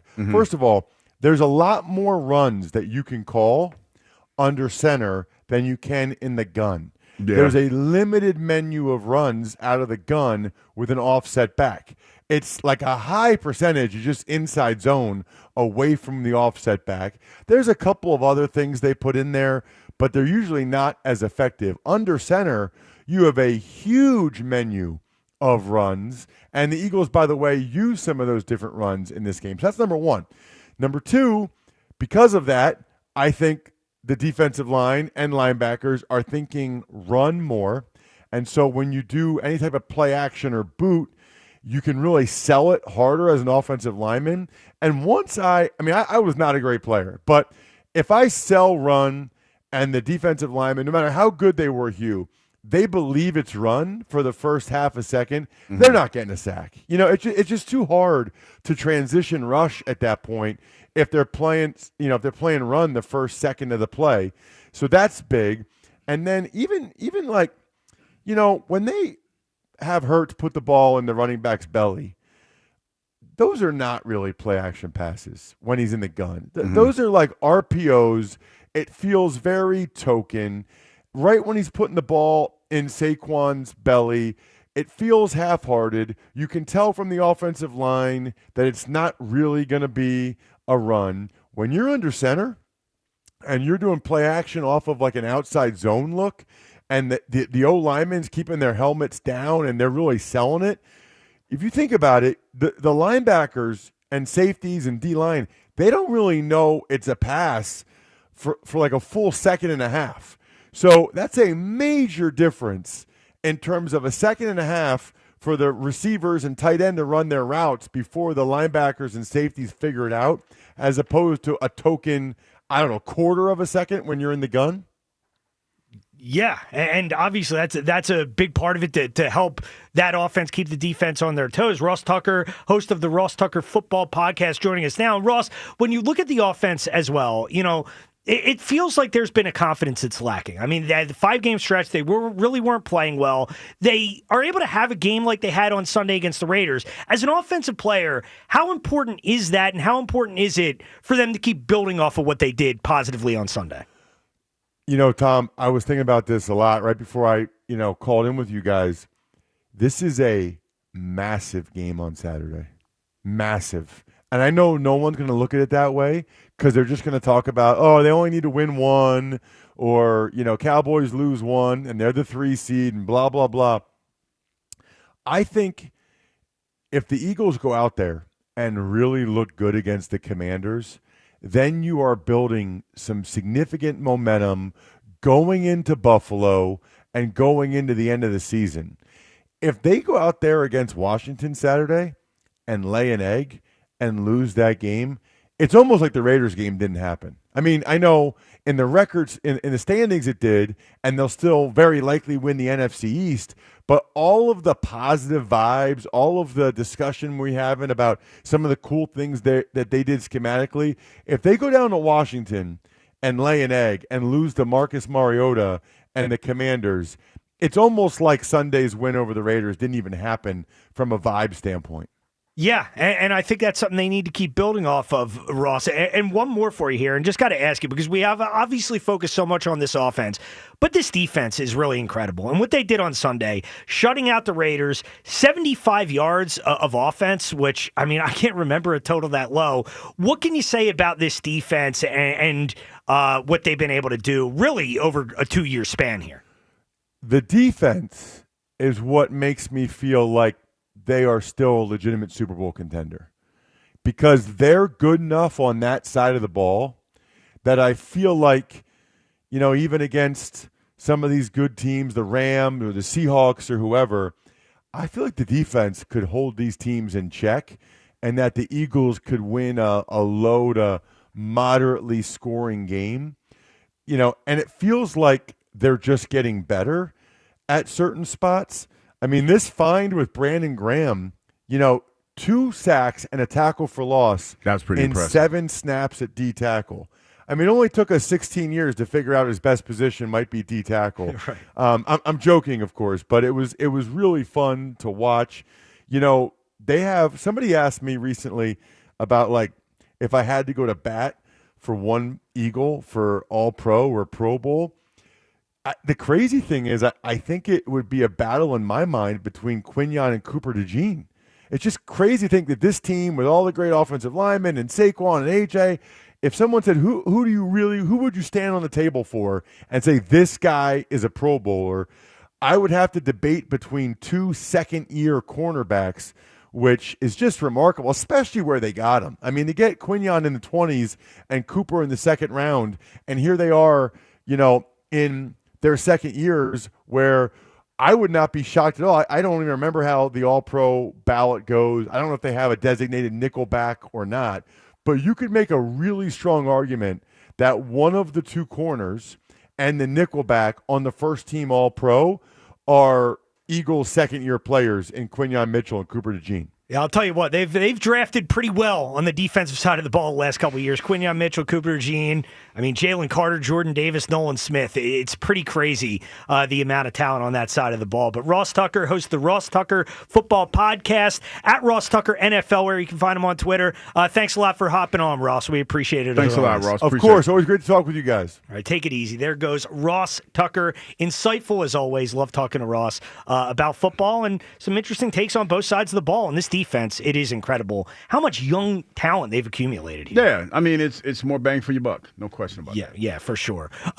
This segment sponsored by NJM Insurance. While some insurance companies use gimmicks to to get your attention. NJM would rather focus on putting their policyholders first. No jingles or mascots, just great insurance. Visit NJM.com to learn more. Coming up next, we'll carry Nick Sirianni's press conference. Also tell you something Dave Dombrowski just said about their outfield signing Adolis Garcia. That's coming up. Tom Kelly in for Joe Giglio alongside Hugh Douglas is the Midday Show, Sports Radio 94 WIP. Time for another season of Schwar Bombs. Continue to keep pushing for a world championship. And it's another grand slam for Kyle Schwarber. Welcome back, Kyle. What else for a player can you ask for? Talk about it here on your exclusive home for Phillies baseball. Sports Radio 94 WIP. Yeah, I couldn't be more excited about it.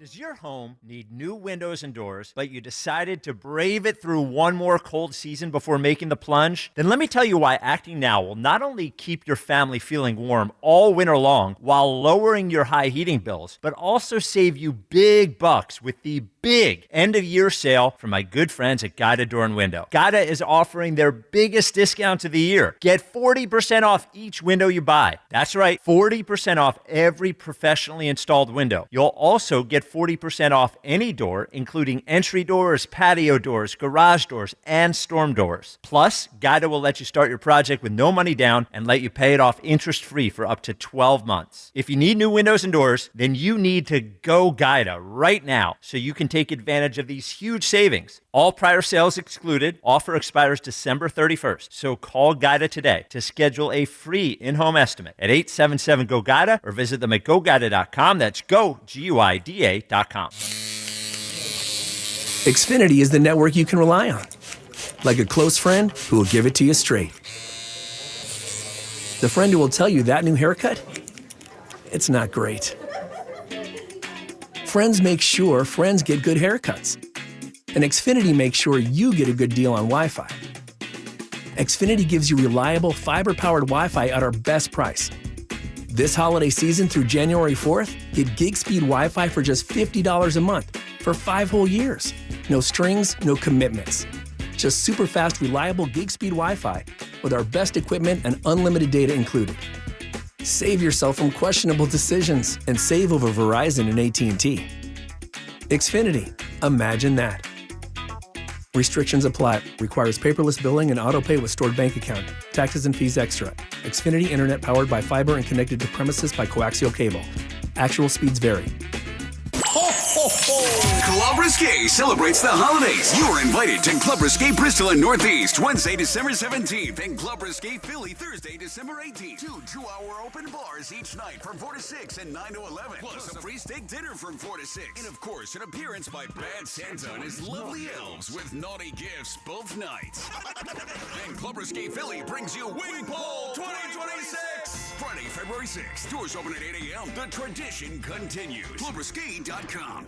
Hey, Joe DeCamera here. Let me tell you about FanDuel Sportsbook in partnership with Valley Forge Casino, the #1 sportsbook for same-game parlays. From points and rebounds to threes and assists, FanDuel is the place, the best place, to combine your bets for your favorite picks into a same-game parlay or track every stat line all in one easy-to-use app. And right now is the perfect time to join, because new customers get $150 in bonus bets if your first $5 bet wins. What a deal. $5 bet, you win it. You also get $150 in bonus bets at FanDuel.com/hammer. That's FanDuel.com/hammer for FanDuel, the official sports betting partner of the NBA. FanDuel.com/hammer. With FanDuel, the official sportsbook of 94 WIP. 21 plus and present in Pennsylvania. First online real money wager only. $5 first deposit required. Bonus issued as non-withdrawable bonus bets, which expire 7 days after receipt. Restrictions apply. See terms at sportsbook.fanduel.com. Gambling problem? Call 1-800-GAMBLER. When you need to know, depend on KYW News Radio 103.9 FM. Funeral today for fallen Philadelphia police officer Andy Chan. Pennsylvania lawmakers are looking into regulating artificial intelligence in healthcare. And Congressman Brendan Boyle says he has a plan to save the CAP project over the Vine Street Expressway to reconnect Chinatown. Get the latest anytime on KYW News Radio. Now on Crystal Clear 103.9 FM. You've never needed us more. If you've been diagnosed with moderate to severe plaque psoriasis, this is what it sounds like to be a million miles away. Imagine being a million miles away.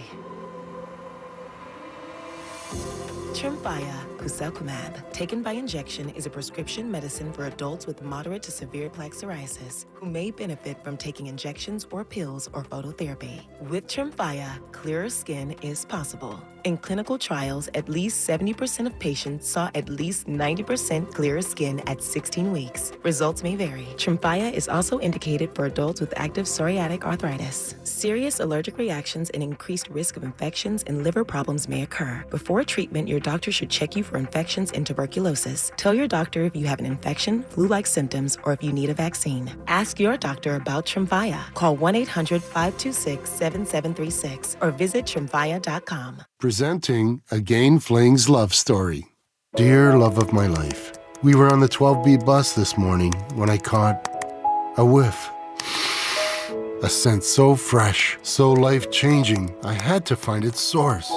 Alas, I didn't know if you were the woman in the pink freshly washed cardigan or the retired mailman next to me, but I knew one of you was my soulmate. Ah, the scent of Gain Flings. Try Gain Flings with OxyBoost and Febreze. Hey, I'm Mike Slater. My dad passed away at the age of 63. It's out of nowhere. Had a stroke. Super hard, obviously, for the whole family, but my dad had life insurance. This is why I have life insurance for my family, for my wife and 4 kids. And the best place to get life insurance is ethos.com because you can do it in 10 minutes. And there's no medical exam and no blood test, just a few health questions. Get life insurance in 10 minutes so your family is protected. Ethos, E-T-H-O-S, ethos.com/life. Back to Hugh Douglas and Joe Giglio on Sports Radio 94 WIP.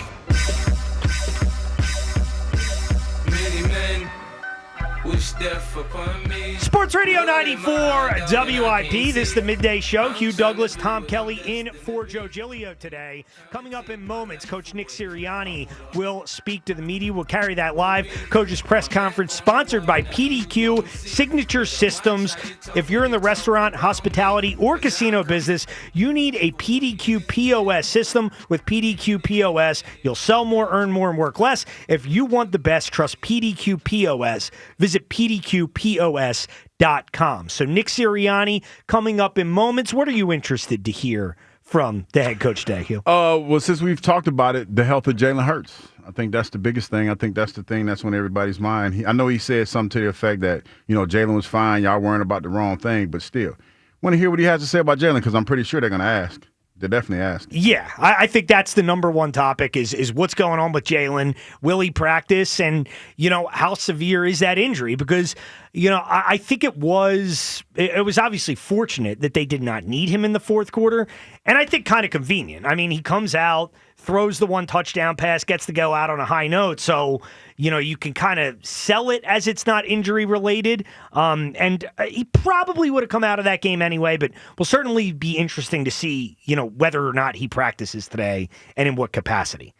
So should be interesting to see there. 215-592-9494 if you want to get in. Obviously talking a lot about the Eagles today. Question we're asking, what should the approach be in the next 3 games? And really the next 2, I'd say, for now. Because, final week of the season, you could be locked in. If you're locked into any seed at that point, probably going to sit your guys. But how important is the next 2 games in terms of managing Jalen's health, first trying to go out and win them? And we're both of the mind you need to go out and try to win them and build confidence for this offense. And Hugh, I think it was interesting hearing Ross's perspective as a former offensive player.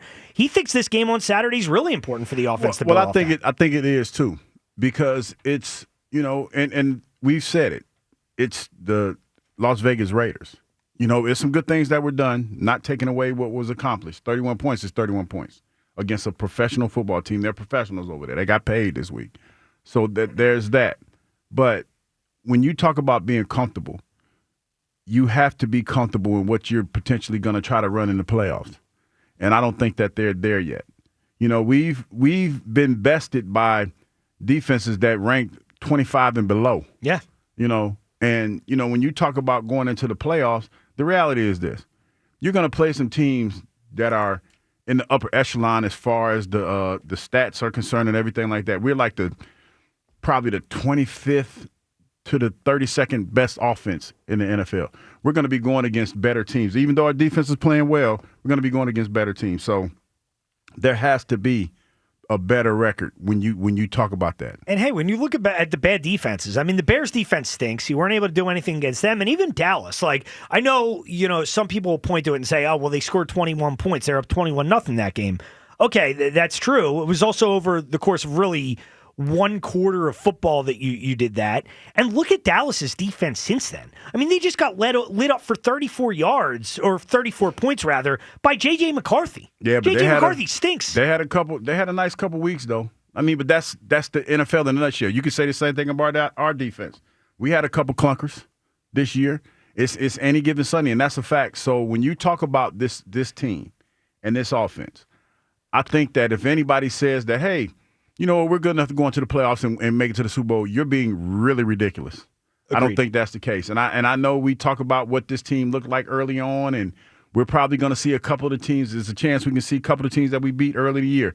It's a different squad now. Yeah. And the one that off the rip that scares me the most would probably be the Rams. Because I remember who was the running back for the Rams that talked about it after the game. He said, we'll see him again. Kyron Williams. Kyron was out there. He was like, hey, they got us today. Barely. Now, but we'll see him again. They could be without Devontae Smith, or Devontae Adams, rather, which would be a huge deal.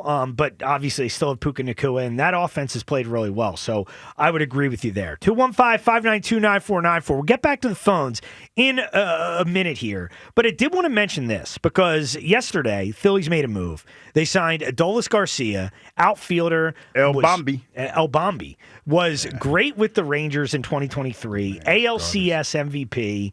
But it down last 2 years. And, probably going to be the Nick Castellanos replacement. 1 year, $10 million. Now, Dave Dombrowski just said this moments ago, said the Phillies apparently like where their outfield is at. Confirmed, he said they're going to give Justin Crawford a chance to play a lot. Mentioned Gabriel Rincones Jr., a guy who had a nice spring last year, as well as Otto Kemp, as far as guys in the mix. Also said that they're pretty much set after the Adolis Garcia signing. So not overly concerned, I guess, shocking or anything. I'd like another bat to be added. Like, I guess this does close the door on Harrison Bader, but it seems like Garcia is going to be all that they add in the outfield, and it'll be Marsh and Crawford and these other guys kind of patching together. That means Nick's gone, and they're gonna let Justin Crawford kind of play a little bit. Well, he said they're going to let Crawford play a lot. Now, what's going to be interesting is that in center field or is that in left field? Yeah, and so they're trying to infuse a little bit of youth, and we're going to run it back with, Baum? Baum's going to be here. Well, we'll see. His name? Yeah. I think the infield, obviously, they're still gonna talk about what could make them better as far as trading certain guys, but it sounds like that's pretty much it for the outfield. Okay, that you're going to subtract Castellanos and Bader, and you're going to add Garcia and Crawford. I would have liked to keep Bader. I think Bader was I think he was a good pickup, especially when you talk about, when we got him, he was the best. He was the best in the outfield that we had at that point. So it would have been nice to have him back. But I see what they're doing. He's probably going to exercise his option, see if he can get some catch on somewhere else. But I'd have liked to have him back. Yeah, so probably not Harrison Bader. Now the thing that I will say does give me a little more confidence than I'd have last year at this time is we saw Dave Dombrowski this year go out and do it at the deadline. He's able to go out and get a useful piece. And that's what I think the Phillies are kind of doing here, is I think they're taking a swing on Garcia, and I like the Garcia move. I think he's a guy who, even in a down year last year, hit 19 homers. I mean, if he gets some of that power back, he could be a real dynamic piece in your lineup. You give Crawford an opportunity, and if it doesn't work out, you can always go and look to improve at the deadline. So I don't hate what the Phillies are doing here from an outfield perspective. No, I don't. But it would have been it would have been a little nicer to add a little bit more, as far as this team looks eerily similar to what it did last year. Right now, just know it's still early, and things could potentially happen. But I would like to see them make a couple more moves. Yeah, and we'll throw that out. It feels like the outcome is going to be the same. Yeah, we'll ask you as well. I mean, are you okay if this is all the Phillies do in the outfield? It seems like that's the case. Adolis Garcia will be him right, And then it sounds like Crawford, Rinconis, Marsh, and Otto Kemp, kind of those four guys filling the other two spots in the outfield. So it'll be interesting to see. 215-592-9494, awaiting Coach Nick Sirianni. Let's go to the phones. Go to actually Ken in Cinnaminson. What's up, Ken? Good afternoon, gentlemen. How are you today? What's up, Ken? Hey, Ken. So just on the signing real quick. Offensively, you're not getting any upside over what you had with Nick Castellanos, and this is certainly not a let's keep Nick Castellanos call. It's just, you got a guy. This is a Dave Dombrowski signing. This is a guy in his mid-30s who was pretty good a couple of years ago, bringing him in, low risk, hoping that you can get out of him what he used to be. He's a 650 OPS guy who's going to strike out 140 times. So, we have enough of those guys around. So he's a really good defender, but I'm not sure. I mean, if this is your outfield and if you're counting on Justin Crawford to not hit, 50% ground ball rate in Major League Baseball, which, he led the International League in infield hits last year. So those were outs in Major League Baseball. So hopefully there's more to come on this. Well, Ken, and I think it's going to be interesting because, they talk about Kevin Long a lot as a hitting coach, and Kevin Long's helped a lot of hitters. Maybe he can help get Garcia back to where he was. Maybe not exactly what he was in 2023, but, an improvement on where he's been the last 2 years. Well, I mean, just to get, before I get to the birds here, Kevin Long was the hitting coach when Max Kepler was here last year, and he was the hitting coach when Whit Merrifield was here the year before. So, true. Sometimes the guys are what they show you they are over the course of their career. And so, we'll see. But he's definitely a defensive improvement. So if they're going to try and sell it to me that way, we're going to try and win by getting Ken, we're going to need to throw you on a hold here. We'll get back to you right now. Coach Nick Sirianni. Nick, I know you're very intentional with your messaging. I noticed you've been using the word joy a lot recently. Used it post-game locker room, this morning in your interview. Is there a reason you're deciding to focus on maybe that word in particular? And is it part of a larger message? No, I've always thought that's very important. You always, I've said that from the very beginning. You can go into a building and say, man, I get to go to work. Man, I got to go to work today. Or man, I get to go to work today. And that joy is part of it, right?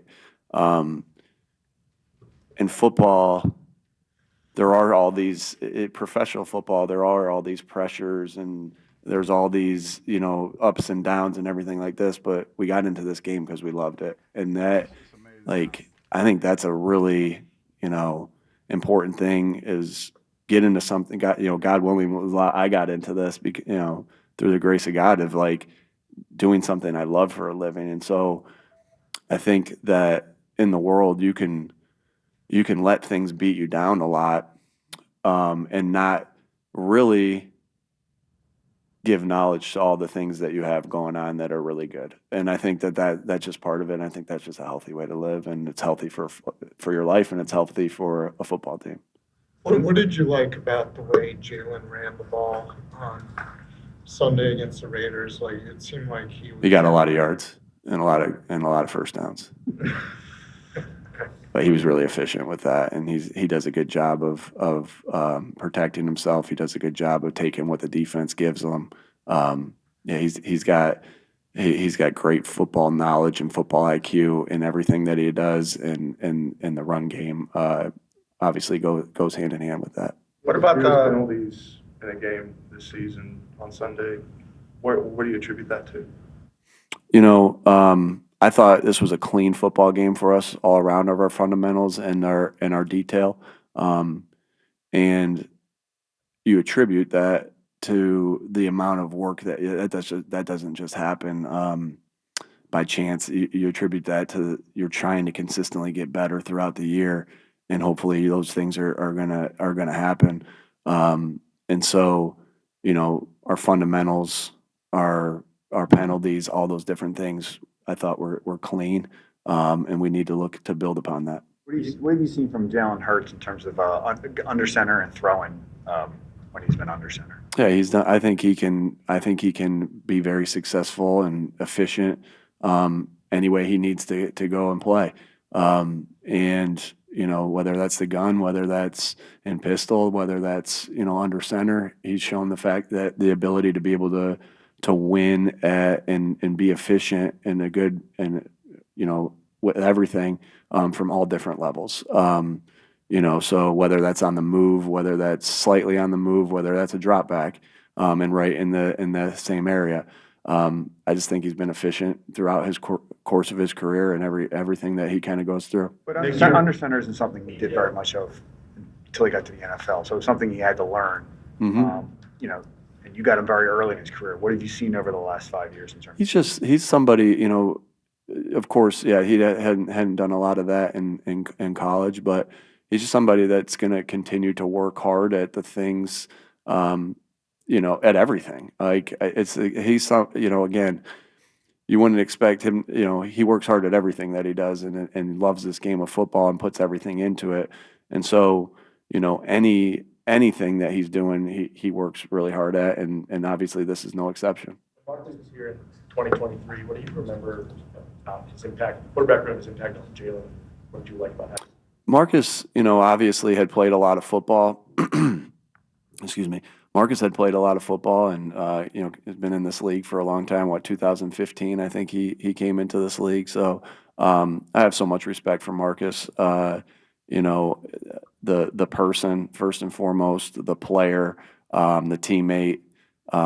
Marcus was just a great pro, and just got nothing but the highest amount of respect for him and the things that he's done in his career, and like I said, top-notch teammate. So a lot of respect for Marcus. Nick, the sack numbers are way down in the last 6 weeks or so. How much of that is the O-line, maybe guys getting healthier? How much of that is Jalen's decision-making in the pocket, and what other factors go into that?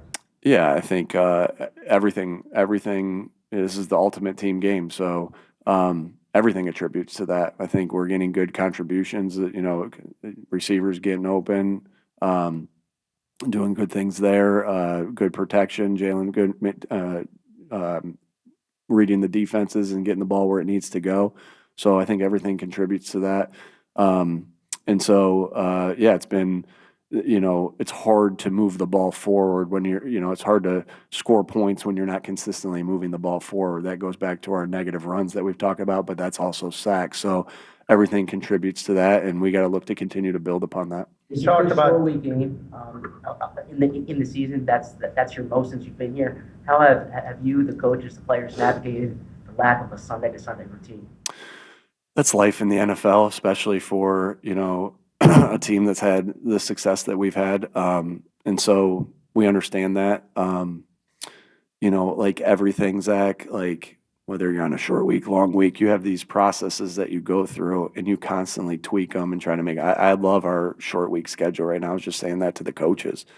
I really, and not that I don't want to play 30 of these, right? But you adapt the schedule and you adapt your process, to try to get better each time. And I know I say that all the time, try to get better. You try to do that every time. There's always a teachable moment for you to do that. And so, we did something a little different last week coming off a Monday night game on a West Coast that we may not have done in the past. We kind of mirrored that a little bit today. I always want the players to get their rest that they need because we can do all the schedule stuff we want. Their bodies are still coming, off of a short week. But our strength and conditioning staff, our doctors, our trainers, they do a great job of, we're all in this growth mindset, and that's something that we all have to think that way. It can't just be me. It can't just be the players. It can't just be the coaches. The whole building's in this growth mindset, and I take a lot of pride in that. Different things that we've done and the players, we gave them a little bit more rest last week. We'll give them a little bit more rest this week, whether that's sleeping in or, a couple periods off with practice. But it's all in attempts to make them be as fresh as possible and have our plan to be the best plan we possibly can have. Saquon had the comment after the game of we didn't allow the defense to dictate what we do. Just kind of curious how you interpret that and if that's something that you guys have grown in over the course of this year.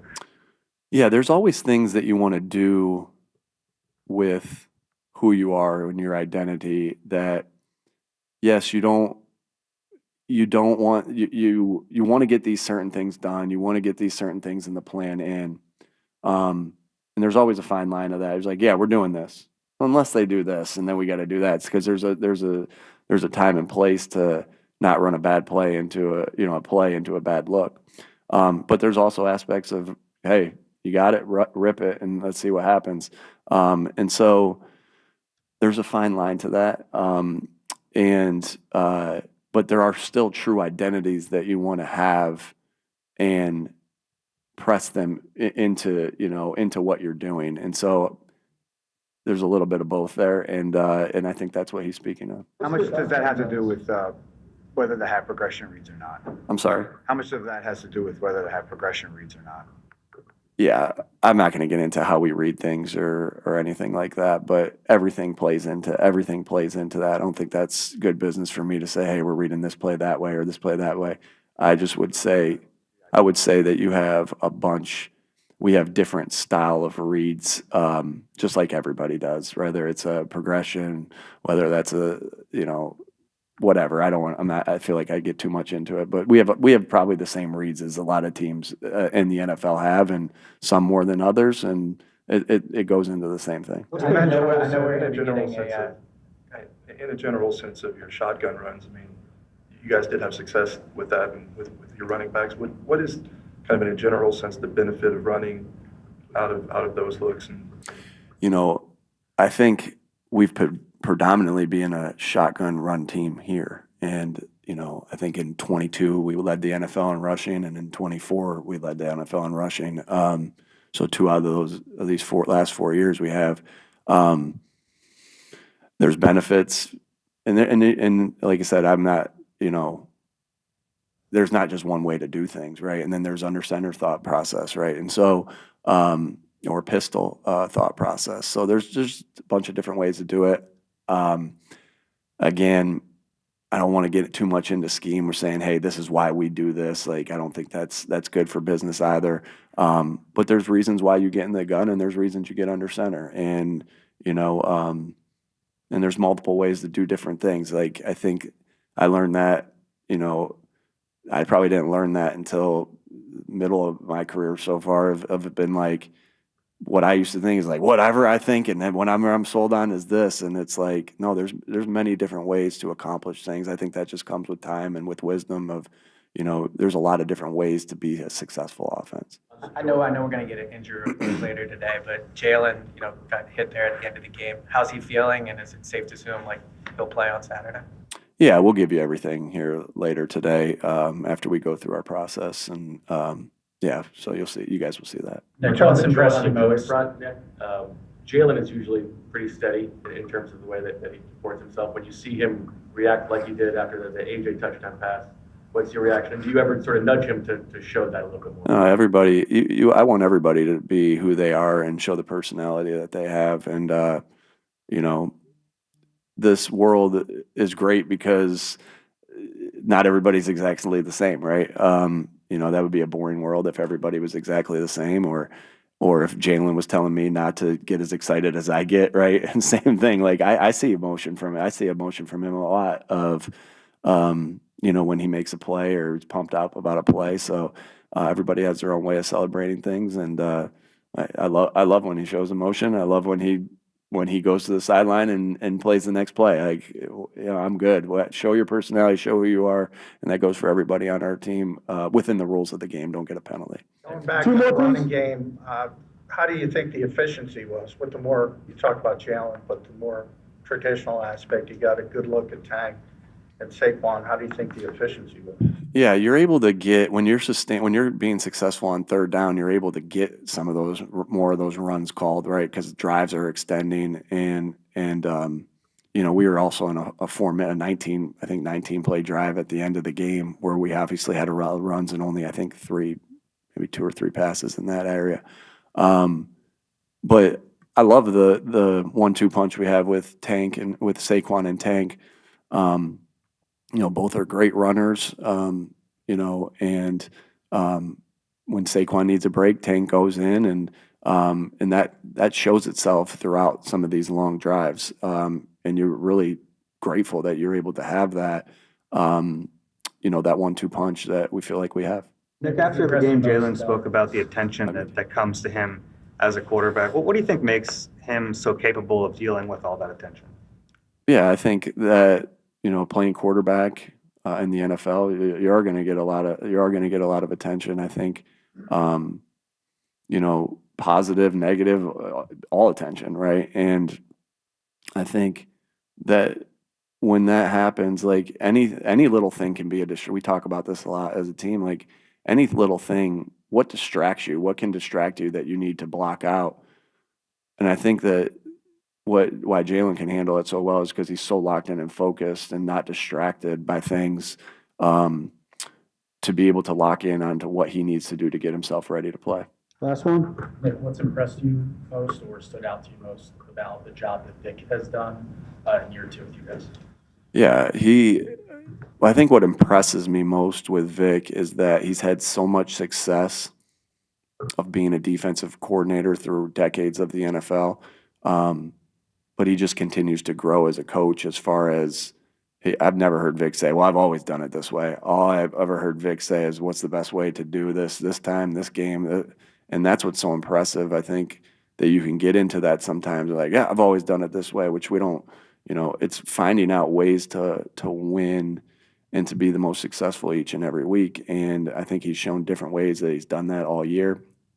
And that's kind of how I view like how he's been throughout his career. And so, man, I'm glad we have him. All right. Thanks, folks. Well, there you go. That's Nick Sirianni 2 days after press conference. And as we expected, no real report on Jalen Hurts. He said you'll see the injury report later on. So other than that, I'd assume Jalen's good to go on Saturday. Yeah, run your offense. That's how I took that. Run offense. Offense. Yeah, he didn't give us any more information on it. As far as some of the things Nick did say, he talked about them running under center a little more, Jalen under center. And I thought it was interesting when he was asked about not allowing the defense to dictate to them, which is something that we've heard a decent amount this year. I remember back, I think it was after the Rams game, when AJ said, we shouldn't take what defenses give us. We can be the takers. And that players, didn't feel like they were doing that as much this week. And I think that's important. Impose your will on a defense. Yeah, they were on the heels a little bit. Now that they're trying to be a little bit of the aggressor, that's what they need to be. And in order to be the aggressor, you have to work on that. And you have to play games. So they got to play. Jalen has to play it. You can't take away the aspect of you running the ball. I don't believe that. I don't think you should take that away. Agree. So we'll see later on today what the injury report says for Jalen. But as we expected, no new information from Coach Sirianni at his press conference this afternoon. 215-592-9494 if you want to get in. Let's go back to Ken, who we had to put on hold earlier. What's up, Ken? Hey, no problem. Don't mind being put on hold for Coach Sirianni. That's your guy, Ken. Yeah. He is my guy. Every time I listen to that guy talk, I feel better and better and better about the future of the Eagles as long as he's at the helm. Kyle is right about this, just from a math perspective. And, the beauty is that the Eagles are going to know by the time they go to bed Saturday night whether or not there's any chance that they're going to move any higher than the 3 seed, because the Rams play the Seahawks Thursday night. If the Rams win that game, then the Eagles are absolutely done for the 1 seed. And then if the Bears beat the Packers on Saturday night, then the Bears would need to lose their last 2 games, and the Eagles would need to win all 3 to pass the Bears, because the Bears hold the tiebreaker over the Eagles. Well, the Bears' schedule's pretty tough, Ken. I mean, they have the Niners and the Lions to end the season. That's not they're not easy games. I understand that, but if they're 2 games behind with 2 games to play, because they would have to win both. They would have to win both. So right now, the 3 seed, the difference between a 3 seed and a 2 seed in the NFC, to me, doesn't make all that much sense. And if you remember, 2023. Right, they went into that last game against the Giants with this delusion that they still had a chance of winning the division. They played the starters for the first half. A.J. Brown got hurt in the first quarter, I believe it was, but they didn't have either A.J. Brown or Devontae Smith for the Tampa Bay playoff game the next week. So the most important thing that they've got that they need to worry about, because they're going to be division champs by the time they come home from Washington Saturday night, the most important thing they have to worry about is making sure they can put the healthiest team on the field for week 1 of the postseason. And if week 1 of the postseason is going to be a home playoff game for the Eagles, which it is, against somebody, Seattle, San Francisco, whoever it is, then they have to treat week 18 as a bye. They just have to. Well, if you're locked in, Ken, but I disagree. Like if you go into that week and all it takes is a win and a Bears loss, I mean, I think you almost got to play for that. The 2 seed and the 3 seed, I think it's a bigger deal than you're making it out to be. I just don't. I just don't. Either way, the Eagles, if you're not the 1 seed, you're not going to the Super Bowl without going on the road and winning on the road in the postseason. That's the NFC Championship game. Whatever, that's but Ken, they literally game. did it last year without going on the road as the 2 seed. Well, that's because they were the 2 seed and the Lions got clipped. Right. So the way the AFC kind of plays out now, you're going to have at least two really good wild card teams. I don't take the Packers seriously. I just don't. But you're going to have at least 2 really good wild card teams, at least from a record standpoint. But the Seahawks haven't beaten anybody. The 49ers schedule has been a joke. So, it's just, to me, the health is more important than the 2 seed or the 3 seed, and they're going to know a lot more by the time they wake up Sunday morning. The Bears it's unlikely the Bears are going to lose 2 out of their last 3 games. If they beat the Packers Saturday night, then the Bears would have to lose both of their last games. So, and depending on who their last games are and whether or not they're locked into their seeding, you don't know if they're going to be playing their starters. So it's to me, Kyle's right about this. The getting guys off their feet if you can. Now, if they were to lose Saturday, that changes the equation, but I don't see them losing Saturday. Well, yeah, if you can get guys off their feet and kind of get a bye week in on, the last regular season game, then you've got to do it. Right. No, I hear you, Ken, and I appreciate the call. I mean, but we're not really talking about week 18 right now. We're talking about the next couple games and whether you would dial back the offense. And that's the thing. I just don't think you can dial back the offense. You need to do what you are going to do in the playoffs so you know you can do it in the playoffs. Yeah, I think you do. I think you need to play. And I understand Ken's math and trying to get people healthy. But I remember the Patriots being in this similar situation. They played all the games, and they won them all during the regular season. Now, I know you run that risk. But are you talking about when they were going for undefeated? Yeah. That seems a little bit different. Well, no, I'm just saying they played them all. They didn't have to because they had everything locked up and they played them all. Well, they wanted to go for undefeated. Yeah, but they were banged up. They were tired, like everybody was tired. It was something that you didn't need because, you still went to the Super Bowl. They got almost everything that they wanted except actually winning the Super Bowl that year. Right. Like, every situation is different. Like, last year, what Dan Campbell did, that was stupid. Like, when they played the Niners on Monday night and they had a game for the division the following week against the Vikings on Sunday Night Football, that game meant nothing. Well, that was dumb. There was no reason for the Lions to play that game. Well, we had our own similar situation last season with Saquon going for the record in Week 18. I wanted them to play.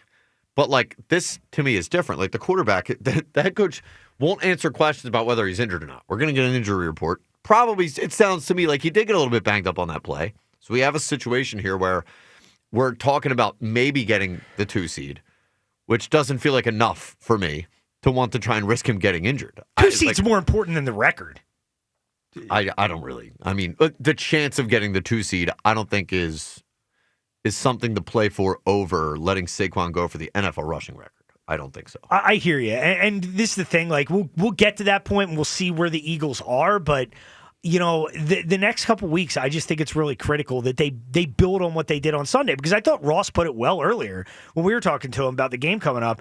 Is he basically said, if you don't play well on Saturday, it's like the Raiders game never happened. Yeah. Like, we're going to go right into the same discussions we had before that. And that's the thing for me. It's you have to play well. You have to put yourself in a position where you have some kind of consistency. And to be honest, we haven't had that. We're all excited about the fact that we beat the Raiders. That was great. No question about that. But we had to string together a couple games where we do that.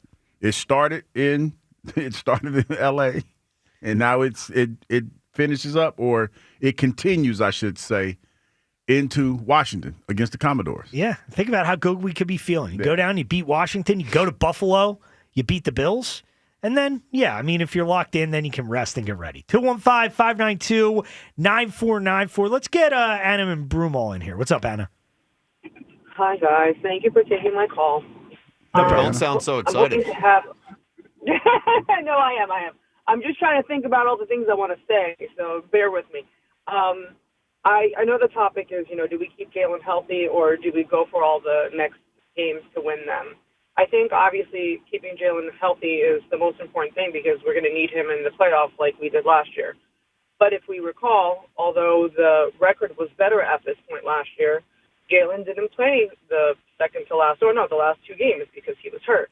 So he had some time. He had some time to get his mind right, his body right, and we got him back, as we saw, in a Super Bowl MVP way. If they do that for him this time, if he did get banged up on that play, which he kind of looked like he did because he gingerly hobbled off of the field, if they even make that an excuse and give him some time and let Tanner do his thing, we can possibly replay it like we did last year. And that's just what I think in that. But my other thing that I wanted to say, and you had a caller who touched on this earlier, which I completely agreed with.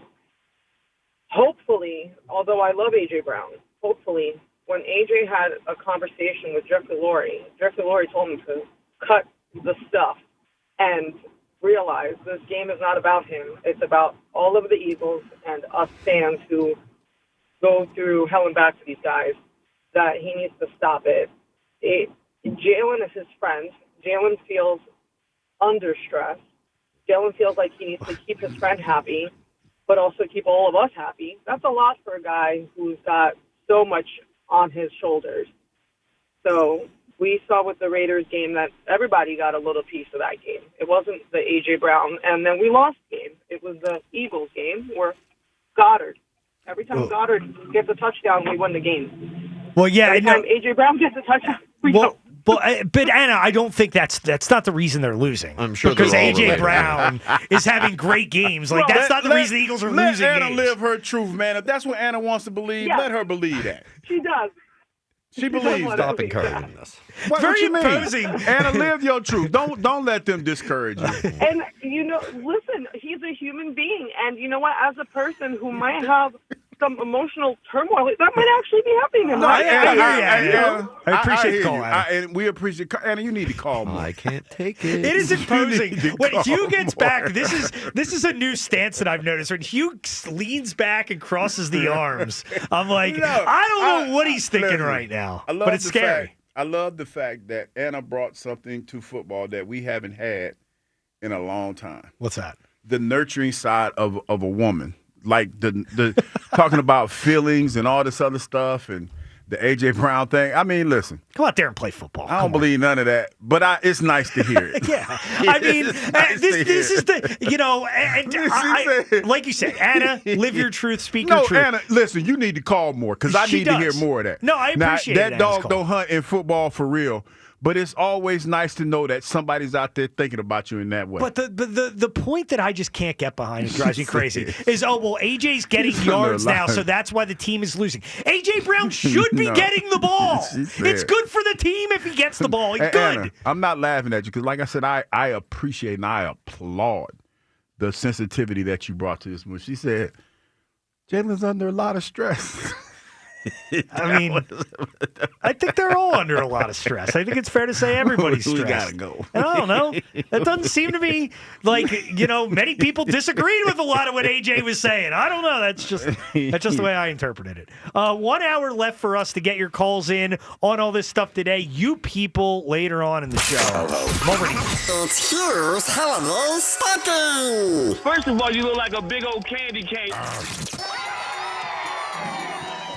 Well, there you go. There is the sounder for Hugh's Holiday Stocking. Your chance to win the qualifying prize, Jack Daniels prize pack, 2 Jack Daniels Rocks glasses, Jack Daniels umbrella, Jack Daniels golf tee pack, Jack Daniels playing cards, along with a Weber grill brush, courtesy of Gerhard's Appliances.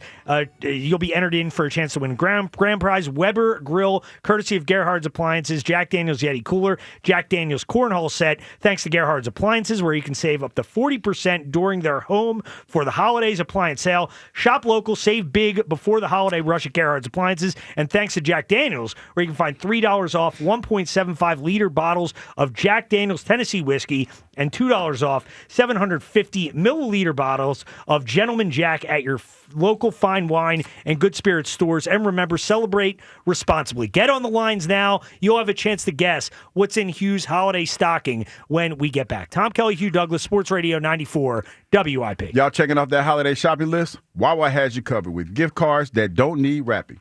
Like cards for the Wawa fans in life and for fans of top brands like Roblox, Visa, Sephora, and a whole lot more. Gift cards makes the perfect gift for the mailman, teachers, co-workers, and the delivery driver. Even a family gift swap if that's what you're into. For holiday shopping made easy, stop at Wawa, your one-stop gift card shop. See store for details. Gotta have a Wawa. Hey, Eagles fans, Crown Royal is a proud partner of the Philadelphia Eagles. And this season, it's not game day without the generous spirit of Crown Royal. Whether you're at the tailgate, in the stands, or watching from home, Crown Royal is the reason and the reward for coming together. Grab a glass with the Crown Royal rig at a stadium near you, because they'll be sharing the generous spirit with fans across the country. Crown Royal, fueling game day with the generous spirit. Visit crownroyal.com/royal rig for more on the Crown Royal Rig Tour. Please drink responsibly. Hey, Philly, Ron Jaworski here. The holiday season is upon us, and I need your help. Everyone remembers receiving their very first bike, but the cost of a bike is a major barrier for families living in poverty.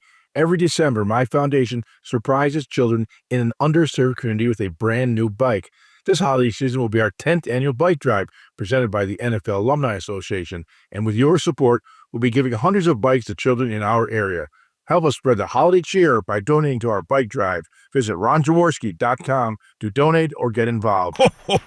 Quality is very important here at the North Pole. You see, I checked my list once, twice, all done. Well, Santa, quality's important to us at Nissan, too. We actually test every model thousands of times. There's the frame twist test, shaker test, corrosion test, drive load test, tug-of-war test, towing test, off-roading test, practical strength test, splash test, corrugated road test, chassis dynamics test, water intrusion test, extreme heat test, extreme cold test, rough road test, jump test, curb impact test. And physical parts tests. Save on J.D. Power's #1 mainstream brand in new vehicle quality at the Nissan year-end event. Get 0% APR on the 2026 Nissan Rogue, 2025 Murano or Pathfinder for well-qualified buyers. For J.D. Power 2025 U.S. Initial Quality Study Award information, visit jdpower.com/awards. Awards based on 2025 model year. Example: 0 down payment, 60 months financing at $1,667 per month per thousand financed. Actual down payment may vary, subject to NMAC credit approval. Not all buyers qualify. Dealer contribution may affect actual price set by dealer. Contact dealer for details. Ends 1/5/26. Since 1876, T. Frank McCall's has stood alongside the people who build and care for our region. As we celebrate 150 years, we thank you, our customers, partners, and neighbors, for being part of our story. Visit tfrankmccalls.com. It's here. B101 is transformed into Philly's official Christmas station. Relax and unwind with your holiday favorites 24 hours a day, all the way through Christmas. Tell your smart speaker to play B101. FanDuel, in partnership with Valley Forge Casino, is the #1 sports book for same-game parlays. From points and rebounds to threes and assists, FanDuel is the best place to combine your favorite picks into a same-game parlay or track every stat live, all in one easy-to-use app. And right now's the perfect time to join, because new customers get $150 in bonus bets if your first $5 bet wins. So bet on the players you love the way you want. Head to FanDuel.com/Ike to sign up today. FanDuel, official sports betting partner of the NBA. FanDuel Sportsbook is the official sportsbook of 94 WIP. 21 plus and present in Pennsylvania. First online real money wager only. $5 first deposit required. Bonus issued as non-withdrawable bonus bets, which expire 7 days after receipt. Restrictions apply. See terms at sportsbook.fanduel.com. Gambling problem? Call 1-800-GAMBLER. Great news, Nick. Legacy boxes are still in stock. With Christmas just around the corner, there's still time to buy the best Christmas gift ever. Legacy Box. That's right, Adam. Order today and Legacy Box ships immediately. It'll arrive ready to wrap and place under the tree. Gather the family together this Christmas and collect all your old VHS and camcorder tapes, slides, pictures, and film reels. Then you can binge on the good old days. From fading over time to risks like fire and water damage, your memories aren't protected unless they're on a digital format. Legacy Box helps you replay those great moments from the past, from Christmas morning to your wedding day. Legacy Box is the world's largest digitizer of home movies and photos. All the work is done right here in the USA, and over 1 million customers have trusted Legacy Box. This Christmas is the time to digitize. Visit legacybox.com/value for exclusive holiday savings. That's legacybox.com/value for last-minute shopping. legacybox.com/value. Club Risque celebrates the holidays. You are invited to Club Risque Bristol and Northeast Wednesday, December 17th, and Club Risque Philly Thursday, December 18th. Two 2-hour open bars each night from 4 to 6 and 9 to 11. Plus a free steak dinner from 4 to 6. And of course, an appearance by Bad Santa and his lovely elves with naughty gifts both nights.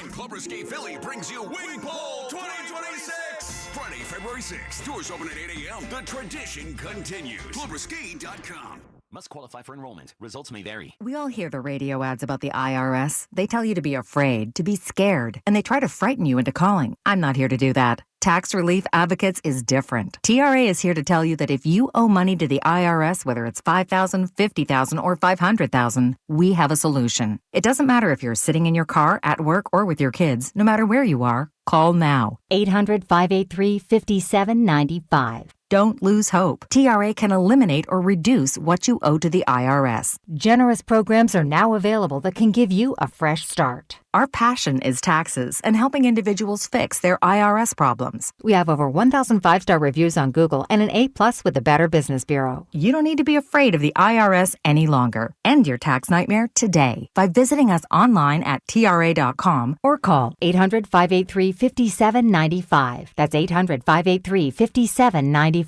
Tax Relief Advocates. Real solutions for real people.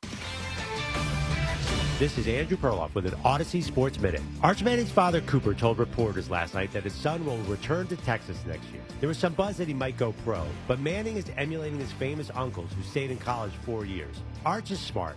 He had an up-and-down season, and there's a lot of data that getting more starts under your belt in college helps in the NFL. If you're a Texas fan, time to celebrate, because the pros will just have to wait. I'm Andrew Perloff. 94 WIP HD1 Philadelphia. Live from the Tasty Cake Studio. Sports Radio 94 WIP. An Odyssey Sports Station.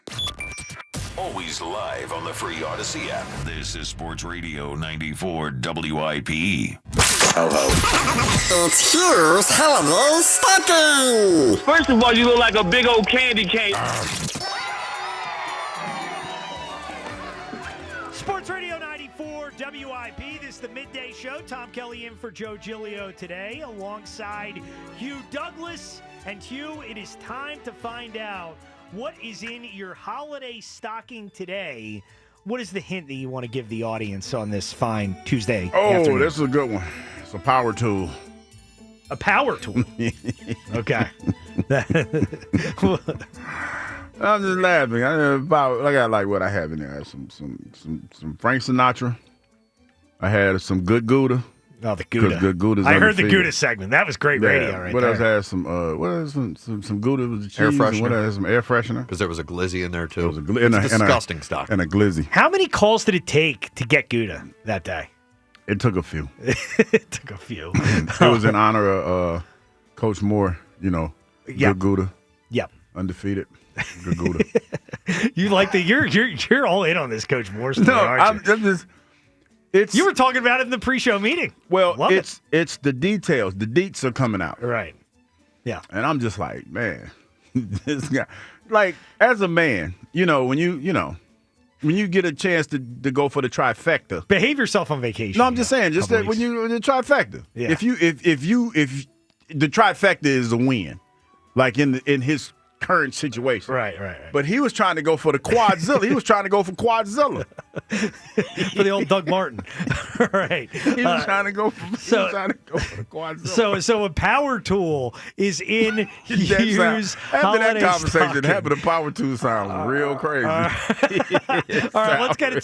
Scott in Newcastle. What's up, Scott? You getting us started. Hey, how you doing? What's going on, man? All right, Hugh. Does it cut? No. A drill? No. All right. So long to Scott. Let's try William. What's up, William? Yo, what's up, fellas? What's How up, about man? a saw? Well, no, saw cuts. Yeah. You did also get it. You were allowed Yeah, yes or and no we'll explain. Appreciate the call, William. Let's explain the rules again. You get a yes or no question to narrow it down. People don't want to win. Prior to the guess. So ask your yes or no question. Narrow it down a little I think more. you heard it wrong. So far, what we know is it does not cut, No, and I it's don't a cut. power tool. So there you go. Let's go to Keith in the Northeast. What's up, Keith? Yeah, what's up, guys? Do you put nails in it? No. Chainsaw. Okay, not a chainsaw. So I love this segment. This is going great. 215-592-9494 if you want to get in. I'm Guess not what's gonna lie, in though, Hughes holiday TK. stocking. It's days like this that I feel like when I say certain things on radio and people don't hear it. Yep. I feel vindicated because I know for a fact you probably didn't hear what I said. The people don't listen. At any point. Chris in the Nobody Northeast. listens. What's up, Chris? Hey, is it over $100? Yes. Is it a sander? No. No. That's not a bad guess though. Appreciate it, Chris. Lynn, what's up, Lynn? Is it a grinder? A grinder and a sander are probably the same thing, ain't it? Yeah. Again, we do get yes or no Yeah, questions. you get a yes or no question. Again, 215-592-9494 if you want to get in. This is going the route of Gouda. It's going the route of Gouda a little bit I here. like how Kyle gets thoroughly irritated. Yeah. You get a question. Oh, no. Here we go. I know this guy. I have confidence this next guy's going to get it. Our guy, Bam in Upper Darby. What's up, Bam? What's up, TK? Mister, I didn't know who Pierce Brosnan was. Hey, Hugh. Hey, what's up, man? You said it's a power thing, right? Power tool. Okay. Can you use it in snow? Yes. Snowblower? How about that? Look at Bam. Bam technically blind and he figured it out. Bam, I knew you were going to get it, man. I had faith Bam, in you. hey, Bam. Way to work, Bam. Way Bam to in work. Upper Darby. He is your winner today. Snowblower.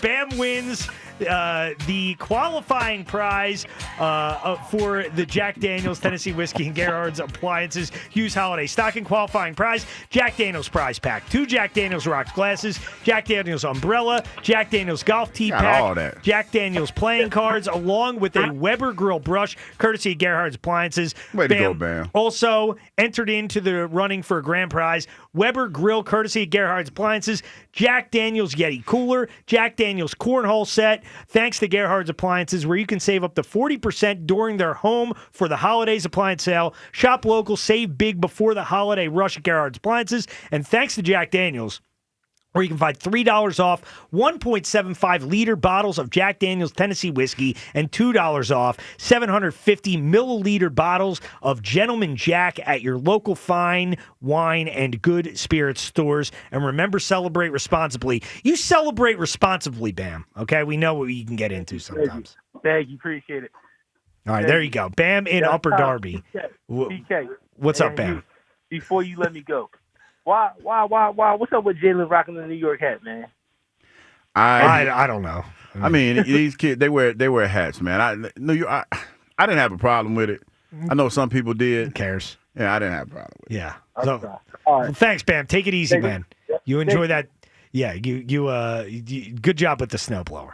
Yeah, How about that? look at Bam. Bam Bam's can't saving see, the day. Bam can't see word for damn, but he sure know how to listen. That's pretty big. Yeah, I mean that's the fact that somebody said he said it's a grinder, and I'm like, then they said it's a sander. Yeah. Are they the same thing? A sander Well, and a grinder? I thought so, but I thought so, but no, I guess not. They're not the same thing, Kyle. A grinder and a sander. What's the difference? I mean, I wouldn't. What's the difference between a grinder and a sander? Well, just never mind. No, I mean, I think I know where Kyle's head is. I at. got a grind. Yeah. I got some Yeah, thoughts. yeah. But since we're being I childish, think I got Kyle's some thinking of a thoughts. different kind of grinder. 215-592-9494 if you want to get in. But good job by Bam. Good job by Bam. And so what's all in your stocking now? You got a snowblower in I there. got a snowblower. You got some I Gouda. got some good Gouda. No, it's not just Gouda. Okay. Good Gouda. Some good Gouda. Okay. It's a big difference. My It's apologies. Gouda and then it's some good Gouda. What else we got? We got We got Frank Sinatra. Okay. We got a Glizzy. And we got an air freshener. Okay. Oh, and we got some. What else we got? Well, yeah, the air freshener, because I thought we didn't put the Fabuloso in there because we did the air freshener instead of the Fabuloso. Okay. Well, there you go. Good stuff from Bam. 215-592-9494 if you want to get in. But some of the things that we've been discussing today, and the main thing we've been discussing today, is how the Eagles should approach these next couple games here. Because when you look at it from a standings perspective, it seems pretty clear where the Eagles are going to be come postseason. They're going to win the division, barring an all-time collapse. Not going to happen. The question is, where are they going to be? It's probably going to be the 3 seed, chance for the 2 seed. And the question is, how aggressive should the Eagles be in trying to improve their standing? And how do you weigh that against keeping your guys healthy, and specifically the quarterback? Because you look at that game on Sunday, I think it's undeniable that the offense just functions better when Jalen Hurts is part of the run game. Feels and when he's a part of the designed run game. And I look at this as you have really 2, maybe 3 more chances, depending on your situation going into Week 18, to feel good about this offense. And find a formula that you can rely on come playoff time. And I don't think you can just say, okay, well, we're going to take this main part of our offense and put it on ice for a few weeks, and we'll just bust it out. We need it in the playoffs. You need it now. You need to figure it out now. And Hugh, I think we're of the same mind here. Run Jalen, and you can't put bubble wrap around him. It's the NFL, and you got to take a risk. I mean, he might get hurt, but you got to play him that way. Totally agree, man. I think that, our offense, I asked somebody earlier, what do we do well? I don't think they answered it. I don't think they answered it at all, but we have to figure out what we do well or do well enough to go deep into the playoffs, because nothing's guaranteed. And some of the teams that we play, we've seen it before. They're going to attack us differently, especially now with this new information that they have on us. So we have to put ourselves in a position where we're not as predictable as we once were. Familiarity. When you talk about playing this team that we're playing against this weekend, they're pretty familiar with what we do. They're pretty familiar with our concepts, and they're going to be out to play spoiler. I remember being in a situation when I was with the Jets. That's all we tried to do, was beat teams that were better than us. Yep. And mess up their season. So, especially knowing what happened last year, what transpired for the Commodores last year when they were in this situation, 1 game away from the NFC, 1 game away from the Super Bowl, 1 game away, and we took that away from them. So, they're going to be a little bit upset behind that. And hey, I think the Eagles are going to win the NFC East. I mean, they're what? It's like a 98% chance or something right now. But you lose this game to Washington, and Dallas wins this weekend. All of a sudden, you got to go to Buffalo the next week. That's going to be a tough game, and things get dicey really quickly. So, do think Saturday's really important for the Eagles. Just want to clarify. I was right. Grinder and sander, not the same thing. Okay. Sander is used for wood, smoothing wood, and a grinder is probably more for like brick, metal. But you're cutting more. The concept is the same. Sure, right? yes. Yeah. Okay, but okay, got you. But okay. Thanks for clearing that up. Semantics. Yeah. What is important? I mean, if we were giving away a sander and grinder, it would have been an acceptable answer. You needed to close the loop. I didn't know there was a grinder and a sander. The difference. I thought So the grinder is more for the grinder's for like removing material off of something hard, while a sander is like polishing, smoothing for something wood, like soft. There you go. Can you relax over there? You get after 1 o'clock. Was You it the get polishing loopy. wood? No. Was it the polishing wood? No. Can you relax? What? You don't like to polish a little wood? Who doesn't like to do that in their spare time? Yeah, you took it way too far. Vaseline on me. Hey, TK, we live in the innuendo space. That was what? It's innuendo. What I don't even know what you're talking about. I don't know what you're talking about. That was a little bit too far. Get your mind out. Kids might be in the car, man. We got to live in that innuendo space. I didn't say anything wrong. 215-592-9494. Juice in South Philly. What's up, Juice? Hey, TK, what's up, buddy? How are you? What's up, man? All right. Couple things. One, real quick. Hugh, yes. A grinder is nothing to mess with, buddy. I almost cut my finger off with a grinder. Is that right? They're not the same as a sander. So a grinder has a round blade to it. It goes through metal. It goes through wood. So when you're trying to, cut like an H or a U out of a piece of wood, you would use a grinder. Yeah, man, I got a slice on my finger. It goes the length of my finger. I see it. It's because it's like you can. It's more of a okay. Yeah, so a sander, like, they smooth things out with it or whatever, but a grinder, man, like, it cuts. It's not. It's really not the same, but it's in theory, I guess, the same. But anyway, you won last night. You're in the conference championship. You're one away from the chip. You. Oh, is that right? Okay. Yeah. Hey, okay. I told you the kid knows his fantasy league. Yeah, fantasy football. I haven't, like, they've been kind of giving me heat because I haven't been paying attention because JoJo, I put JoJo in charge of everything. Okay. And JoJo's been doing extremely well. We won the other night. We won the other night. Okay. So now we're in one game away from championship. Well, I'm the semifinals of our WIP league. So I guess with this being said, that me and JoJo, we're probably going to be getting sized for rings. We're like one game away. We're going to be getting sized for these championship rings. I don't give a shit.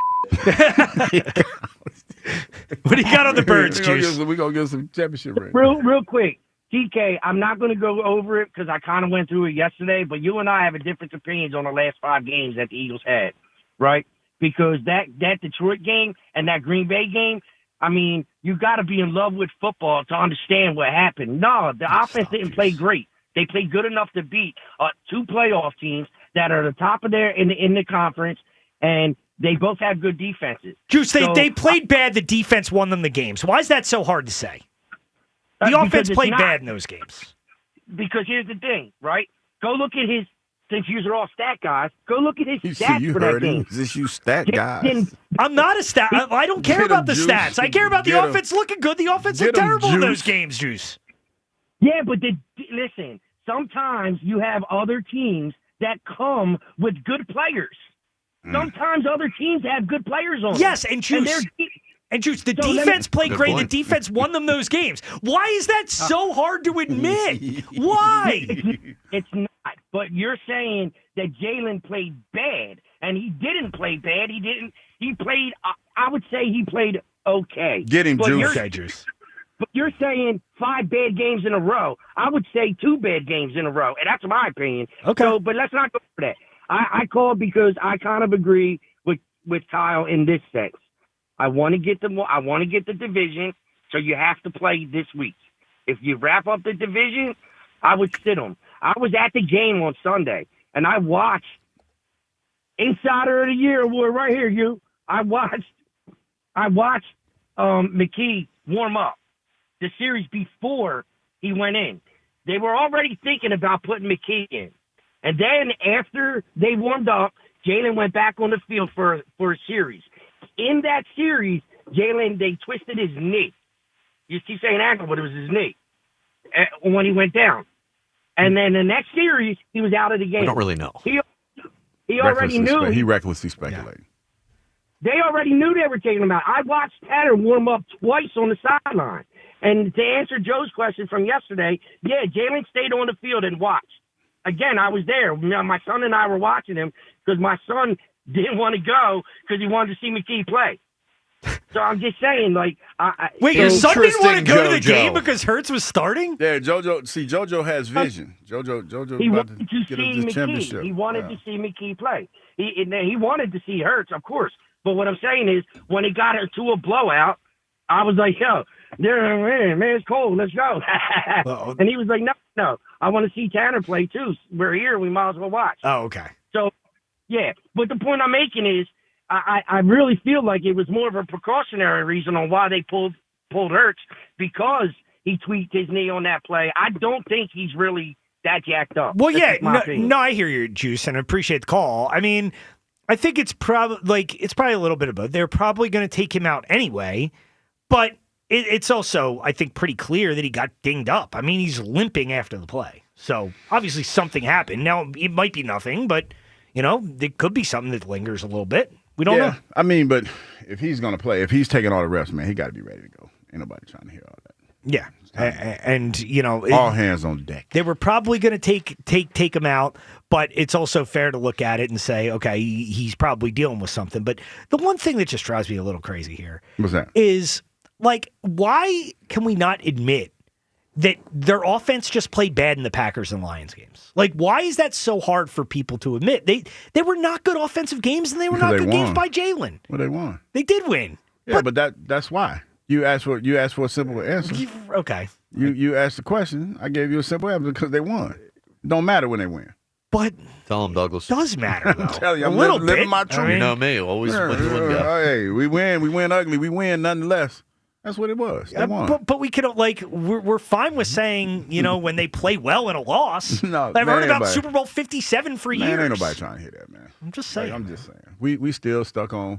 We sitting around here. We mad at AJ for saying the offense was bad. And everybody agreed with him.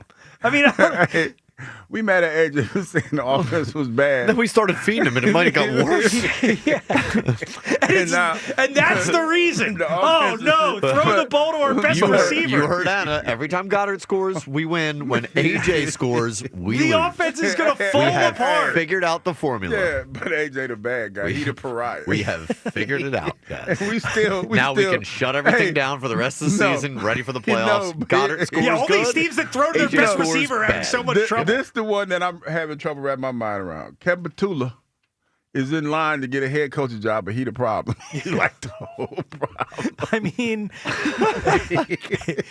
but we didn't went out. We went out of the way. We did egg Buddy House. Fire him. And everything we did scream. He fired him. Well, but he about to go interview. I'll tell you what. I think Patullo's pretty good. I do. I've come all the way around, full circle. People are ready for the conversation in the offseason where if we want continuity with the I'm not OC having it. another year in a row, that needs Patullo's back. I'm not having that conversation. This is Yeah, going. you are. Oh, yeah, you are.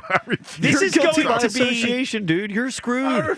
We're going to do all of it. This has the buckle in. This has the potential to put the hardcore Jalen Hurts defenders in the biggest bind possible because it's all Patullo's fault all year long. But one of the excuses that is made all the time is he's never had an offensive coordinator 2 years in a row.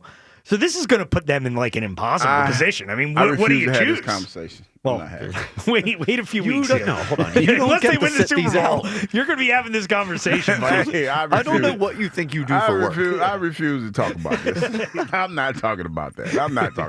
But we'll see how this take might age worse than the defense is a luxury we'll take. Have TK honestly. fill in for you that day. Yeah, I'm not doing it. Okay. Take a personal day. 215-592-9494. If you want to get in, one segment left. We'll get to you people before we go for the day. Get a few more calls in. Plus, got some issues with what a couple people are doing on social media over the weekend. A little social media gripe segment. So we'll get to that as well. Tom Kelly in for Joe Giglio alongside Hugh Douglas.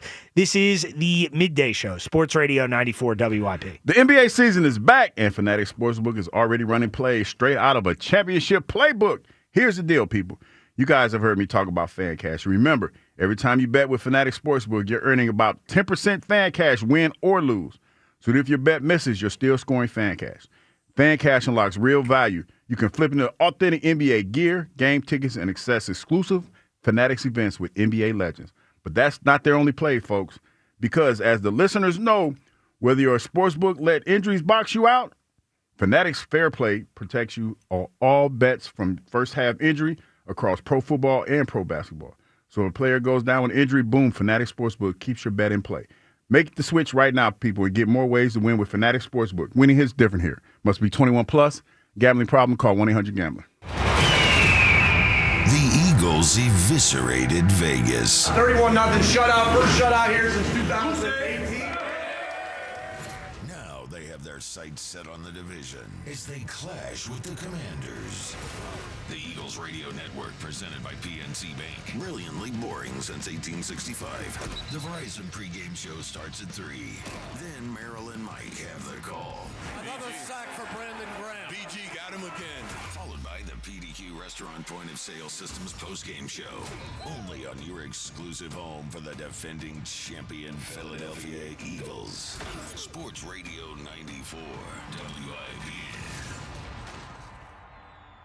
I'm Denton Day from the BetMGM Network, here to help you beat the books. We're going to the association, getting in the weeds. We're taking over 35.5 points, rebounds, and assists for Spurs big guy Victor Wembanyama. He made his return to the association earlier this weekend. Prior to the injury, he was hitting this number on a regular basis. He's taking on the Knicks in Madison Square Garden tonight. Big-time venue. Expect a big-time performance from Wemby. Bet smarter, beat the books. Download the BetMGM app today. Please gamble responsibly. My name is Whitney Allen. I am a widow. My husband, Ryan, Brian died, we never thought in a million years we'd have to use life insurance. The unexpected happened. With Ethos, it is so fast and easy. It's 100% online. You can get a quote in seconds, apply in minutes, and get same-day coverage, no medical exams, and you can get up to $3 million worth of coverage through Ethos. Get your free quote at ethos.com/game. That's ETHOS.com/game. Time spent on application may vary. Online health questions required. Every team needs a reliable defense, especially when life blindsides you. At Pansini and Pazika Law Group, you're not just an injury case, you're family, and we fight for you the way we'd fight for one of our own. From your first call to your final settlement, we're by your side, making sure your voice is heard on every play. Your recovery is personal to us. Pansini and Pazika Law Group. Hundreds of millions recovered. Schedule your free consultation. Visit PansiniLaw.com. You know, fellas, chicks dig confidence. How in the world do you know what chicks dig? Are you kidding me, Jack? How would you know? You've been with the same girl since middle school. Confidence goes a long way. And confidence in the bedroom, that goes the longest way. And nothing's going to make you more confident than Blue Chew. Blue Chew makes chewable tablets that get you performing like an all-star in the bedroom. And because you know you'll perform, you'll be more confident. And like we said, the more confident you are, the more likely you're going to need one of those chewables. And you don't even need to make a doctor's appointment or wait in line at the pharmacy to get it. That's right. And for the first month, you don't even need to pay. Just go to BlueChew.com, use code 94 at checkout, and your first month is free. All you do is pay for the shipping, and they'll take care of everything else on the website. And then they ship your tablets in a discreet and hard package. That's my line. Hold up. Go to BlueChew.com, use code 94 at checkout, and then you can chew it and do it. Hey, Philly, did you know natural gas is the most reliable and efficient way to heat our homes, cook our food, and dry our clothes affordably? And with PGW, the benefits of natural gas keep on coming. PGW has programs and offers that can make life easier no matter where in Philly you live. From spreading your bill evenly across the year to boosting your home's energy efficiency with rebates, and from year-round payment assistance programs to servicing appliances, PGW's got you covered. Check us out at pgworks.com. Lexus of Cherry Hill, an elite of Lexus dealer and an 8-time J.D. Power Dealer of Excellence for the customer sales experience. Why would you buy your Lexus from anyone else? The 2026 Lexus models are here and moving fast. The amazing team at Lexus of Cherry Hill are your source for the Lexus of your dreams. Over 300 new and pre-owned vehicles to choose from. Face it, you deserve a Lexus and you deserve award-winning customer service. Start your journey at lexusofcherryhill.com. For J.D. Power Dealer of Excellence information, visit jdpower.com/US-DOE. At America's Tire, we've been the trusted experts since 1960 because nobody does tires better than we do. And with over 90 brands, we have thousands of tires in stock to keep you covered with choice and availability. Need tires today? No problem. With over 1,200 stores nationwide, we can get you in without an appointment and back on the road safely with new tires. And it's all backed by over 65 years of expertise. Buy and drive today at americastire.com. Let's get you taken care of. Now serving Whitehall and Exton. Makita knows that pros never settle, and neither do we. With Makita, you get tools that perform at the highest level on every job without compromise. Makita is for the most detailed pros, expertly engineered to deliver precision, job after job. When your work calls for the best, call on Makita. Makita, built to be the best. Available at the Home Depot. Oh no. Ah, that's the sound of someone who's misplaced My debit card. their debit card. Where'd I leave that thing? Not at the gas pump, or the checkout counter, or the roof of your car. Now, if he has the Chase mobile app, he can use Card Lock. Wait, I could just lock my card. Yep, just a few tippy taps on his phone, and that sound? That's peace of mind from Chase. Chase mobile app is available for select mobile devices. Message and data rates may apply. JP Morgan Chase Bank N.A. member FDIC. It all comes down to this, folks. Yep, the entire season is on the line. But my throat has officially thrown in the towel. Sounds like you need Vicks VapoCool drops. Their max strength and vaporize sore throat pain. Whoa! These VapoCool drops hit fast. Speaking of fast, did you just see that play? Yeah, he vaporized that ball. That pun should have come with a penalty. Vaporize sore throat pain with Vicks VapoCool drops. Use as directed. Former Eagle Hugh Douglas. Current minivan driver Joe Giglio. On Sports Radio 94 WIP.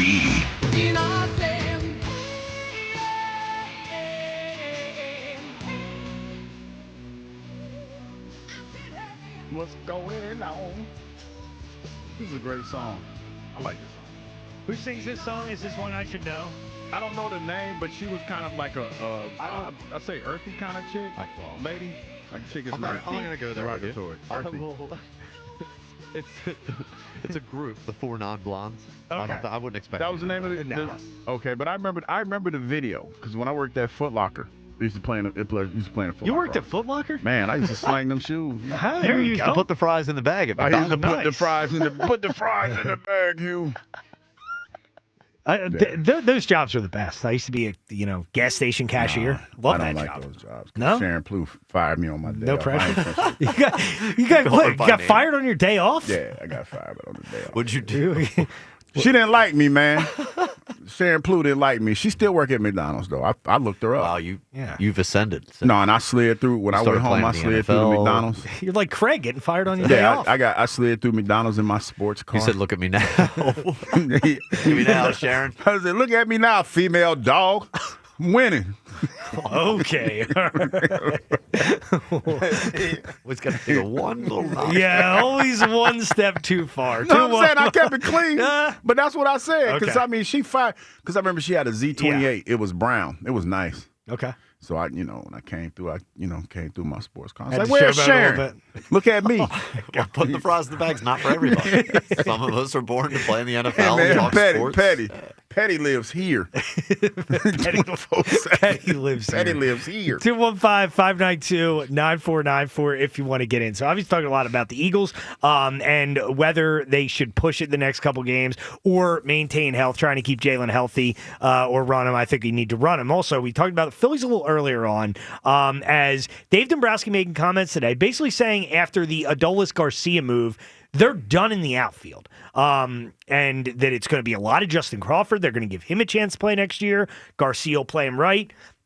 And then he mentioned Gabriel Rincones Jr. and Otto Kemp as guys who are going to see time. Kyle, what did you think about this? Because we didn't get your thoughts earlier. Are you a little underwhelmed? I mean, I wanted one more bat. Yeah, I hope he's lying because it I doesn't. don't think he is. Well, it doesn't. I wanted to see the outfield get upgraded this offseason. I didn't expect them to go and pay big money for Kyle Tucker, especially since they brought Schwarber back. But man, they're basically just replacing Kepler/Castellanos with Adolis Garcia, who I guess at his peak, which I don't know if he could rekindle that from 2023.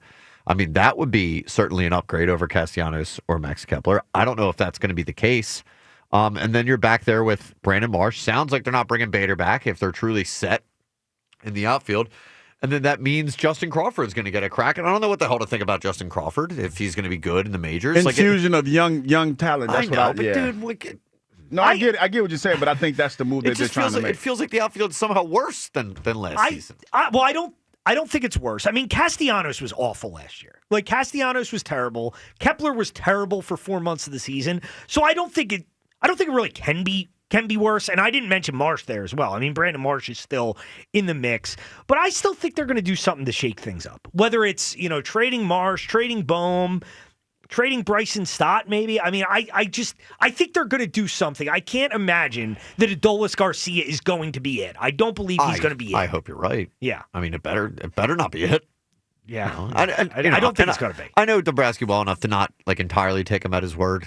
Right. With something like this. We'll see.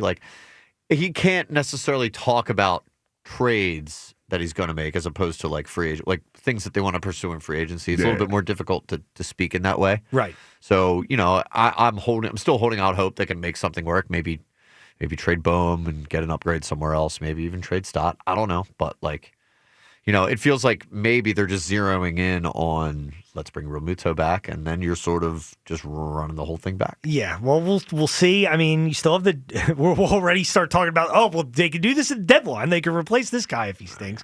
But I just got to think they're going to shake things up. So you want to get in on that. Would you be okay if Garcia is the only addition in the outfield in the lineup? You're welcome to do that as well. 215-592-9494. We have you people coming up at 1:45 here, but did want to get to a couple social media things from the weekend that were a little odd. I'd say both of them were. Now, first off, one very odd, but the Zadarius Smith move earlier this year. Now, the Eagles signed Zadarius Smith going into week 2 against the Chiefs. He played 4 or 5 games for the Eagles? Yeah, and then he left. And then retired. Now, this is on Sunday afternoon, like late afternoon, Packers playing the Broncos. Micah Parsons goes down, and immediately Zadarius Smith posts an eyes emoji out there. What does that mean? Like, does that mean the guy retired on us and now wants to come back and play for the Packers this season? Because if that's the case, get out of here. You're not going to Green Bay. Well, you're retired, dude. I mean, I think in this situation, it's fair to assess that way. But I thought he was done. Like, the only way you know for sure is if he didn't fill out that NFL paperwork, because he said he retired. So. But wouldn't we have his rights, or? Well, we would have to allow him to go. He's trying to pull a sleigh. Well, I don't know. I don't know, because this is the part. When I retired, I was done. I filled out my paperwork and was done. We know. I was like, I'm done. I shot him to do. So I don't know. If he's sending an eyes emoji, that must feel like he wants to play. Yeah. But I guess it could mean nothing. But wait a minute. I guess since I'm gonna be a little messy today. Oh, great! I'm about to be messy. So what does that say about us? That he looked at us. He was only here for a couple weeks, and he said, "You know what? I'm out." I don't know. You know what? I'd rather have BG anyway, though. I'd rather have BG than Zadarius Smith. I mean, but what does that say about how dysfunctional we are? If that is the case, say all things being true, that he does want to play some more. You don't want to play with the defending Super Bowl champions? Like, think about that for a minute. But when they were winning, too. Like, they were in the midst of a long winning streak at that point, it felt like. I just think, I know I'm probably making some people mad, but it's the truth. It's like, why would he leave? He was eating good at Chicken Piece. We met him with his fiance, significant other. Did he seem happy? Cash Dog. Yeah, they seemed happy. She liked going to Chicken Piece. Like Pete said it out, and it was nice. And he said, "You know what? These cats are dysfunctional. I don't want to be around them anymore." Well, the Eagles better. He caught wind of got a load of you at Chickies. Yeah, maybe it's you. Maybe you's the reason he left. Did you say anything mean to him? No, well. I said it. What'd you say? No. Okay. Did you or no? No, wait a minute. It's a story. Like, I had my daughters with me, right? So they're fans of Cash Doll. Cash Doll is his significant other. Okay. So when we went back there, he was like, I was like, "Hey, man, what's going on?" He's like, no autograph. I was like, "Dog, no, they wanted to meet, Cash Doll." Uh-huh. And so I was like, "Miss Dog, my daughters would like to meet you." So, Miss Dog. And she was cool. Like, she was really cool. So I don't know. Maybe he thought we were trying to meet them. We was like, no, we trying to. So did we just uncover that Hugh Douglas could be the reason Zadarius Smith bolted on us? Zadarius Smith out of town. It ain't me. But they wanted to meet Cash Doll. Yeah. So I had, and they were like giddy. My daughters are grown. Uh-huh. And they wanted to meet Cash Doll. So I was like, "Oh, Miss Doll, my daughter's with me." And she was really nice. well, yeah, that was it. This all makes sense. That's why he wanted out. They better not let him go to. What? This is ridiculous. They better not let him go to Green Bay. Well, either way, he's retired. What are you tweeting the eyes emoji for on an NFL song? Because he's ready to go play. And after a guy gets hurt too, not in good taste. Time to pipe down for the rest of the year. Y'all dysfunctional. He didn't want to be here with us. So that was the second weirdest thing we saw. This other thing. Now, Kyle, you were explaining this before the show. What exactly happened with Garrett Stubbs? Well, Garrett Stubbs is on TikTok drinking breast milk with his wife. Wait a minute. You mean her breast milk? I would imagine that it's not somebody else's. That's a different kind of freak that is bizarre. That is very no, weird. it's not. Yes, no, it's not. What are you talking about here? Well, I mean, it's bizarre that you would do that in public. But I was thinking You're in private. Well, first of all, I have 3 kids. I feel like TikTok's a whole new level in public. Yeah. Like in public to me is outside with you know people. what? This TikTok is me is like, recklessly here I speculating. am. But now you have to wonder who else out there on the Phillies drinking breast milk? I have 3 kids. I've never drank breast milk before. If you had to bet who drinking breast milk, Well, you know the first we've person all I'm drank thinking. breast milk before. I ain't. just to Well, be you clear. talking about when we were younger, Yes. but it's not. I'm not on my Homelander stuff trying to drink it now though. Homelander. you watched it. Yes, the voice. Yeah, I'm not on my Homelander. Trying to drink it now? Can we be honest about what this is?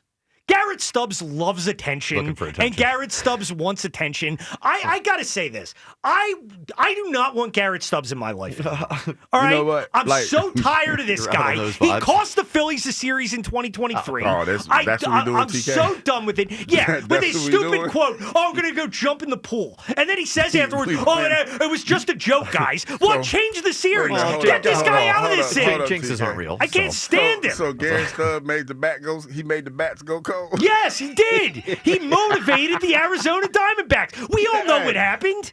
We all saw the series. Garrett Stubbs put a charge into Brandon Pfaadt. He did. He made Craig Alex Kimball Thomas. blow Alec it. Thomas. What kind of freak do you think Garrett Stubbs is? He's a super. That's some super freaky stuff. It is somebody who is so desperate for attention. I mean, you go on TikTok to drink breast milk. When he was drinking it, was he going? Bryce is drinking raw milk. No, that's what I'm saying. Bryce Harper, like it's him and Bryce Harper. Would you put it past Bryce? No, Bryce Harper definitely drinking breast milk.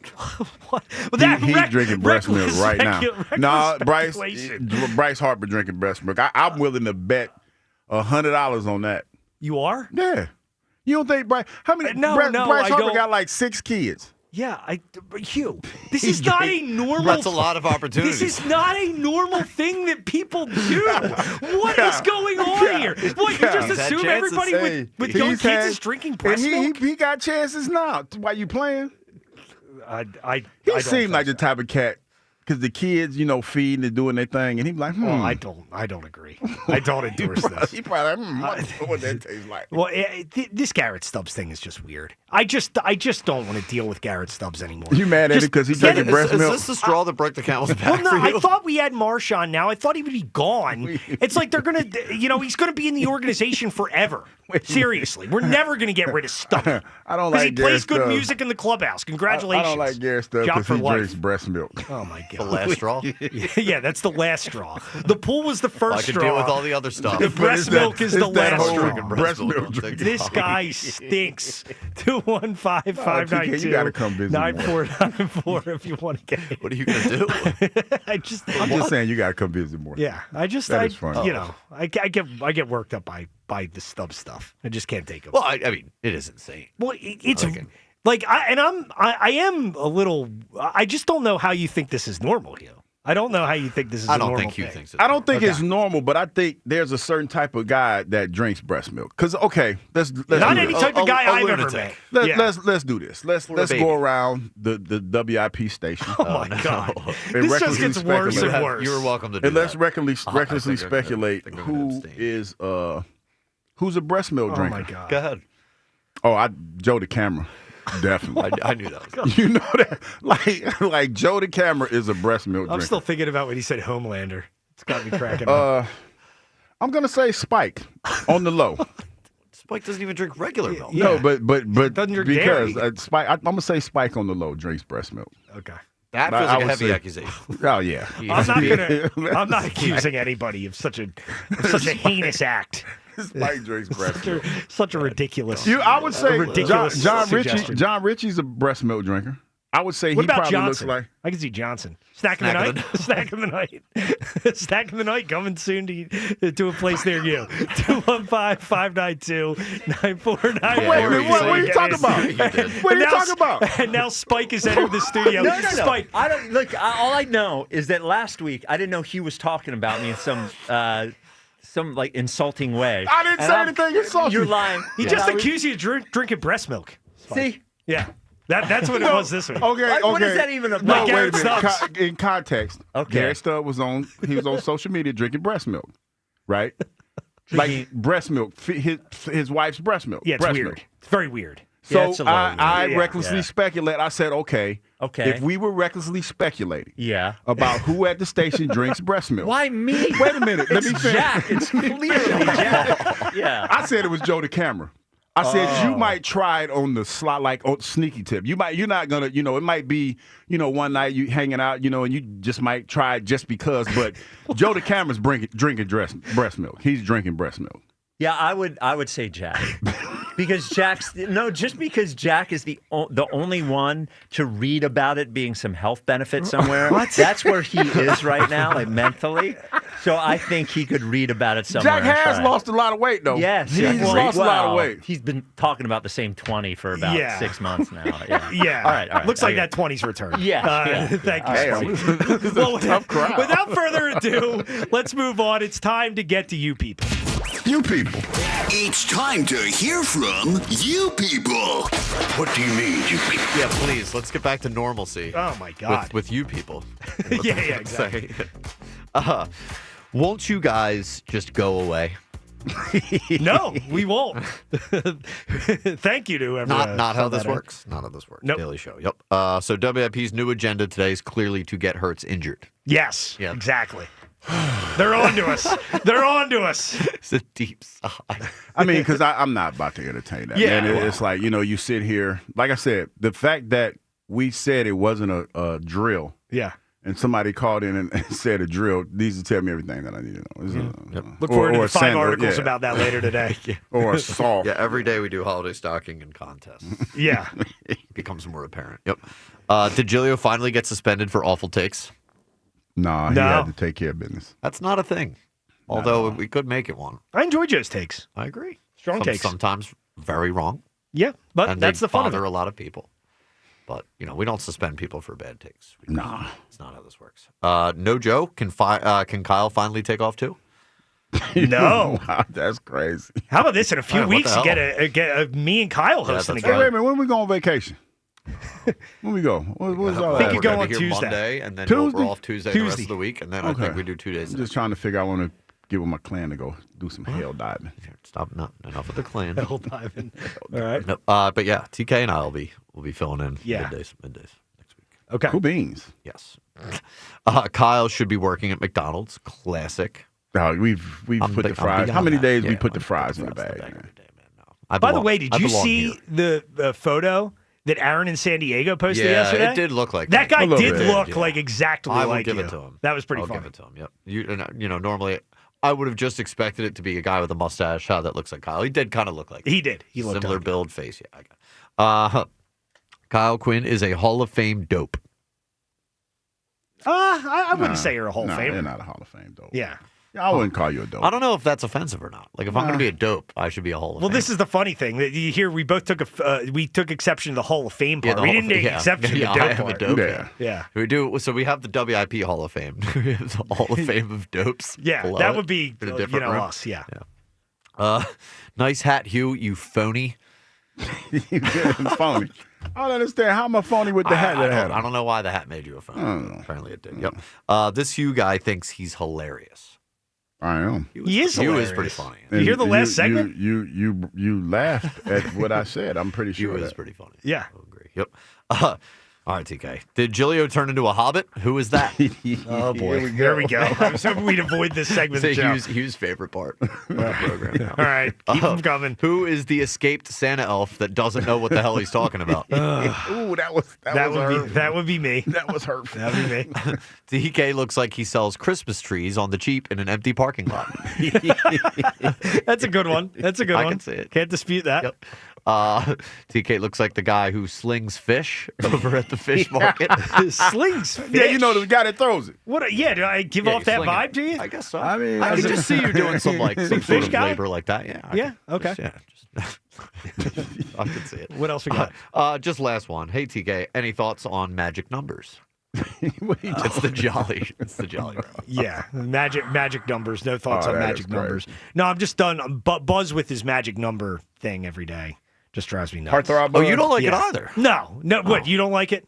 I mean, It's a fine bad. with it. I think it's a bad bit. I think it's a fine bit. When he does it for Sixers, I like think, you know what? playoff, like play-in scenario, like okay, Buzz, we get What it. actually bothers me more is that Jolly insists on telling him that it's wrong, but doesn't know what it is. Yeah. As though he's the authority on it, but he doesn't know what it is. Well, that's also So he's not allowing for the possibility that Buzz is right. He's just being stubborn. Right. And a lot of people have sent him math. Like, it is a set formula. There's a finite amount of games and matchups and teams for the rest of the season. So, like, it is something you could arrive at. Right. But he refuses to admit that. Right. So, Man, so that's that almost adds to the bit. And I think we were all rooting for 44-year-old Phillip Rivers to pull it out on Sunday. Oh, just I agree. to spite Jolly. Yeah, absolutely. That would have been a tough L. Yeah, that would have been awesome. For Jolly to take. I was just rooting for him because he's old. Yeah. You know? That was And crazy, wasn't it? he was See him throwing out there? ducks. He was throwing ducks. So It looks like he's put on a few pounds, too. No life on those footballs. No. None. No, and it's funny how See he's how going to chunky get he another was? start. Yeah, he's going to get another start, That too. is a bloated man. Yeah. Yeah, that's a man who is in his mid-40s and hasn't played enjoying football life. Yeah, he's or enjoying done anything active in a few years. And we'll get to see him on Monday night this week. They play the Niners on Monday Night Football. So, national game for Phillip Rivers and the Colts. But that'll pretty much do it for us today. Now, we had a good day. We got something out of the stuff. We added into the stocking a snowblower. Bam and Upper Darby saved the day. So Bam and Upper Darby was able to win and enter into the grand prize running for the Hughes Holiday Stocking. So thanks, you. Today was a fun one. Yeah, it was, man. Bam can't even see. And he guessed snowboard. That's kind of dope. But though. like you said, he listens very well. He listens very, very well. I mean, I guess you have to if you can't see. Well, yeah. I mean, you need to compensate. Something needs to make up for it. Yeah, you need to compensate somewhere. So congratulations to Bam. Good day today. We'll see what the status is for Jalen Hurts on the injury report later on when the Eagles practice. Make sure you stay tuned in for the afternoon show. Ike, Spike, and Fritz, they will have all that information for you later on today. So thank you to Kyle for producing the show. Afternoon show coming up next right here on Sports Radio 94 WIP. The NFL plays on Sports Radio 94 WIP. Thursday night, the Rams lock horns with the Seahawks in Seattle. Coverage starts at 7:30. Your home for the Eagles and the NFL on Westwood One. Hey, now we roll. Sports Radio 94 WIP. When the new year hits, every business could use a little something to stay ahead. A lift, a jump start, an edge, or perhaps a boost. Like the all-new 5-year business boost from Comcast Business. It's the certainty of a price lock for 5 years on qualifying internet bundles. Plus, you'll have the most reliable Wi-Fi with our best equipment, so your whole team can stay connected at a great rate. And to sweeten the deal, ask about a $500 prepaid card when you add 2 lines of mobile. It's the boost your business deserves. So sign up for the 5-year business boost and get a 5-year price lock on ultra-reliable Wi-Fi. Plus, ask about a $500 prepaid card. Comcast Business, powering possibilities. Ends 2/22/26, new customers only. 1-year contract required for guaranteed rate. 5-year pricing applies to monthly service charge excluding taxes and fees. Best Wi-Fi based on Open Signal Awards USA. Fixed Broadband Experience Report, May 2025. Now's the time to enroll in quality, affordable health insurance through Get Covered New Jersey. All plans provide free preventive care, coverage for prescriptions, emergency services, and more. Plus, 8 in 10 get financial help. Enroll by December 31st for January 1st coverage at getcovered.nj.gov. Let's live more. Whether your dream vacation is about doing it all or nothing at all, you'll find what you love with Norwegian Cruise Line. Be charmed by historic European cities, wowed by the wild sights of Alaska, or calmed by serene beaches in the Caribbean. Wherever you go next, feel free to experience more with Norwegian. Visit ncl.com, call your travel advisor, or 1-888-NCL-CRUISE. Norwegian Cruise Line. Ships registry the Bahamas and USA.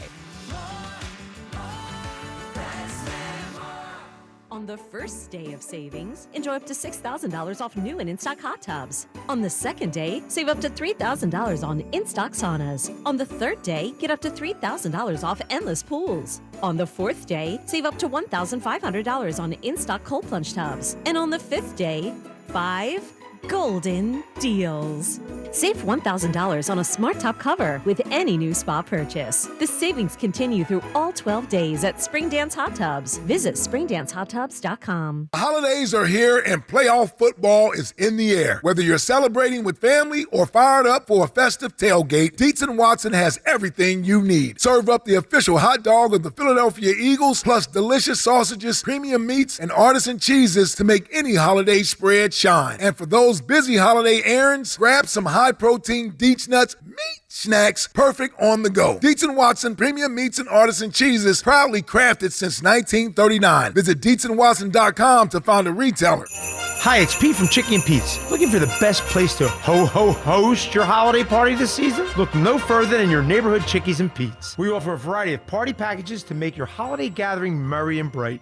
Hosting your own party? Chickies comes to you with our to-go catering, complete with all your Chicky and Pete's favorites. Plus, add a hometown flair to any event with our Chickies and Pete's food truck, the Crab Fries Express. Your place or ours, take the stress out of the holidays with help from Chickies and Pete's. FanDuel, in partnership with Valley Forge Casino, is the #1 sportsbook for same-game parlays. From points and rebounds to threes and assists, FanDuel is the best place to combine all your favorite picks into a same-game parlay or track every stat live all in one easy-to-use app. And right now is the perfect time to join because new customers get $150 in bonus bets if your first $5 bet wins. So bet on the players you love the way you want. Head to FanDuel.com/JohnR, JONR to sign up today. FanDuel, official sports betting partner of the NBA. FanDuel Sportsbook is the official sportsbook of 94 WIP. 21 plus and present in Pennsylvania. First online real money wager only. $5 first deposit required. Bonus issued as non-withdrawable bonus bets, which expire 7 days after receipt. Restrictions apply. See terms at sportsbook.fanduel.com. Gambling problem? Call 1-800-GAMBLER. B101 is spreading holiday cheer throughout Philly. Tune in for the soundtrack to your Christmas season, featuring all the holiday songs you love. Christmas music all day, every day, only on B101, Philly's official Christmas station. This is the story of the one. As the purchasing manager at a manufacturing plant, she knows the only thing more important than having the right safety gear is having it there when you need it. That's why she partners with Grainger for auto reordering, so her team members can count on her to have cut-resistant gloves on hand, and each shift can run safely and efficiently. Call 1-800-GRAINGER, click Grainger.com, or just stop by. Grainger, for the ones who get it done. Hi, I'm Maria, salon owner. You know the jingle. Now discover the facts about Ozempic, a GLP-1. There's only one FDA-approved Ozempic, made by Novo Nordisk. Learn about the real thing. Talk to your healthcare professional today. Call 1-833-OZEMPIC or visit Ozempic.com to view the medication guide and to learn more about Ozempic. Semaglutide injection 0.5, 1, and 2 milligrams.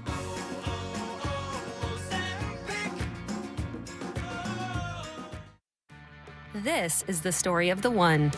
As an HVAC technician, he and his digital multimeter are in high demand. So when a noisy office HVAC turns out to be a failing blower motor, he doesn't break a sweat. With Grainger's easy-to-use website and product information, he selects the product he needs to keep everything humming right along. Call 1-800-GRAINGER, click Grainger.com, or just stop by. Grainger, for the ones who get it done. Stuck in a job that just isn't getting it done? Maybe it's time to go for IT. Whether you're just starting out, switching careers, or a military veteran ready for change, My Computer Career can help you launch a rewarding career in IT in months. No prior experience needed. Why spend years getting a traditional degree when your future in IT can start right now? Take the free career evaluation at mycomputercareer.edu today. Your most powerful upgrade? Your career. Go for it. Go for IT. Financial aid is available to those who qualify, including VA benefits. This is Andrew Perloff with an Odyssey Sports Minute paid for by NHTSA. Drunk driving changes your world. Drive sober or get pulled over. The Steelers improved to 8-6 last night, and Coach Mike Tomlin is on his way to keeping alive one of the most impressive streaks in NFL history. He came into the league in 2007, and he's never had a losing season. Maybe the Steelers aren't Super Bowl contenders right now. We'll see. But one thing is for sure, they always play hard for their coach. I'm Andrew Perloff. 94 WIP HD1 Philadelphia, live from the Tasty Cake Studios. An Odyssey Odyssey Sports Station. This is the afternoon show with Ike, Spike, and Fritz. Sports Radio 94 WIP.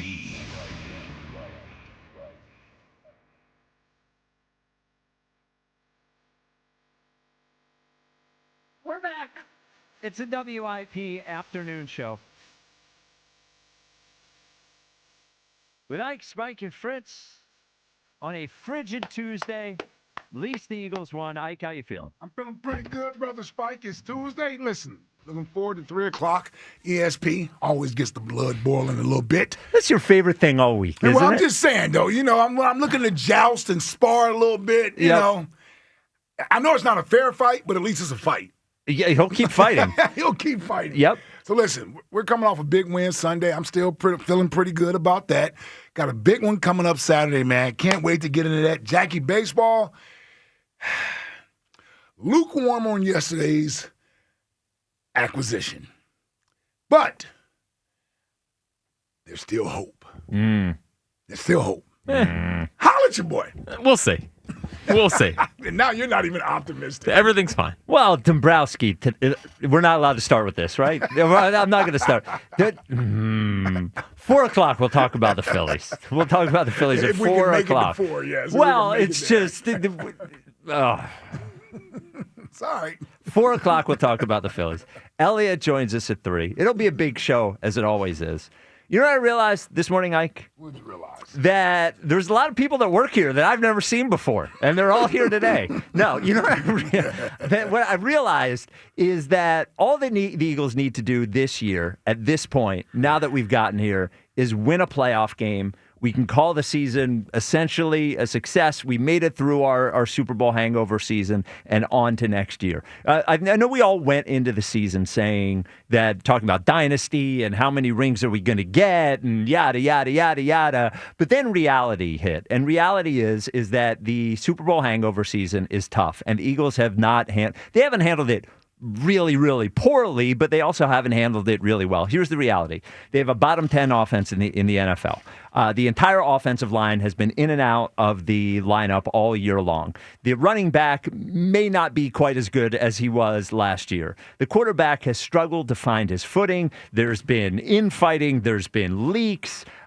We spent half the year talking about whether 2025 is 2023 again. And I think if they can recover the season, maybe win 2 out of the next 3, lock up the division, get a home playoff game, win a home playoff game, and then whatever happens after that point is gravy. It's just like we keep saying there's nobody good out there in the NFC, so the NFC could be ours, but we're part of nobody actually being good, right? Like anybody can win doesn't give us a better chance. It just means the chances are flat for everyone. So I know we came into this year thinking about the Super Bowl. I know we thought that this is maybe a dynasty, and maybe it still will be. You don't need to win back-to-back to have it be a dynasty.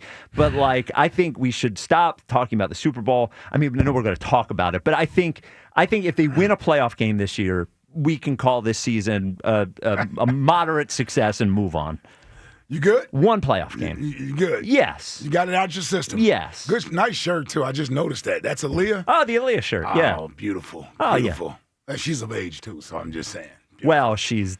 Well, you know what I mean. Yeah. Yeah, she would have been. She yes. would be of age. She is. Yeah, she's more of our... Not with us anymore. She's more of our generation. Yes. Aaliyah, yes. the beautiful yes. Aaliyah. Yes. Yes, look at Fritz is like, who? Yeah. Yes. Is she not here? She died. Oh, okay. What part of what we just finished saying didn't let you know I thought you were saying gone. like back in the day. Yeah. She's of age. No, she was, yeah. She died very young. Yes. Yes. And that's my fault, ladies and gentlemen, for throwing the show off. Sorry.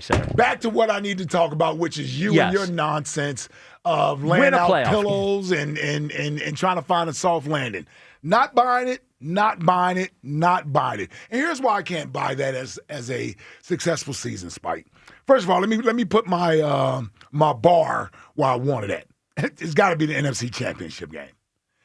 The only way a loss in the second round would suffice, or I would sort of be okay with it, is if they went to Los Angeles and somehow lost a close game out there.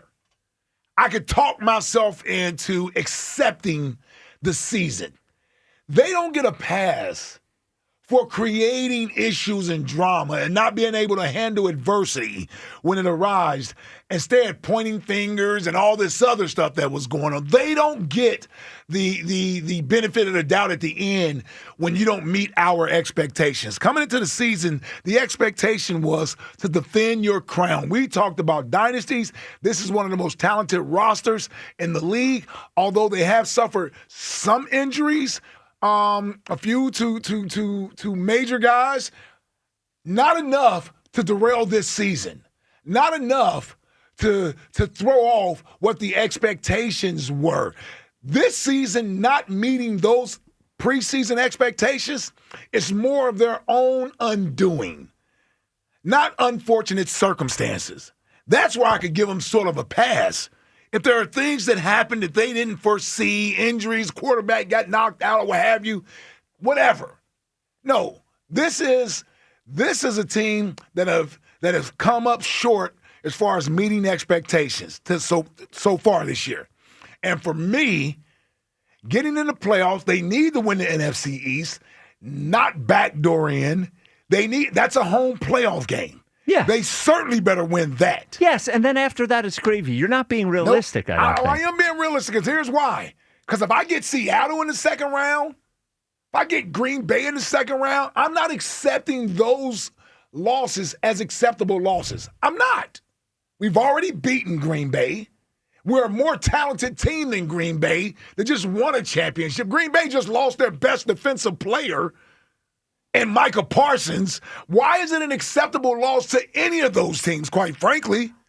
Because we're not playing well? No, I'm not saying that it's acceptable. I'm just saying I'm saying it's reality. Everybody needs to live in reality. Yeah. Well, I know we beat the friggin' Raiders on Sunday, but the reality is that the offense has not been good all year long. That there have been leaks outside of the NovaCare facility burying the quarterback for a month. The best wide receiver on the team spent 3 weeks talking about how he's not happy. The offensive line has been kaput all year long. And I know we all thought we ran the ball well on Sunday, but they ran for like 3 yards a carry on Sunday. It's just not there. It's just not there. Like, if you can go and you can save face and win a playoff game and avoid a total disaster, then I think it's just reality to say, all right, like, learn from what happened this year. It wasn't good. I'm not saying it's all acceptable. Learn from what happened. It sounds like you're saying it's acceptable. No, it's just reality. They're in this situation now. I don't think there's time to turn this team into a Super Bowl team. Yes, and because of that, if that is the end result, they deserve the criticism that comes along with that. They just do. No one's talking about, at least I'm not talking about, fire the coach or get rid of the quarterback or any of that nonsense. I'm not saying anything needs to be done drastic, blow it up or any of that. That's not what I'm saying.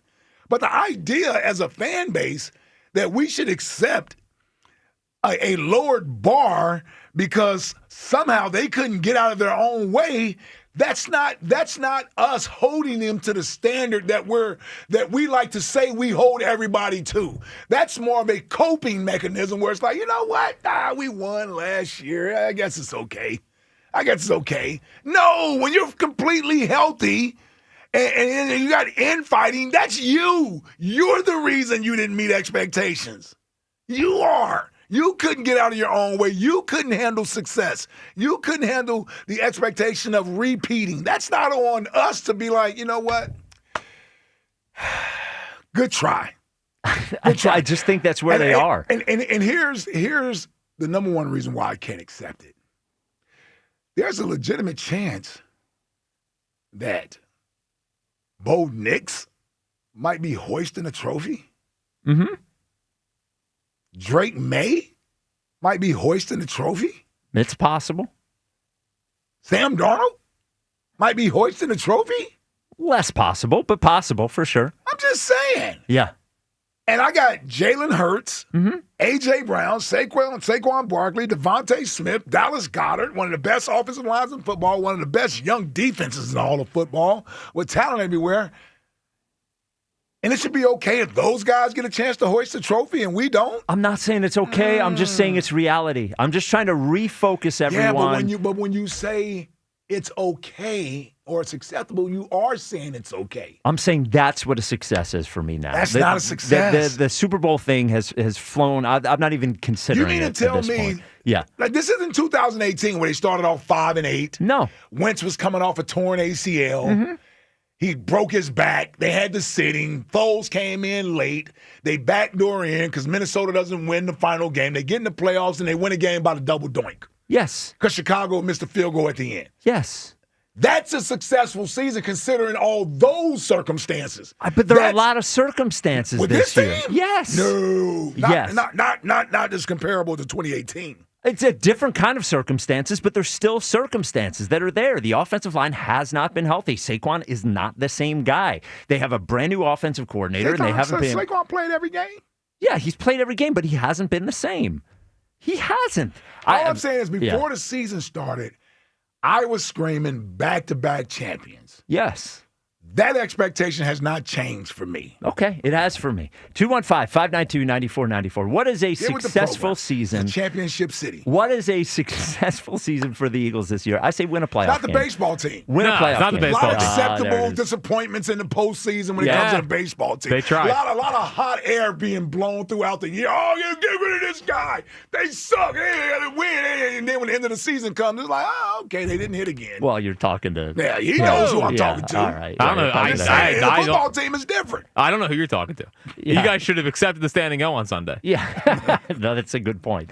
215-592-9494. Is just winning a playoff game, calling a spade, a successful season for the Eagles this year, or are you expecting more? I do have a next question today that I thought of as I was taking my morning walk in 16-degree weather, is that like as I've gotten older, I don't like the cold anymore. So I used to be a guy, maybe 15 years ago, who I liked the challenge of the cold. I enjoyed the cold. I like bundling up. I like feeling the cold air on my skin. The older I get, I've changed my opinion on the cold. I now hate it. So for next question today, you'll call up with your sports point. Next question, what is something you've changed your opinion on as you've gotten older? For me, it is the cold. The cold now sucks. Now I understand why people retire to warm weather towns. Jack, what have you changed your opinion on as you've gotten older? You're only 31, though. Yeah, but I've experienced a lot in life. Okay. Yeah, experienced a lot in life. Yeah. I still like the cold. I'm a coldsman. Okay. I'm a coldsman. So the biggest thing that I probably changed my opinion on is going back to the eye test and ditching analytics. Oh, that's a good one, actually. It's always back and forth with that one. Yeah, analytics sometimes when you need it in base. I'm just so sick of analytic talk. That's a good point. Thank you. I'm there too. Yeah. Eye test is always king. That's one I've gotten to too. And if you got a bad eye test, you can tell. Yes, 100%. 100%. Ike, as the oldest member of the show, what is something you've changed your opinion on as you've gotten older? Oh, wow. Something I've changed my opinion on as I've gotten older. Yeah, something you like that you didn't like, something you did like, now you don't. Well, I'll tell you, I'll give you an obvious one. Yeah. I mean, listen, there was a point in time where, you think you have to be out and amongst everyone at the happenings, the things that are going on. You like staying home. Yeah, I love staying home. Yeah, that's a good one, too. I don't ever have to go anywhere unless I'm coming to work. And the moment they okay us to have the equipment at home where I can do the show from my basement, I don't like that. you guys will never see me again. Yeah, now the moment they okay that, I don't even have to come into work. I can work from the house. Now, if I'm being honest, I never like going anywhere. So that's not a big change for me. I was saying, yeah, but I've always liked being when you're at home. younger, you feel like you got to be at this game or that event, or when this is happening, you try to make sure you're going. I think the change for me, I enjoy being home. I think the change for me is I'm comfortable just saying it now. Yeah. You know what? When somebody goes, hey, do you want to go to this? I go, Right. okay, Andrew was asking me last night at Chickies. He goes, hey, you go to this game, that game? I was like, dude, I watch the games at home. Well, I told you guys a couple weeks ago when my buddy called me up. Oh, yeah, for the courtside seats. How often do you get called up and get offered the opportunity to go sit courtside? For Sixers-Lakers. For Sixers-Lakers. Feet on the wood. You know what I mean? Yep. I'm down there. And easily. LeBron could be wiping sweat on me. Pause. You feel me? Yeah, and you'd rather have your feet on the wood in your living room. And I said, bro, I appreciate the offer, man. No. I'm a chill, man. I'd rather be at home. Man, I'm going to watch the game at the house. I got football coming on, too. That's when I'm washed. Yeah, well, that's fine. I'm washed, man. I don't want to go anywhere. I have to go because the family still likes to go out places, so I got to go out, take the wife out, do family things from time to time. But it's out of sheer obligation to them, not because I want to. Being at home is the best thing. Did I say that over here? Yeah. Look, they know.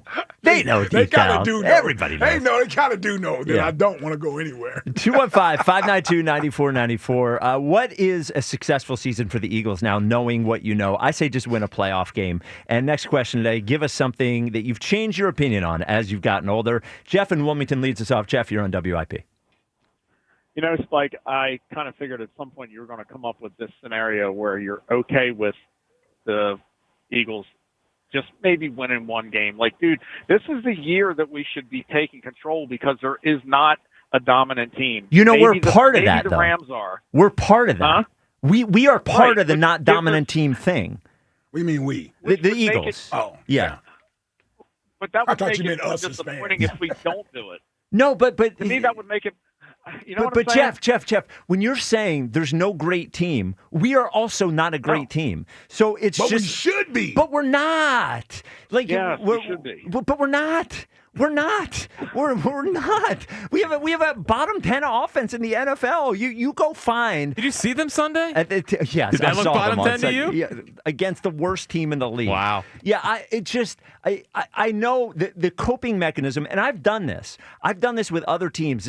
We did this with the Phillies last year. Yeah, we said, hey, there's no great team in the NL. You know who that included? The Phillies. They were one of the teams that weren't a great team in the National League. We've shown no signs of being great. And you know what? Every one of these other teams that we all say isn't great, the Rams have shown the ability to have a great offense. The Seahawks have shown the ability to have a great defense. We have shown the ability to have a great nothing. We have a good defense and a bad offense. I mean, it's true. Not bad. Mediocre? Would you accept mediocre? Mediocre's probably. Okay.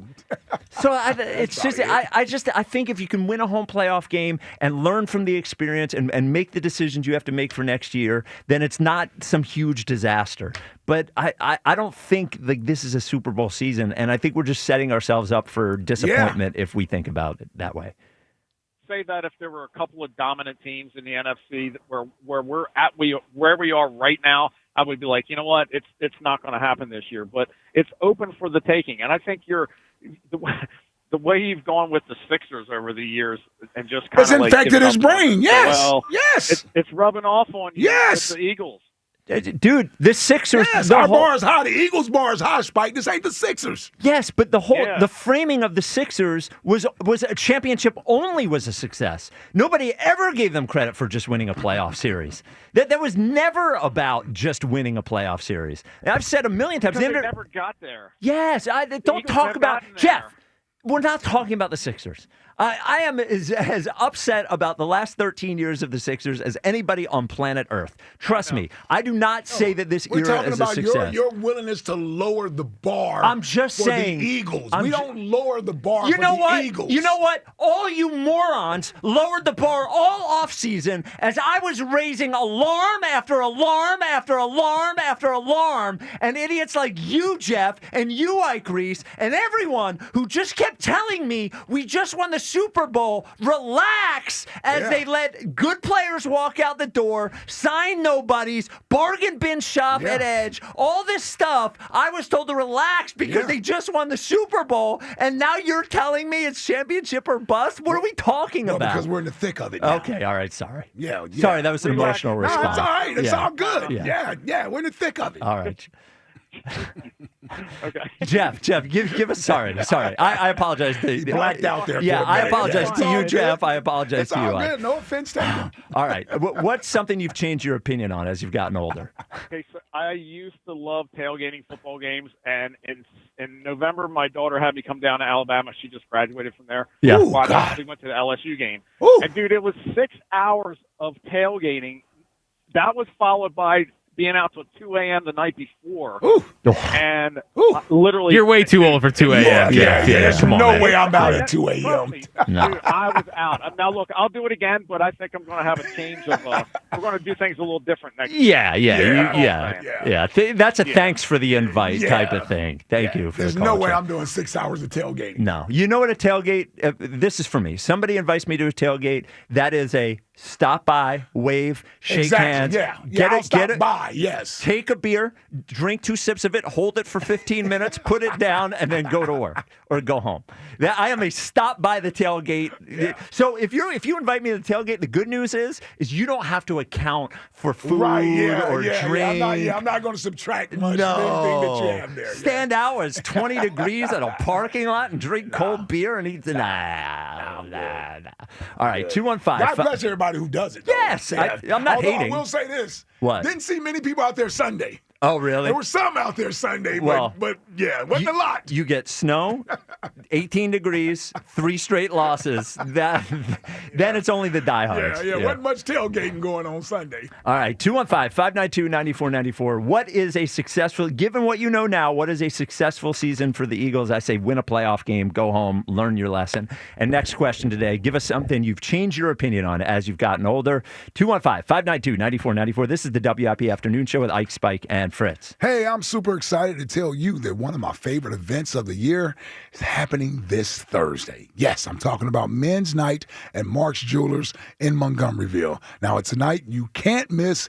We're having food, drinks, huge savings, and the Marks team helps you pick out the perfect holiday gift with no stress, no guessing. Guys, you can also get yourself a gift too. Hall of Famer Ray Didinger will be on site signing and selling his updated 2025 Eagles Encyclopedia Champions Edition. Men's Night. That's this Thursday, December 18th from 6 to 9 p.m. only at Mark's Jewelers.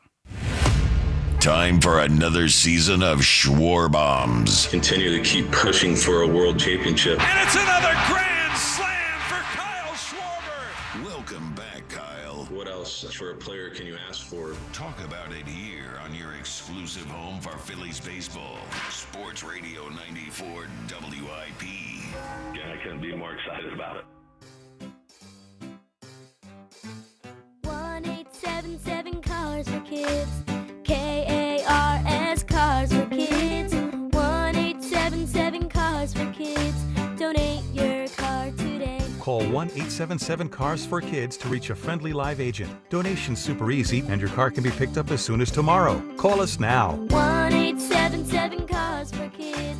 Donate your car today. Hurry! It's our last chance to donate for 2025. Xfinity is the network you can rely on. Like a close friend who will give it to you straight. The friend who will tell you that new haircut, it's not great. Friends make sure friends get good haircuts. And Xfinity makes sure you get a good deal on Wi-Fi. Xfinity gives you reliable, fiber-powered Wi-Fi at our best price. This holiday season through January 4th, get gig speed Wi-Fi for just $50 a month for 5 whole years. No strings, no commitments. Just super fast, reliable gig speed Wi-Fi with our best equipment and unlimited data included. Save yourself from questionable decisions and save over Verizon and AT&T. Xfinity. Imagine that. Restrictions apply. Requires paperless billing and autopay with stored bank account. Taxes and fees extra. Xfinity Internet powered by fiber and connected to premises by coaxial cable. Actual speeds vary.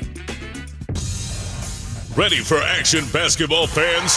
BetMGM, an authorized gaming partner of the NBA, is giving players another reason to hit the court this season.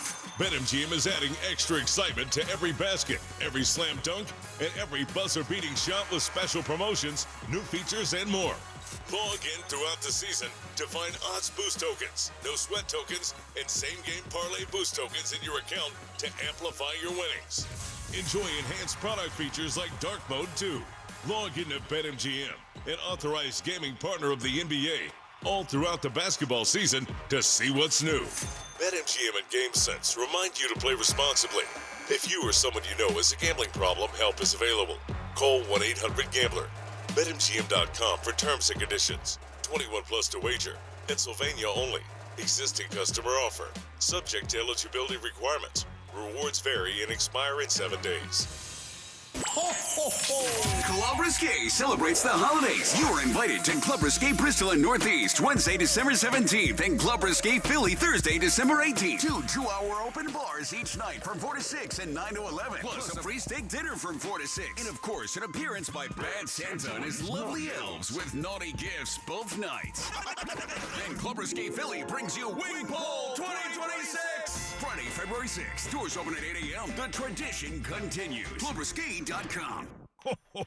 Quality is very important here at the North Pole. You see, I checked my list once, twice, all done. Well, Santa, quality's important to us at Nissan, too. We actually test every model thousands of times. There's the frame twist test, shaker test, corrosion test, drive load test, tug-of-war test, towing test, off-roading test, practical strength test, splash test, corrugated road test, chassis dynamics test, water intrusion test, extreme heat test, extreme cold test, rough road test, jump test, curb impact test.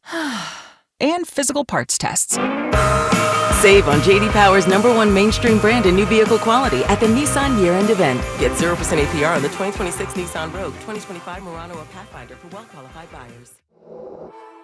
For J.D. Power 2025 U.S. Initial Quality Study Award information, visit jdpower.com/awards. Awards based on 2025 model year. Example: 0 down payment, 60 months financing at $1,667 per month per thousand financed. Actual down payment may vary, subject to NMAC credit approval. Not all buyers qualify. Dealer contribution may affect actual price set by dealer. Contact dealer for details. Ends 1/5/26. This is the story of the one. As an HVAC technician, he and his digital multimeter are in high demand. So when a noisy office HVAC turns out to be a failing blower motor, he doesn't break a sweat. With Grainger's easy-to-use website and product information, he selects the product he needs to keep everything humming right along. Call 1-800-GRAINGER, click Grainger.com, or just stop by. Grainger, for the ones who get it done. Got any gadgets? Get online protection. NordVPN has a ho-ho holiday deal just for you. Secure up to 10 devices with a single account. NordVPN's Threat Protection Pro feature helps you avoid malware, phishing, and annoying trackers. Just a few taps and you're safer online. Let your gadgets sparkle with online security. Go to NordVPN.com and get up to 77% off plus 3 extra months. NordVPN. When it's cold out like this, how nice is that hot shower in the morning, right? And then how horrible is it when you go to get hot water for your shower and it's not there because your water heater is not reliable or it is done or whatever. You don't have that problem with Bradford White. Bradford White is professional grade water heaters that are built to be the best. Superior performance. What does all that stuff mean? It means reliable hot water when you want it. That is the job of the water heater, right? Whether it's in your kitchen, whether it's in your shower, whether it's at your home, whether it's at your business, you want it when you want it. And that's what Bradford White delivers. It is also, because it's built to be the best, it's going to last longer than any other water heater you're going to buy, right? So put your trust in a water heater that is built to be the best. Get yourself the performance you expect and you deserve. When it's time for a new water heater, remember those 2 words, Bradford White. Ask your plumbing professional about Bradford White or go to bradfordwhite.com to learn more and find a pro near you. Back to Ike, Spike, and Fritz. The Afternoon Show. Sports Radio 94 WIP. Wow.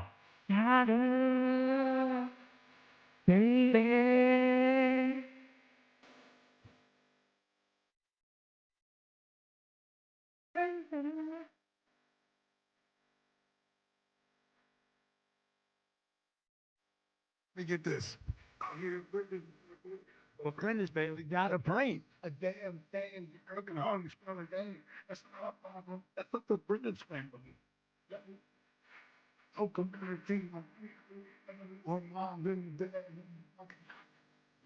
I can't keep. All right, it's the WIP Afternoon Show. I did the whole time, Spike. With Ike, Spike, and Fritz. 232 Pac. Old ones 2 days in a row. Yes, sir. First 2 albums the last 2 days. This is first classic right here. Yeah. This is the first one. That's one the first that record. really hit. Yeah, that was. I remember seeing that video on the box. Yeah, and the box. MTV. Yes, The yes, box. yes.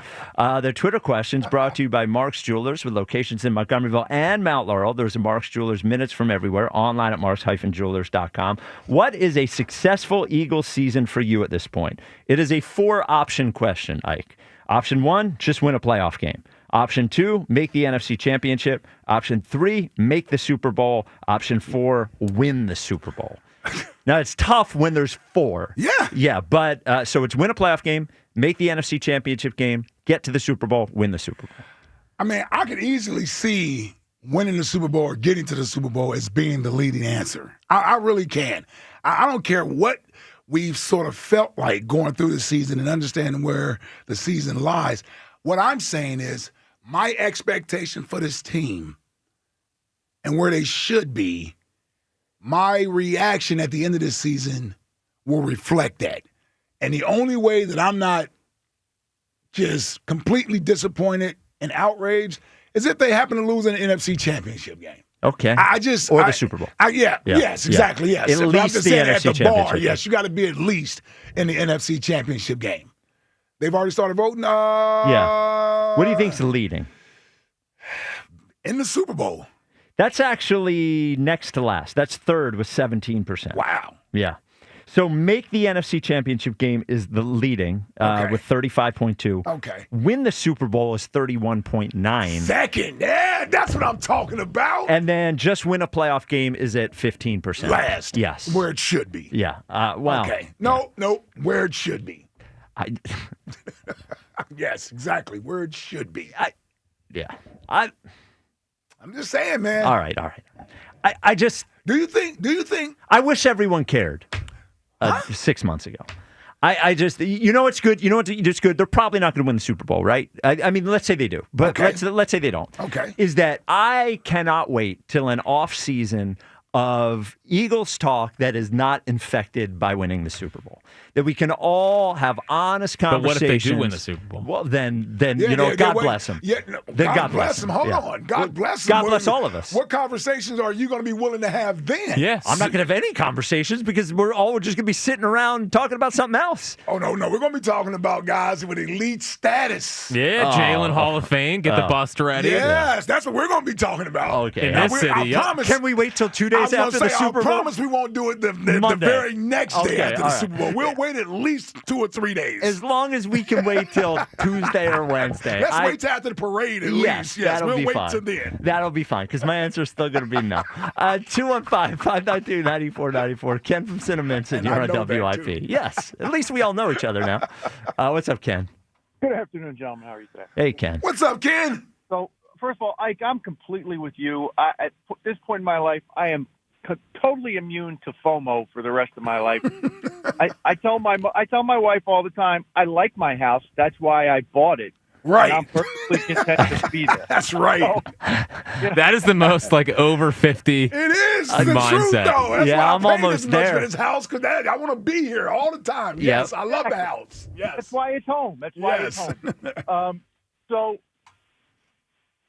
Spike, you're part of this is your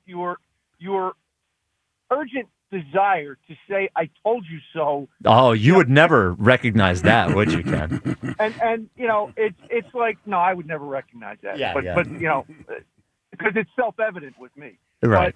But if they do win the Super Bowl or at least make it to the Super Bowl, it's largely going to be because of their defense. We all accept that their defense is the unit and the players where they lost the most impact guys in the offseason that we were all worried about or how they're going to replace these guys were on defense.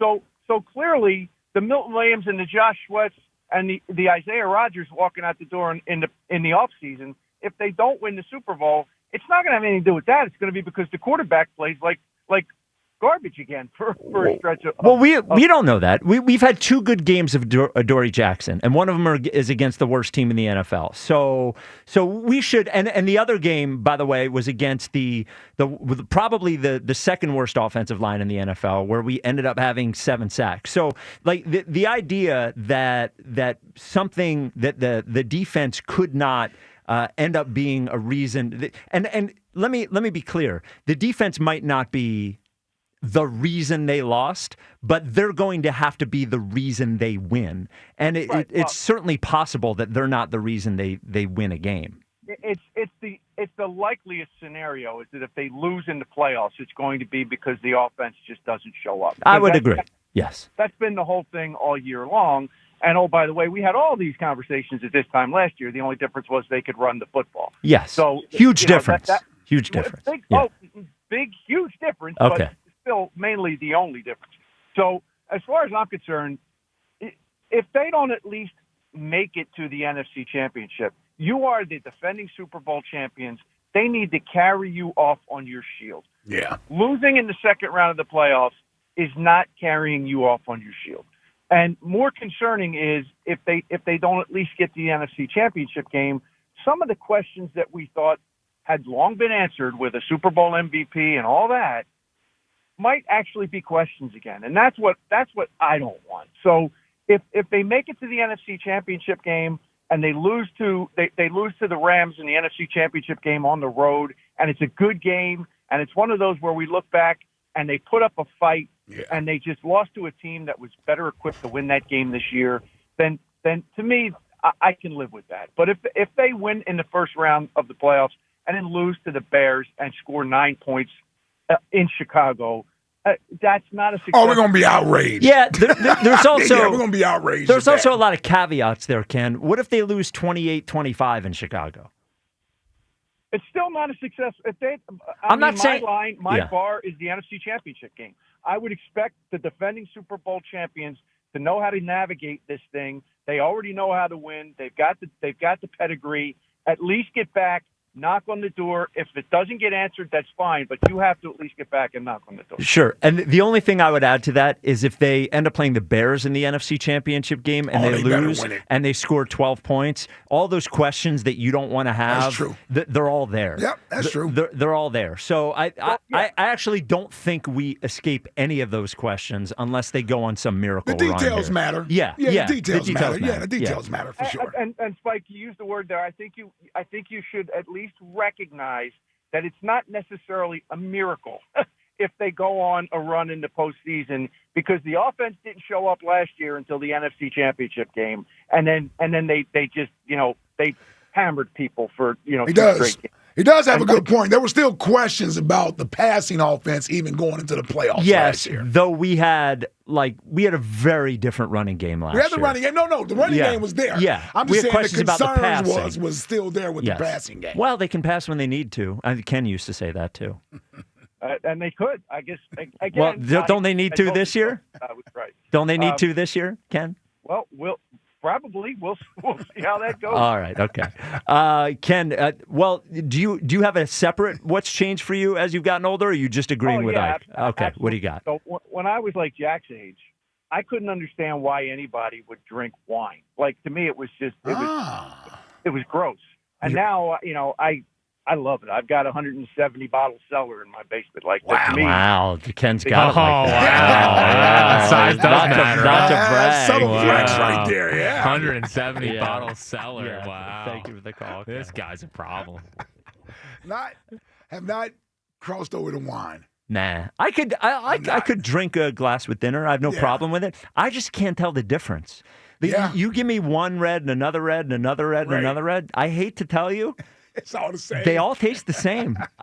They all taste the same. You can't say that to a wine connoisseur. Well, you know what? They're lying to themselves. The wine snobs, they know, man. They know the difference. I actually think they're lying to themselves. This is the worst thing with wine. Yeah. The worst thing with wine is you're at a nice restaurant and somebody asks about a certain red wine, and they say, oh, there's hints of this, hints of that, hints of this. They do this with coffee, too. Oh, there's hints of chocolate and hints of nuts. And then you drink this wine. There's no hints of anything but the grapes, the fermented grapes that are in the wine. It just tastes like red wine. Yeah. You get one of those wines looking for a hint of apricot and the hint of chocolate. It just tastes like red wine. There's no hints of anything in it. Yeah.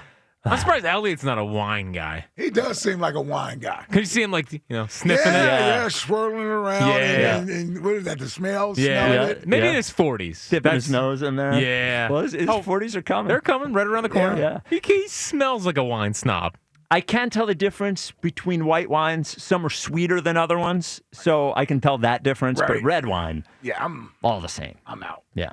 215-592-9494. You know, here's one thing that's different than all of its contemporaries. That is National Appliance Warehouse. You can tell the difference with that one. Oh, come on. You put your nose in National Appliance Warehouse in the big showroom and sniff it. Oh, it's better in there. Over 100 brands. Wow. What do you smell? Well, you know what I smell? I smell people in there that want to solve my problem. That's right. My problem is my appliances. They're going to solve it. How are they going to solve it? They're going to get us, I just said over 100 brands, right? Sub-Zero, Wolf, Cove, LG, Whirlpool. Right? Yeah. They're going to deliver it to me if I need to. They're going to install it for me if they need to.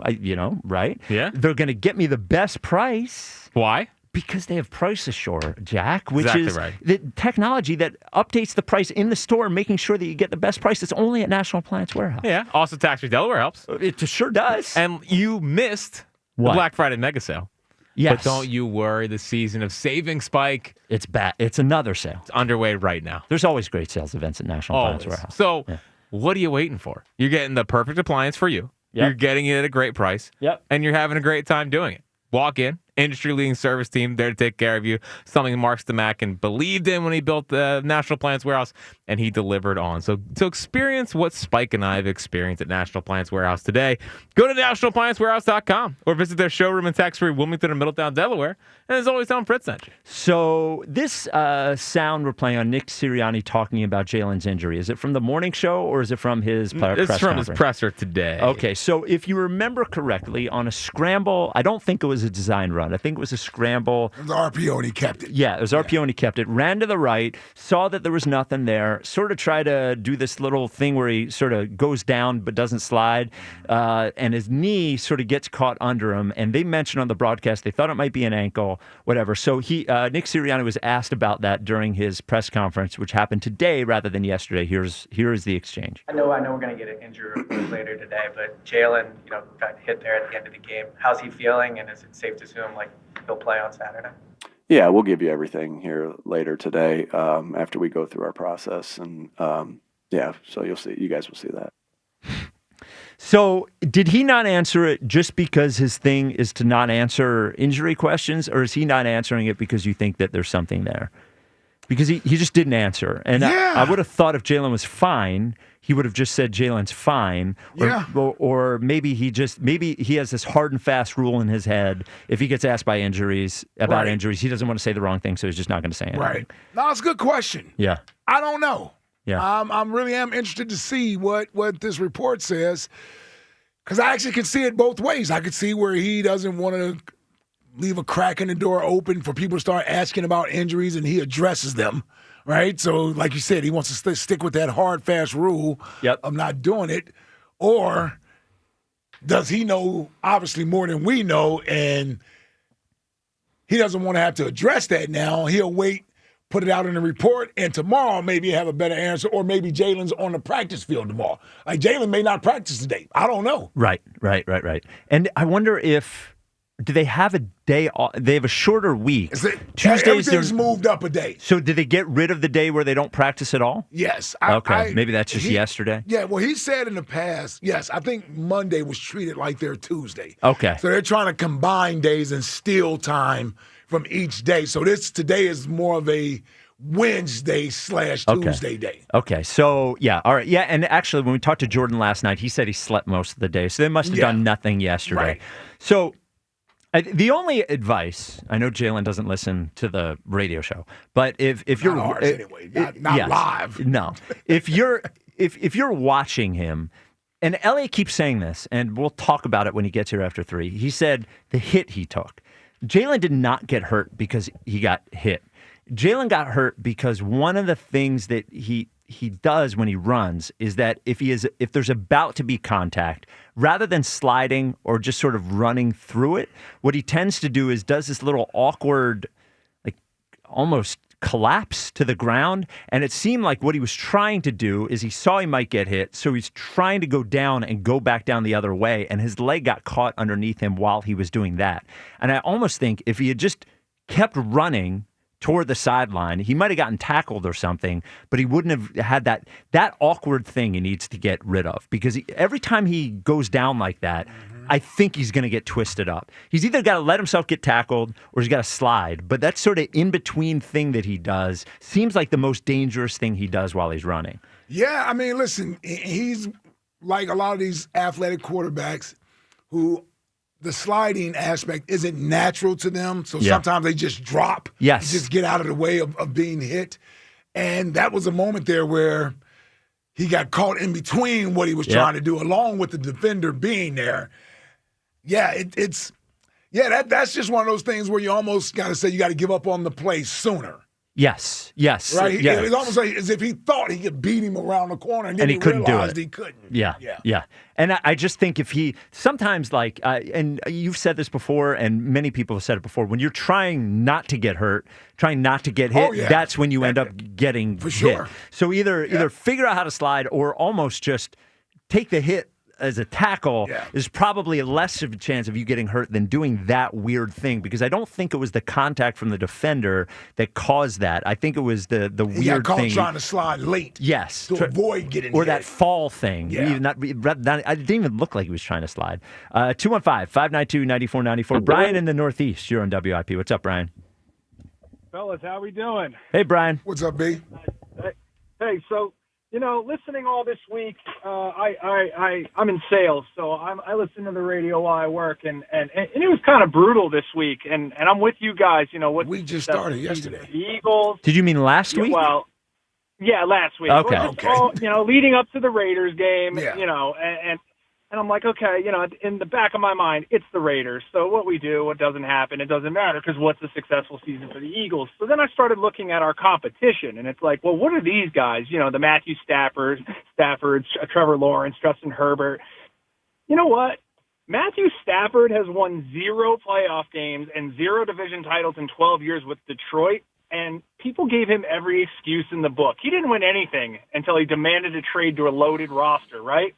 So these are all things that are also used to discredit Hurts. Trevor Lawrence sucks for 5 years, and people are still holding out hope for this guy to be great. Justin Herbert gets called elite for 6 years in a row, wins 0 playoff games. One? Have you watched? Well, listen, Josh Allen is great. He's a great quarterback. But he's got an MVP last year and fewer conference championships wins than Rex Grossman. Okay. John Elway put up Kerry Collins numbers for a decade. Can I ask you something though, Hurts, Brian? Brian, as you, I know you have a list you're going through here. So does it tell you anything that because Rex Grossman has more conference championships than Josh Allen, don't you think that tells you sometimes that a great player might not win a conference championship because of other factors, and a not so great player might win one? You see, Rex Grossman was in the Super Bowl, and none of us are talking about Rex Grossman being a very good or even good quarterback. We all know Josh Allen's a great quarterback. We can all watch him and see, right? So what is the point here? Because Matt Stafford was a good player in Detroit. Now, did he get it? You saying that Matt Stafford didn't get any criticism when he was in Detroit is not true. There were a lot of questions about Matt Stafford, and there's a lot of questions about the players. Ike said it yesterday about Phillip Rivers. Phillip Rivers, his career does not go uncriticized. There are a lot of great quarterbacks that don't win and get criticized for it. And Justin Herbert is right on the verge of not being everybody's golden boy anymore. And Trevor Lawrence, everybody was ready to give up on last year. Everybody was ready to give up on Trevor Lawrence. So I know you're not inserting yourself into the conversations of those fan bases, but nobody was a big believer in Trevor Lawrence this year. I think the team had decided that was their best course forward, and maybe it is working out for him. But I don't think the point that you're making is true. I don't think those players that haven't won are not being criticized for that. And for what it's worth, I think Josh Allen has been criticized pretty roundly for not getting to the Super Bowl. It gets mentioned on this radio station probably every single day.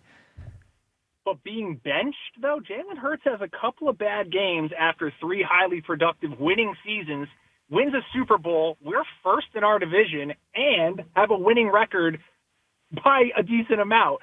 So, calling for his job, it was just kind of hard to listen to. So who? Let me ask you something. Brian. Who on WIP was calling for him to be benched? All right, so I also heard people doing this, and I heard the defense as well. No. I personally am asking you, because you said it was tough to listen to WIP last week. So I know nobody on this show called for him to be benched. I know that for a fact. So I'm asking you, who on WIP called for him to be benched? Just give me one name. I believe it was you who said that if it continued with the Raiders, that you would seek for him to be benched. No, correct? I did not. I said that if the only way that you can bench him is if you have decided he is not your quarterback moving forward. I said otherwise it is too dangerous to do it. You actually can't do it. So right, and I completely agree. But he gets a lot of criticism. No. Again. He is the quarterback of the Eagles, so he gets blown up all offseason that he is the second best quarterback in football when they win a Super Bowl with the worst passing offense to ever win a Super Bowl, right? But he got the credit. Right? So when they're not playing well, he's going to get the blame. So again, last time I'm going to ask. You said all week on WIP was tough to listen to because people were calling for him to be benched. And all I'm asking for is the one person, the one WIP host who called for him to be benched. I guess that's a great question because you got me there, man. Okay. It was overwhelmingly like Jalen Hurts, get him out, bench him. Like people were in favor. Somebody brought up Joe Burrow, but I'm looking at all of our competition and all of the other conferences that we're looking at, and it's just like, do they ever Jalen Hurts? Here's the thing, Brian. For the most part, Brian, give us something that you've changed your opinion on as you've gotten older. Okay, this is an easy one. Yeah. Marriage, straight up marriage. I just never saw the institution of marriage as being profitable or like a good idea for men anymore. It was just a horrible business decision, and that's the way I looked at it until I met my wife, and it took me about 5 seconds to marry her. All right, then my guy. Hold on. Hold on. What changed? Her. Yeah, what? See, love the temperament. Well, no. I want to know whether or not you're superficial or you met your soulmate. Now, you said it took you 5 seconds. I know you don't mean that literally, but I'm just wondering what made you change your mind on this hard and fast rule of yours of not getting married, and it wasn't profitable for men. To all of a sudden, your wife convinced you so easily. It wasn't easy. It was the right time. Okay. I'd have to say I was the hardest version of myself. Okay, but it was just her. I was just ready, and she was so tolerant of I just really realized that I didn't want to have somebody like her walk out of my life. Oh. The one person I couldn't lose. I love her, and we're expecting our first child next week. Oh, congratulations, Brian. Congratulations, Brian. See, you know what? I'm getting to the heart of the matter there. What? Somebody broke his heart. Oh, you think? Had to be. What made him sour on being married? Well, he said it's not profitable. Well, you know what? Young guys. But here's my thing. How did it become profitable with her? I don't know. Well, you know what? When you use words like that's a selfish way of thinking. I think profitable? Well, I didn't get married till I was 38. I think people get married older now, and they think you don't need it. Yeah. But marriage is great, I think. It's not always easy, but nothing's easy, right? Sure. So I think marriage is, you married somebody. Listen, we're all married, man. Yeah. Man, I'm 24 years in February. Yes. Yeah. 30 years total. I need all my credit. Yeah. I'm just saying. I get it. I get it. I just wanted to tighten his screws a and little figure bit, out what it was. Just to see what the hell was his real issue. What there. it was. And last thing of what he was saying. Yes. Did we talk about Jalen playing bad last week? Of course we did, because Jalen was playing bad. And it wasn't just 1 or 2 games. It had been all year. We lost 3 straight games. We lost 3 straight games. And I have news for you. Half of our calls wanted to see Tanner McKee last week. We are going to talk about what people are talking about, but I don't like when we get accused of things that did not happen. Well, here's the funny thing about that. Yeah. Here's the funny thing about the whole bench and Jalen thing. There wasn't some campaign that was cast last week. It was broached whatever. Anybody can feel the way they want to feel. It's their thought. That's the great thing about doing these shows and doing the job that we have. It is free thinking. We're not controlled by our bosses and anything of that nature. You don't like the topic. You don't have to necessarily engage or listen to it. But the idea of so many people grabbing onto that and actually feeding into it to perpetuate it. Yes. They talked about it longer than the station actually talked about it. The fact he brought it up again. This week. This week. It was really 2 days. Yes. It was Tuesday and Wednesday. That's all it was. And the national media jumped on it because they needed something outlandish for them to talk about. And the only thing I will defend it 100% is I think it is a completely reasonable thing to ask and discuss. I agree with that. We talking about asking Nick. Yes. Yeah, I had no problem with that. 100%. And he gave a firm no. 100%. They didn't do it, and they're not going to do it. Move on, yeah. Relax. But guess what? The funny thing is, had they lost to the Raiders and he didn't play well, do you think that would have quieted what was brought up the week before? Oh, no, it would have gotten louder. Enhanced it. Yes. Yeah. That's the only way you quiet the noise, by playing better. Sure, and he did, and it did. This is Philadelphia. Yeah. We got to quit being so sensitive. It's not the first outlandish take that has been made or the last. There is we'll have that. There is a writer, and I will leave him unnamed, but he said to me privately, he goes, I stand with WIP. He said, when did we stop holding people accountable in this city? It's unbelievable. Yeah, so you play bad, we're going to say you play bad, relax. And it's enough of us here that said, are you kidding me? I wouldn't bench Jalen Hurts. But nobody listened to that. No. If it was one person who said it, and then you had 7 other people who disagreed with it, it would be the one they're person. still going to go with the one person that said it, as if the whole station is. It's and I still would love to see Tanner play for a game. All right, 215-592. Yes, we did. You may see him play that last game. Yeah. Or this Saturday. We never know. 215-592-9494. Eliot Shorr-Parks. 6, baby. Yeah. Oh, boy. Oh, is that what you're doing tonight? Yeah. You sure you don't wait till Thursday when you have an hour and a half? Yeah, you're the guy they're talking about. Yeah. Well, all I said was if it's going bad in the Raiders game, meh. Yeah.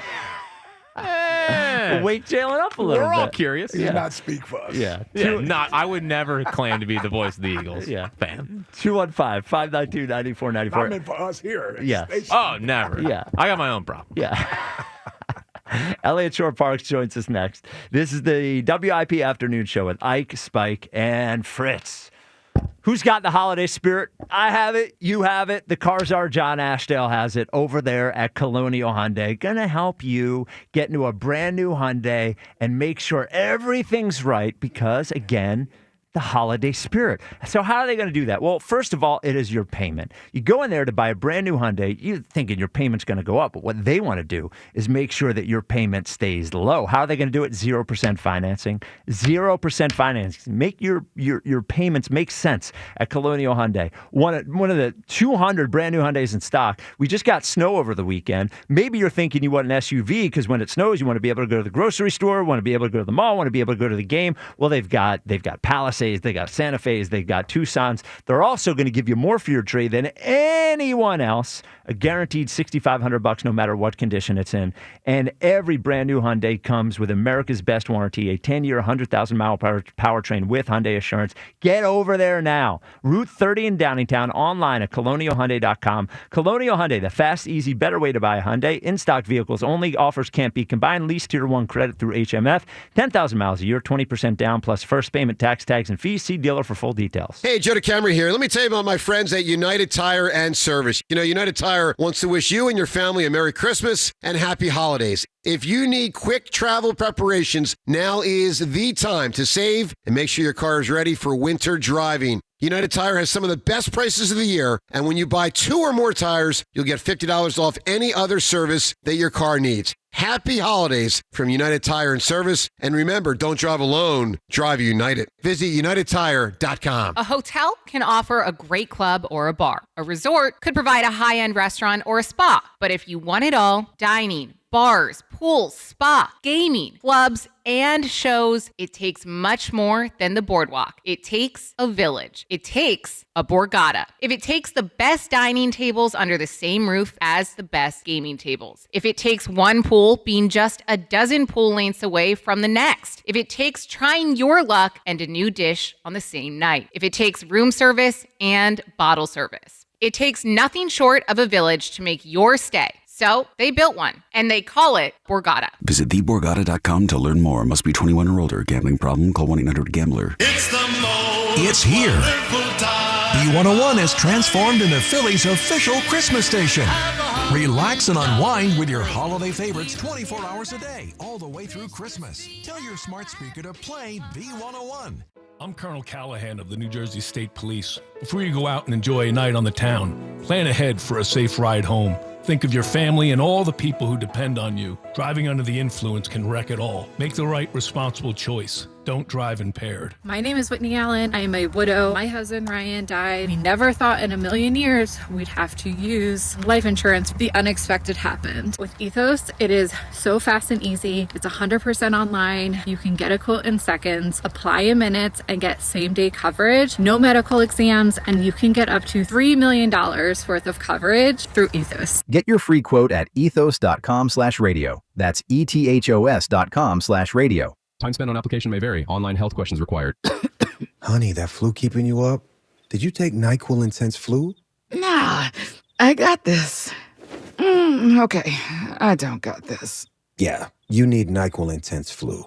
Undo your flu with NyQuil Intense Flu. NyQuil Intense Flu provides powerful relief of your flu symptoms so you can sleep. You do got this. NyQuil Intense Flu. The nighttime sniffling, aching fever. Best sleep with the flu medicine. Use as directed. Keep out of reach of children. Guys, thanks for helping me carry my Christmas tree. Zoe, this thing weighs a ton. Drewski, lift with your legs, man. Santa! Did you get my letter? He's talking to you, Bridges. I'm not that. Of course he did. Right, Santa? You know, my elf Drewski here, he handles the nice list. An elf? I'm 6'3". What everyone wants is iPhone 17. And at T-Mobile, you can get it on them. That center stage front camera is amazing for group selfies. Right, Mrs. Claus? I'm Mrs. Claus's much younger sister. And at T-Mobile, there's no trade-in needed when you switch. So you can keep your old phone. Or give it as a gift. And the best part? You can make the switch to T-Mobile from your phone in just 15 minutes. Guys, my side of the tree is slipping. Timber! The holidays are better at T-Mobile. Switch in just 15 minutes and get iPhone 17 on us with no trade-in needed. With 24 monthly bill credits for well-qualified customers plus tax and $35 device connection charge. Credits end and balance due if you pay off early or cancel. Finance agreement 256 gigs, $830. Eligible port in a new line. $100 plus a month plan with autopay plus taxes and fees required. Check out in 15 minutes or less per line. Visit T-Mobile.com. As players fight to avoid mistakes on the field, remember to make smart choices off the field this holiday season. If you decide to drink and drive, you could get a DUI or worse. That one decision to drive impaired could change your life and the life of others forever. If you're going to drink, the only way to be the MVP this holiday season is by planning a safe and sober ride home. Don't risk it. Drive sober or get pulled over. Paid for by NHTSA. Lowe's December deal drops are here, just in time to give your home some love before holiday hosting. This week, get up to 40% off select major appliances. And members, save an additional $60 on the Maytag top-load laundry pair, now just $9.96. Plus, save up to $20 on select Moen kitchen and bathroom faucets. Shop December deal drops all month long. Lowe's, we help, you save. Valid through 12/17. While supplies last. Selection varies by location. Loyalty program subject to terms and conditions. See Lowe's.com/terms for details. This is Andrew Bogish with an Odyssey Sports Minute. The Steelers are annoying. Are they good again now? Aaron Rodgers looked sharp last night, and the defense smothered the Dolphins without T.J. Watt. It almost makes you think they could be a nuisance in the postseason. But either way, staying in the middle like this isn't good for their long-term health. The organization needs a bad year for a reset that might really get it going. I'm Andrew Bogish. 94 WIP HD1 Philadelphia. Live from the Tasty Cake Studios. Sports Radio 94 WIP. An Odyssey Sports Station. Hey. Sassy Eliot. Hey. Sassy Eliot. Girl. Oh, yeah. It's the WIP afternoon show with Ike, Spike, and Fritz. The song that's sweeping the nation. Tuesday at 3 o'clock. Sassy Eliot Shorr-Parks. Is this just all the time now? Yes. The other ones are just gone. Yeah. You're Sassy Eliot, at least for the time being. Until the time being. All right. Yeah. Once the Eagle season's over. Yeah. Congratulations on your charity drive hitting $15,000 for Treehouse Books. Yes. You're very welcome. Yes, Jack was a big part of that. Thank you very much, Jack, for all your support. Yeah. But we do. We have a shirt that we're giving out if you make a donation. The details are on the website. But if you make a donation, you can get a shirt designed by Dwani Sarai, who does work for all the teams in the city. It's a great shirt. The shirt is sick. I'm not going to lie. I was nervous to try to make the design. She did most of it, to be honest. But it came out great. So you can get the information on my Twitter. But thank you for bringing that up. Yeah, absolutely. Get to 20 grand now. Just get to 20 grand. Well, 23 is my secret goal. 23. Well, that's what we got the last 3 years. Okay, so I'm we want to kind of match hopeful. that. Okay. Well, and for every $5 that gets raised, that's another book that goes to a kid in the area. Working with Treehouse Books, nonprofit in North Philadelphia. Every $5 is a new book in the hand of a kid. So I'm bad at math, but 15,000 divided by 5. I mean, you can do that. 3,000, right? There you go. Yeah, yes. so $3,000 bucks. Yeah. There you go. So Eliot, what do you think of the main thing today? Like, it just hit me with everything that's happening. Super Bowl hangover season. Offensive line looks blah. Saquon looks like maybe he's not the same guy. All this, all the chaos seems like. If they win a playoff game, the season doesn't crumble. That at this point, we call it a success. We figure out, not a success overall, but as good as we can make it, we figure out in the offseason and move on. Or do you think they've got to do more than that? I think I agree with you. Now, I do think they are probably the best team in the NFC. So I agree that ultimately, if they were to lose, I would feel disappointed that day. Like, I get that would be disappointment. But at the end of the day, the other times they've come off going to a Super Bowl, they have had horrendous seasons. 05, 18, 23. If they win the division, win 11, 12 games, season. And they win a playoff game, I think that is a step in the right direction. So emotionally, the next day I would get the disappointment. But I think if you take it back and look at it objectively, that would be a successful season. A step in the right direction? Yes. First of all, I don't know who the opponent's going to be in that playoff game, but some flimsy win over a meaningless opponent that may have snuck into the playoffs or what have you doesn't qualify as a satisfying season. You want to use the other two times they came off Super Bowl wins? Well, they had a disastrous 05 season because of what happened with T.O., the contracts and all of that. And Donovan eventually got injured. In 2018, Carson was coming back from a torn ACL, didn't start the season as a starting quarterback. I think they were 0-2, or were they 1-1 or 1-2, something like that. I think they were 0-2. I think they might have been 0-2. Oh, no, 1-1, because they beat the Falcons, lost to the Bucs. Yeah, something like that. Yeah, you're right. They did. They beat the Falcons the first game of the season. But no one liked what the offense looked like, and we were begging to get Carson back out there on the field. He struggled to get through 10 games that season. They went to 5-8. He has to sit because he broke his back. They backdoor into the playoffs because Minnesota couldn't win against Chicago at home. They beat Chicago basically because of what Chicago did. Yeah, they got lucky. Or didn't do. And so I only say that to say those 2 years after the Super Bowl at least had extreme circumstances there that contributed to maybe being okay and not feeling as disappointed. First of all, I don't know how anybody could have been disappointed. Hold on real quick. Okay. I don't know how anyone couldn't have been disappointed after the 04 Super Bowl, 05 Super Bowl with that season. And this year, they don't have that built-in excuse. You don't get to have self-inflicted adversity and strife and finger-pointing and lack of performance and production. And then, I don't know, you pull it together at the end to crawl to the playoffs with no meaningful win. Say they lose to Buffalo. You mean to tell me losing 3 straight, beating the Raiders, beating another backup quarterback and Marcus Mariota at the end twice if you do that, but losing to Buffalo and somehow winning a meaningless first-round playoff game and losing is a successful season? Well, that's not how I would view it. I mean, they do have... Well, how else would you... Because if they lose to Buffalo... What meaningful win would they have had? Well, they will have beaten the Rams. They will have beaten the Packers. They will have beaten the Lions. When they were well, that's part of the season. Hold on. But everybody was unhappy with that. They were 8-2 and no one was happy. Right, but there's still quality wins. You're saying they would have no quality wins. My point is how you limp into the playoffs. Right. And how the season finishes. You don't get to start off 10-1 and lose 6 out of 7. But it's still an improvement. In 2023, they did it. No one saw that. No one said that in 2023. They started off 10-1. Quality wins. Dallas, Miami, Buffalo, Kansas City. No one thought it was a successful season at the end of the season because of the way it ended. And that's what this would be. It would have started off 8-2. You limp to the finish line. You beat some backup quarterbacks and terrible teams, and you win a playoff game at home. I don't even know who that would be. There's no one that would feel happy about that and say that's a successful season. So no one. If they go 1-2 the next 3 games and then they beat they win a playoff game, then get smoked in the next round, I would agree you would feel differently about that. But but you're assuming they're going to limp to the playoffs. They might very well win 4 straight going into the playoffs or go 3-1. What do you think is more likely? I think they're going to probably go 2-1. Yeah, so they lose to Buffalo. Maybe, yeah. Although I don't know, honestly. Like, it'd be weird if they went. I mean, I wouldn't shock me if they beat Buffalo. They beat quality teams all the time. Eliot, I'm picking them to beat Buffalo as well.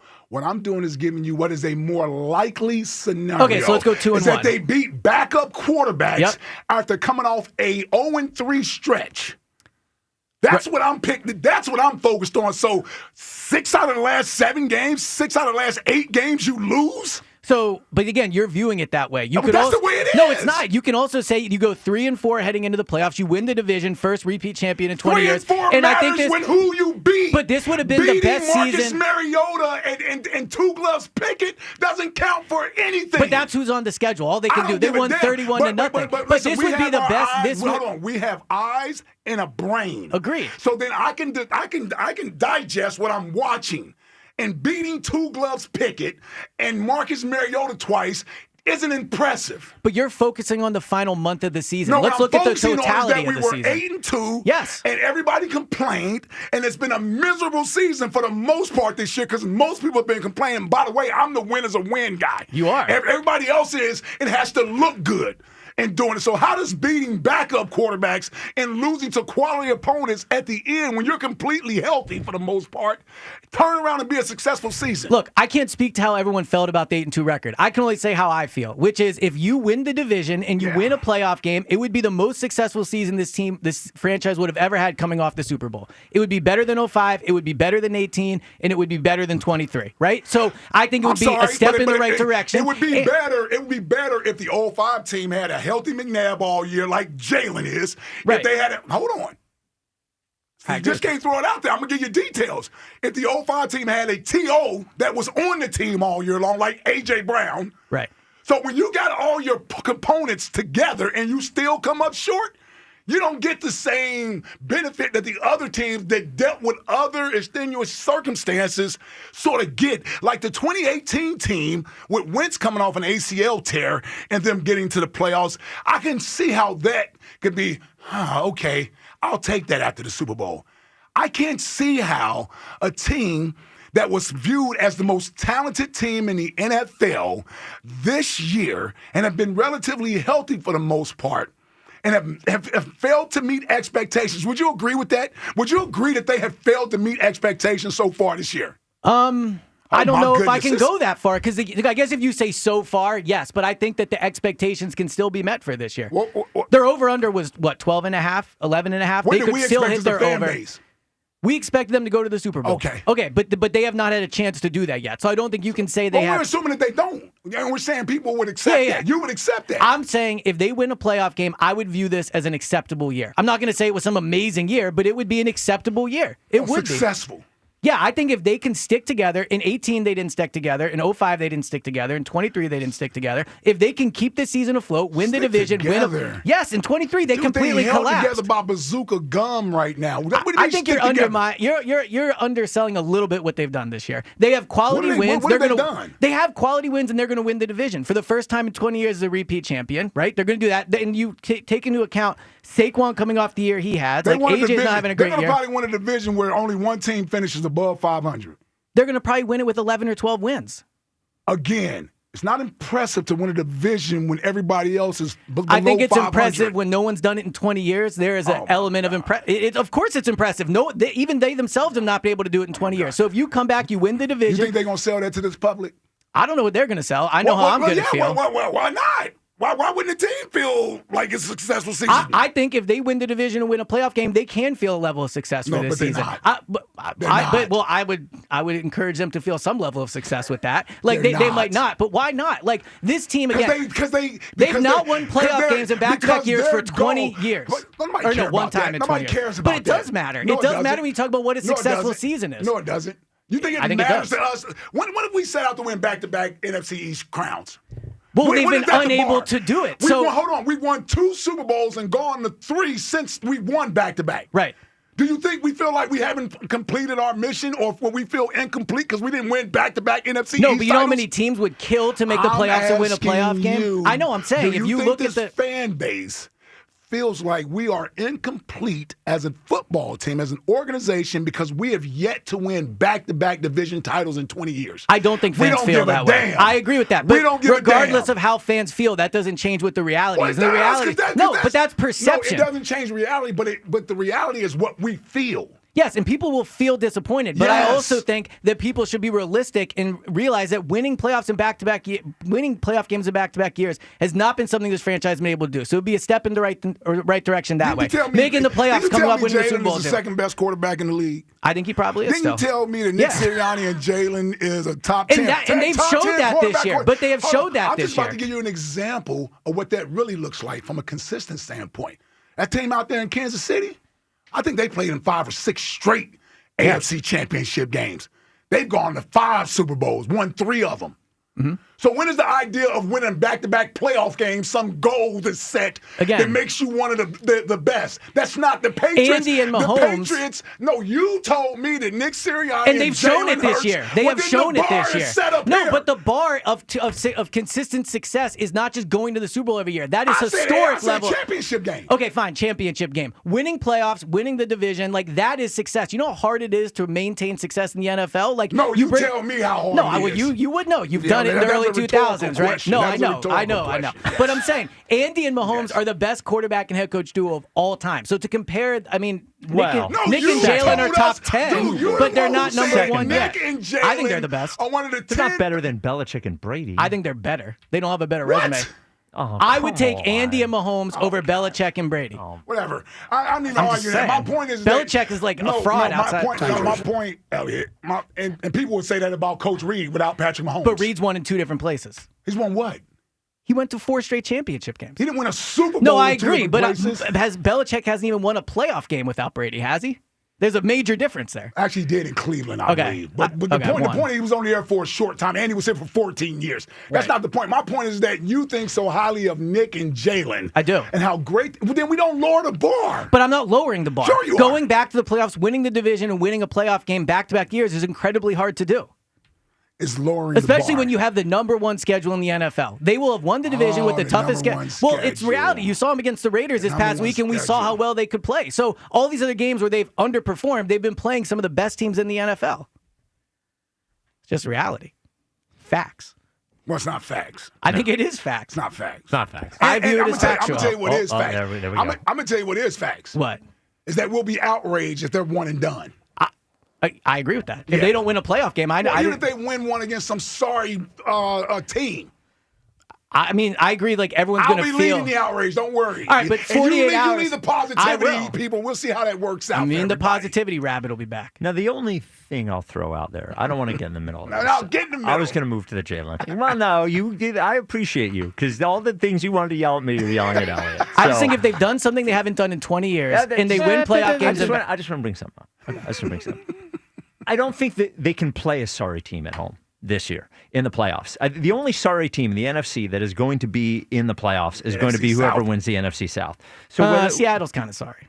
They are 11-3, and they have the best defense in the NFL. They have the best defense in the NFL because they've played trash quarterbacks every week. They still have the best defense. I'm just being honest. That's a good point. If the Eagles played their schedule, they'd be 11-3 and have the best defense in the NFL. Adjusted DVOA, they have the best defense in the NFL. That's fine. You can use that. I'm going to say that if they you are look not at a who sorry team. But it's not an impressive Not team. sorry, but they're not impressive. Okay, if they win 13 games with the best defense in the NFL, I'm not. Look, all I'm that saying whole is, division. Look, didn't the NFC North all win 13 games and none of them won a yes, playoff game I last just year? want to throw in a small thing. But throw it in there. That there are playoff teams that we would consider sorry. If the Carolina Panthers are in the playoffs, we would think they're not a real. Yeah. Even the Bucs at this point, not a real team. I would almost rather play the Panthers than the Seahawks. Just putting that out there.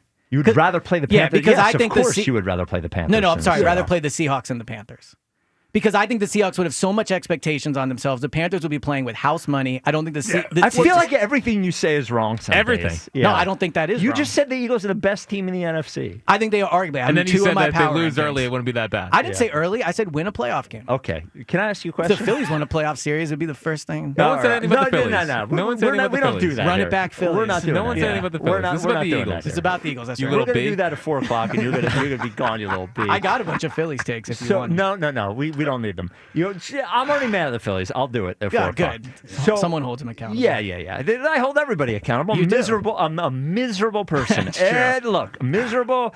Don't have any fun. Hate all the teams. Yeah. There I am. Well, we That is love my you, job. buddy. Okay. So your question to Coach Sirianni today about Jalen. Yes. So we were not debating, just sort of wondering aloud. There were two reasons that he would sort of not answer the question about Jalen's health. One, that there's an issue there and it'll come out on the report. Two, that he just doesn't want to get in the habit of answering health questions and everything's probably fine, but if he answers it for one, he's going to open it up for answer. Maybe he said something wrong, whatever. What do you think that was? So as much as I think number one is more interesting, and I do think Jalen might be hurt, I think his answer was number two. Was that this is how he answers all injury questions at this point. Okay. And really, it's happened ever since. If you remember, I think it was last year. It was the ankle with Jalen. He let something slip about Jalen. So I think with Jalen specifically, Didn't is we very have the cautious. wrist thing, too, with Jalen, too? Didn't we have a wrist thing for a No, little while I with thought Jalen? he said Jalen's on there with an ankle. Yeah, it was an ankle. But it was was an ankle thing. Yeah. he either wasn't on there, it was listed as Yeah. rest or something weird Yeah. like that. I forget. And the only thing you said that you said it on Go Birds Daily, which I actually have two issues to bring up with you in the next segment. Thank you for listening. Yeah. Well, that's going to be. I realize that every day that you're in here, that's got to be a Go Birds Daily for me. Yes, guys. And maybe Fridays. Yeah, it's usually 2 to 3 days a week, but I gotta make sure it's Tuesday. You said on Go Birds Daily, and you said to Sirianni something about the hit he took. I don't think it was about the hit. Yeah, that's fair. Sorry, actually, let me finish. Okay. Or let you finish. Okay, so he does this thing sometimes when he's avoiding contact when he's either running or getting sacked, where he sort of crumbles rather than slide or just sort of run through it.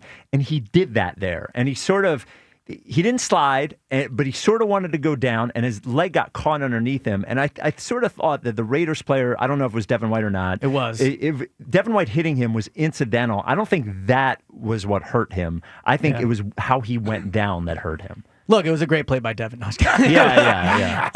No, I mean, so I do think Jalen in his career has been good at not taking contact. I thought actually in that game last week he didn't do a good job. He took a big hit at the end of a run in the first quarter where the guy kind of got him in the midsection. He ran out of bounds every other one. Yeah, but I'm saying twice. Okay. After that hit, he made sure he got out of bounds. And I do think he's hurt. Like, if you saw him, I don't know how much they showed on the broadcast, but after that play, he was limping, he was walking around, he was testing it. He took a weird, obviously we all saw the way his knee bent.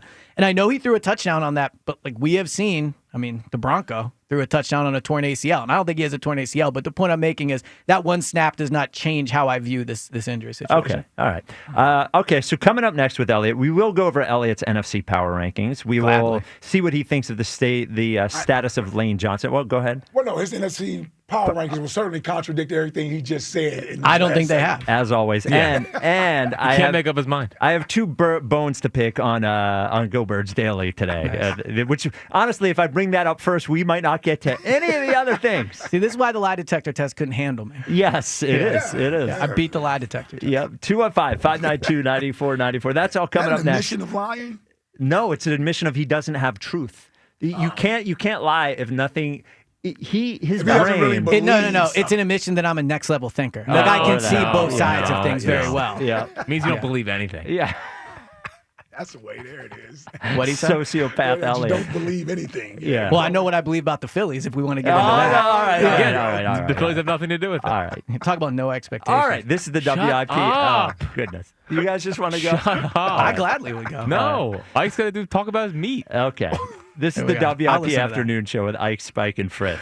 Talk about your meat, Ike. Pause. Seriously. Hey, the holidays are here and playoff football is in the air. Now, whether you're celebrating with family or fired up for a festive tailgate, Dietz & Watson has everything you need. Serve up the official hot dog of the Philadelphia Eagles, plus delicious sausages, premium meats, and artisan cheeses to make a holiday spread shine. And for those busy holiday errands that you're running, grab some high-protein Dietz nuts meat snacks, perfect on the go. Dietz & Watson, premium meats and artisan cheeses, proudly crafted since 1939. Visit DietzandWatson.com to find a retailer.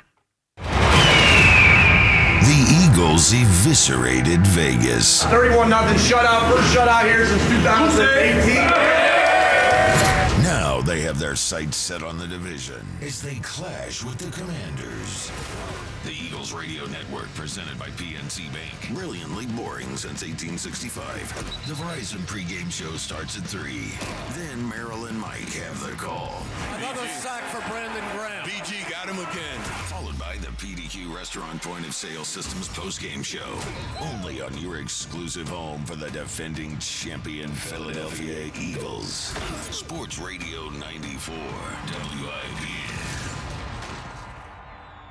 Running a business in Philly means knowing how to hustle, finding every edge to stay competitive. Here's one thing you don't want to overlook: saving energy and money with Pico. Pico offers expert energy assessments to help businesses of all sizes find solutions to reduce energy use and lower costs. From financial incentives to equipment upgrades, Pico makes it easy to improve your bottom line. Visit pico.com/ways to save to start saving today. What's up, everybody? Nick Costos here with the Sports Betting Minute, brought to you by BetMGM. Make it legendary. Please gamble responsibly. The college football playoff starts Friday night in Norman with Alabama, a 1-point road favorite at Oklahoma. Total is 40.5. These two schools played back in Tuscaloosa on November 15th. Oklahoma pulling off the upset on the road thanks to 3 Bama turnovers. And some think that Bama will just not turn the ball over and win this game. I see a Bama offense that has a lot of trouble running the ball, a good Oklahoma defense, and a good Oklahoma special teams, and I think Oklahoma's going to beat them again. So coming up on Friday night, let's play Oklahoma +1 against Alabama. That's it for this Sports Betting Minute, brought to you by BetMGM. Download the BetMGM app today, and please gamble responsibly. BetMGM and GameSense remind you to play responsibly. See BetMGM.com for terms. 21 plus only. Pennsylvania only. If you or someone you know has a gambling problem, help is available. Call 1-800-GAMBLER. Xfinity is the network you can rely on. Like a close friend who will give it to you straight. The friend who will tell you that new haircut, it's not great. Friends make sure friends get good haircuts. And Xfinity makes sure you get a good deal on Wi-Fi. Xfinity gives you reliable, fiber-powered Wi-Fi at our best price. This holiday season through January 4th, get gig speed Wi-Fi for just $50 a month for 5 whole years. No strings, no commitments. Just super fast, reliable gig speed Wi-Fi with our best equipment and unlimited data included. Save yourself from questionable decisions and save over Verizon and AT&T. Xfinity, imagine that. Restrictions apply. Requires paperless billing and autopay with stored bank account. Taxes and fees extra. Xfinity Internet powered by fiber and connected to premises by coaxial cable. Actual speeds vary. Now's the time to enroll in quality, affordable health insurance through Get Covered New Jersey. All plans provide free preventive care, coverage for prescriptions, emergency services, and more. Plus, 8 in 10 get financial help. Enroll by December 31st for January 1st coverage at getcovered.nj.gov. It's Montgomery County's only gentlemen's club, Creekside Cabaret, where this Friday, December 19th, it's their very festive Christmas party. Open bar 9 to 11. An appearance by Bad Santa, Naughty Gifts, and the very naughty Creekside Cabaret Elves. Creekside Cabaret, 3225 Advance Lane, Hatfield. Philly, it's Jordan Spector, the artist behind SpectorSportsArt.com. The holidays are here, and if you're looking for the perfect gift for a Philly sports fan, I've got your canvas covered. From exclusive artwork and limited edition trading cards to collectibles made in collaboration with legends like Devontae Smith and Brandon Graham, every piece tells a story. Give something that actually means something this year, a piece of Philly sports history. Find the perfect gift for the diehard fan in your life at SpectorSportsArt.com. Hey everybody, it's Hugh Douglas, and it's December, so what are you waiting for? If you're late with that holiday shopping list, Wawa's got you covered with gifts that don't need any wrapping. I'm talking about gift cards for the Wawa fans in your life. And for the fans of top brands like Visa, Sephora, and more, gift cards make a perfect gift for teachers, co-workers, your mailman, and that holiday party that you really don't want to go to. For holiday shopping made easy, stop at a Wawa, your one-stop gift card shop. See store for details. Gotta have a Wawa. Experience casino like never before at Bet365. Spin your way through your favorite games. Check out our awesome table games and face off against a real live dealer. And play exclusive games that you simply can't play anywhere else. New Bet365 players get a 100% deposit match bonus up to $1,000 plus spins. Download the app and see why it's never ordinary at Bet365. Gambling problem? Call or text 1-800-GAMBLER. 21 plus only. Must be physically present in New Jersey and Pennsylvania. T&Cs apply. You know that Big Bargain detergent jug is 80% water, right? It doesn't clean as well. 80% water? I thought I was getting a better deal because it's so big. If you want a better clean, Tide Pods are only 12% water. The rest is pure, concentrated cleaning ingredients. Oh, let me make an announcement. Attention shoppers, if you want a real deal, try Tide Pods. Stop paying for watered-down detergents. Pay for clean. If it's gotta be clean, it's gotta be Tide Pods. Water content based on the leading bargain liquid detergent. This is the story of the one. As the purchasing manager at a manufacturing plant, she knows the only thing more important than having the right safety gear is having it there when you need it. That's why she partners with Grainger for auto reordering, so her team members can count on her to have cut-resistant gloves on hand, and each shift can run safely and efficiently. Call 1-800-GRAINGER, click Grainger.com, or just stop by. Grainger, for the ones who get it done. Hi, I'm Nancy Cartwright. You may know me better as the voice of Bart Simpson. On Simpsons Declassified, we're diving into the mysteries that keep The Simpsons forever young. Have you ever wondered how The Simpsons regularly predicts future events? Who better to ask than the show's creators, performers, and writers, the celebrity guests? Be sure to follow and listen to Simpsons Declassified wherever you get your podcasts. Back to Ike, Spike, and Fritz. Oh, yeah. The Afternoon Show. Sports Radio 94, WIP. Oh, no. Come on, man. No. Too hippie? This one's super country.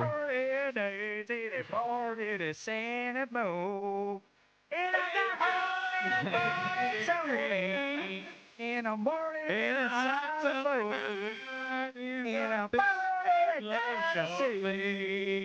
in a country dog in a beer.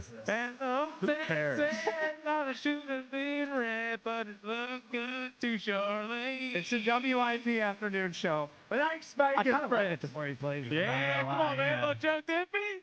What's it called? Little Joe Dippy never hurt no one. Come on, man. John Deere Green. I thought it was called Charlene for a second. Nah, Billy Bob loves Charlene. It's the WIP Afternoon Show with Ike, Spike, and Fritz. 2:30 Tupac, 3:30 Country, 4:30 90s, and 5:30. Oh, 4:30 90s now? Yeah, 4:30. Yeah. Now, Jack kicked it off. I don't know if you knew this. Jack kicked it off on Friday with a song from 1987. Nice. Good job.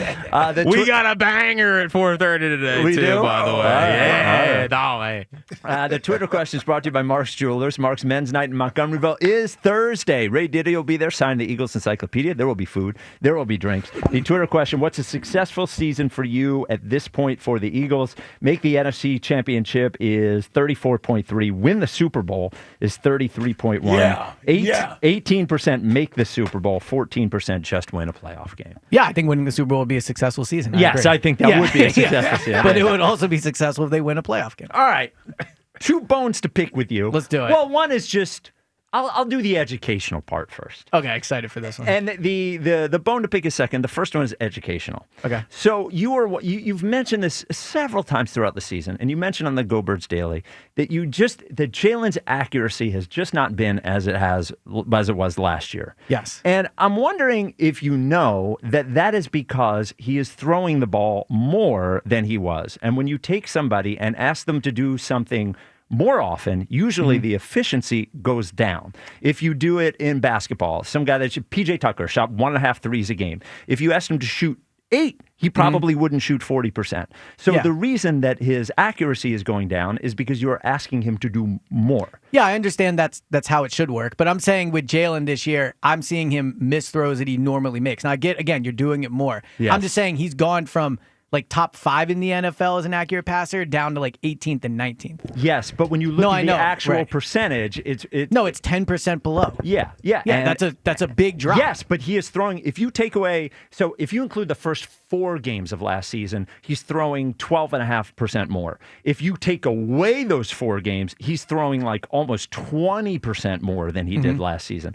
And that's why. I mean, that's why. I get what you're saying. I don't think it's a completely acceptable reason, though. Well, of course. If he was, I don't think it is. If he was like on Sunday, well, he's throwing more, so it shows. But on Sunday, he had Saquon Barkley wide open in the flat, clean pocket right there, and he just misses him. Like that to me is not about how often you're throwing it. Sure. If you want to say the AJ throw over the middle that's behind him, like.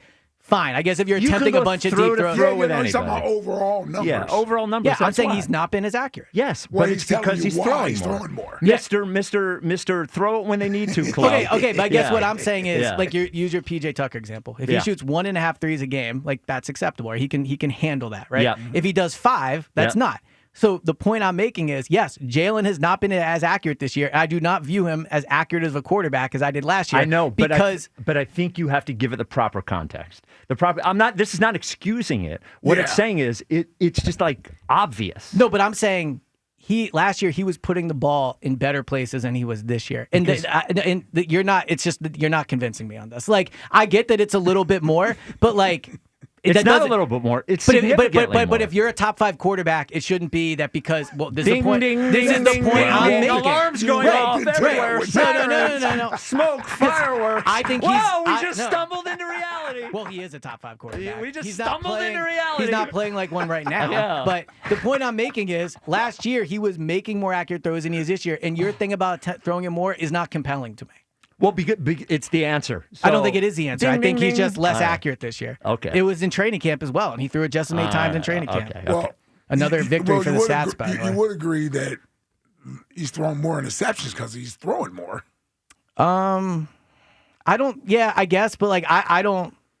I still think it's decision making and accuracy. Like him throwing it 5 more times a game doesn't. But that goes.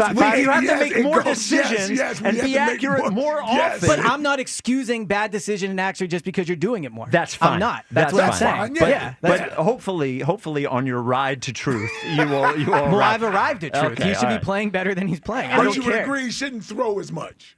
I think they found a good formula on Sunday. Okay. Yeah. Throwing 15 times. Well, yeah, if you're up big, it's you a great formula. Agreed. Yeah, okay. So here's the second thing, and this is the true bone to pick. You said you don't think Kyle Shanahan is a big game coach. So correct. Those are your quotes. So would you agree that playoff games are big games? Yes. Okay. So he has a playoff record of 8-4, which is winning 66.7% of his playoff games. Now, is Nick Sirianni a big game coach? Well, yeah, he's won a Super Bowl. Okay, so what do you think his playoff record? I'm going to guess right around Shanahan's or worse. It is 6-3, and it is the exact same winning percentage. Would you agree that the NFC Championship game is a big game? Yes. Kyle Shanahan has won 2 NFC Championship games. Yes. So saying he is not a big game coach doesn't actually make any sense. Every playoff game is a big game. The NFC Championship game is a big game. He got to the Super Bowl with Jimmy Garoppolo and Brock Purdy.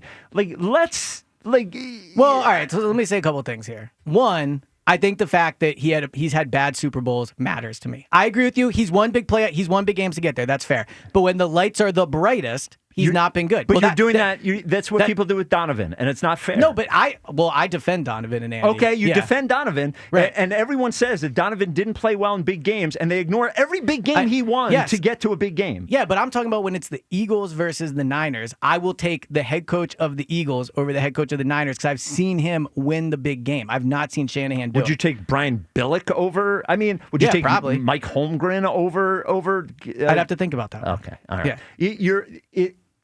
When you say that he is not a big game coach and he's got a great playoff game record and he's won 2 NFC championship games, and this year is and again, I'm not even a big Kyle Shanahan guy. This year he has missed, he's been missing his starting quarterback. He missed his starting quarterback for 7 games. For 2 of the games that the starting quarterback played, he was still injured. He's lost all of the good players on defense. He lost. He's a good coach. He's a good coach. I agree. He lost George Kittle. He lost every receiver he had, even. I'm going to bring him up. I'm sorry, this is my daily Ricky Pearsall mention. Pearsall missed 7 games. He's done it with smoke and mirrors. It's been very impressive. They've scored more points than the Eagles this year. Yeah, he's had a good year. They have scored more points than the Eagles. Think about that. Yeah. 25 more points. All right. So I guess he's a big game coach. But the point I was making is he's had bad Super Bowls, is what I was trying to say. But you're right. The way I phrased that was incorrect. Oh. There you go. Wow. You go. Never wow. Even, easier than I had. I mean, a Shanahan debate for 20 minutes. Fought is me like, tooth and nail. Yeah. Well, that's because you were wrong. Yeah. You think Lane Johnson will be back on Sunday? I do. Yeah. Okay. I mean, I actually think they probably thought he would play last week. How about and Saturday? Obviously he didn't. Yeah, Saturday. Oh, Saturday. Right. Sorry. Yeah, short week. Kind of a bummer they moved it to 5. I'd rather have an 8 o'clock game. tell Give me me my about whole it. Saturday. Yeah. You going? Obviously, you're going down. Yeah, I got to drive back after. Okay. All right. 215-592-9494. Long 2.5-hour drive. At 11 o'clock at night it is. Yeah. You should take the train. It stops at 11 for some reason. Oh, that sucks. And I got to do Go Birds Daily. Oh, right, of course.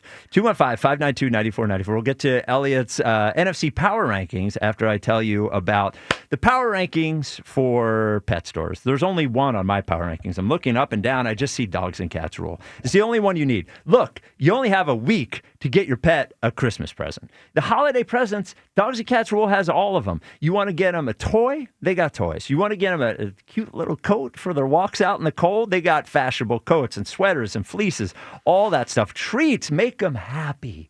It's Hanukkah right now. We got Christmas next week. Dogs and Cats Rule is your place. And while you're there, make sure that you're feeding your pet the right thing, because not only does Dogs and Cats Rule have all of the greatest stuff, they have everything. What they have that the other pet stores do not have is a staff that has the answers to every single one of your questions. They're informed, they're patient, they're friendly. It's really awesome, honestly. I think I monopolized, when I was trying to get the right food for Rebel and Scotchy, 25 minutes asking questions. I'm a real pain in the ass, and they smiled the whole time. 7 locations for Dogs and Cats Rule. I saw Ike shake his head that I'm a pain in the ass. I saw that. I got out of the side of my eye. I saw it. 2 locations in Jersey, Pennington and Princeton. 5 in Pennsylvania, Newtown, Doylestown, Maple Glen, New Hope, and Bluebell. Dogsandcatsrule.pet is a website. Dogs and Cats Rule. Shop small, shop local, shop family. All right. Are we ready for Eliot's NFC Power Rankings? Is this a new feature? I don't think we had this last year. Yeah. Well, it's new. Okay. I mean, I did do it last year, but I've only started the past few weeks. Okay. All right. Oh, for this year. Yeah, for this year. Yeah. So the number 5 on Eliot's Power Rankings are the San Francisco 49ers. I think big game coach. Big game coach. There you go. There you go. Now, number 4, this team is 8-6, might not even make the playoffs, actually, is the Detroit Lions. Why do you have the Detroit Lions ahead of the Niners? So they went to LA and played them tough. I think they're a good team. I think they've lost some close games, and they're not playoff tested, but they have played in a lot of playoff games. They obviously didn't win one last year. I think they have a ton of talent on offense, and I would just rather play them. I'd rather play the Niners than them. Okay. Oh, yeah, I would rather play the Niners than right. Detroit, yeah. So you have the Bears at 3 at 10-4. Yeah. Now, you don't have the Seahawks on the list. Because the Seahawks are frauds. Even more fraudulent than the Bears. Yes. Okay. Yeah. I would agree with that. Really? Yeah. I like the Bears more. Yeah. The Bears are a tougher team. They can run the ball. I know he hasn't played in a playoff game, but I would take the unknown and the talent of Caleb Williams over the resume of Sam Darnold not playing well in big games. Ben Johnson. And real quick, well, what has Ben Johnson done in the playoffs? I don't care. Okay. It's eye test. And I think they're frisky. Sam Darnold, I'm not Sam Darnold's had one bad playoff game. It was really bad. It was really bad. But he's had one bad playoff But even game. like earlier this year, they played, I think it was the Rams in a big game. He threw 4 interceptions. He did. Like, how many times has there been a big game and we leave and go, wow, Sam Darnold really stepped up today? Yeah. Well, I mean, that's fair. Yeah, I mean, he had a great year last year. He's having a great year this year. Yeah, they're the exact same team. They got smoked in the playoffs last year. And that's what's going to happen this year. So the number 2 team on your power rankings is the Eagles. Correct. And then you have the Rams at number 1, even though you said the Eagles are the best team in the NFC. Yeah, I think the Rams probably just deserve the number 1 spot. They just had a quality win over the Lions. They do have a better record, and not just by 1 game. It's by what? Is it 3 games now or 2 games? 2 games, right? 2 games. Because what's it called? Seattle still can. Seattle could still catch him. Yeah. Would you rather go to L.A. or to Seattle? I think you'd probably rather go to Seattle, right?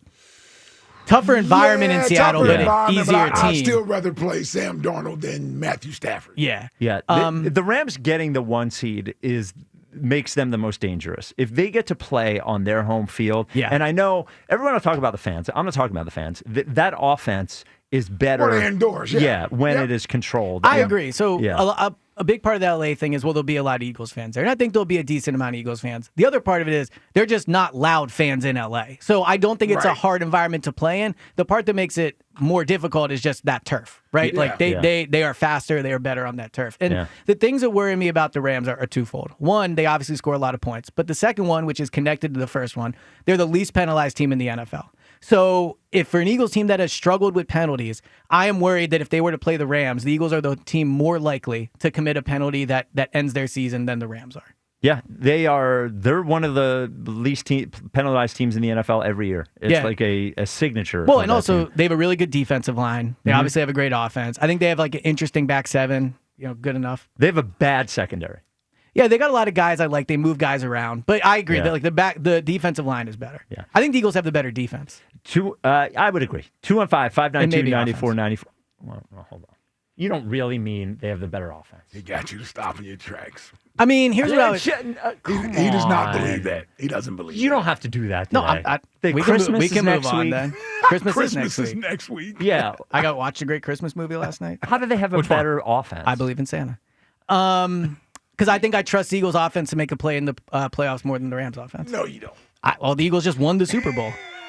They won 10 months ago. Right, they just won the most recent Super Bowl that was played.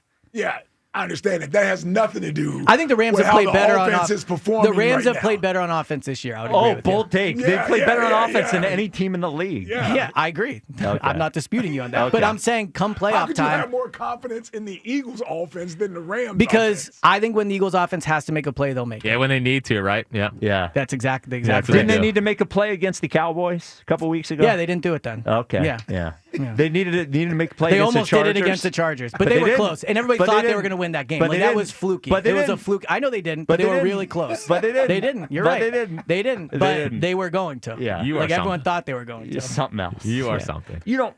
That one is He you does going not too believe far. that. I'm just He playing. does Yeah. not. But no, but I yeah. do think the Eagles' offense is like close to the Well, Rams. they have some offense. clutch factor No, to it's them. Yeah, that's what I'm saying. They have some clutch factor. But they're It's not not better than close. they're not close to the Rams. They're close. They are a touchdown worse. Per game. Yes. And Well, only the Eagles good- average 23 points. The Rams average 30. Yeah, the Right. Rams have had a better offense this year. But I still think come playoff time, Well, you have to look at the resume. And The again, best thing the Eagles' What offense has. area of the and they offense just do lost we have Devontae is Adams. better? I would take the quarterback. Come on. In a playoff game? I think Stafford's been better this year. But in a playoff game, How was he? I mean, he had a good game against the Eagles last year in the he playoffs. did, in the and he snow. lost. He lost. Yes, he lost. Yeah, he lost. So he yeah. was outplayed by Jalen last year. No, he wasn't. I don't think so. Didn't he have a fumble? Just because he had a fumble. Well, that matters. Turnovers Yeah, matter. Jalen guy had a safety and got sacked 7 times. That was bad. Yeah. I agree. He still won. well, safety's a turnover. They won because of Saquon. Safety's a I mean, turnover. Jalen had a 50-yard touchdown. He did the first play of the game. He Yeah, did, yeah. It was a big one. It was. It was a big play. It was a big one. You're right. It was. I just don't get how it's unfathomable that Jalen could be better than Stafford when he beats him every time he plays. He just won the Super Bowl. It's not boxing. It kind of is. It's not. Yes, the better quarterback often wins. I know you do. Well, they don't play against each other. They don't. They kind of do. They kind of do. Taylor was kind of don't. right. They're kind of across from each other on the field. It matters. They're never across from each other on the field. The best- It's not 1942. They're not playing both sides. The majority of times, the better quarterback in the game wins the game. Well, Yeah, that's I true. would argue that's that Jalen's record would prove that otherwise. No, Jalen's record actually proves it. I'd perfectly. actually prove it otherwise. No, 'Cause I don't he's think it does. rarely the better quarterback in the game. That's wrong. Rarely, it's the wrong. better quarterback ever. Zero. I mean, that's ever. wrong. Not once. That's Not even also against Bryce Young last You year. add stuff in. You Yeah. just go over the top. I want to man. be clear. I sound like Jack sometimes. Yeah, you just We go are over the different people. top. Listen, I mean, they're both going to the Hall of Fame. They both won a Super Bowl. So to say that like I'm not one gonna is way argue that. better, I'll just say, as of today, the Rams are playing better. I agree with that. The Rams are playing better. That's why I put them Now, number one. So if you want to tell me that the Eagles are going to get their stuff together and they'll be able to go out there and go toe-to-toe with the Rams, okay. I mean, listen, if they play each other, I'm going to pick the Eagles. Well, I'm just saying, sitting here right now, the Rams look like clearly the better team. I agree they're the playing Eagles. better now, Yeah. but I also think there is a truth to the fact that I think more teams would rather play the Rams than the Eagles. I think the Eagles will be tougher to eliminate, and I will be more surprised when the Eagles lose than I will be like. Would it shock you if the Rams lost their first playoff game? No, but it Yes. wouldn't shock me if the Eagles. No, it would shock me. It If the would. It Rams would not lost- shock me. Coming off a bye week, yeah, it would shock The me. Lions lost their first game last year. Like it's tough That's 'cause coming off Jared the bye. Goff is their quarterback. And their whole team was injured. Yeah. Their entire defense was Well, injured. Devontae You may Adams not is give hurt. Kyle Shanahan a lot of credit, but you got to give Sean McVay his due. He's a great coach. Yeah. Yeah, he is. He's not the best coach in that matchup, but he There is we a great coach. There we go. What is Nick Sirianni better at than Sean McVay? Winning.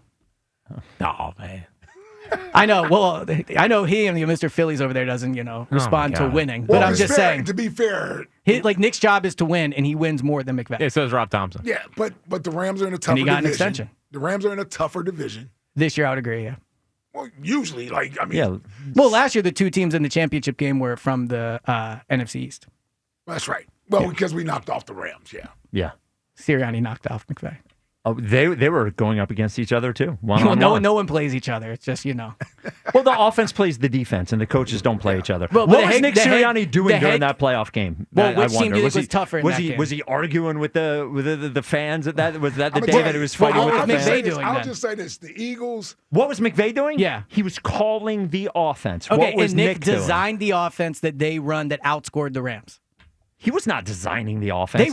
They run Nick's offense that's built for Jalen, just like they run McVay's offense that's built for Stafford. That's a fact. Yeah. They're like top 5 in points since Nick got here. Where are they this year? This year they're not top 5. Okay, and they were 7th last year, and they were 6th the year before. Yeah. I Going actually the wrong way. But think- the other teams fluctuate in and out. Okay, Do you know how stats work? I know how stats Okay, work. just wanted to make sure. Yeah. You little bitch. There it Don't is. you dump it. There it Don't is. dump it, Fritz. Wow. Top 3 curse word. Don't dump it. There it is. All right. I almost don't even want to plug your podcast today. Yeah. Well, listen, he is. I'm assuming you're all in. You're back on board. I never left. I had them number 1 in 3 out of the 4 power rankings I've done. Can we get a promise from everybody? Yeah. I'm going to say in this room, but on this show, Elliot included. Yeah. We talked about last year doing an Elliot week. This year we have to do Have to Elliot do it, week. yeah. And then we have Well, to. especially if they win the Super Bowl again. Because we have nothing to talk about. Yes. Yeah. Well, there's plenty Come of on, time we to got do a an dynasty Elliot coming. week. What do you Yeah. mean? Nothing to talk Ooh, about. 2-1-5. Are they the best in the world? And part of Elliot week, we have to give. They really think they did something winning 2 Super Bowls. Dude, don't they? Jalen really would think he did something. Yeah. Strutting around his Yankees cap. Yeah. During Elliot week, we have to give, I would say, 2 or 3 listeners a chance. Punch him in the stomach? Not to punch Elliot. Stop it. I have been boxing. Yeah. Ooh. How's that I'm not. going? To debate not Elliot. To debate Elliot. Yeah. I think it would be great. Or you're up for Elliot gladly, week, right? Yeah, All let right. somebody else. Yeah, let somebody else deal with it. Yeah. Yeah, but Elliot would eviscerate He whoever. will, Of course most I people, would, he yeah. will. Well, that they think they can do it. They hear him. They I know, punch but the radio. He's made people cry in debates tell you. before. I saw tell that you, one. I was correct It about was that. One of the greatest moments of all time. And listen, he's had his guys on with him for what is it, Go Birds at Night? Was it ESPN? Go Birds evenings, yeah. Yeah. He is you can see him asserting himself Well, I'm the one. Yeah, they step in the ring. Oh, there. yeah. They step in the ring there. Like he wants it to be known that we're going this direction. He'll steamroll you now. Yeah. I heard Zach Berman have to argue the turnover thing with you, and I could hear his brain. Like I could hear the smoke coming out of his ears. That he couldn't. He was like, "No." Well, is it the turnovers aren't most important? Yeah, and he said, "Well, that's clearly been proven wrong." But you're doing it. right. But you do it the backwards way. You say if you just don't turn it over, you win. That's not right. Not the other way around. Yes. Well, when you turn it over, you lose. Not always. Well, it's the case with the Eagles. Yeah, you meant lose the turnover battle. Yeah, when you lose a turnover battle, you lose the game. When you win the turnover battle, you win the game. But That's what he mostly was how it saying goes. is always is that when you play well, you don't turn it over. It's not just about refraining from turnovers. But playing You well have it is reversed. refraining from turnovers. That's what I'm saying. Okay. All right. You can get the Go-Birds podcast wherever you get your podcast. Fast. Yeah. I thought we had like for 10 some more of minutes. Us, for some of us. Yeah, I'm so sorry. Yeah, for some of us that went fast. You sure you don't want me to stick around for the Philly segment? No, I would enjoy you sticking around for the Philly segment. Yeah, run it back. I got you on that one. I got you on that one. I'm not going to be as bad as you, but I'll be pretty bad. I'm sure Jack's not even looking forward to it. Yeah. You can get the Go-Birds podcast wherever you get your podcasts. Go-Birds Daily comes out every day. It's a great listen. And remember, donate to Eliot's fundraiser for Treehouse Books. Once we get to $23,000 raised, we're just almost at $16,000. Yeah, so we're getting there. You can and we got like 2 more months of football. Yeah, and there's if we're lucky, and there's a great T-shirt that you can get if Zach you donate Bond now. football. Zach Bond signed football. So I just put it on my Twitter. We'll put it on the WIP Afternoon Show Twitter. You can go to Eliot's as well. Eliot, thank you as always. Yes, thank you. Appreciate it, brother. We will. Dave Dombrowski spoke earlier today. It was kind of infuriating. We'll have the High Hopes Jackie Baseball Report next. 215-592-9494. This is the WIP Afternoon Show with Ike, Spike, and Fritz. FanDuel, in partnership with Valley Forge Casino, is the #1 sportsbook for same-game parlays. From points and rebounds to threes and assists, FanDuel is the best place to combine your favorite picks into a same-game parlay or track every stat live, all in one easy-to-use app. Right now is the perfect time for you to join because new customers get $150 in bonus bets if your first $5 bet wins. So bet on the players you love the way you want. Head to FanDuel.com/Ike to sign up today. FanDuel, official sports betting partner of the NBA. FanDuel Sportsbook is the official sportsbook of 94 WIP. 21 plus and present in Pennsylvania. First online real money wager only. $5 first deposit required. Bonus issued as non-withdrawable bonus bets which expire 7 days after receipt. Restrictions apply. See terms at sportsbook.fanduel.com. Gambling problem? Call 1-800-GAMBLER. Season's Treatings. It's the Robin from Robin Ford, Delco's #1 Ford destination for over 6 decades. Don't wing your winter car decisions. Give us a chirp. Brian from Broomall, you're on the air. Looking to score a great year-end deal on a F-150, but money's tight right now around the holidays. Santa isn't the only one answering wishes. Get to Robin Ford during the Robin Ford Red Tag Year-End Sales Event. Drive home in a new Ford F-150 with 0% financing up to 60 months with 0 down payment. Plus make no payments for 90 days. There's no stopping the Robin. Call me now, 866-THE-ROBIN. Up next, Missy in Media. Hey, so I'm interested in a new Explorer, but don't want my monthly payment to go up. Nobody gets plucked on price at Robin Ford. During Robin's Red Tag Year-End Sales Event, drive home a new Ford Explorer for only $389 per month. No matter where you are, you're closer than you think to a better buying experience at Robin Ford. Online at robinford.com. Robin Ford, where cars and trucks are sold cheap, cheap. Offers valid on select models. Explorer is 2025 active, 48 monthlies, 7,500 miles. Offers subject to credit approval and can change at any time. Excludes taxes, title, license, and dealer fees. Offers end December 31st, 2025. See dealer for It's Montgomery County's only gentlemen's club, Creekside Cabaret, where this Friday, December 19th, it's their very festive Christmas party. Open bar 9 to 11. An appearance by Bad Santa, Naughty Gifts, and the very naughty Creekside Cabaret Elves. Creekside Cabaret, 3225 Advance Lane, Hatfield. Horizon Plumbing and Electrical knows that if your old water heater conks out from Aunt Gail's 2-hour showers this holiday season, or your decorations keep tripping the breakers, well, then everything falls apart. That's why you can count on Horizon this season for 0% interest financing on installs, plus a plumbing or electrical inspection for just $99, so we can address any clogs or hums ahead of time. And as always, we're here to help with same-day emergency service, even on holidays. Book today at horizonservices.com. B101 is spreading holiday cheer throughout Philly. Tune in for the soundtrack to your Christmas season, featuring all the holiday songs you love. Christmas music all day, every day, only on B101, Philly's official Christmas station. Hey, it's Pete reminding you Chicky and Pete's gift cards are the gift that always fits and always gets returned. All holiday season long, buy a $50 Chicky and Pete's gift card and get a $10 Chicky and Pete's bonus card. Then follow our socials for the days of Chicky and Pete's double bonus days. Get 2 $10 bonus cards for every $50 you spend. Year after year, the gift that always fits and always gets returned. Gift cards from Chickies and Pete's.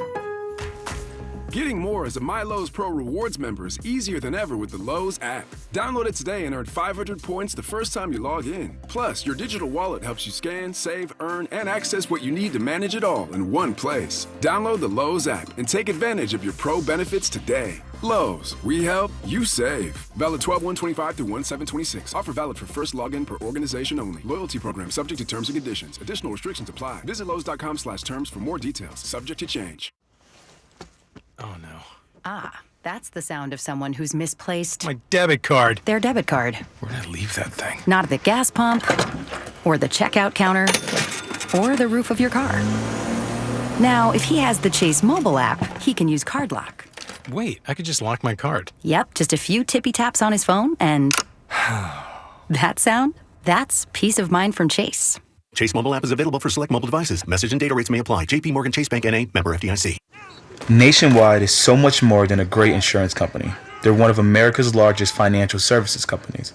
Like how I'm more than Saquon Barkley, the NFL's reigning leading rusher. I'm also the NFL's leading husher. Shh, hush up back there. Wow, I might have just set the hushing record.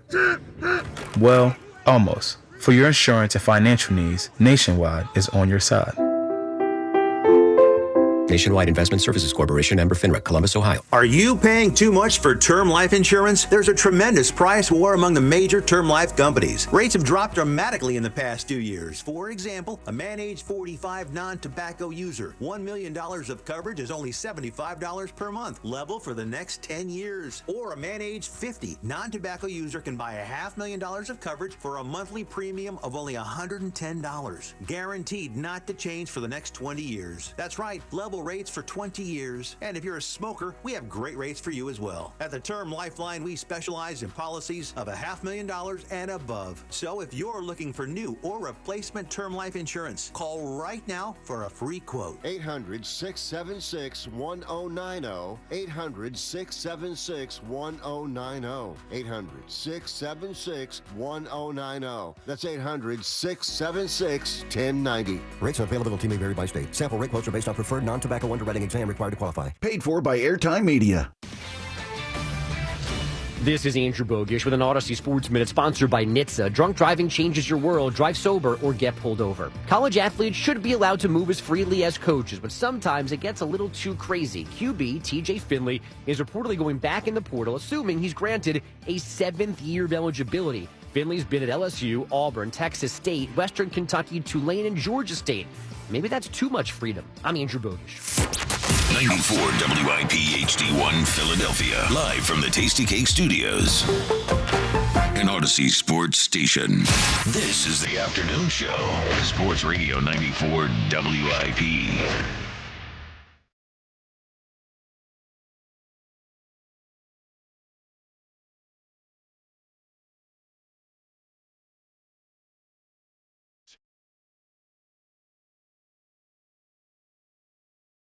It's the WIP afternoon show with Ike, Spike, and Fritz. Too busy, messing with the camera to open the mic up? Yeah, sorry. I was giving the YouTube people the finger. Yeah? Yeah. So I like doing it. I know you do. I like it. I know. Yeah. Little breather from the Eagles. We'll get back to you. 215-592-9494. But right now, the High Hopes Jackie Baseball Report, sponsored by Colonial Hyundai. Shop online 24/7 at colonialhyundai.com. Colonial Hyundai, the fast, easy, better way to buy a Hyundai. Go for it. It's time for the High Hopes Jackie Baseball Report. Joining me right now is Jackie Baseball. Fritz. Yes, Jackie Baseball. All right. Jordan, because of a short week, no Yeah. Jordan Mailata.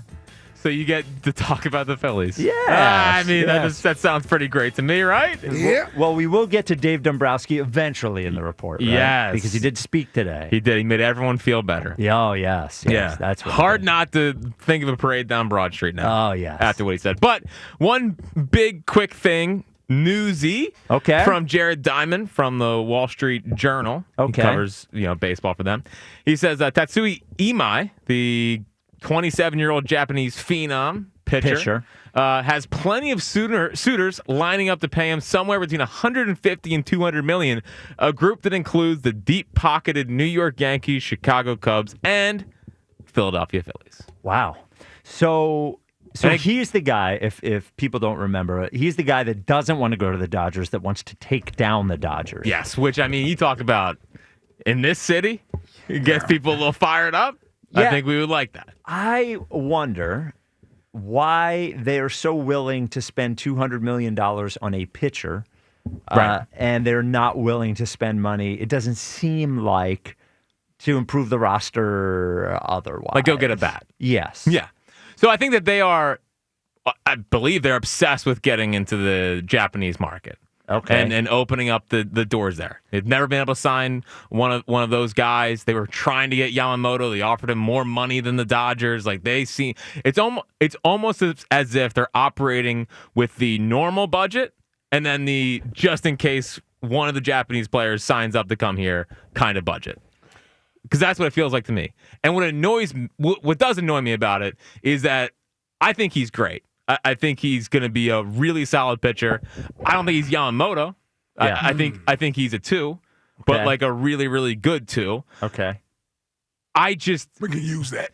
Could use it, but also the strength of this team is starting pitching. And while it's great to have starting pitching, and maybe if you bring him in, you flip Luzardo, or you flip Painter, or you flip one of these guys because you feel like you are operating. They wouldn't use Luzardo to get off of Castellanos, would they? If they I think they would Imai? rather just get off Castellanos and try to get the most out of a Luzardo deal. Okay. I think so. So maybe they go that route and they feel like they have an abundance and they really want to get in the Japanese market. They sign Imai, and then they trade one of the other starters for a bat. Maybe they do that. But just the idea of wanting to spend money here, but also not being willing to spend money, let's say on an Alex Bregman or a Bo Bichette or even a Cody Bellinger, which is not going to happen anymore. But you know what I mean? Like another bat, that doesn't sit totally well with me. So listen, you would have to enlighten me on this whole wanting to tap into the Japanese sort of market. I don't necessarily view Philadelphia as a hub. Right. So you almost got to be like, if you're a foreign player, Japanese player coming over, you want to go to a city where it feels a little bit like home. Where there's a larger Japanese population. Yes, a little bit of a bigger population for you. So, A, I got that question. And B, is there, because it doesn't open the floodgates for us to sign more, or are the Phillies trying to tap into a economic market there by having a Japanese player on the team? I didn't think of that. That is a good point. I think that could be it. Yeah. Like trying to have another revenue stream. Right. Yeah. And trying to let, them know that it's a great city. It's a great city to come in. Yeah. Okay. Yeah, I'm sure he'll think it's great. Yeah. We'll have a nice, you know what we do? It's the first person he meets has got to be Tommy down the shore. Tommy down the shore. Dude, it's like I don't know. Do you remember when Machado showed up? Yes, and they didn't let him in? Well, they didn't let him in the door, but there's the worker outside. Oh, yeah. Sign the contract. Yeah. And so Machado's like, where am I? You know what? I don't know if he knows English or not, but him learning English here would be great. Right. If he just ends up speaking Hoagie. It's Wooder. It's Wooder. Yeah. That would be great. I tend to agree. Now, that's a good point by Ike, the financial part of it, because what I would agree with Ike on as well is they would know better than us. Mm-hmm. But I'm sure they've done the research. Yes, they've done it. But I just don't believe, to your point, that you sign one Japanese guy, it doesn't put us on the West Coast where we're closer to Japan. Right. It doesn't make the city, one of the LA has two advantages. It's not New York where they have a much bigger Asian population, specifically Japanese population, than Philadelphia. It doesn't make that population bigger here, and it also doesn't give the advantage that they have on the West Coast that they can get to Japan easier than they can get from here. And I think we could outbid those two teams. You know, the Yankees have deep pockets, but they don't have Dodgers deep pockets. You know, they spend money, but they don't. They don't. I never thought I would hear that. They don't. About the Yankees. They are conscious of taxes and all that kind of stuff. Do they have Mets money? I think the Blue Jays might have more money than the Yankees. Yeah. Currently. Really? Yeah. The Blue Jays? Yeah, they're owned by a comms company up there that's worth like $90 billion. It's Rogers Communications, right? Yeah, they own the $90 billion. Like they might sign Tucker for $400 million on top of Vladdy's $500 million. Yeah, well, they have to spend it because a lot of players don't want to go to Canada. Taxes and everything up there. I think the thing with the Yankees is like the Steinbrenners own it, but it's not George. They have plenty of money, but they are certainly more conscious of having a positive cash flow than George ever was. And the George Steinbrenner never had to deal with tax. Didn't have to deal with luxury tax, and they have to deal with that too. Yeah, it would be neat, but it is interesting. It would be neat. Yeah. It feels more like they just want to get obviously into the Japanese market, and maybe the economy thing as well is a part of it. I'm sure they looked into that. Yeah. Well, they see all the reports are that as soon as the Dodgers signed Ohtani, that the amount of money they made from Japanese licensing and all that. See, I didn't know that. Almost $1 billion or something. Yeah. So, and again, I think he's awesome. Yes. So it would certainly be fun. But again, let's get to the good part. Let's get to another pitcher. Let's get to the good part. We don't have to. Hold on. Let's get to the good part. It's another Dombrowski pitcher. talk. Oh, Okay. yeah, they're great. Let's spend $100 million on a Japanese pitcher. All right, let's go. Plus, there's also a posting fee. All right. Go. All right. Dave Dombrowski talked earlier today at Adolis Garcia's introductory press conference. Adolis. They're now. Is it? See, Adolis. Yeah. Adolis. Adolis. Adolis? No, it's Adolis. Yeah, in this. It's Adolis. He's never going to be called Adolis here. Well, look, none of us can. It's only a one-year deal. It's going to take us to at least August to get this right. We're getting him an extension after he hits 30 homers this year. And forget about them. They don't even get the normal American name. They put the S on that. And the Garcias. It'll be Garcias. Yeah. Here, well, at least T-Mac won't call him like Galvis that one time. Right. Yeah. Where he switched up on us. Yeah. After 5 years, 6 years. So he talked earlier today about is this it? For the outfield, and here's what Dave Dombrowski said. Does Garcia slot as your everyday right fielder? What does his addition mean to the composition of your entire outfield? How do you see things playing out there? Well, when we discussed the situation, we're signing him, in our view, as being our everyday right fielder, but he needs to show that. I mean, as he knows, he has to be in a position that he performs, and he's aware of that. We think he can do it. Very good defensively, and also from an offensive perspective, of course, has a lot of tools. We think he'll be able to do that. So basically, I think with the signing here, we look at him as being our right fielder, and then we're in a position where we're basically pretty well set out there, because with Justin Crawford being able to play center or left, Brandon Marsh the other, mixed in with a little bit of Otto Kemp out there, Rojas as a backup in center field too, that and then Rincona's coming, that we feel very good. I think that a lot of people look at it, they're unsure, but if you're going to give Crawford an opportunity, you've got to give it to him. Well, and that's where we are. We're going to give him the opportunity to go out there and have a chance to play, a lot. So basically, I think our outfield's pretty well set.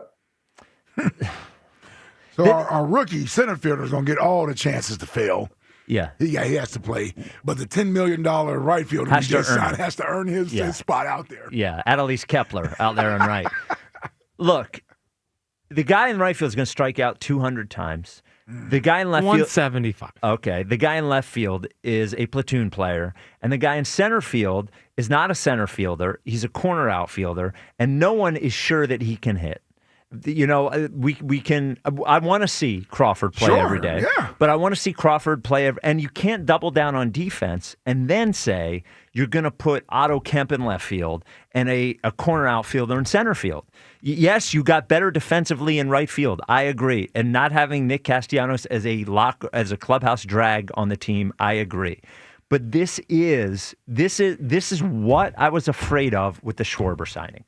This is what I was afraid of with the Schwarber signing, because I would rather do a bargain designated hitter whether it's Eugenio Suarez for 2 years or whatever it is for 2 years, and then go get a really good everyday player for the outfield, whether it be Cody Bellinger or whoever it is, who can field, who can hit, who is young, all of those things, then just sort of, hoping Justin Crawford can play center field when they know he can't, I give him the best position to succeed. Playing center field is not the best position to succeed.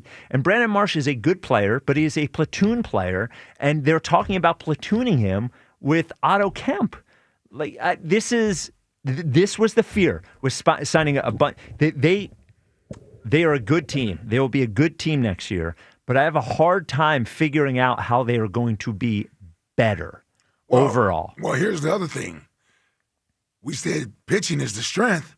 We don't know when Zach is coming back, what he's going to look like when he gets back. Yes. We don't know what Andrew Painter is going to look like as a pitcher.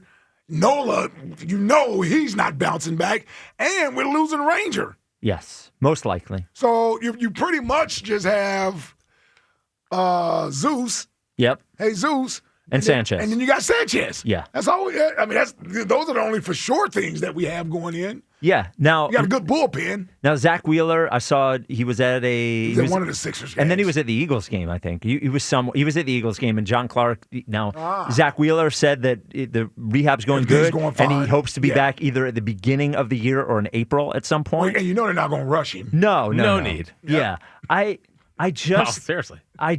This is not a serious outfield. That is my. It's not a serious team. Well, they're semi-serious. I just don't think. Are we the best team in the division? I think so. The Mets done got rid of a few people. Yeah, Mets is wait and see. Yeah, Mets will the Braves bounce back? Maybe. They made some additions, just like in the bullpen. They signed Mikey Yastrzemski, but he's a fourth outfielder for them. Do you think the Phillies, as constructed, if they don't make any more changes, are better than last year's Phillies? No. I don't really care about being better than last year's Phillies. Last year's Phillies wasn't good enough. Well, then you would want to be better. Second most wins in baseball. Then you would want to be better than them. That's what I'm saying. Then you do care about being better. Yes, exactly. Right, yeah. Because you don't want to be worse than them. You get what I'm saying? I don't. No one does. Yeah. What the hell is he talking about, man? It's just that Schwarber will not be as good as last year. Probably not. That's just a given. Mm-hmm. But Bryce is bouncing back. Yeah. You can see his new. I think MVP season coming. See his mustache. Yeah. They got to get.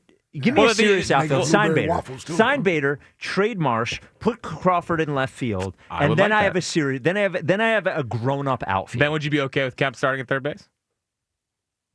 Kemp and Sosa?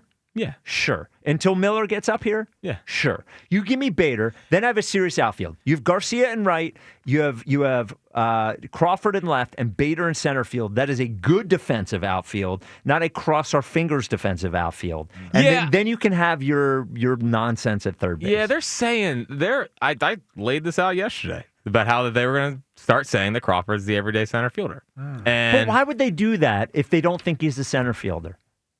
Because I think they want him to grow into being the center fielder. So this means there's no Bader.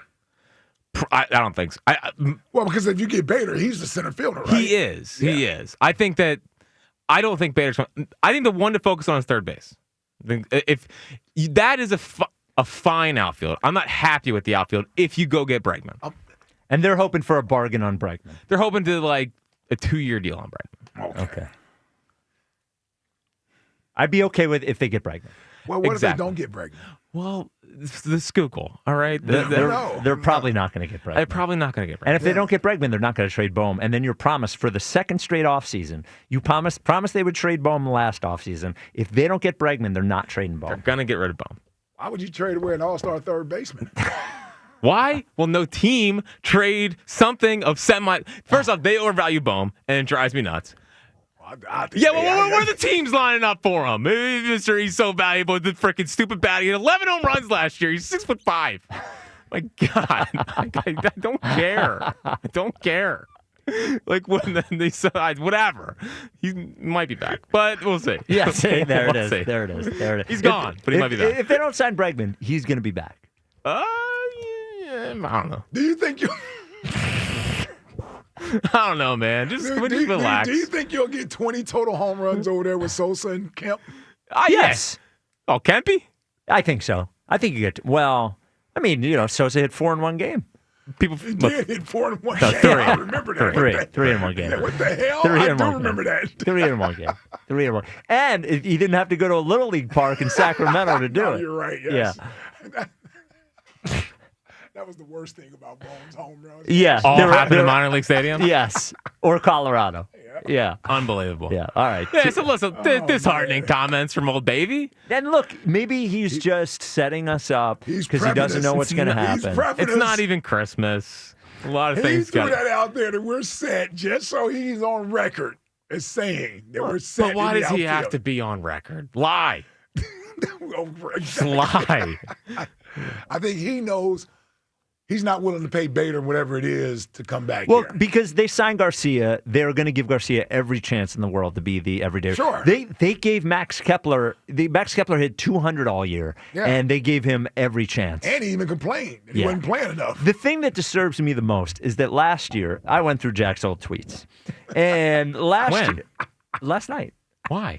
Because I want to see what you said about Kepler in the beginning. Oh, Yeah. I was a cat pet. Everyone knows that. You were It worked good bats in spring training. You were lukewarm on Kepler until we got to the season. And then, Yes. so it took you a little while to talk yourself into it. I was not a cat pet when they signed him. You were not. And then, see, I'm right. See? And then Adolis Garcia, you've talked yourself into almost immediately. Well, what does talking myself into sound like?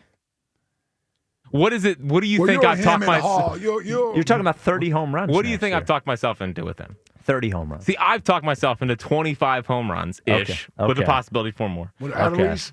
Yeah, Yeah. 225 to 240 average. Okay. That's about it. And then 200 and then strikeouts. All 175. What if he plays 150 games? 175. Okay. And a big home run in the postseason. Okay. That's it. All right. That's it. The bar's really low for me with Garcia. Play good right field and pop a home run in the postseason. And he was ALCS MVP for the Rangers in 23. Yes. Okay. And did he win World Series? No, Seager won World Series MVP. Yeah. He's going to be our cleanup hitter.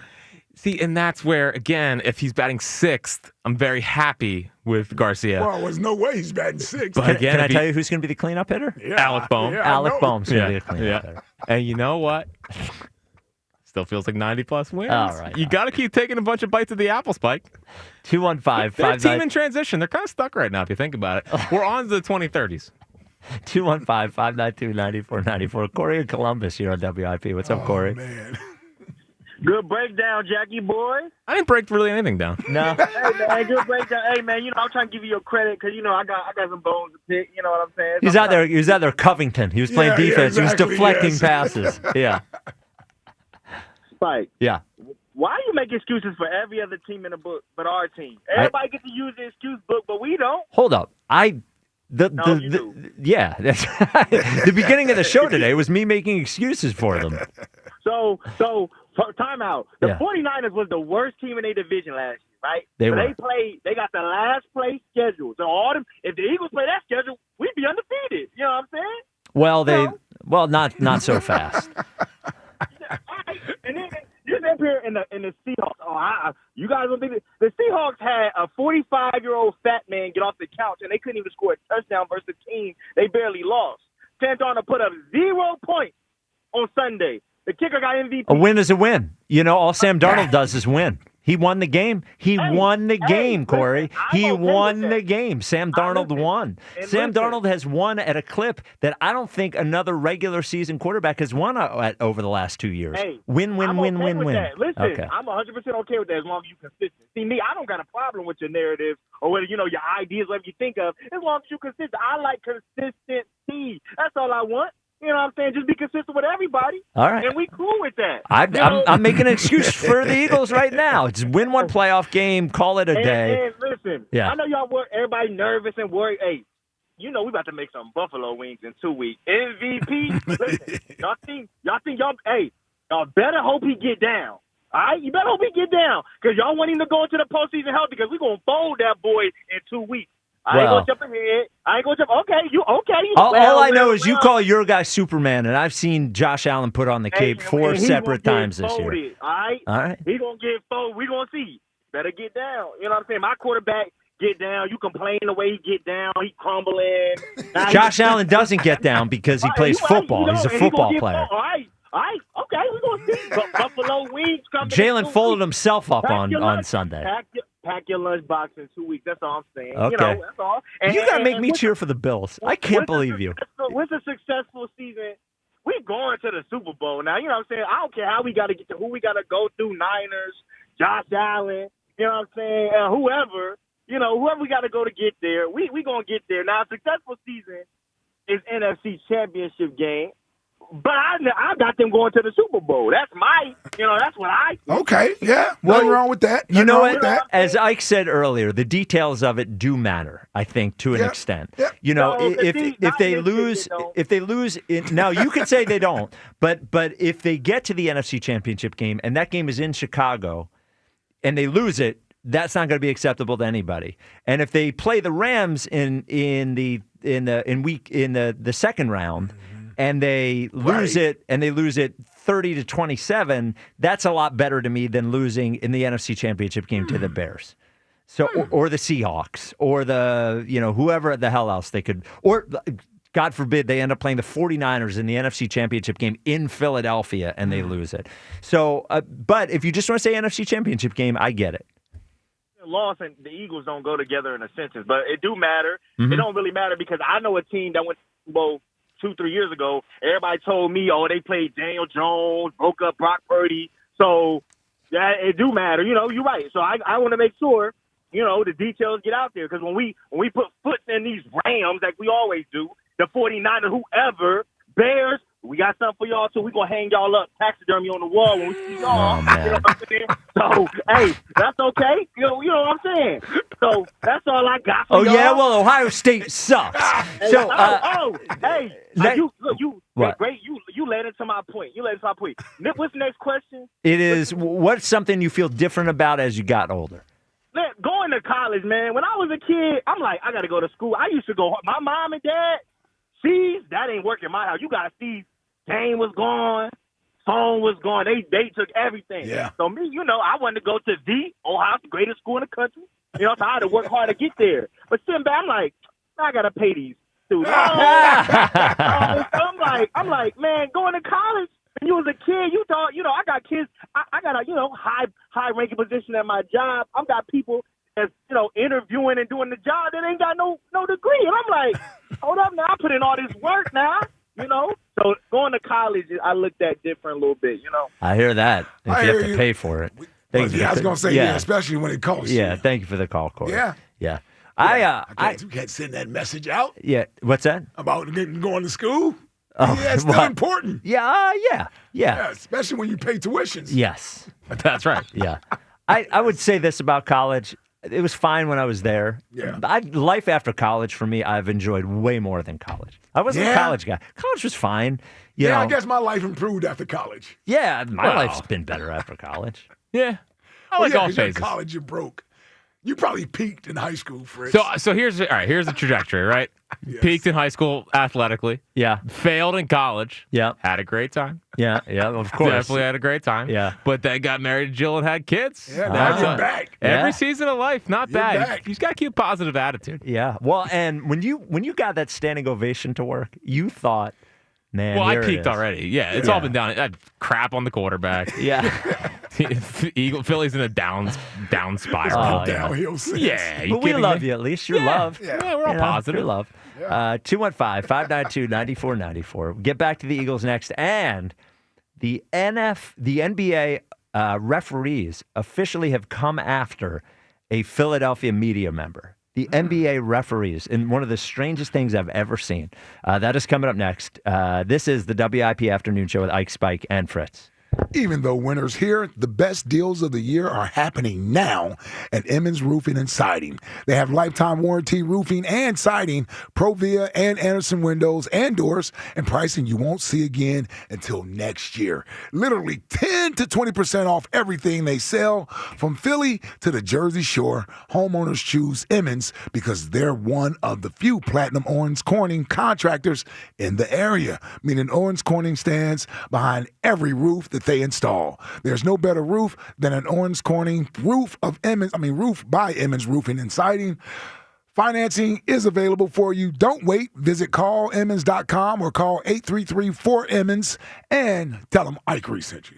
I'm Colonel Callahan of the New Jersey State Police. Driving under the influence of alcohol or drugs puts your life at risk and endangers the lives of innocent people on the road. Make the right choice. Don't drive impaired. Let's make New Jersey's roads safer together. We are all counting on you.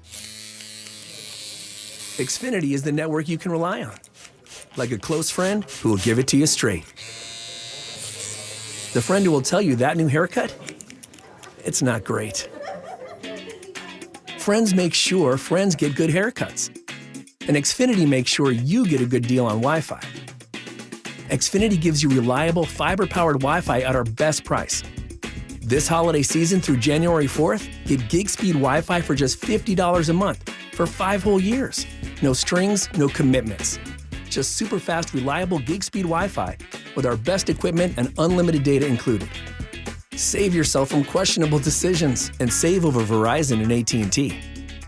Xfinity. Imagine that.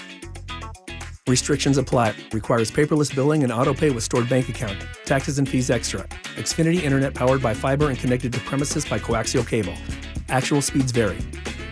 It's that time of year again. Time for Jack Dell to empty his sack.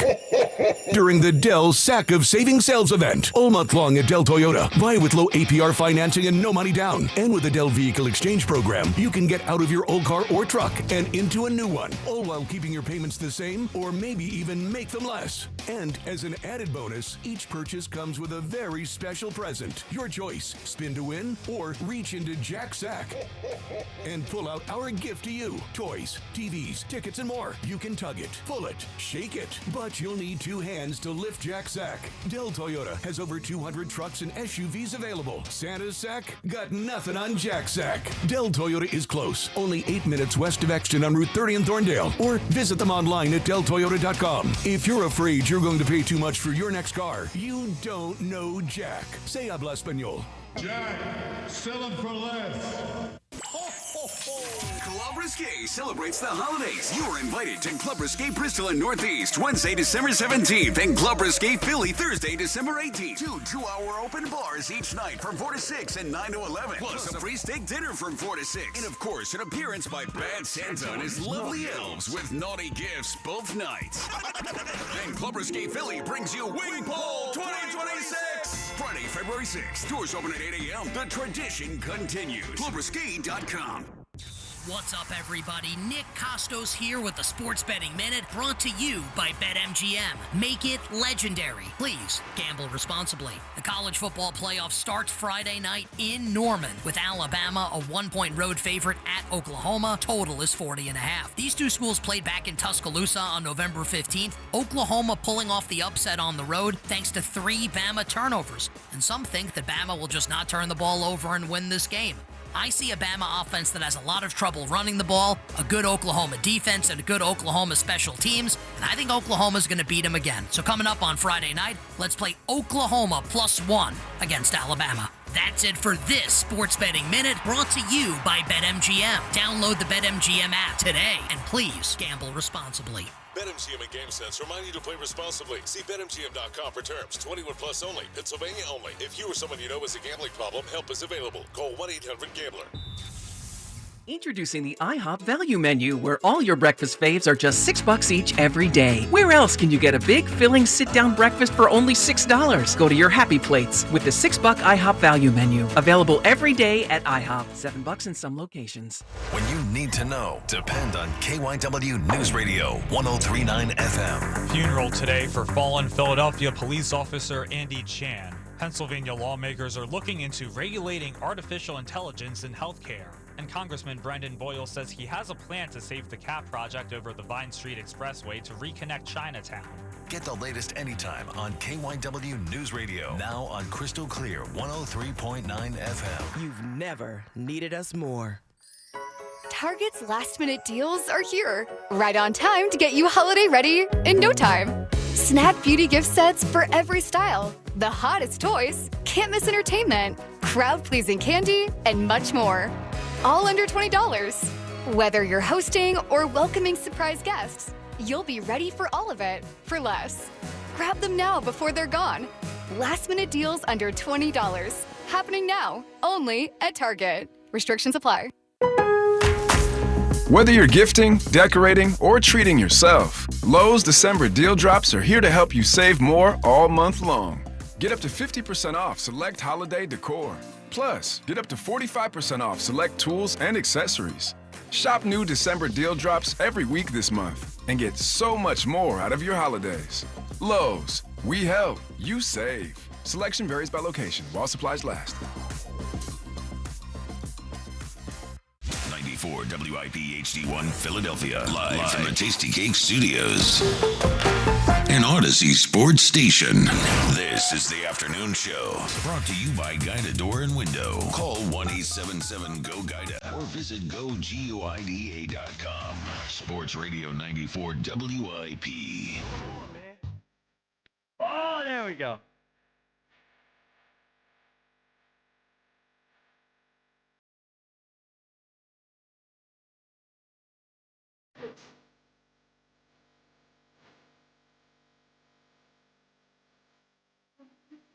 Explosion.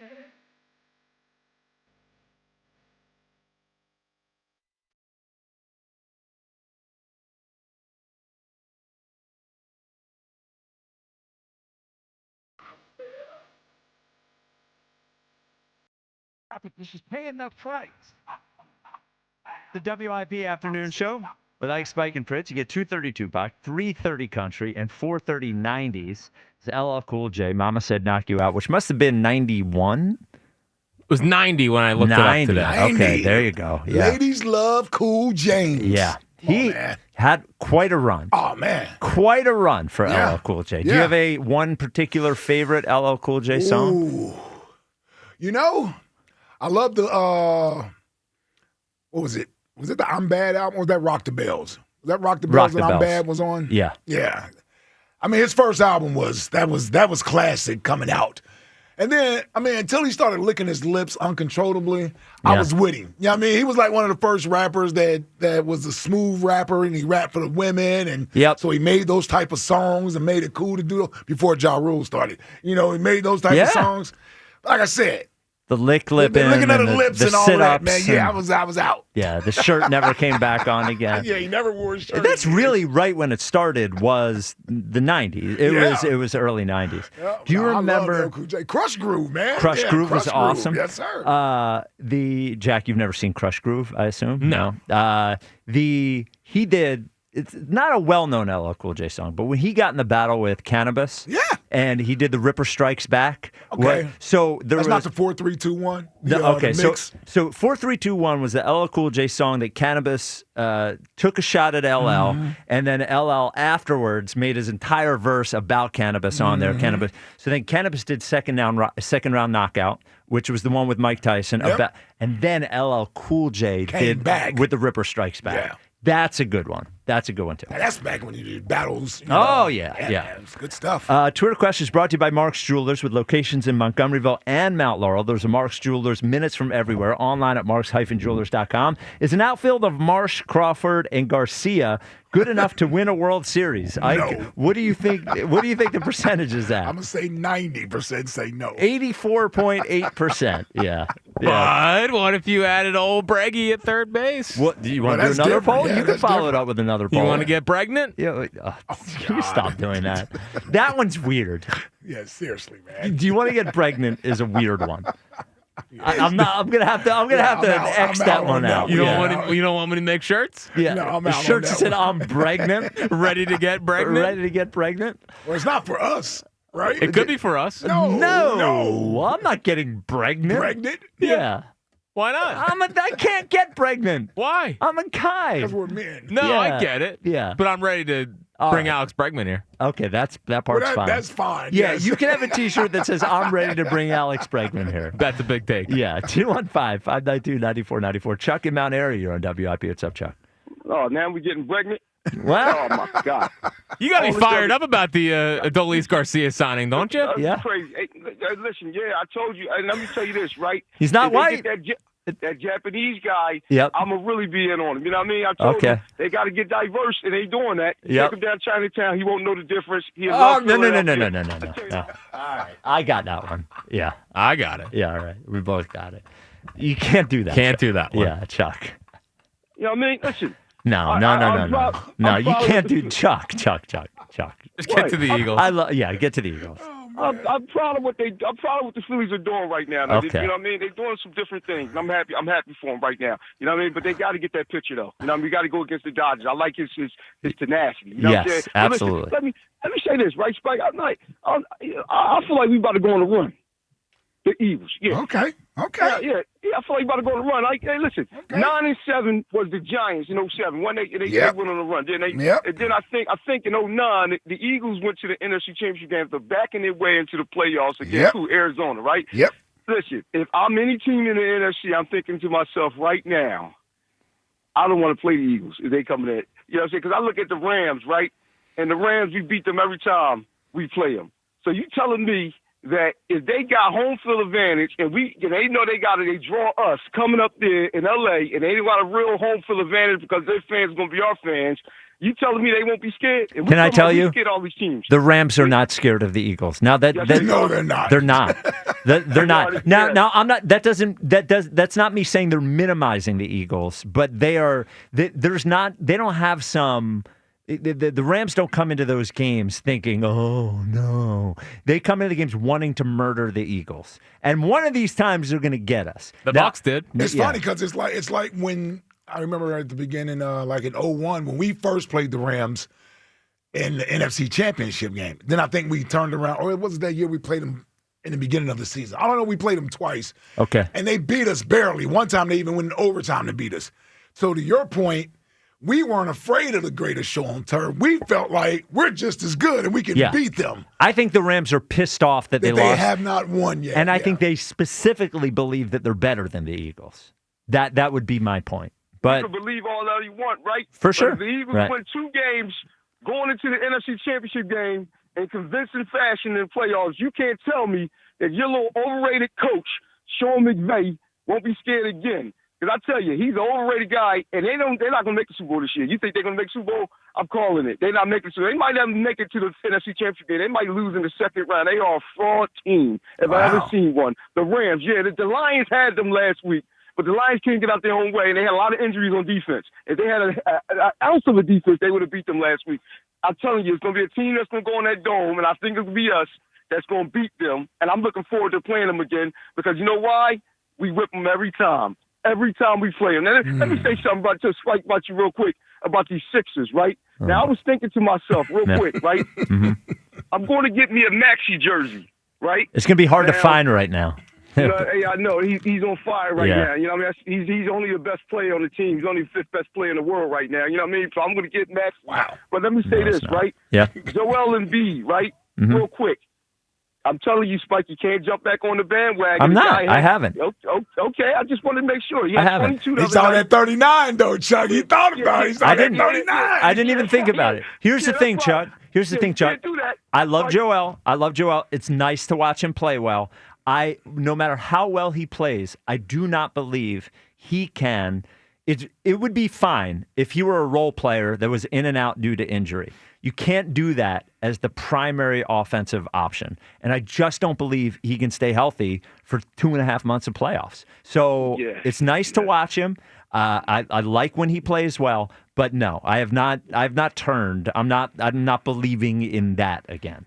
So. You're just on the hate train. That's all I need to know. No, stop. Jalen, listen. I want to say something about Jalen real quick, right? Yeah. Jalen Hurts needs to learn how to get down. Because you know what I'm saying? He's jeopardizing himself. Last year he had a concussion, right? And then this year he did this and his knee problem. You're jeopardizing our chances now of getting where we need to be, you know what I mean? Because you don't know how to slide. Now, what the hell is wrong with him? I don't know what's wrong with him. Just get down. He's hesitant with everything. Hesitant with throwing the ball. Hesitant when he get out the pocket to run to get down. The guy's just a hesitant player. If you're going to get down, get down. If you're not, you know what I mean, then keep running. You know what I mean? That's how he gets hurt all the time. Let me ask you this, Chuck. I was looking for you yesterday. Yeah, why? What do you mean, why? Oh, man. What do you mean, why? Yeah. What's up? Well, he looked good Sunday. I didn't hear from you. Oh, man. You know what? Listen, let me say this, right? Yeah. You didn't hear from me because it was the Raiders, okay? I'm going to say that right now. That's my guy right there, me and Now, Chuck. listen, now, Spike, now, listen, I'm going to give you this, too, right? Yeah. Now, this is a game that I like to see him play well. I wanted the opponent so much. It was just to see if he'd come back and be the player that I should have had 4 touchdown passes. He should have, but you see Tanner when he came in, 3 for 3, baby, 3 for 3. You know what I'm saying? 3 for 3. Marched him right down the field. 11-minute drive. Big run on third down, too. Yep. He better get it together, and he can move a little bit. You see the mobility? Yeah. Sorry, run 9 yards. Yep. All right. Listen, the honest to God truth, though, right? The only reason why I like that game is because I knew it was the Raiders, but listen, the Jaguars got it together with the Raiders, and they've been on the roll ever since. So all I'm saying is everybody need a little Raider Gatorade to get it going again, and that's what the Eagles, I think, did. We're going on a run, y'all. All right, like Chuck. You know, if we get Imai here, we got to get him to say Jaguars. Always. And like Chuck did. I said Jaguar for a while. And Bengal, which you still say, the Bengals. See, I don't hear it. I say Bengal. Is that right or wrong? That's close. Bangle. I say Bangle. That's You what say you Bengal. normally say right there. Yeah, I heard you saying it when you did your Joe Burrow segment on Fritz at 6. Nice. And you were Bengals. Yeah. When we're not there to check you, it becomes the 80s group with Susanna Hoffs. It becomes the Bengals instead of the Bengals. Okay. Do it again. The Bengals. But do it how you do it. Hey, the Cincinnati Bengals. Yeah. Bengals. Nice. The Jaguars. The Jaguars. Jaguars. Well, here they say Jaguars. Jaguars. I know. Yeah. Well, I heard one sports guy say Jaguars. Jaguars? Yeah, Jaguars. That's wrong, too. That's exactly It's wrong. Jaguar. And it's trying too hard. Yeah. Being a little show-offy. Yeah. Oh, I know there's an E and a U in there. Yeah, we all know. All right. 215-592-9494. You know what else we all know? We all know Gaida is the best.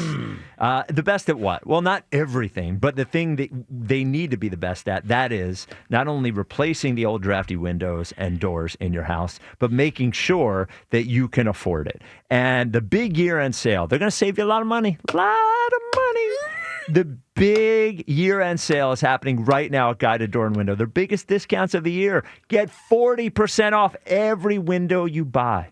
That is 40% off every energy-efficient, expertly installed window. It makes a big difference. It has in my home. Now, you might think the energy efficiency, what I think about is I don't hear my dogs barking from 3 houses away anymore. Now, it takes until I get to the driveway. That is the difference with those windows.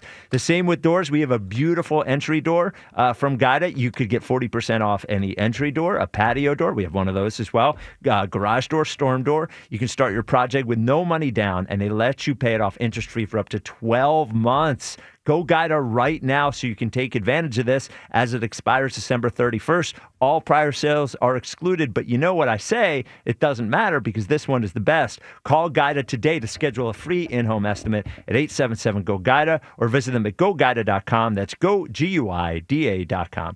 So I know most people did not watch the Sixers-Hawks game on Sunday after the Eagles game. It was a good one. It was a good game. They played well in Atlanta. No Maxey, and it went right down to the wire. And it was a great game from Edgecombe. Edgecombe has played really well the last 2 games. And there was a moment at the end of the game where the Hawks were trying to inbound the ball. They couldn't inbound it on the first one, had to call a timeout. Then they inbound it, and the guy catches the ball, catches it, puts 2 feet in the front court, runs into the back court, and nobody calls a backcourt violation. They miss out on 2 more seconds. Edgecombe ends up fouling the guy. Nick Nurse is going insane. So Ala Abdelnaby on the NBC Sports Philly broadcast went nuts. Here's how he sounded. And it comes to Alexander Walker. That's a backcourt. And that's what Nick Nurse is saying. That's what Nick Nurse is saying. Because he got it in the front court. Yes. That is obviously a backcourt. If he caught... Watch where he catches this. He's in the front court. Look at that. His foot's in the front court. The ball's in the front court. So, just your average, everyday color commentator saying a call was bad. Yeah. The official NBA referee's Twitter account goes... Didn't know they had one. Well, they do. And they say, they quote tweet a video of it from Aaron over at Liberty Ballers and say, This was not a backcourt violation and has never been a backcourt violation. For those calling the game, there is a responsibility to know the NBA rules and explain them correctly in order to properly educate the fans and then tag Allah in it. See the below thread for more examples. So they put a couple of plays in the thread, none of which show what they're talking about. And what I don't understand is they say there's a responsibility to know the NBA rules, and there's nothing in the NBA rule book that says that that is not a backcourt violation. Yeah. They keep talking about momentum. There's no there's no momentum mention in the NBA rule book. Yeah. He had possession. He got 2 feet in the front court. If anything, they could have called a foul on Edgecombe in the front court, which would have saved a couple seconds as well. So I stand with Allah on this one. Yeah, I'm looking at it again. Listen, he clearly caught it in the front court, both feet. And he had possession. The ball did not get knocked out by Edgecombe. They're using some gray area here with the whole momentum thing. And momentum is not mentioned. It's not mentioned in the rules, book. yeah. And momentum, what does that even mean? If you're running, here's the other thing. If you're running that way with the ball, your momentum's going that way. So when does it count? When does momentum count and when does momentum not count? Right. Yeah, this is the way they're trying to cover their own. It was a backcourt violation. Yeah, it was a backcourt violation. They blew the call. You guys blew the call. Yeah. They blew the call. Yeah. It's just one. They do the last 2 minutes report. They should have just said in the last 2 minutes report. They blew the call. They do it all the time. I stand with Allah. You almost made it worse by trying to highlight this and point out and by calling out. Yeah, it's because now you've drawn more attention to it. To the fact that you blew the call. Yeah. And Allah, if you're listening, I don't want you to back off on this. Now, I know you think every call against the Sixers is the wrong one, so you're probably not going to back off on it anyway. But I want you to stand strong. Yeah. Do not be bullied by the NBA referees who are worse this year than they've ever been. You know what they're worse at this year, too? What? They wait to see if the ball goes in to see if they call a foul or not. Oh, and one thing. Oh, yeah. Yeah. They wait to see if the shot doesn't go in. Oh, that was a foul. Yep. Yeah. 215-592-9494. Eric in California has an Eliot issue. This could be any number of things. You're on WIP, Eliot. Or Eric, sorry. Okay.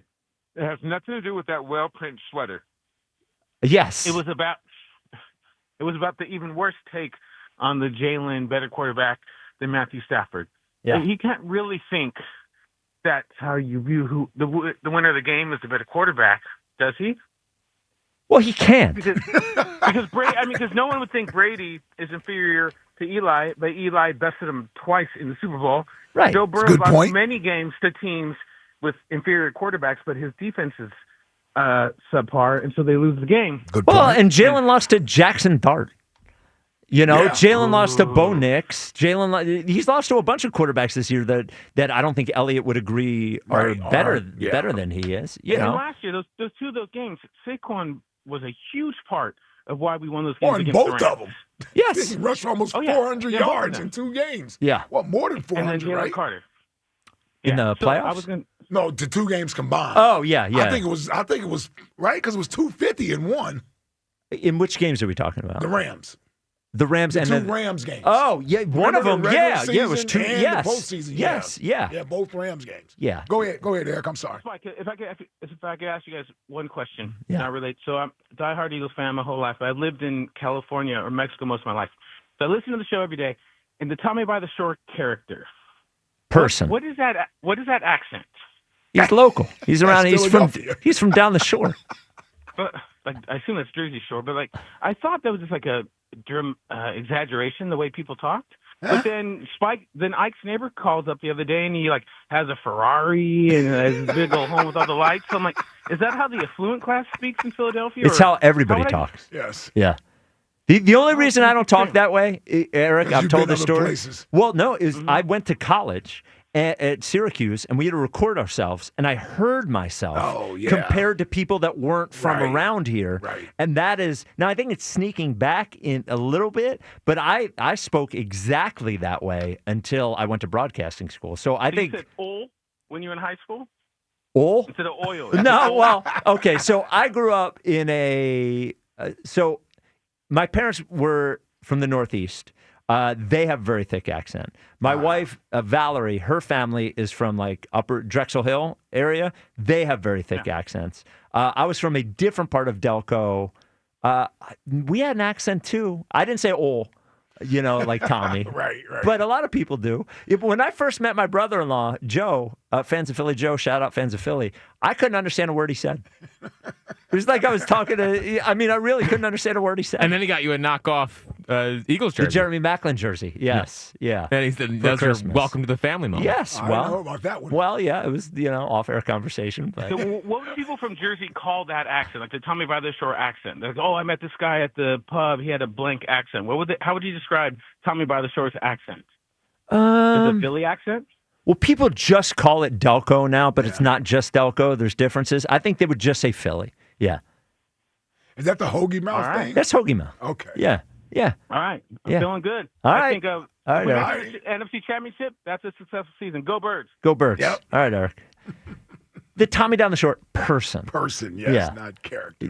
Don't insult him. Yeah. There's no bit. Somebody thought it was Broads.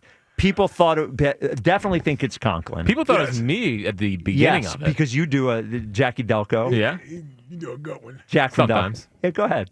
Let's hear him. Nah, I don't know. Come on. We turned off a little bit. Yeah, come on, man. Yeah, what are you talking about, man?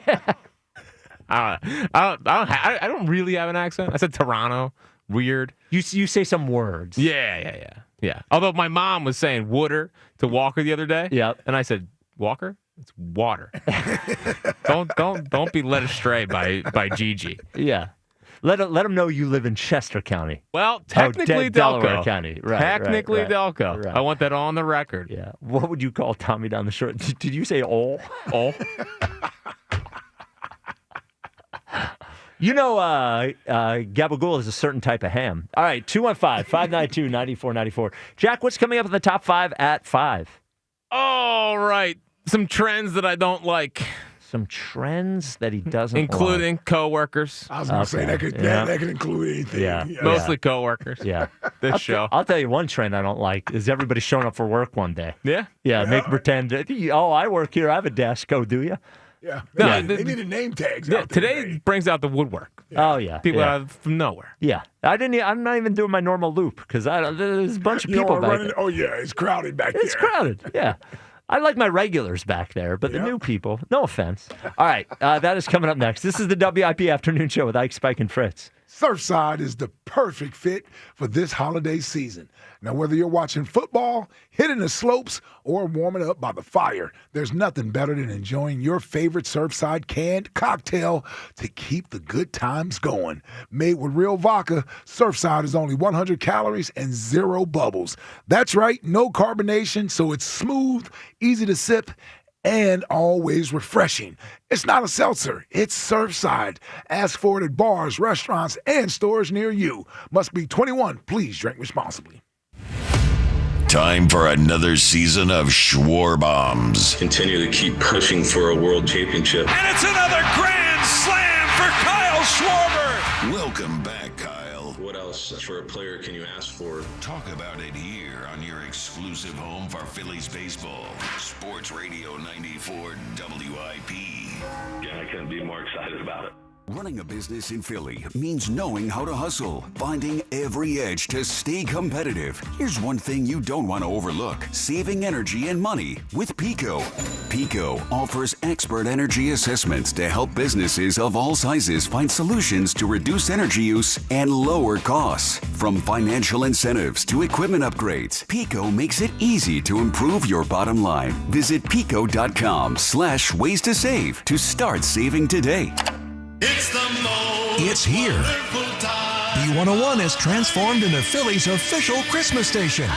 Relax and unwind with your holiday favorites 24 hours a day, all the way through Christmas. Tell your smart speaker to play B101. FanDuel, in partnership with Valley Forge Casino, is the #1 sportsbook for same-game parlays. From points and rebounds to threes and assists, FanDuel is the best place to combine your favorite picks into a same-game parlay or track every stat live, all in one easy-to-use app. And right now is the perfect time to join because new customers get $150 in bonus bets if your first $5 bet wins. So bet on the players you love the way you want. Head to FanDuel.com/GIGLIO to sign up today. FanDuel, official sports betting partner of the NBA. FanDuel Sportsbook is the official sportsbook of 94 WIP. 21 plus in President, Pennsylvania. First online real money wager only. $5 first deposit required. Bonus issued as non-withdrawable bonus bets, which expire 7 days after receipt. Restrictions apply. See terms at sportsbook.fanduel.com. Gambling problem? Call 1-800-GAMBLER. It's Montgomery County's only gentlemen's club, Creekside Cabaret, where this Friday, December 19th, it's their very festive Christmas party. Open bar 9 to 11. An appearance by Bad Santa, Naughty Gifts, and the very naughty Creekside Cabaret Elves. Creekside Cabaret, 3225 Advanced Lane, Hatfield. Injured at work or in an accident? Nobody will fight harder for your rights than Pond Lehocky Giordano. They've recovered billions for injured workers just like you and fight for the maximum settlement you deserve. Led by Sam Pond and Jerry Lehocky, this powerhouse firm is built on grit. Jerry worked 16-hour shifts in a steel mill before becoming a statewide leader for injured workers' rights. Call Pond Lehocky today for your free consultation. You won't pay a dime until they win. We all hear the radio ads about the IRS. They tell you to be afraid, to be scared, and they try to frighten you into calling.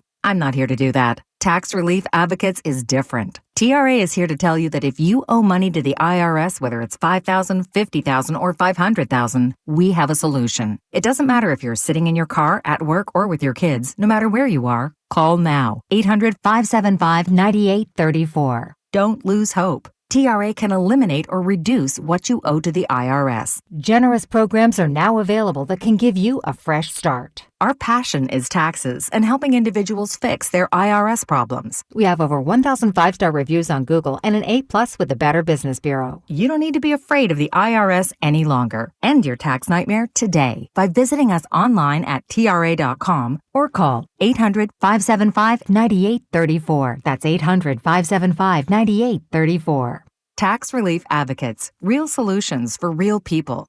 Wesley Financial Group is not a law firm. I'm Chuck McDowell, founder of Wesley Financial Group. Did you buy a timeshare because they told you it was a great investment? That's a lie. Most timeshares can be bought online for $1. To find out what your timeshare is worth and to cancel it, call us today and we'll send you our timeshare exit kit free with all your options for cancellation. Call Wesley for your free exit info guide. 800-941-2255. That's 800-941-2255.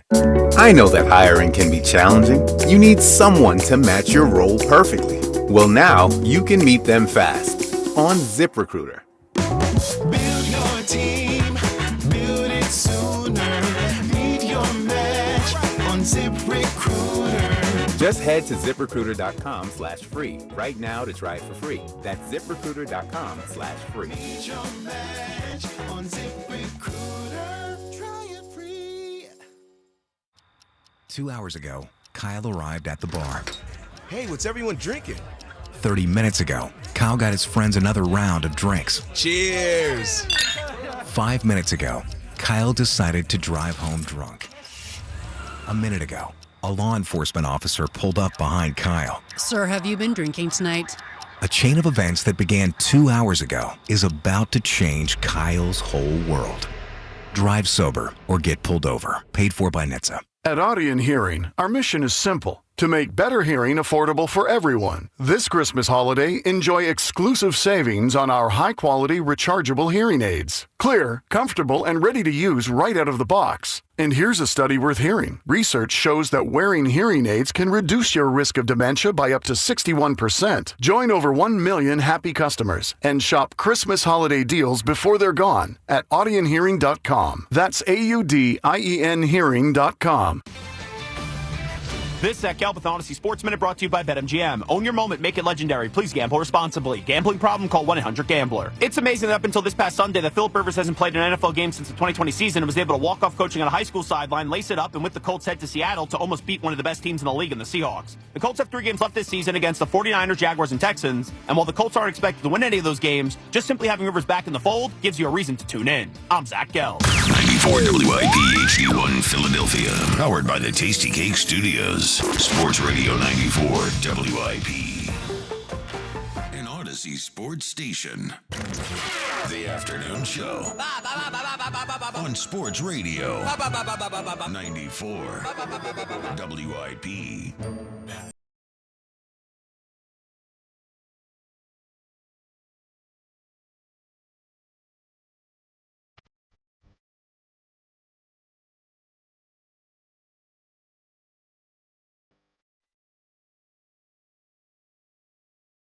It's the WIP afternoon show with Ike, Spike, and Fritz. We thank you so much for listening. The best radio show in the whole wide world on your radio at 94.1, the free Odyssey app, and streaming live on YouTube. Our very special YouTube folks who we talk to every day. We love you guys so much. The Top 5 at 5 is sponsored by Roto-Rooter. At Roto-Rooter, the nightmare before Christmas has a whole other meaning. When the holidays cause havoc on your plumbing, call in the pros at 1-800-GET-ROTO. It's the 5. Number 5. At 5. 5. With Jack Fritz. 5. Beautiful 5. There's a lot of trends that I don't like around here. Oh, you keep an eye on everyone. Everyone. You're always watching. Always watching. Yeah. Always watching. 5 trends that I currently don't like. Starting at number 5. I don't like where this Phil's off season's going. I feel like I'm getting back into a corner. Yeah. You know. I kind of felt bad for you during the 4 o'clock High Hopes Jackie baseball report today. I don't know what they're going to do. I felt bad for us. Yeah. I feel bad for everyone. Yeah. Feel bad for everyone. So the Eagles are going to have a nice parade down Broad Street. Yeah. And the Phils are going to let us down again. So just get used to it. That's what the little engine that could Phils do. Didn't you at one point? Yes, no. Talk yourself into. Did you say yes, no? Yeah. Yes, that's his new thing. Didn't you talk yourself?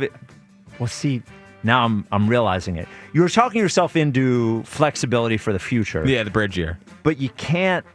Really, it sucks to do that. And also, you can't talk yourself into that when you give 5 years to a 32-year-old DH. Yeah. Yeah. Yeah. So you can't really do it. It's not really a bridge year. No. If they had not signed Schwarber and maybe signed a younger guy to a 5-6 year deal. Yeah. And you can't have a bridge here when it's going to be a strike or a lockout. Maybe. In 2 years. We don't know that. We're operating as if there's going to be a 27 season. Yeah, I wonder if they are. I think so. I think so. It's going to be tough for all of us. We're going to need 2 Mount Rushmore weeks this summer. 2 Elliott weeks. 2 Elliott weeks, 2 Mount Rushmore weeks. Bring top back 20, maybe top 20 Olympics. Maybe top 22 instead of top 11. That way it lasts 2 weeks. Well, top 22, we would actually get everybody in. Yeah? Yes. Yeah. Would Jalen? No, but yeah. Top 11 this year could be a little. It's going to be dicey. If we did top 11 right now, would Tyrese Maxey be number 1? Ooh, is Tyrese Maxey? It doesn't feel like it. Doesn't feel like it. Who's number 1? Trevor Zegras? Okay. Would Maxey be number 1? I don't think so. I don't feel like people feel like Tyrese Maxey is the best athlete in the city. I think Jalen would still be up there. Yeah, I mean, as the face of the city. Yeah. Okay, we all have different qualifiers for what we do our top 11 on. Right. Yeah. Because it's not the best athlete in the city. Well, that's for damn sure. You nailed it. Yeah. Where's Bryce at? Dude, Bryce is, he's down. Schwarber jumps him, right? Yeah. Well, one of us has Schwarber in front of him. A lot of people have Schwarber in front of him. Yeah. No, I meant one of us. Oh, okay. We don't care about anyone else. Yes, I forgot. So Sanchez. Oh, yes. Oh, Sanchez. Yes. Christopher Sanchez. Now, it would be tough right now because it's not Philly season. But it's still top 5. He would have to be a top 5 athlete. Is he ahead of Wheeler? Yeah, based off this past year. Because Ike is a based off this past year guy. Yeah. That's what it's based on. I'm 50% pass year, 50% career. And I'm eye test. Yeah. Only an eye test. Maxey would be top 3, I think. I think he would have to be. I think he would I think it would have to be. I think he would end up being top 3. Yeah. Yeah. He has an argument for all NBA right now, which is one of the, to Chuck's point, one of the 5 best players in the NBA. I agree with that. Yeah.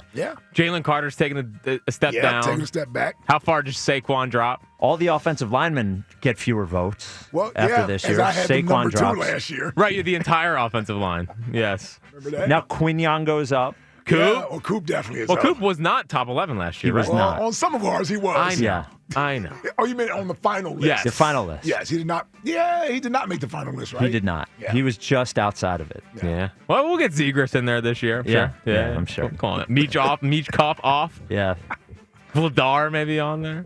All right. The 4th trend that I don't like is Spike's health. My health? Yeah.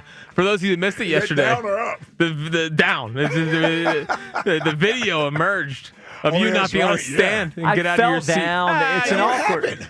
So it's an awkward spot with the microphone. So you were doing a live thing. Yeah. Oh, I saw the video. And the microphone, I don't want to move it all the way out of the way because I'm worried that it's going to break off or something. Okay. So I only moved it a little bit in front of me. So I was trying to get up with one. And when you're sliding out, you need that balance. And I didn't have the balance. And I had two choices. I could grab onto the mic stand or I could just fall back into the chair. And I fell back into the chair. And I took one for the team. I love it. Because I told Dan to tell Max, our video guy, you can run it. I fell down. It's going to end up being a good video. Go ahead and take it. Yeah. Yeah. You fell so slow. Yes. Yeah. I mean, because I knew it was happening. Yeah. Yeah. Yep. Yeah. It was a kind of choice. reminded me of, like. Well, go ahead. Our last president. I knew that's where he was going. You thought I looked like Biden? Yeah. You get a little Biden. Biden. That bite. Little Biden vibes. Yeah. Going up the steps. Such a slow, And it was like a methodical methodical fall too. I was like, help me. Yeah, that's how it felt. It was because it was a choice. I was making a choice to fall. Right. It was because it was fall or, as I said, grab the mic stand, which I didn't think could support me. Right.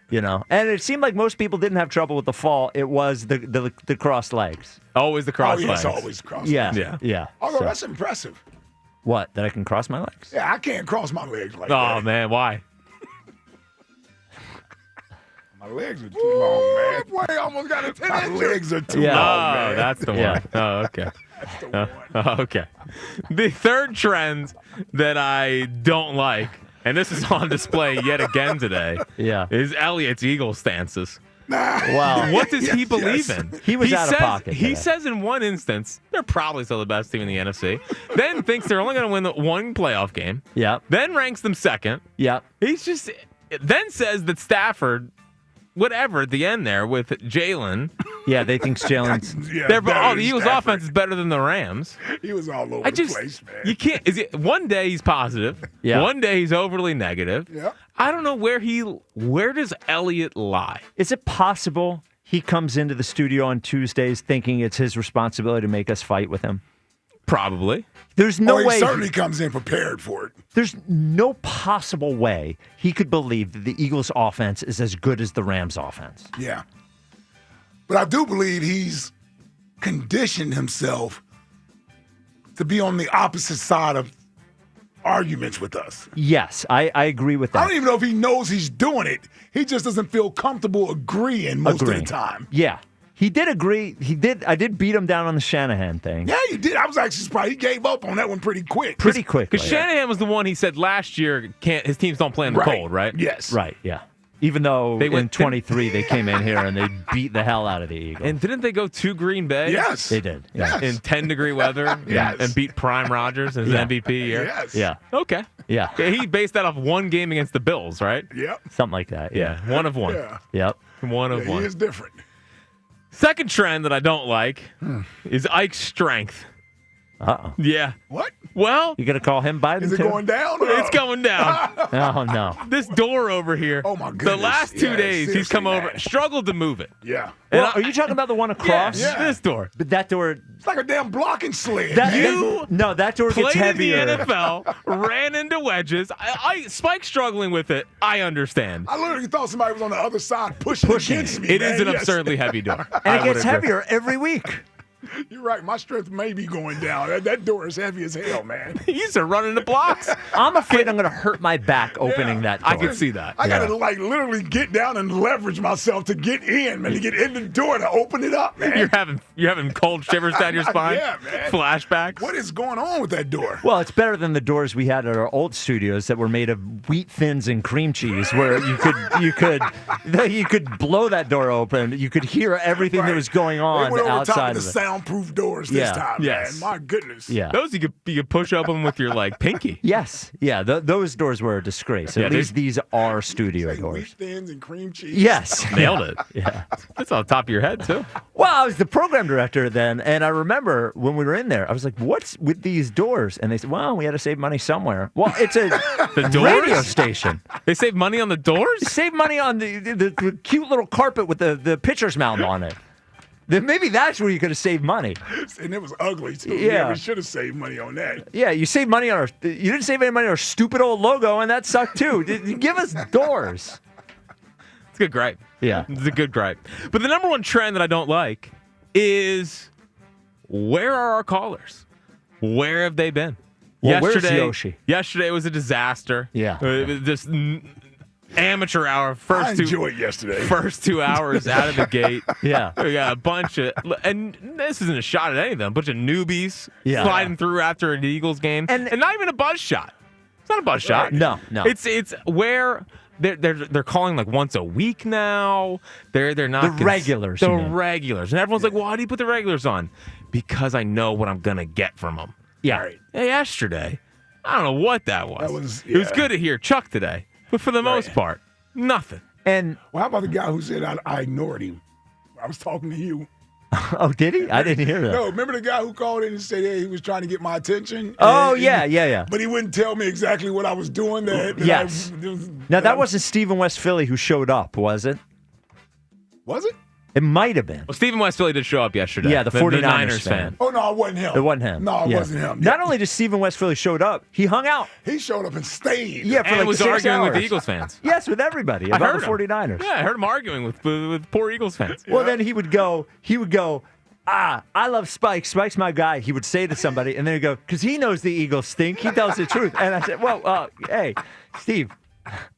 Trying to lump you in with him. You're trying to get me killed here, Steve. Yeah, we like new callers. I want to be clear. But we like mixing new callers in with the regular callers. Yes. When it's all new callers, it's just like a grab bag of we had a guy yesterday call up, and he said he agreed with me that the Raiders win was not that big a deal. However, he had not seen the game. And he was calling from a Lowe's in Kentucky.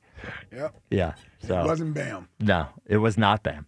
This hour sponsored by Guided Door and Window. Take advantage of Guided Door and Window's big year-end sale. Get 40% off any window or any door. Call 877-GO-GUIDA or visit GoGuida.com. Speaking of Bam in Upper Darby, you're on WIP. What's up, Bam? What's going on, fellas? How y'all doing? What's up, Bam? What up, Bam? All right, you ready for this? Before I get to my point, I got to shout out to Cameron, yo. Stop trying to come at us on the morning show, coming at my guys on the afternoon show talking about they always have health problems downstairs taking blue shoes. Oh, I didn't know we were dealing with, he's a well Said that on the performer. morning show. Somebody said that on the morning show. Wait, said what? The camera was taking shots about you guys saying that you guys always have health problems. I mean, and you guys have to take blue chews. Oh, well, look. Yeah, and yeah, I mean, that guy's got. Is that a response because we got on him about missing days last week? I'm sure. Yeah, it had to be, right? Look, the camera is speaking of the blue chews. He knows he doesn't need them because there's crumpled up tissues all over his solo apartment, and he's got one sock on. He was whacking that thing. Yep. In case you didn't know what he was talking about, yeah, way to bring it home, Fritz. Yep. And no, but I was saying, right? Yeah. I think I was before Jack came out with the 90s at 430 90s. Yeah. I got two requests for you. Okay. Hey Jack, Stevie B, Spring Love, and if you get the chance to look up "Gangsta Love" by Collage and Friends, "Gangsta Love" describes me back in the day. Oh, I can't wait till Bam Day when we have Bam in for an hour. Yeah. We're going to bring Bam Bam in the studio in the summer for sure. Yes, absolutely. Yep. But my I want to answer the Twitter question. I think was it the fourth choice? Was it Super Bowl?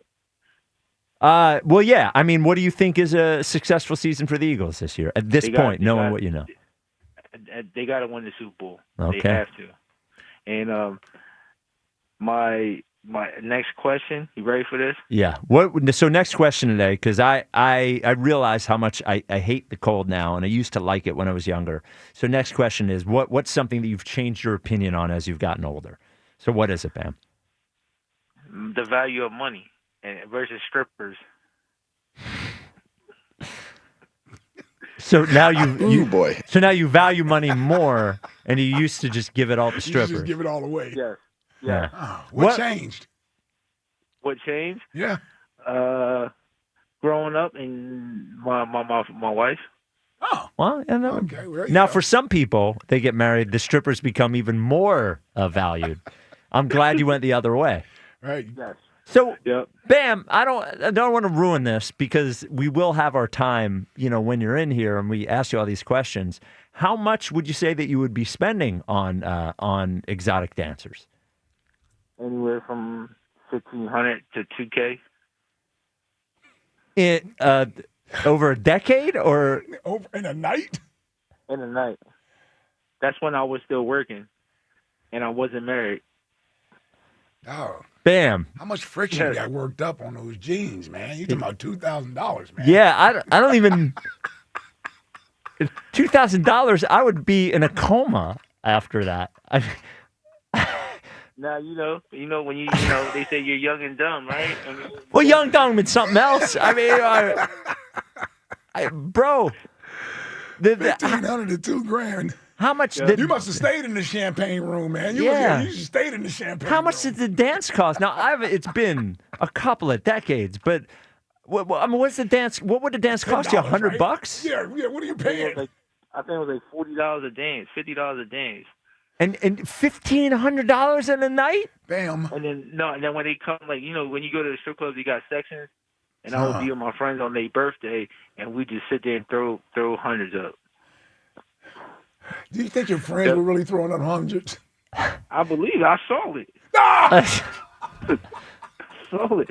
Hey, before you guys let me go, can I shout out my 2 bus drivers? Always. All right. Shout out to Larry Clark from Community Transit and Walter Martin. Okay. I know they listening. All right, Bam. Yep. Thank you guys. Appreciate it. All right, brother. Yep. There he is, Bam from Upper Darby. It must have been before. He's got to start giving timelines. Yes. Yeah. Because we have to find out when the blind thing. When did he lose sight? Yes.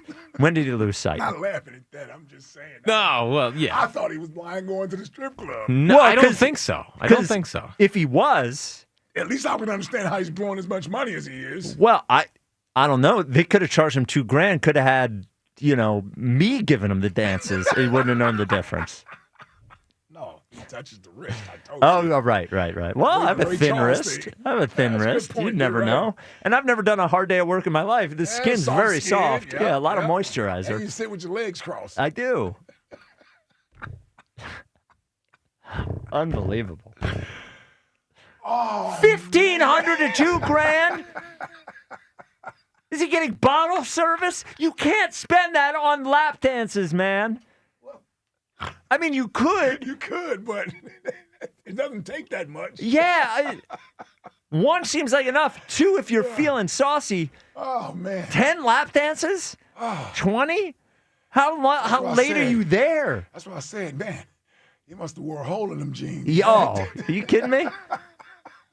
Come home smelling like baby oil and sin?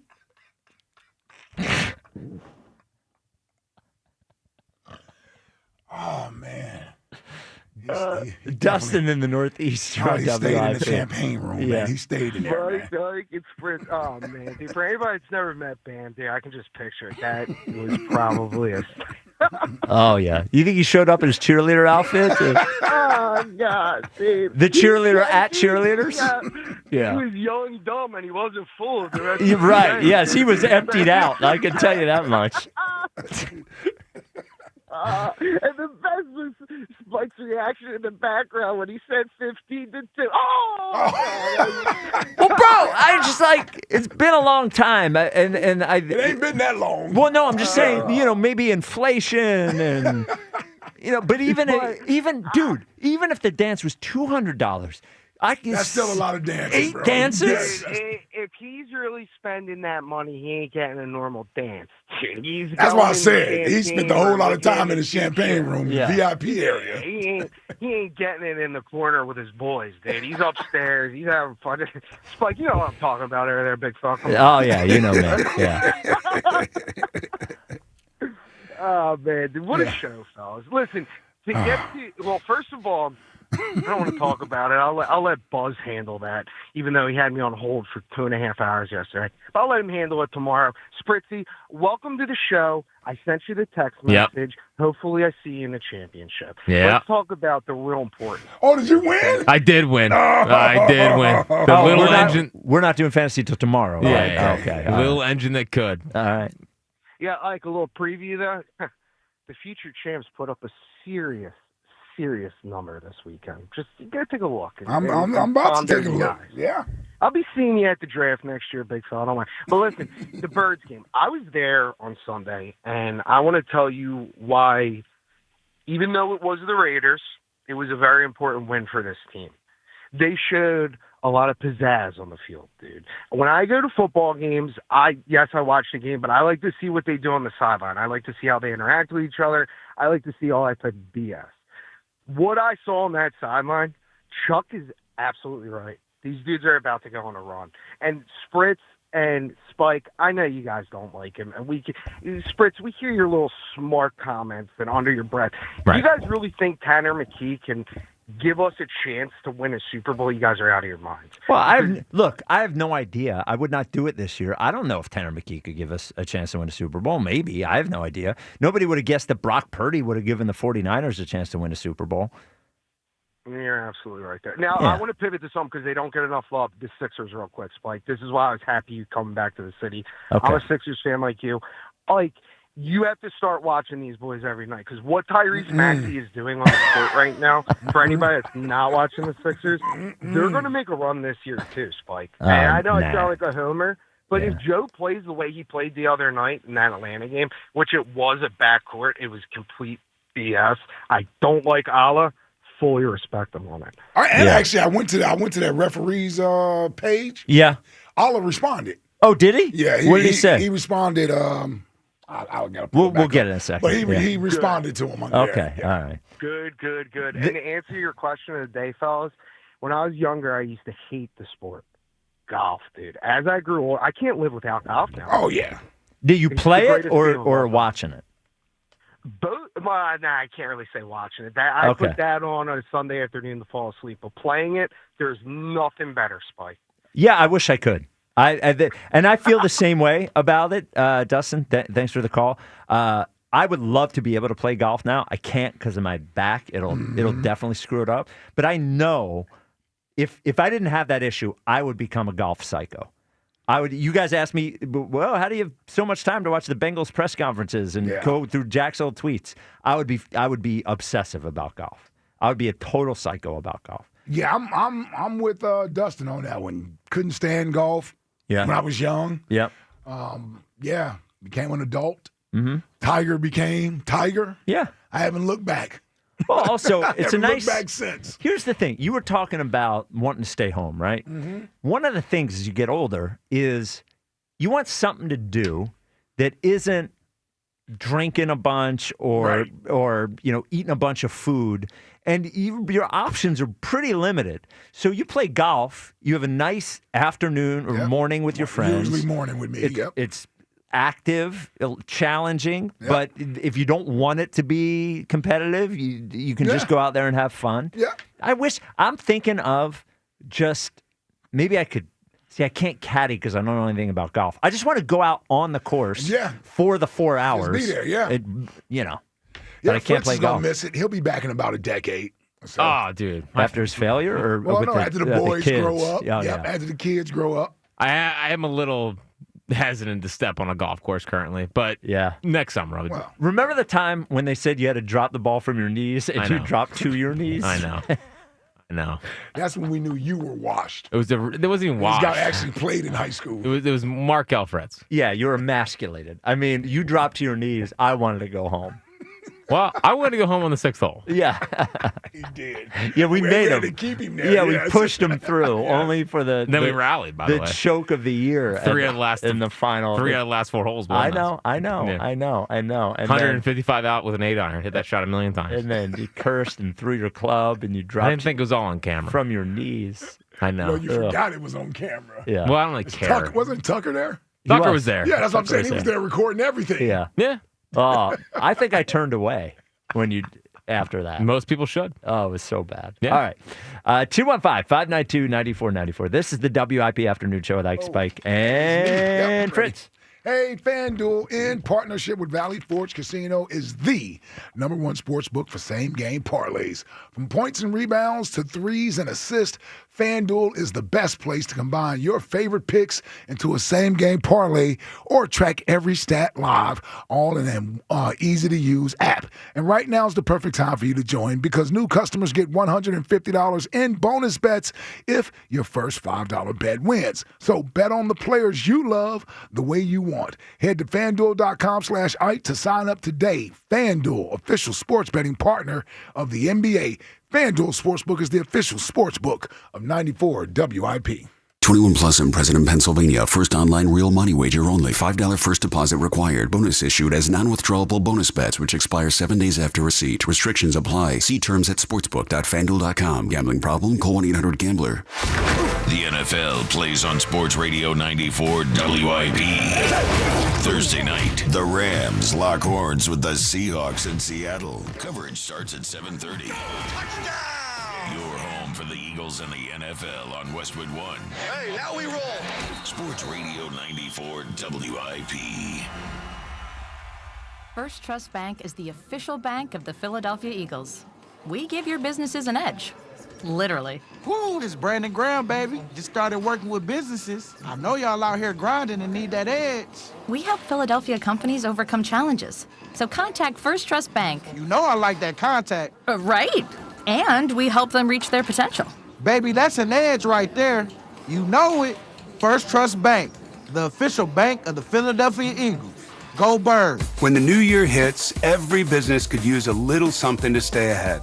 A lift, a jump start, an edge, or perhaps a boost. Like the all-new 5-year business boost from Comcast Business. It's the certainty of a price lock for 5 years on qualifying internet bundles. Plus, you'll have the most reliable Wi-Fi with our best equipment, so your whole team can stay connected at a great rate. And to sweeten the deal, ask about a $500 prepaid card when you add 2 lines of mobile. It's the boost your business deserves. So sign up for the 5-year business boost and get a 5-year price lock on ultra-reliable Wi-Fi. Plus, ask about a $500 prepaid card. Comcast Business, powering possibilities. Ends 2/22/26. New customers only. 1-year contract required for guaranteed rate. 5-year pricing applies to monthly service charge excluding taxes and fees. That's Wi-Fi based on Open Signal Awards USA. Fixed Broadband Experience Report, May 2025. Club Risque celebrates the holidays. You are invited to Club Risque Bristol and Northeast Wednesday, December 17th, and Club Risque Philly Thursday, December 18th. 2 2-hour open bars each night from 4 to 6 and 9 to 11. Plus a free steak dinner from 4 to 6. And of course, an appearance by Bad Santa and his lovely elves with naughty gifts both nights.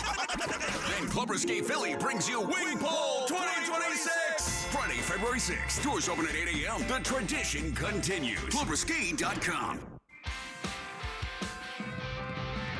1877 Cars for Kids. KARS Cars for Kids. 1877 Cars for Kids. Donate your car today. Call 1-877-CARS for Kids to reach a friendly live agent. Donation's super easy, and your car can be picked up as soon as tomorrow. Call us now, 1-877-CARS for Kids. Donate your car today. Hurry! It's our last chance to donate for 2025. With the holidays keeping you busy, count on Horizon Services Plumbing and Electrical to ensure your home is ready for all the guests and festivities. Horizon has $99 plumbing and electrical inspections and free estimates and 0% interest financing available for system repairs, replacements, and upgrades. Horizon Services is keeping your home comfortable all season long with same-day emergency service available when you need it most, even on holidays. Book with Horizon Services today at horizonservices.com. When you need to know, depend on KYW News Radio 103.9 FM. Philadelphia police say goodbye to one of their own during a funeral mass for Highway Patrolman Andy Chan.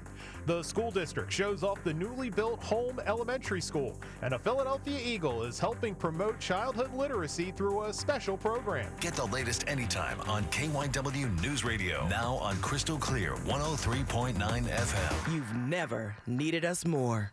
Enjoy even more before you spin with Caesars Palace Online Casino. Download today and register with code Radio launch. $10 no deposit casino bonus on select slot games. One-time wagering requirement. Plus 100% deposit match up to $1,000 on select slot games. 15 times wagering requirement plus 2,500 bonus reward credits. Must be 21 and physically present in Pennsylvania. Minimum wagering within 7 days required to unlock bonuses. Full terms and wagering requirements at Caesars Palace Online/promos. If you or someone you know has a gambling problem, call 1-800-GAMBLER.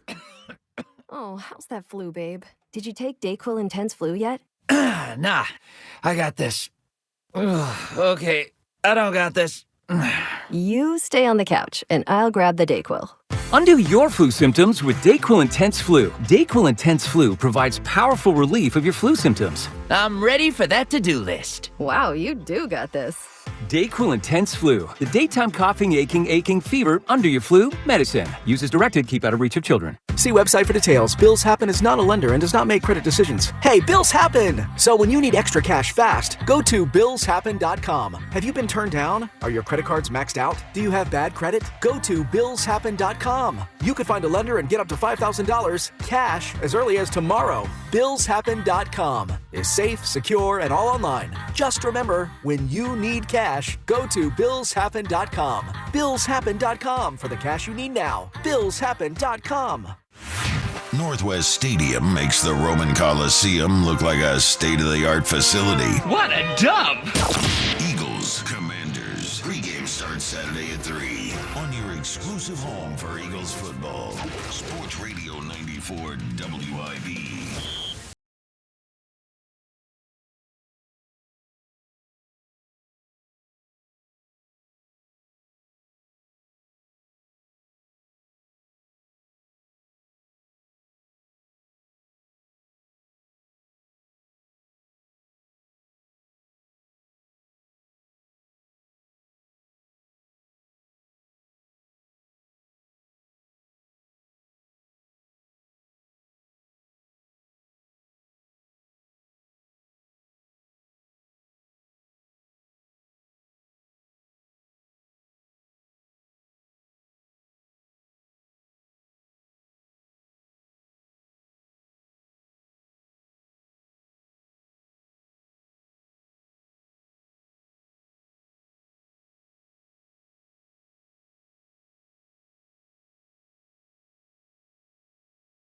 It's Thursday night.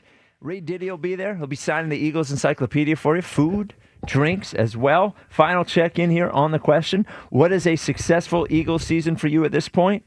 Just win a playoff game, 12.6%. Make the NFC Championship game, 35%. Make the Super Bowl, 19%.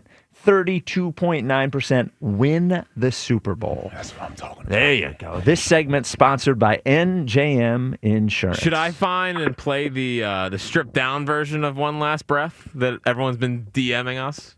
I don't look at it. Really? Yeah. Oh, even on Instagram? Nah, I'm out. You're out on all the DMs? The DMs, the replies, I'm done. Oh, yeah. well, I've got a million DMs of this the stripped down Oh, version. like an acoustic version. An acoustic version. Oh, would love to One hear Last it. Breath. Would love to hear Should it. I mix it up one day on here? Sure. Yeah. All right. Yeah, you could even do the techno one by the ATLians. What about Rudolph the Red-Nosed Reindeer? Nah, the Creed version. that people send us they're going to send us every year for the rest of our lives. Yes. Yeah. Ed in Phoenixville. You're on WIP. What's up, Ed? Ike, Spike, Jackie, how's it going? What's up, Ed? What's up, Ed? So the Eagles are in much better shape than my FanDuel balance is. I am fighting off deposit day with every last breath. So I'm gonna have to push my last $7.73 in and hope for the best. Hey, that's when the best usually happens. Yeah, does it? Is that when it happens? Hey, You always win that one. Throw $5 on the Celtics to win the championship at 30 plus 3,500. Just throw $5 on it. Oh wow! I'm telling people to throw $5 on it. I think Tatum's coming back. Not your last five. I'm just thinking of any team in the East that could beat the Thunder. A healthy Celtics is the team that I think could do it. Damn Thunder team, man. Pretty good. Man. Pretty good. But remember, the Pacers took them to 7 last year. That's and true. who knows if Halliburton doesn't get hurt. Think about that. That is true. I forgot that was a damn 7-game series. Yeah. You know. Now, if it's your last $5, don't throw it on this. But if you have $5 to spare. So, anyway, go ahead, Ed. Sorry. Yeah, no problem. So the only thing I'm worried about, I'm thinking about what makes a successful season, and I'm hoping for at least like the NFC Championship game. I just hope that if we do go to LA and beat them, that we're going to come back and it's just going to give Eliot fodder for the "we need a dome stadium" argument. So I might, in that light, I probably don't want to go out to LA. Mm-hmm. But no, I mean, I just where we stand with Jalen, it's like I really want to kind of protect his health, but like, we do have Tanner McKee, so like, why not just kind of put his best foot forward? If anything else, maybe do more under center play action and, maybe back off the design runs, but we need to have the threat of the run with Jalen if he's in there, or else it's kind of a lost cause in my opinion. Yeah, I mean, you can't be a dual threat quarterback without both threats. And I think we saw to an extent, I think if we put the fact that it was the Raiders aside, that was one of the biggest reasons they were able to succeed. I think the number one reason I would say is they did not have many offensive penalties. They were able to stick to the run. But beyond that, I think Jalen running, I even asked Jordan about it last night. I said, what difference? And it, everybody knows the difference it makes.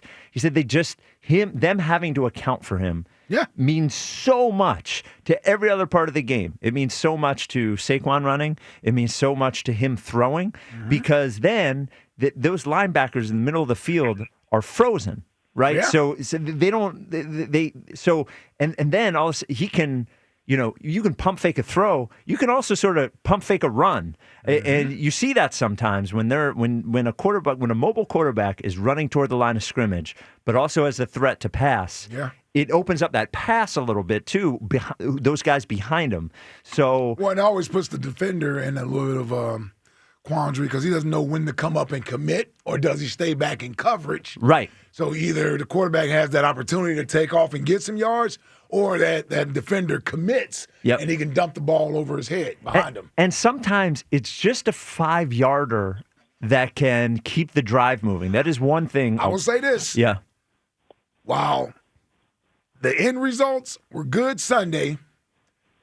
We were trending towards double-digit runs. Remember, they didn't play in the fourth quarter, and he had 7 runs already. He did, yeah. So we were trending towards him having double-digit runs. I don't want that. Yeah, I hear you. Give me 5 to 7, I can live with that. I think they had 3 designed runs, and then, like, the thing is with him. Well, he keeps it. What's that? Yes. When they run the RPO and he keeps it. Yeah. I think the thing is with him, too, is if he's not going to throw it, or if he doesn't see what he likes immediately, rather than him standing back there for 7 seconds, just run and get 7 yards or 6 yards and slide and whatever. It is I'll bring him up. It's not, Josh Allen has big runs, but it's really the 6-yarder that's there that he takes. They do a very good job offensively, Buffalo does, of not getting behind the sticks. They're always moving the ball forward, and him running. He got a good run game, too. James Cook's great. Yeah, absolutely. His run game he's never run for 130 yards or something. It's always 7 for 48 or something like that. And I think it makes a big help. I agree with you, Ed. I understand the injury fears as well, but I also want to win football games too. So, what's something that you've changed your opinion on as you've gotten older? Man, when I was young, I would always show up to the airport with like 30 or 40 minutes to boarding. Not anymore. 2 to 3 hours for me, man. I'm a 2-hour guy. I don't care what anybody says. I don't care what nobody say. Yep. I'm getting there early. Yep. I kind of like being in the airport. Yeah. You know, I'm in there. Yeah, I know I'm there. Don't have to rush. I know I'm there. Don't have to rush. There's Also, nothing worse than rushing to the airport. Airport beer, underrated. A nice little airport beer, yeah. And calories don't count in the airport, so you can eat whatever you want. We found our way to the bar at the airport. A little tough at 6 in the morning on the flight, or 5 in the morning to Clearwater. It's tough for you. Yeah, that's true.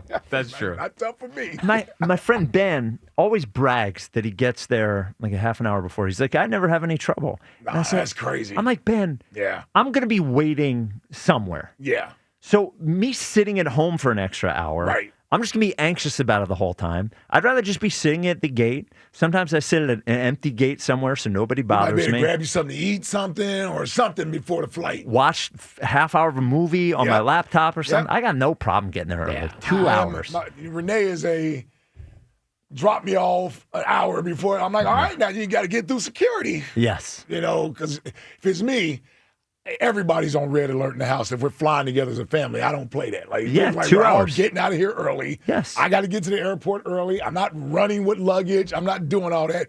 Fritz, the last time we ran with luggage, we missed a flight. We did. Oh, missing a flight is my worst nightmare. Well, we missed a connecting flight. Oh, Yes, we missed a connecting. We saw the plane taking off. Oh, that is. As we got there, and we realized we're about to spend the night in the Atlanta airport, and for some reason, everything closed at 8. So it was unbelievable. Oh, really? It was ridiculous. Yeah, we're in the airport and there's nothing open. Did you really spend the night in the Atlanta? Yes. We did. Oh, yeah. Me, him, and Marks. Yeah. All right. Ava, we are flying direct. No, that's the last time we Okay. were on a connecting flight. Okay. Yes. But we had to be because I had to be back Yes. Saturday morning. Okay. Yeah. All right. Oh, but then it was the only flight. Yeah, it was a the only flight connecting that could get me back that night. Got Then I it. started playing games with they oversold the plane, and I was like, I'll wait. For more money? You kidding me? Right, yeah. He was one of the guys that, when they offer up the Yes, seat. my number's so he's always willing to wait. 1,000. If you can get me to 1,000, I'll spend the night in the airport. I don't care. Yeah, I had to actually catch a different. You had to catch I had an to go to earlier a different flight. airline. Yeah. Okay. Because, pay your own way. Yeah. So next question today. I called COVID. Yeah, well, I think we all got something. Oh, was that coming back on the? Oh no, it wasn't. It wasn't coming. that time, Oh, but it was still. Well, we slept on the floor. We slept on the floor at the airport. Well, you don't get COVID from sleeping on the floor. We get something. Okay. I don't know what you get. So next question today has been, what is something you've changed your mind on as you get older? And let me tell you something else that happens as you get older. Yeah, buddy. Maybe it doesn't work as well as it used to. You can't get it up. Yeah. Whoa. He just went for it. It's 5:42. Yeah, all he right. went for it. Well, Blue Chew's there to help you. That's right. And it People doesn't- helping people. Yeah, here's the other thing. It doesn't have to be when you're getting older. This can happen at any age. So maybe you're 28, whatever. You got a long-term girlfriend. Maybe you even don't. Maybe you got a bunch of different girlfriends. However it is, they all want you performing at top level. And Blue Chew, right. Blue Chew will send you chewables that could get you performing at that top level. Now, it's not willy-nilly. It is a medical product, so they have to, you have to go to bluechew.com and meet with one of their medical professionals there. But they're not going to make you go, and you don't have to make a doctor's appointment. I mean, dude, nobody likes making a doctor's appointment. You got to wait 4 months for the appointment to happen, and then for this, you got to have a weird conversation. So no, it happens in 10 minutes at bluechew.com, and they're also not going to send you to the pharmacy. No. Come on, who wants to wait in line at a pharmacy? Right to your door. Yes, in a discreet package. And, it's made and shipped in the U.S. of A. No tariffs. So it's going to be lower cost than any of its competitors. But what's lower than free? Is there anything cheaper than free? I don't believe so. Your first month is going to be free with Blue Chew. Because of me. Because of Jack. Jack is paying. That's why he can't park in the garage, because he's paying for everybody's Blue Chew. First month of Blue Chew. Yeah. Right. Your first month is free. Just use code 94 at checkout. All you got to do is pay for the shipping. We couldn't get Jack to spring for that, but that's like $5. So go to bluechew.com, use code 94 at checkout, and then you can chew it and do it. Do it and do it. Let the good times roll. Again, no sipping. Just sipping it all night. You're just chewing it. Sip it all night. Paul in the Northeast, you're on WIP. What's up, Paul? What's up, boy? Oh, How boy. you? What's up, Ike? What's up, Paul? How you? What's up, Jack? Hi, Paul. What's up, Spike? What's up, Paul? Spike, listen. Yes. Spike, I Yes. got it. I love you, right? Yes, sir. We won, right? What did we win? Which thing? Yeah. What did we win? Eagles won on Sunday. Yeah, it was great. The game. Just against the Raiders. Yeah, it was great. Great performance by the Birds. Okay, all right. So can I ask you a question? You can ask me as many questions as you want, Paul. Okay. All right. So why don't you love our QB? Oh, yeah. Here we go. As a player? Yeah. Because I think he is too limited at one thing that is really, really important for a quarterback. Now, he wasn't too limited last year as they won the Super Bowl.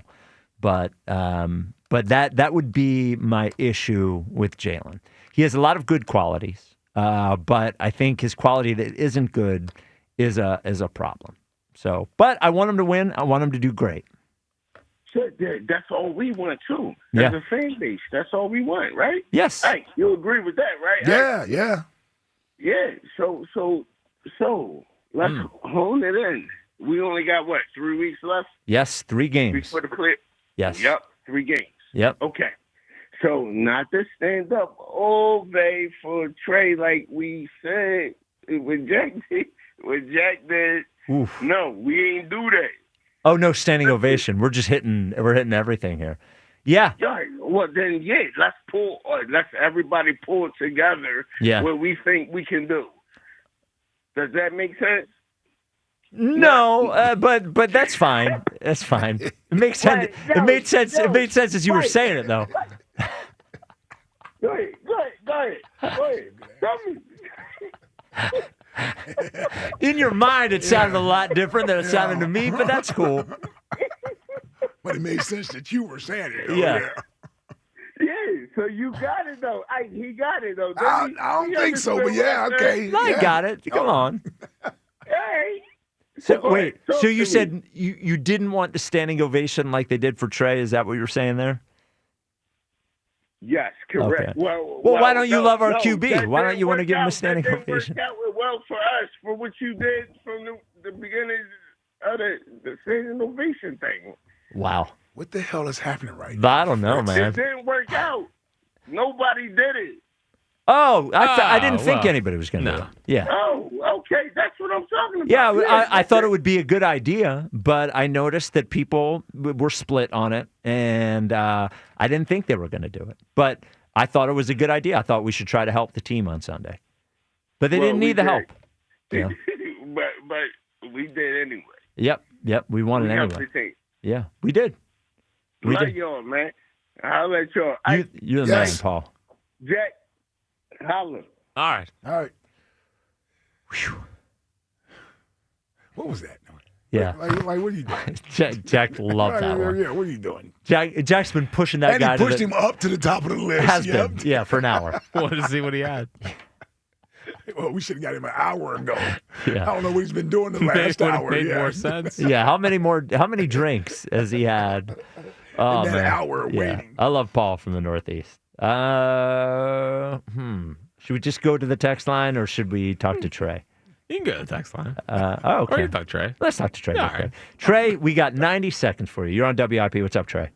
Hey, what's up, fellas? What's up, Trey? What's up, Trey? Oh, I was calling because, last week the narrative from the people is, Tanner McKee's going to save the season. And then Jalen comes in this week and beats the Washington Township Minutemen, and now it's back to the Super Bowl. Yeah, that's how it works. Think so? Well, I mean, from a fan's perspective, sure. Well, and last week was more than just about that Chargers game. It was 3 weeks of losing. I understand, but I mean, he turned the ball over 5 times, and it still took overtime to lose. Like they dominated that team. Should have smoked the Chargers. Yeah. Anybody else turns the ball over 5 times, you're not even making it overtime. I agree. Right. Yeah, I agree. So, and that's at 9-14. So whatever. But yeah, Paul too. He's straight from happy hour. Oh yeah, happy day. Or at happy hour. Yeah, he's still there. Yeah, it hasn't. Happy hour is about 6 hours long for Paul. Yeah, I think. Yeah. Definitely. He's on a bender. Yeah. All right, No, Trey. but too, Spike. Yeah. What's up with your boy Jared McKay, man? He was talking like he one of the best things to slice bread. I heard he's gonna be a top 15 player in the NBA. Right? He'll be fine. You know what I mean? He'll be fine. Yeah, he'll be fine when he's on Well, Delaware the knee 67er. injury he has, takes a while to recover fully for. If they were a bad team, he would probably be playing 25 or 30 minutes, getting his mojo back. But they're too good a team to just have him out there dribbling the ball off his leg. But if you want to sell your Jared McCain stock, Trey, I will buy every single penny's worth. Too good of a team. Yes. He can't even get on the court over Quentin Grimes, man. Yeah, but Quentin Grimes is scoring 19 points a game. He's probably the 6th man of the year so far. The 6th man of the year. Like, what team are you watching, man? You just called the fight. He is definitely. Hold on. Shut up for a second. Hold on, Trey. Shut up. Trey. Whatever. Trey. Shh. Baby sleeping. Hold on. Let me look up the awards odds right now. for the NBA. And sixth man of the year, hold on. If you will indulge me right here. Indulge me. Sixth man. He is fourth in sixth man of the year odds. Wow, fourth. And Maxey was like fourth in MVP a couple weeks ago. How do you think that's going to work? What is your point here? What is your point here, Trey? Jared McKean's a bum, bro. Okay, he's a bum. He's an average player at best. He ain't no difference maker on no real team. I'll bet you $1,000 for charity. He is. He is what? A difference maker on a team. He can't get on the court in front of Quentin Grimes that we threw in Hey, on a trade, man. Moron.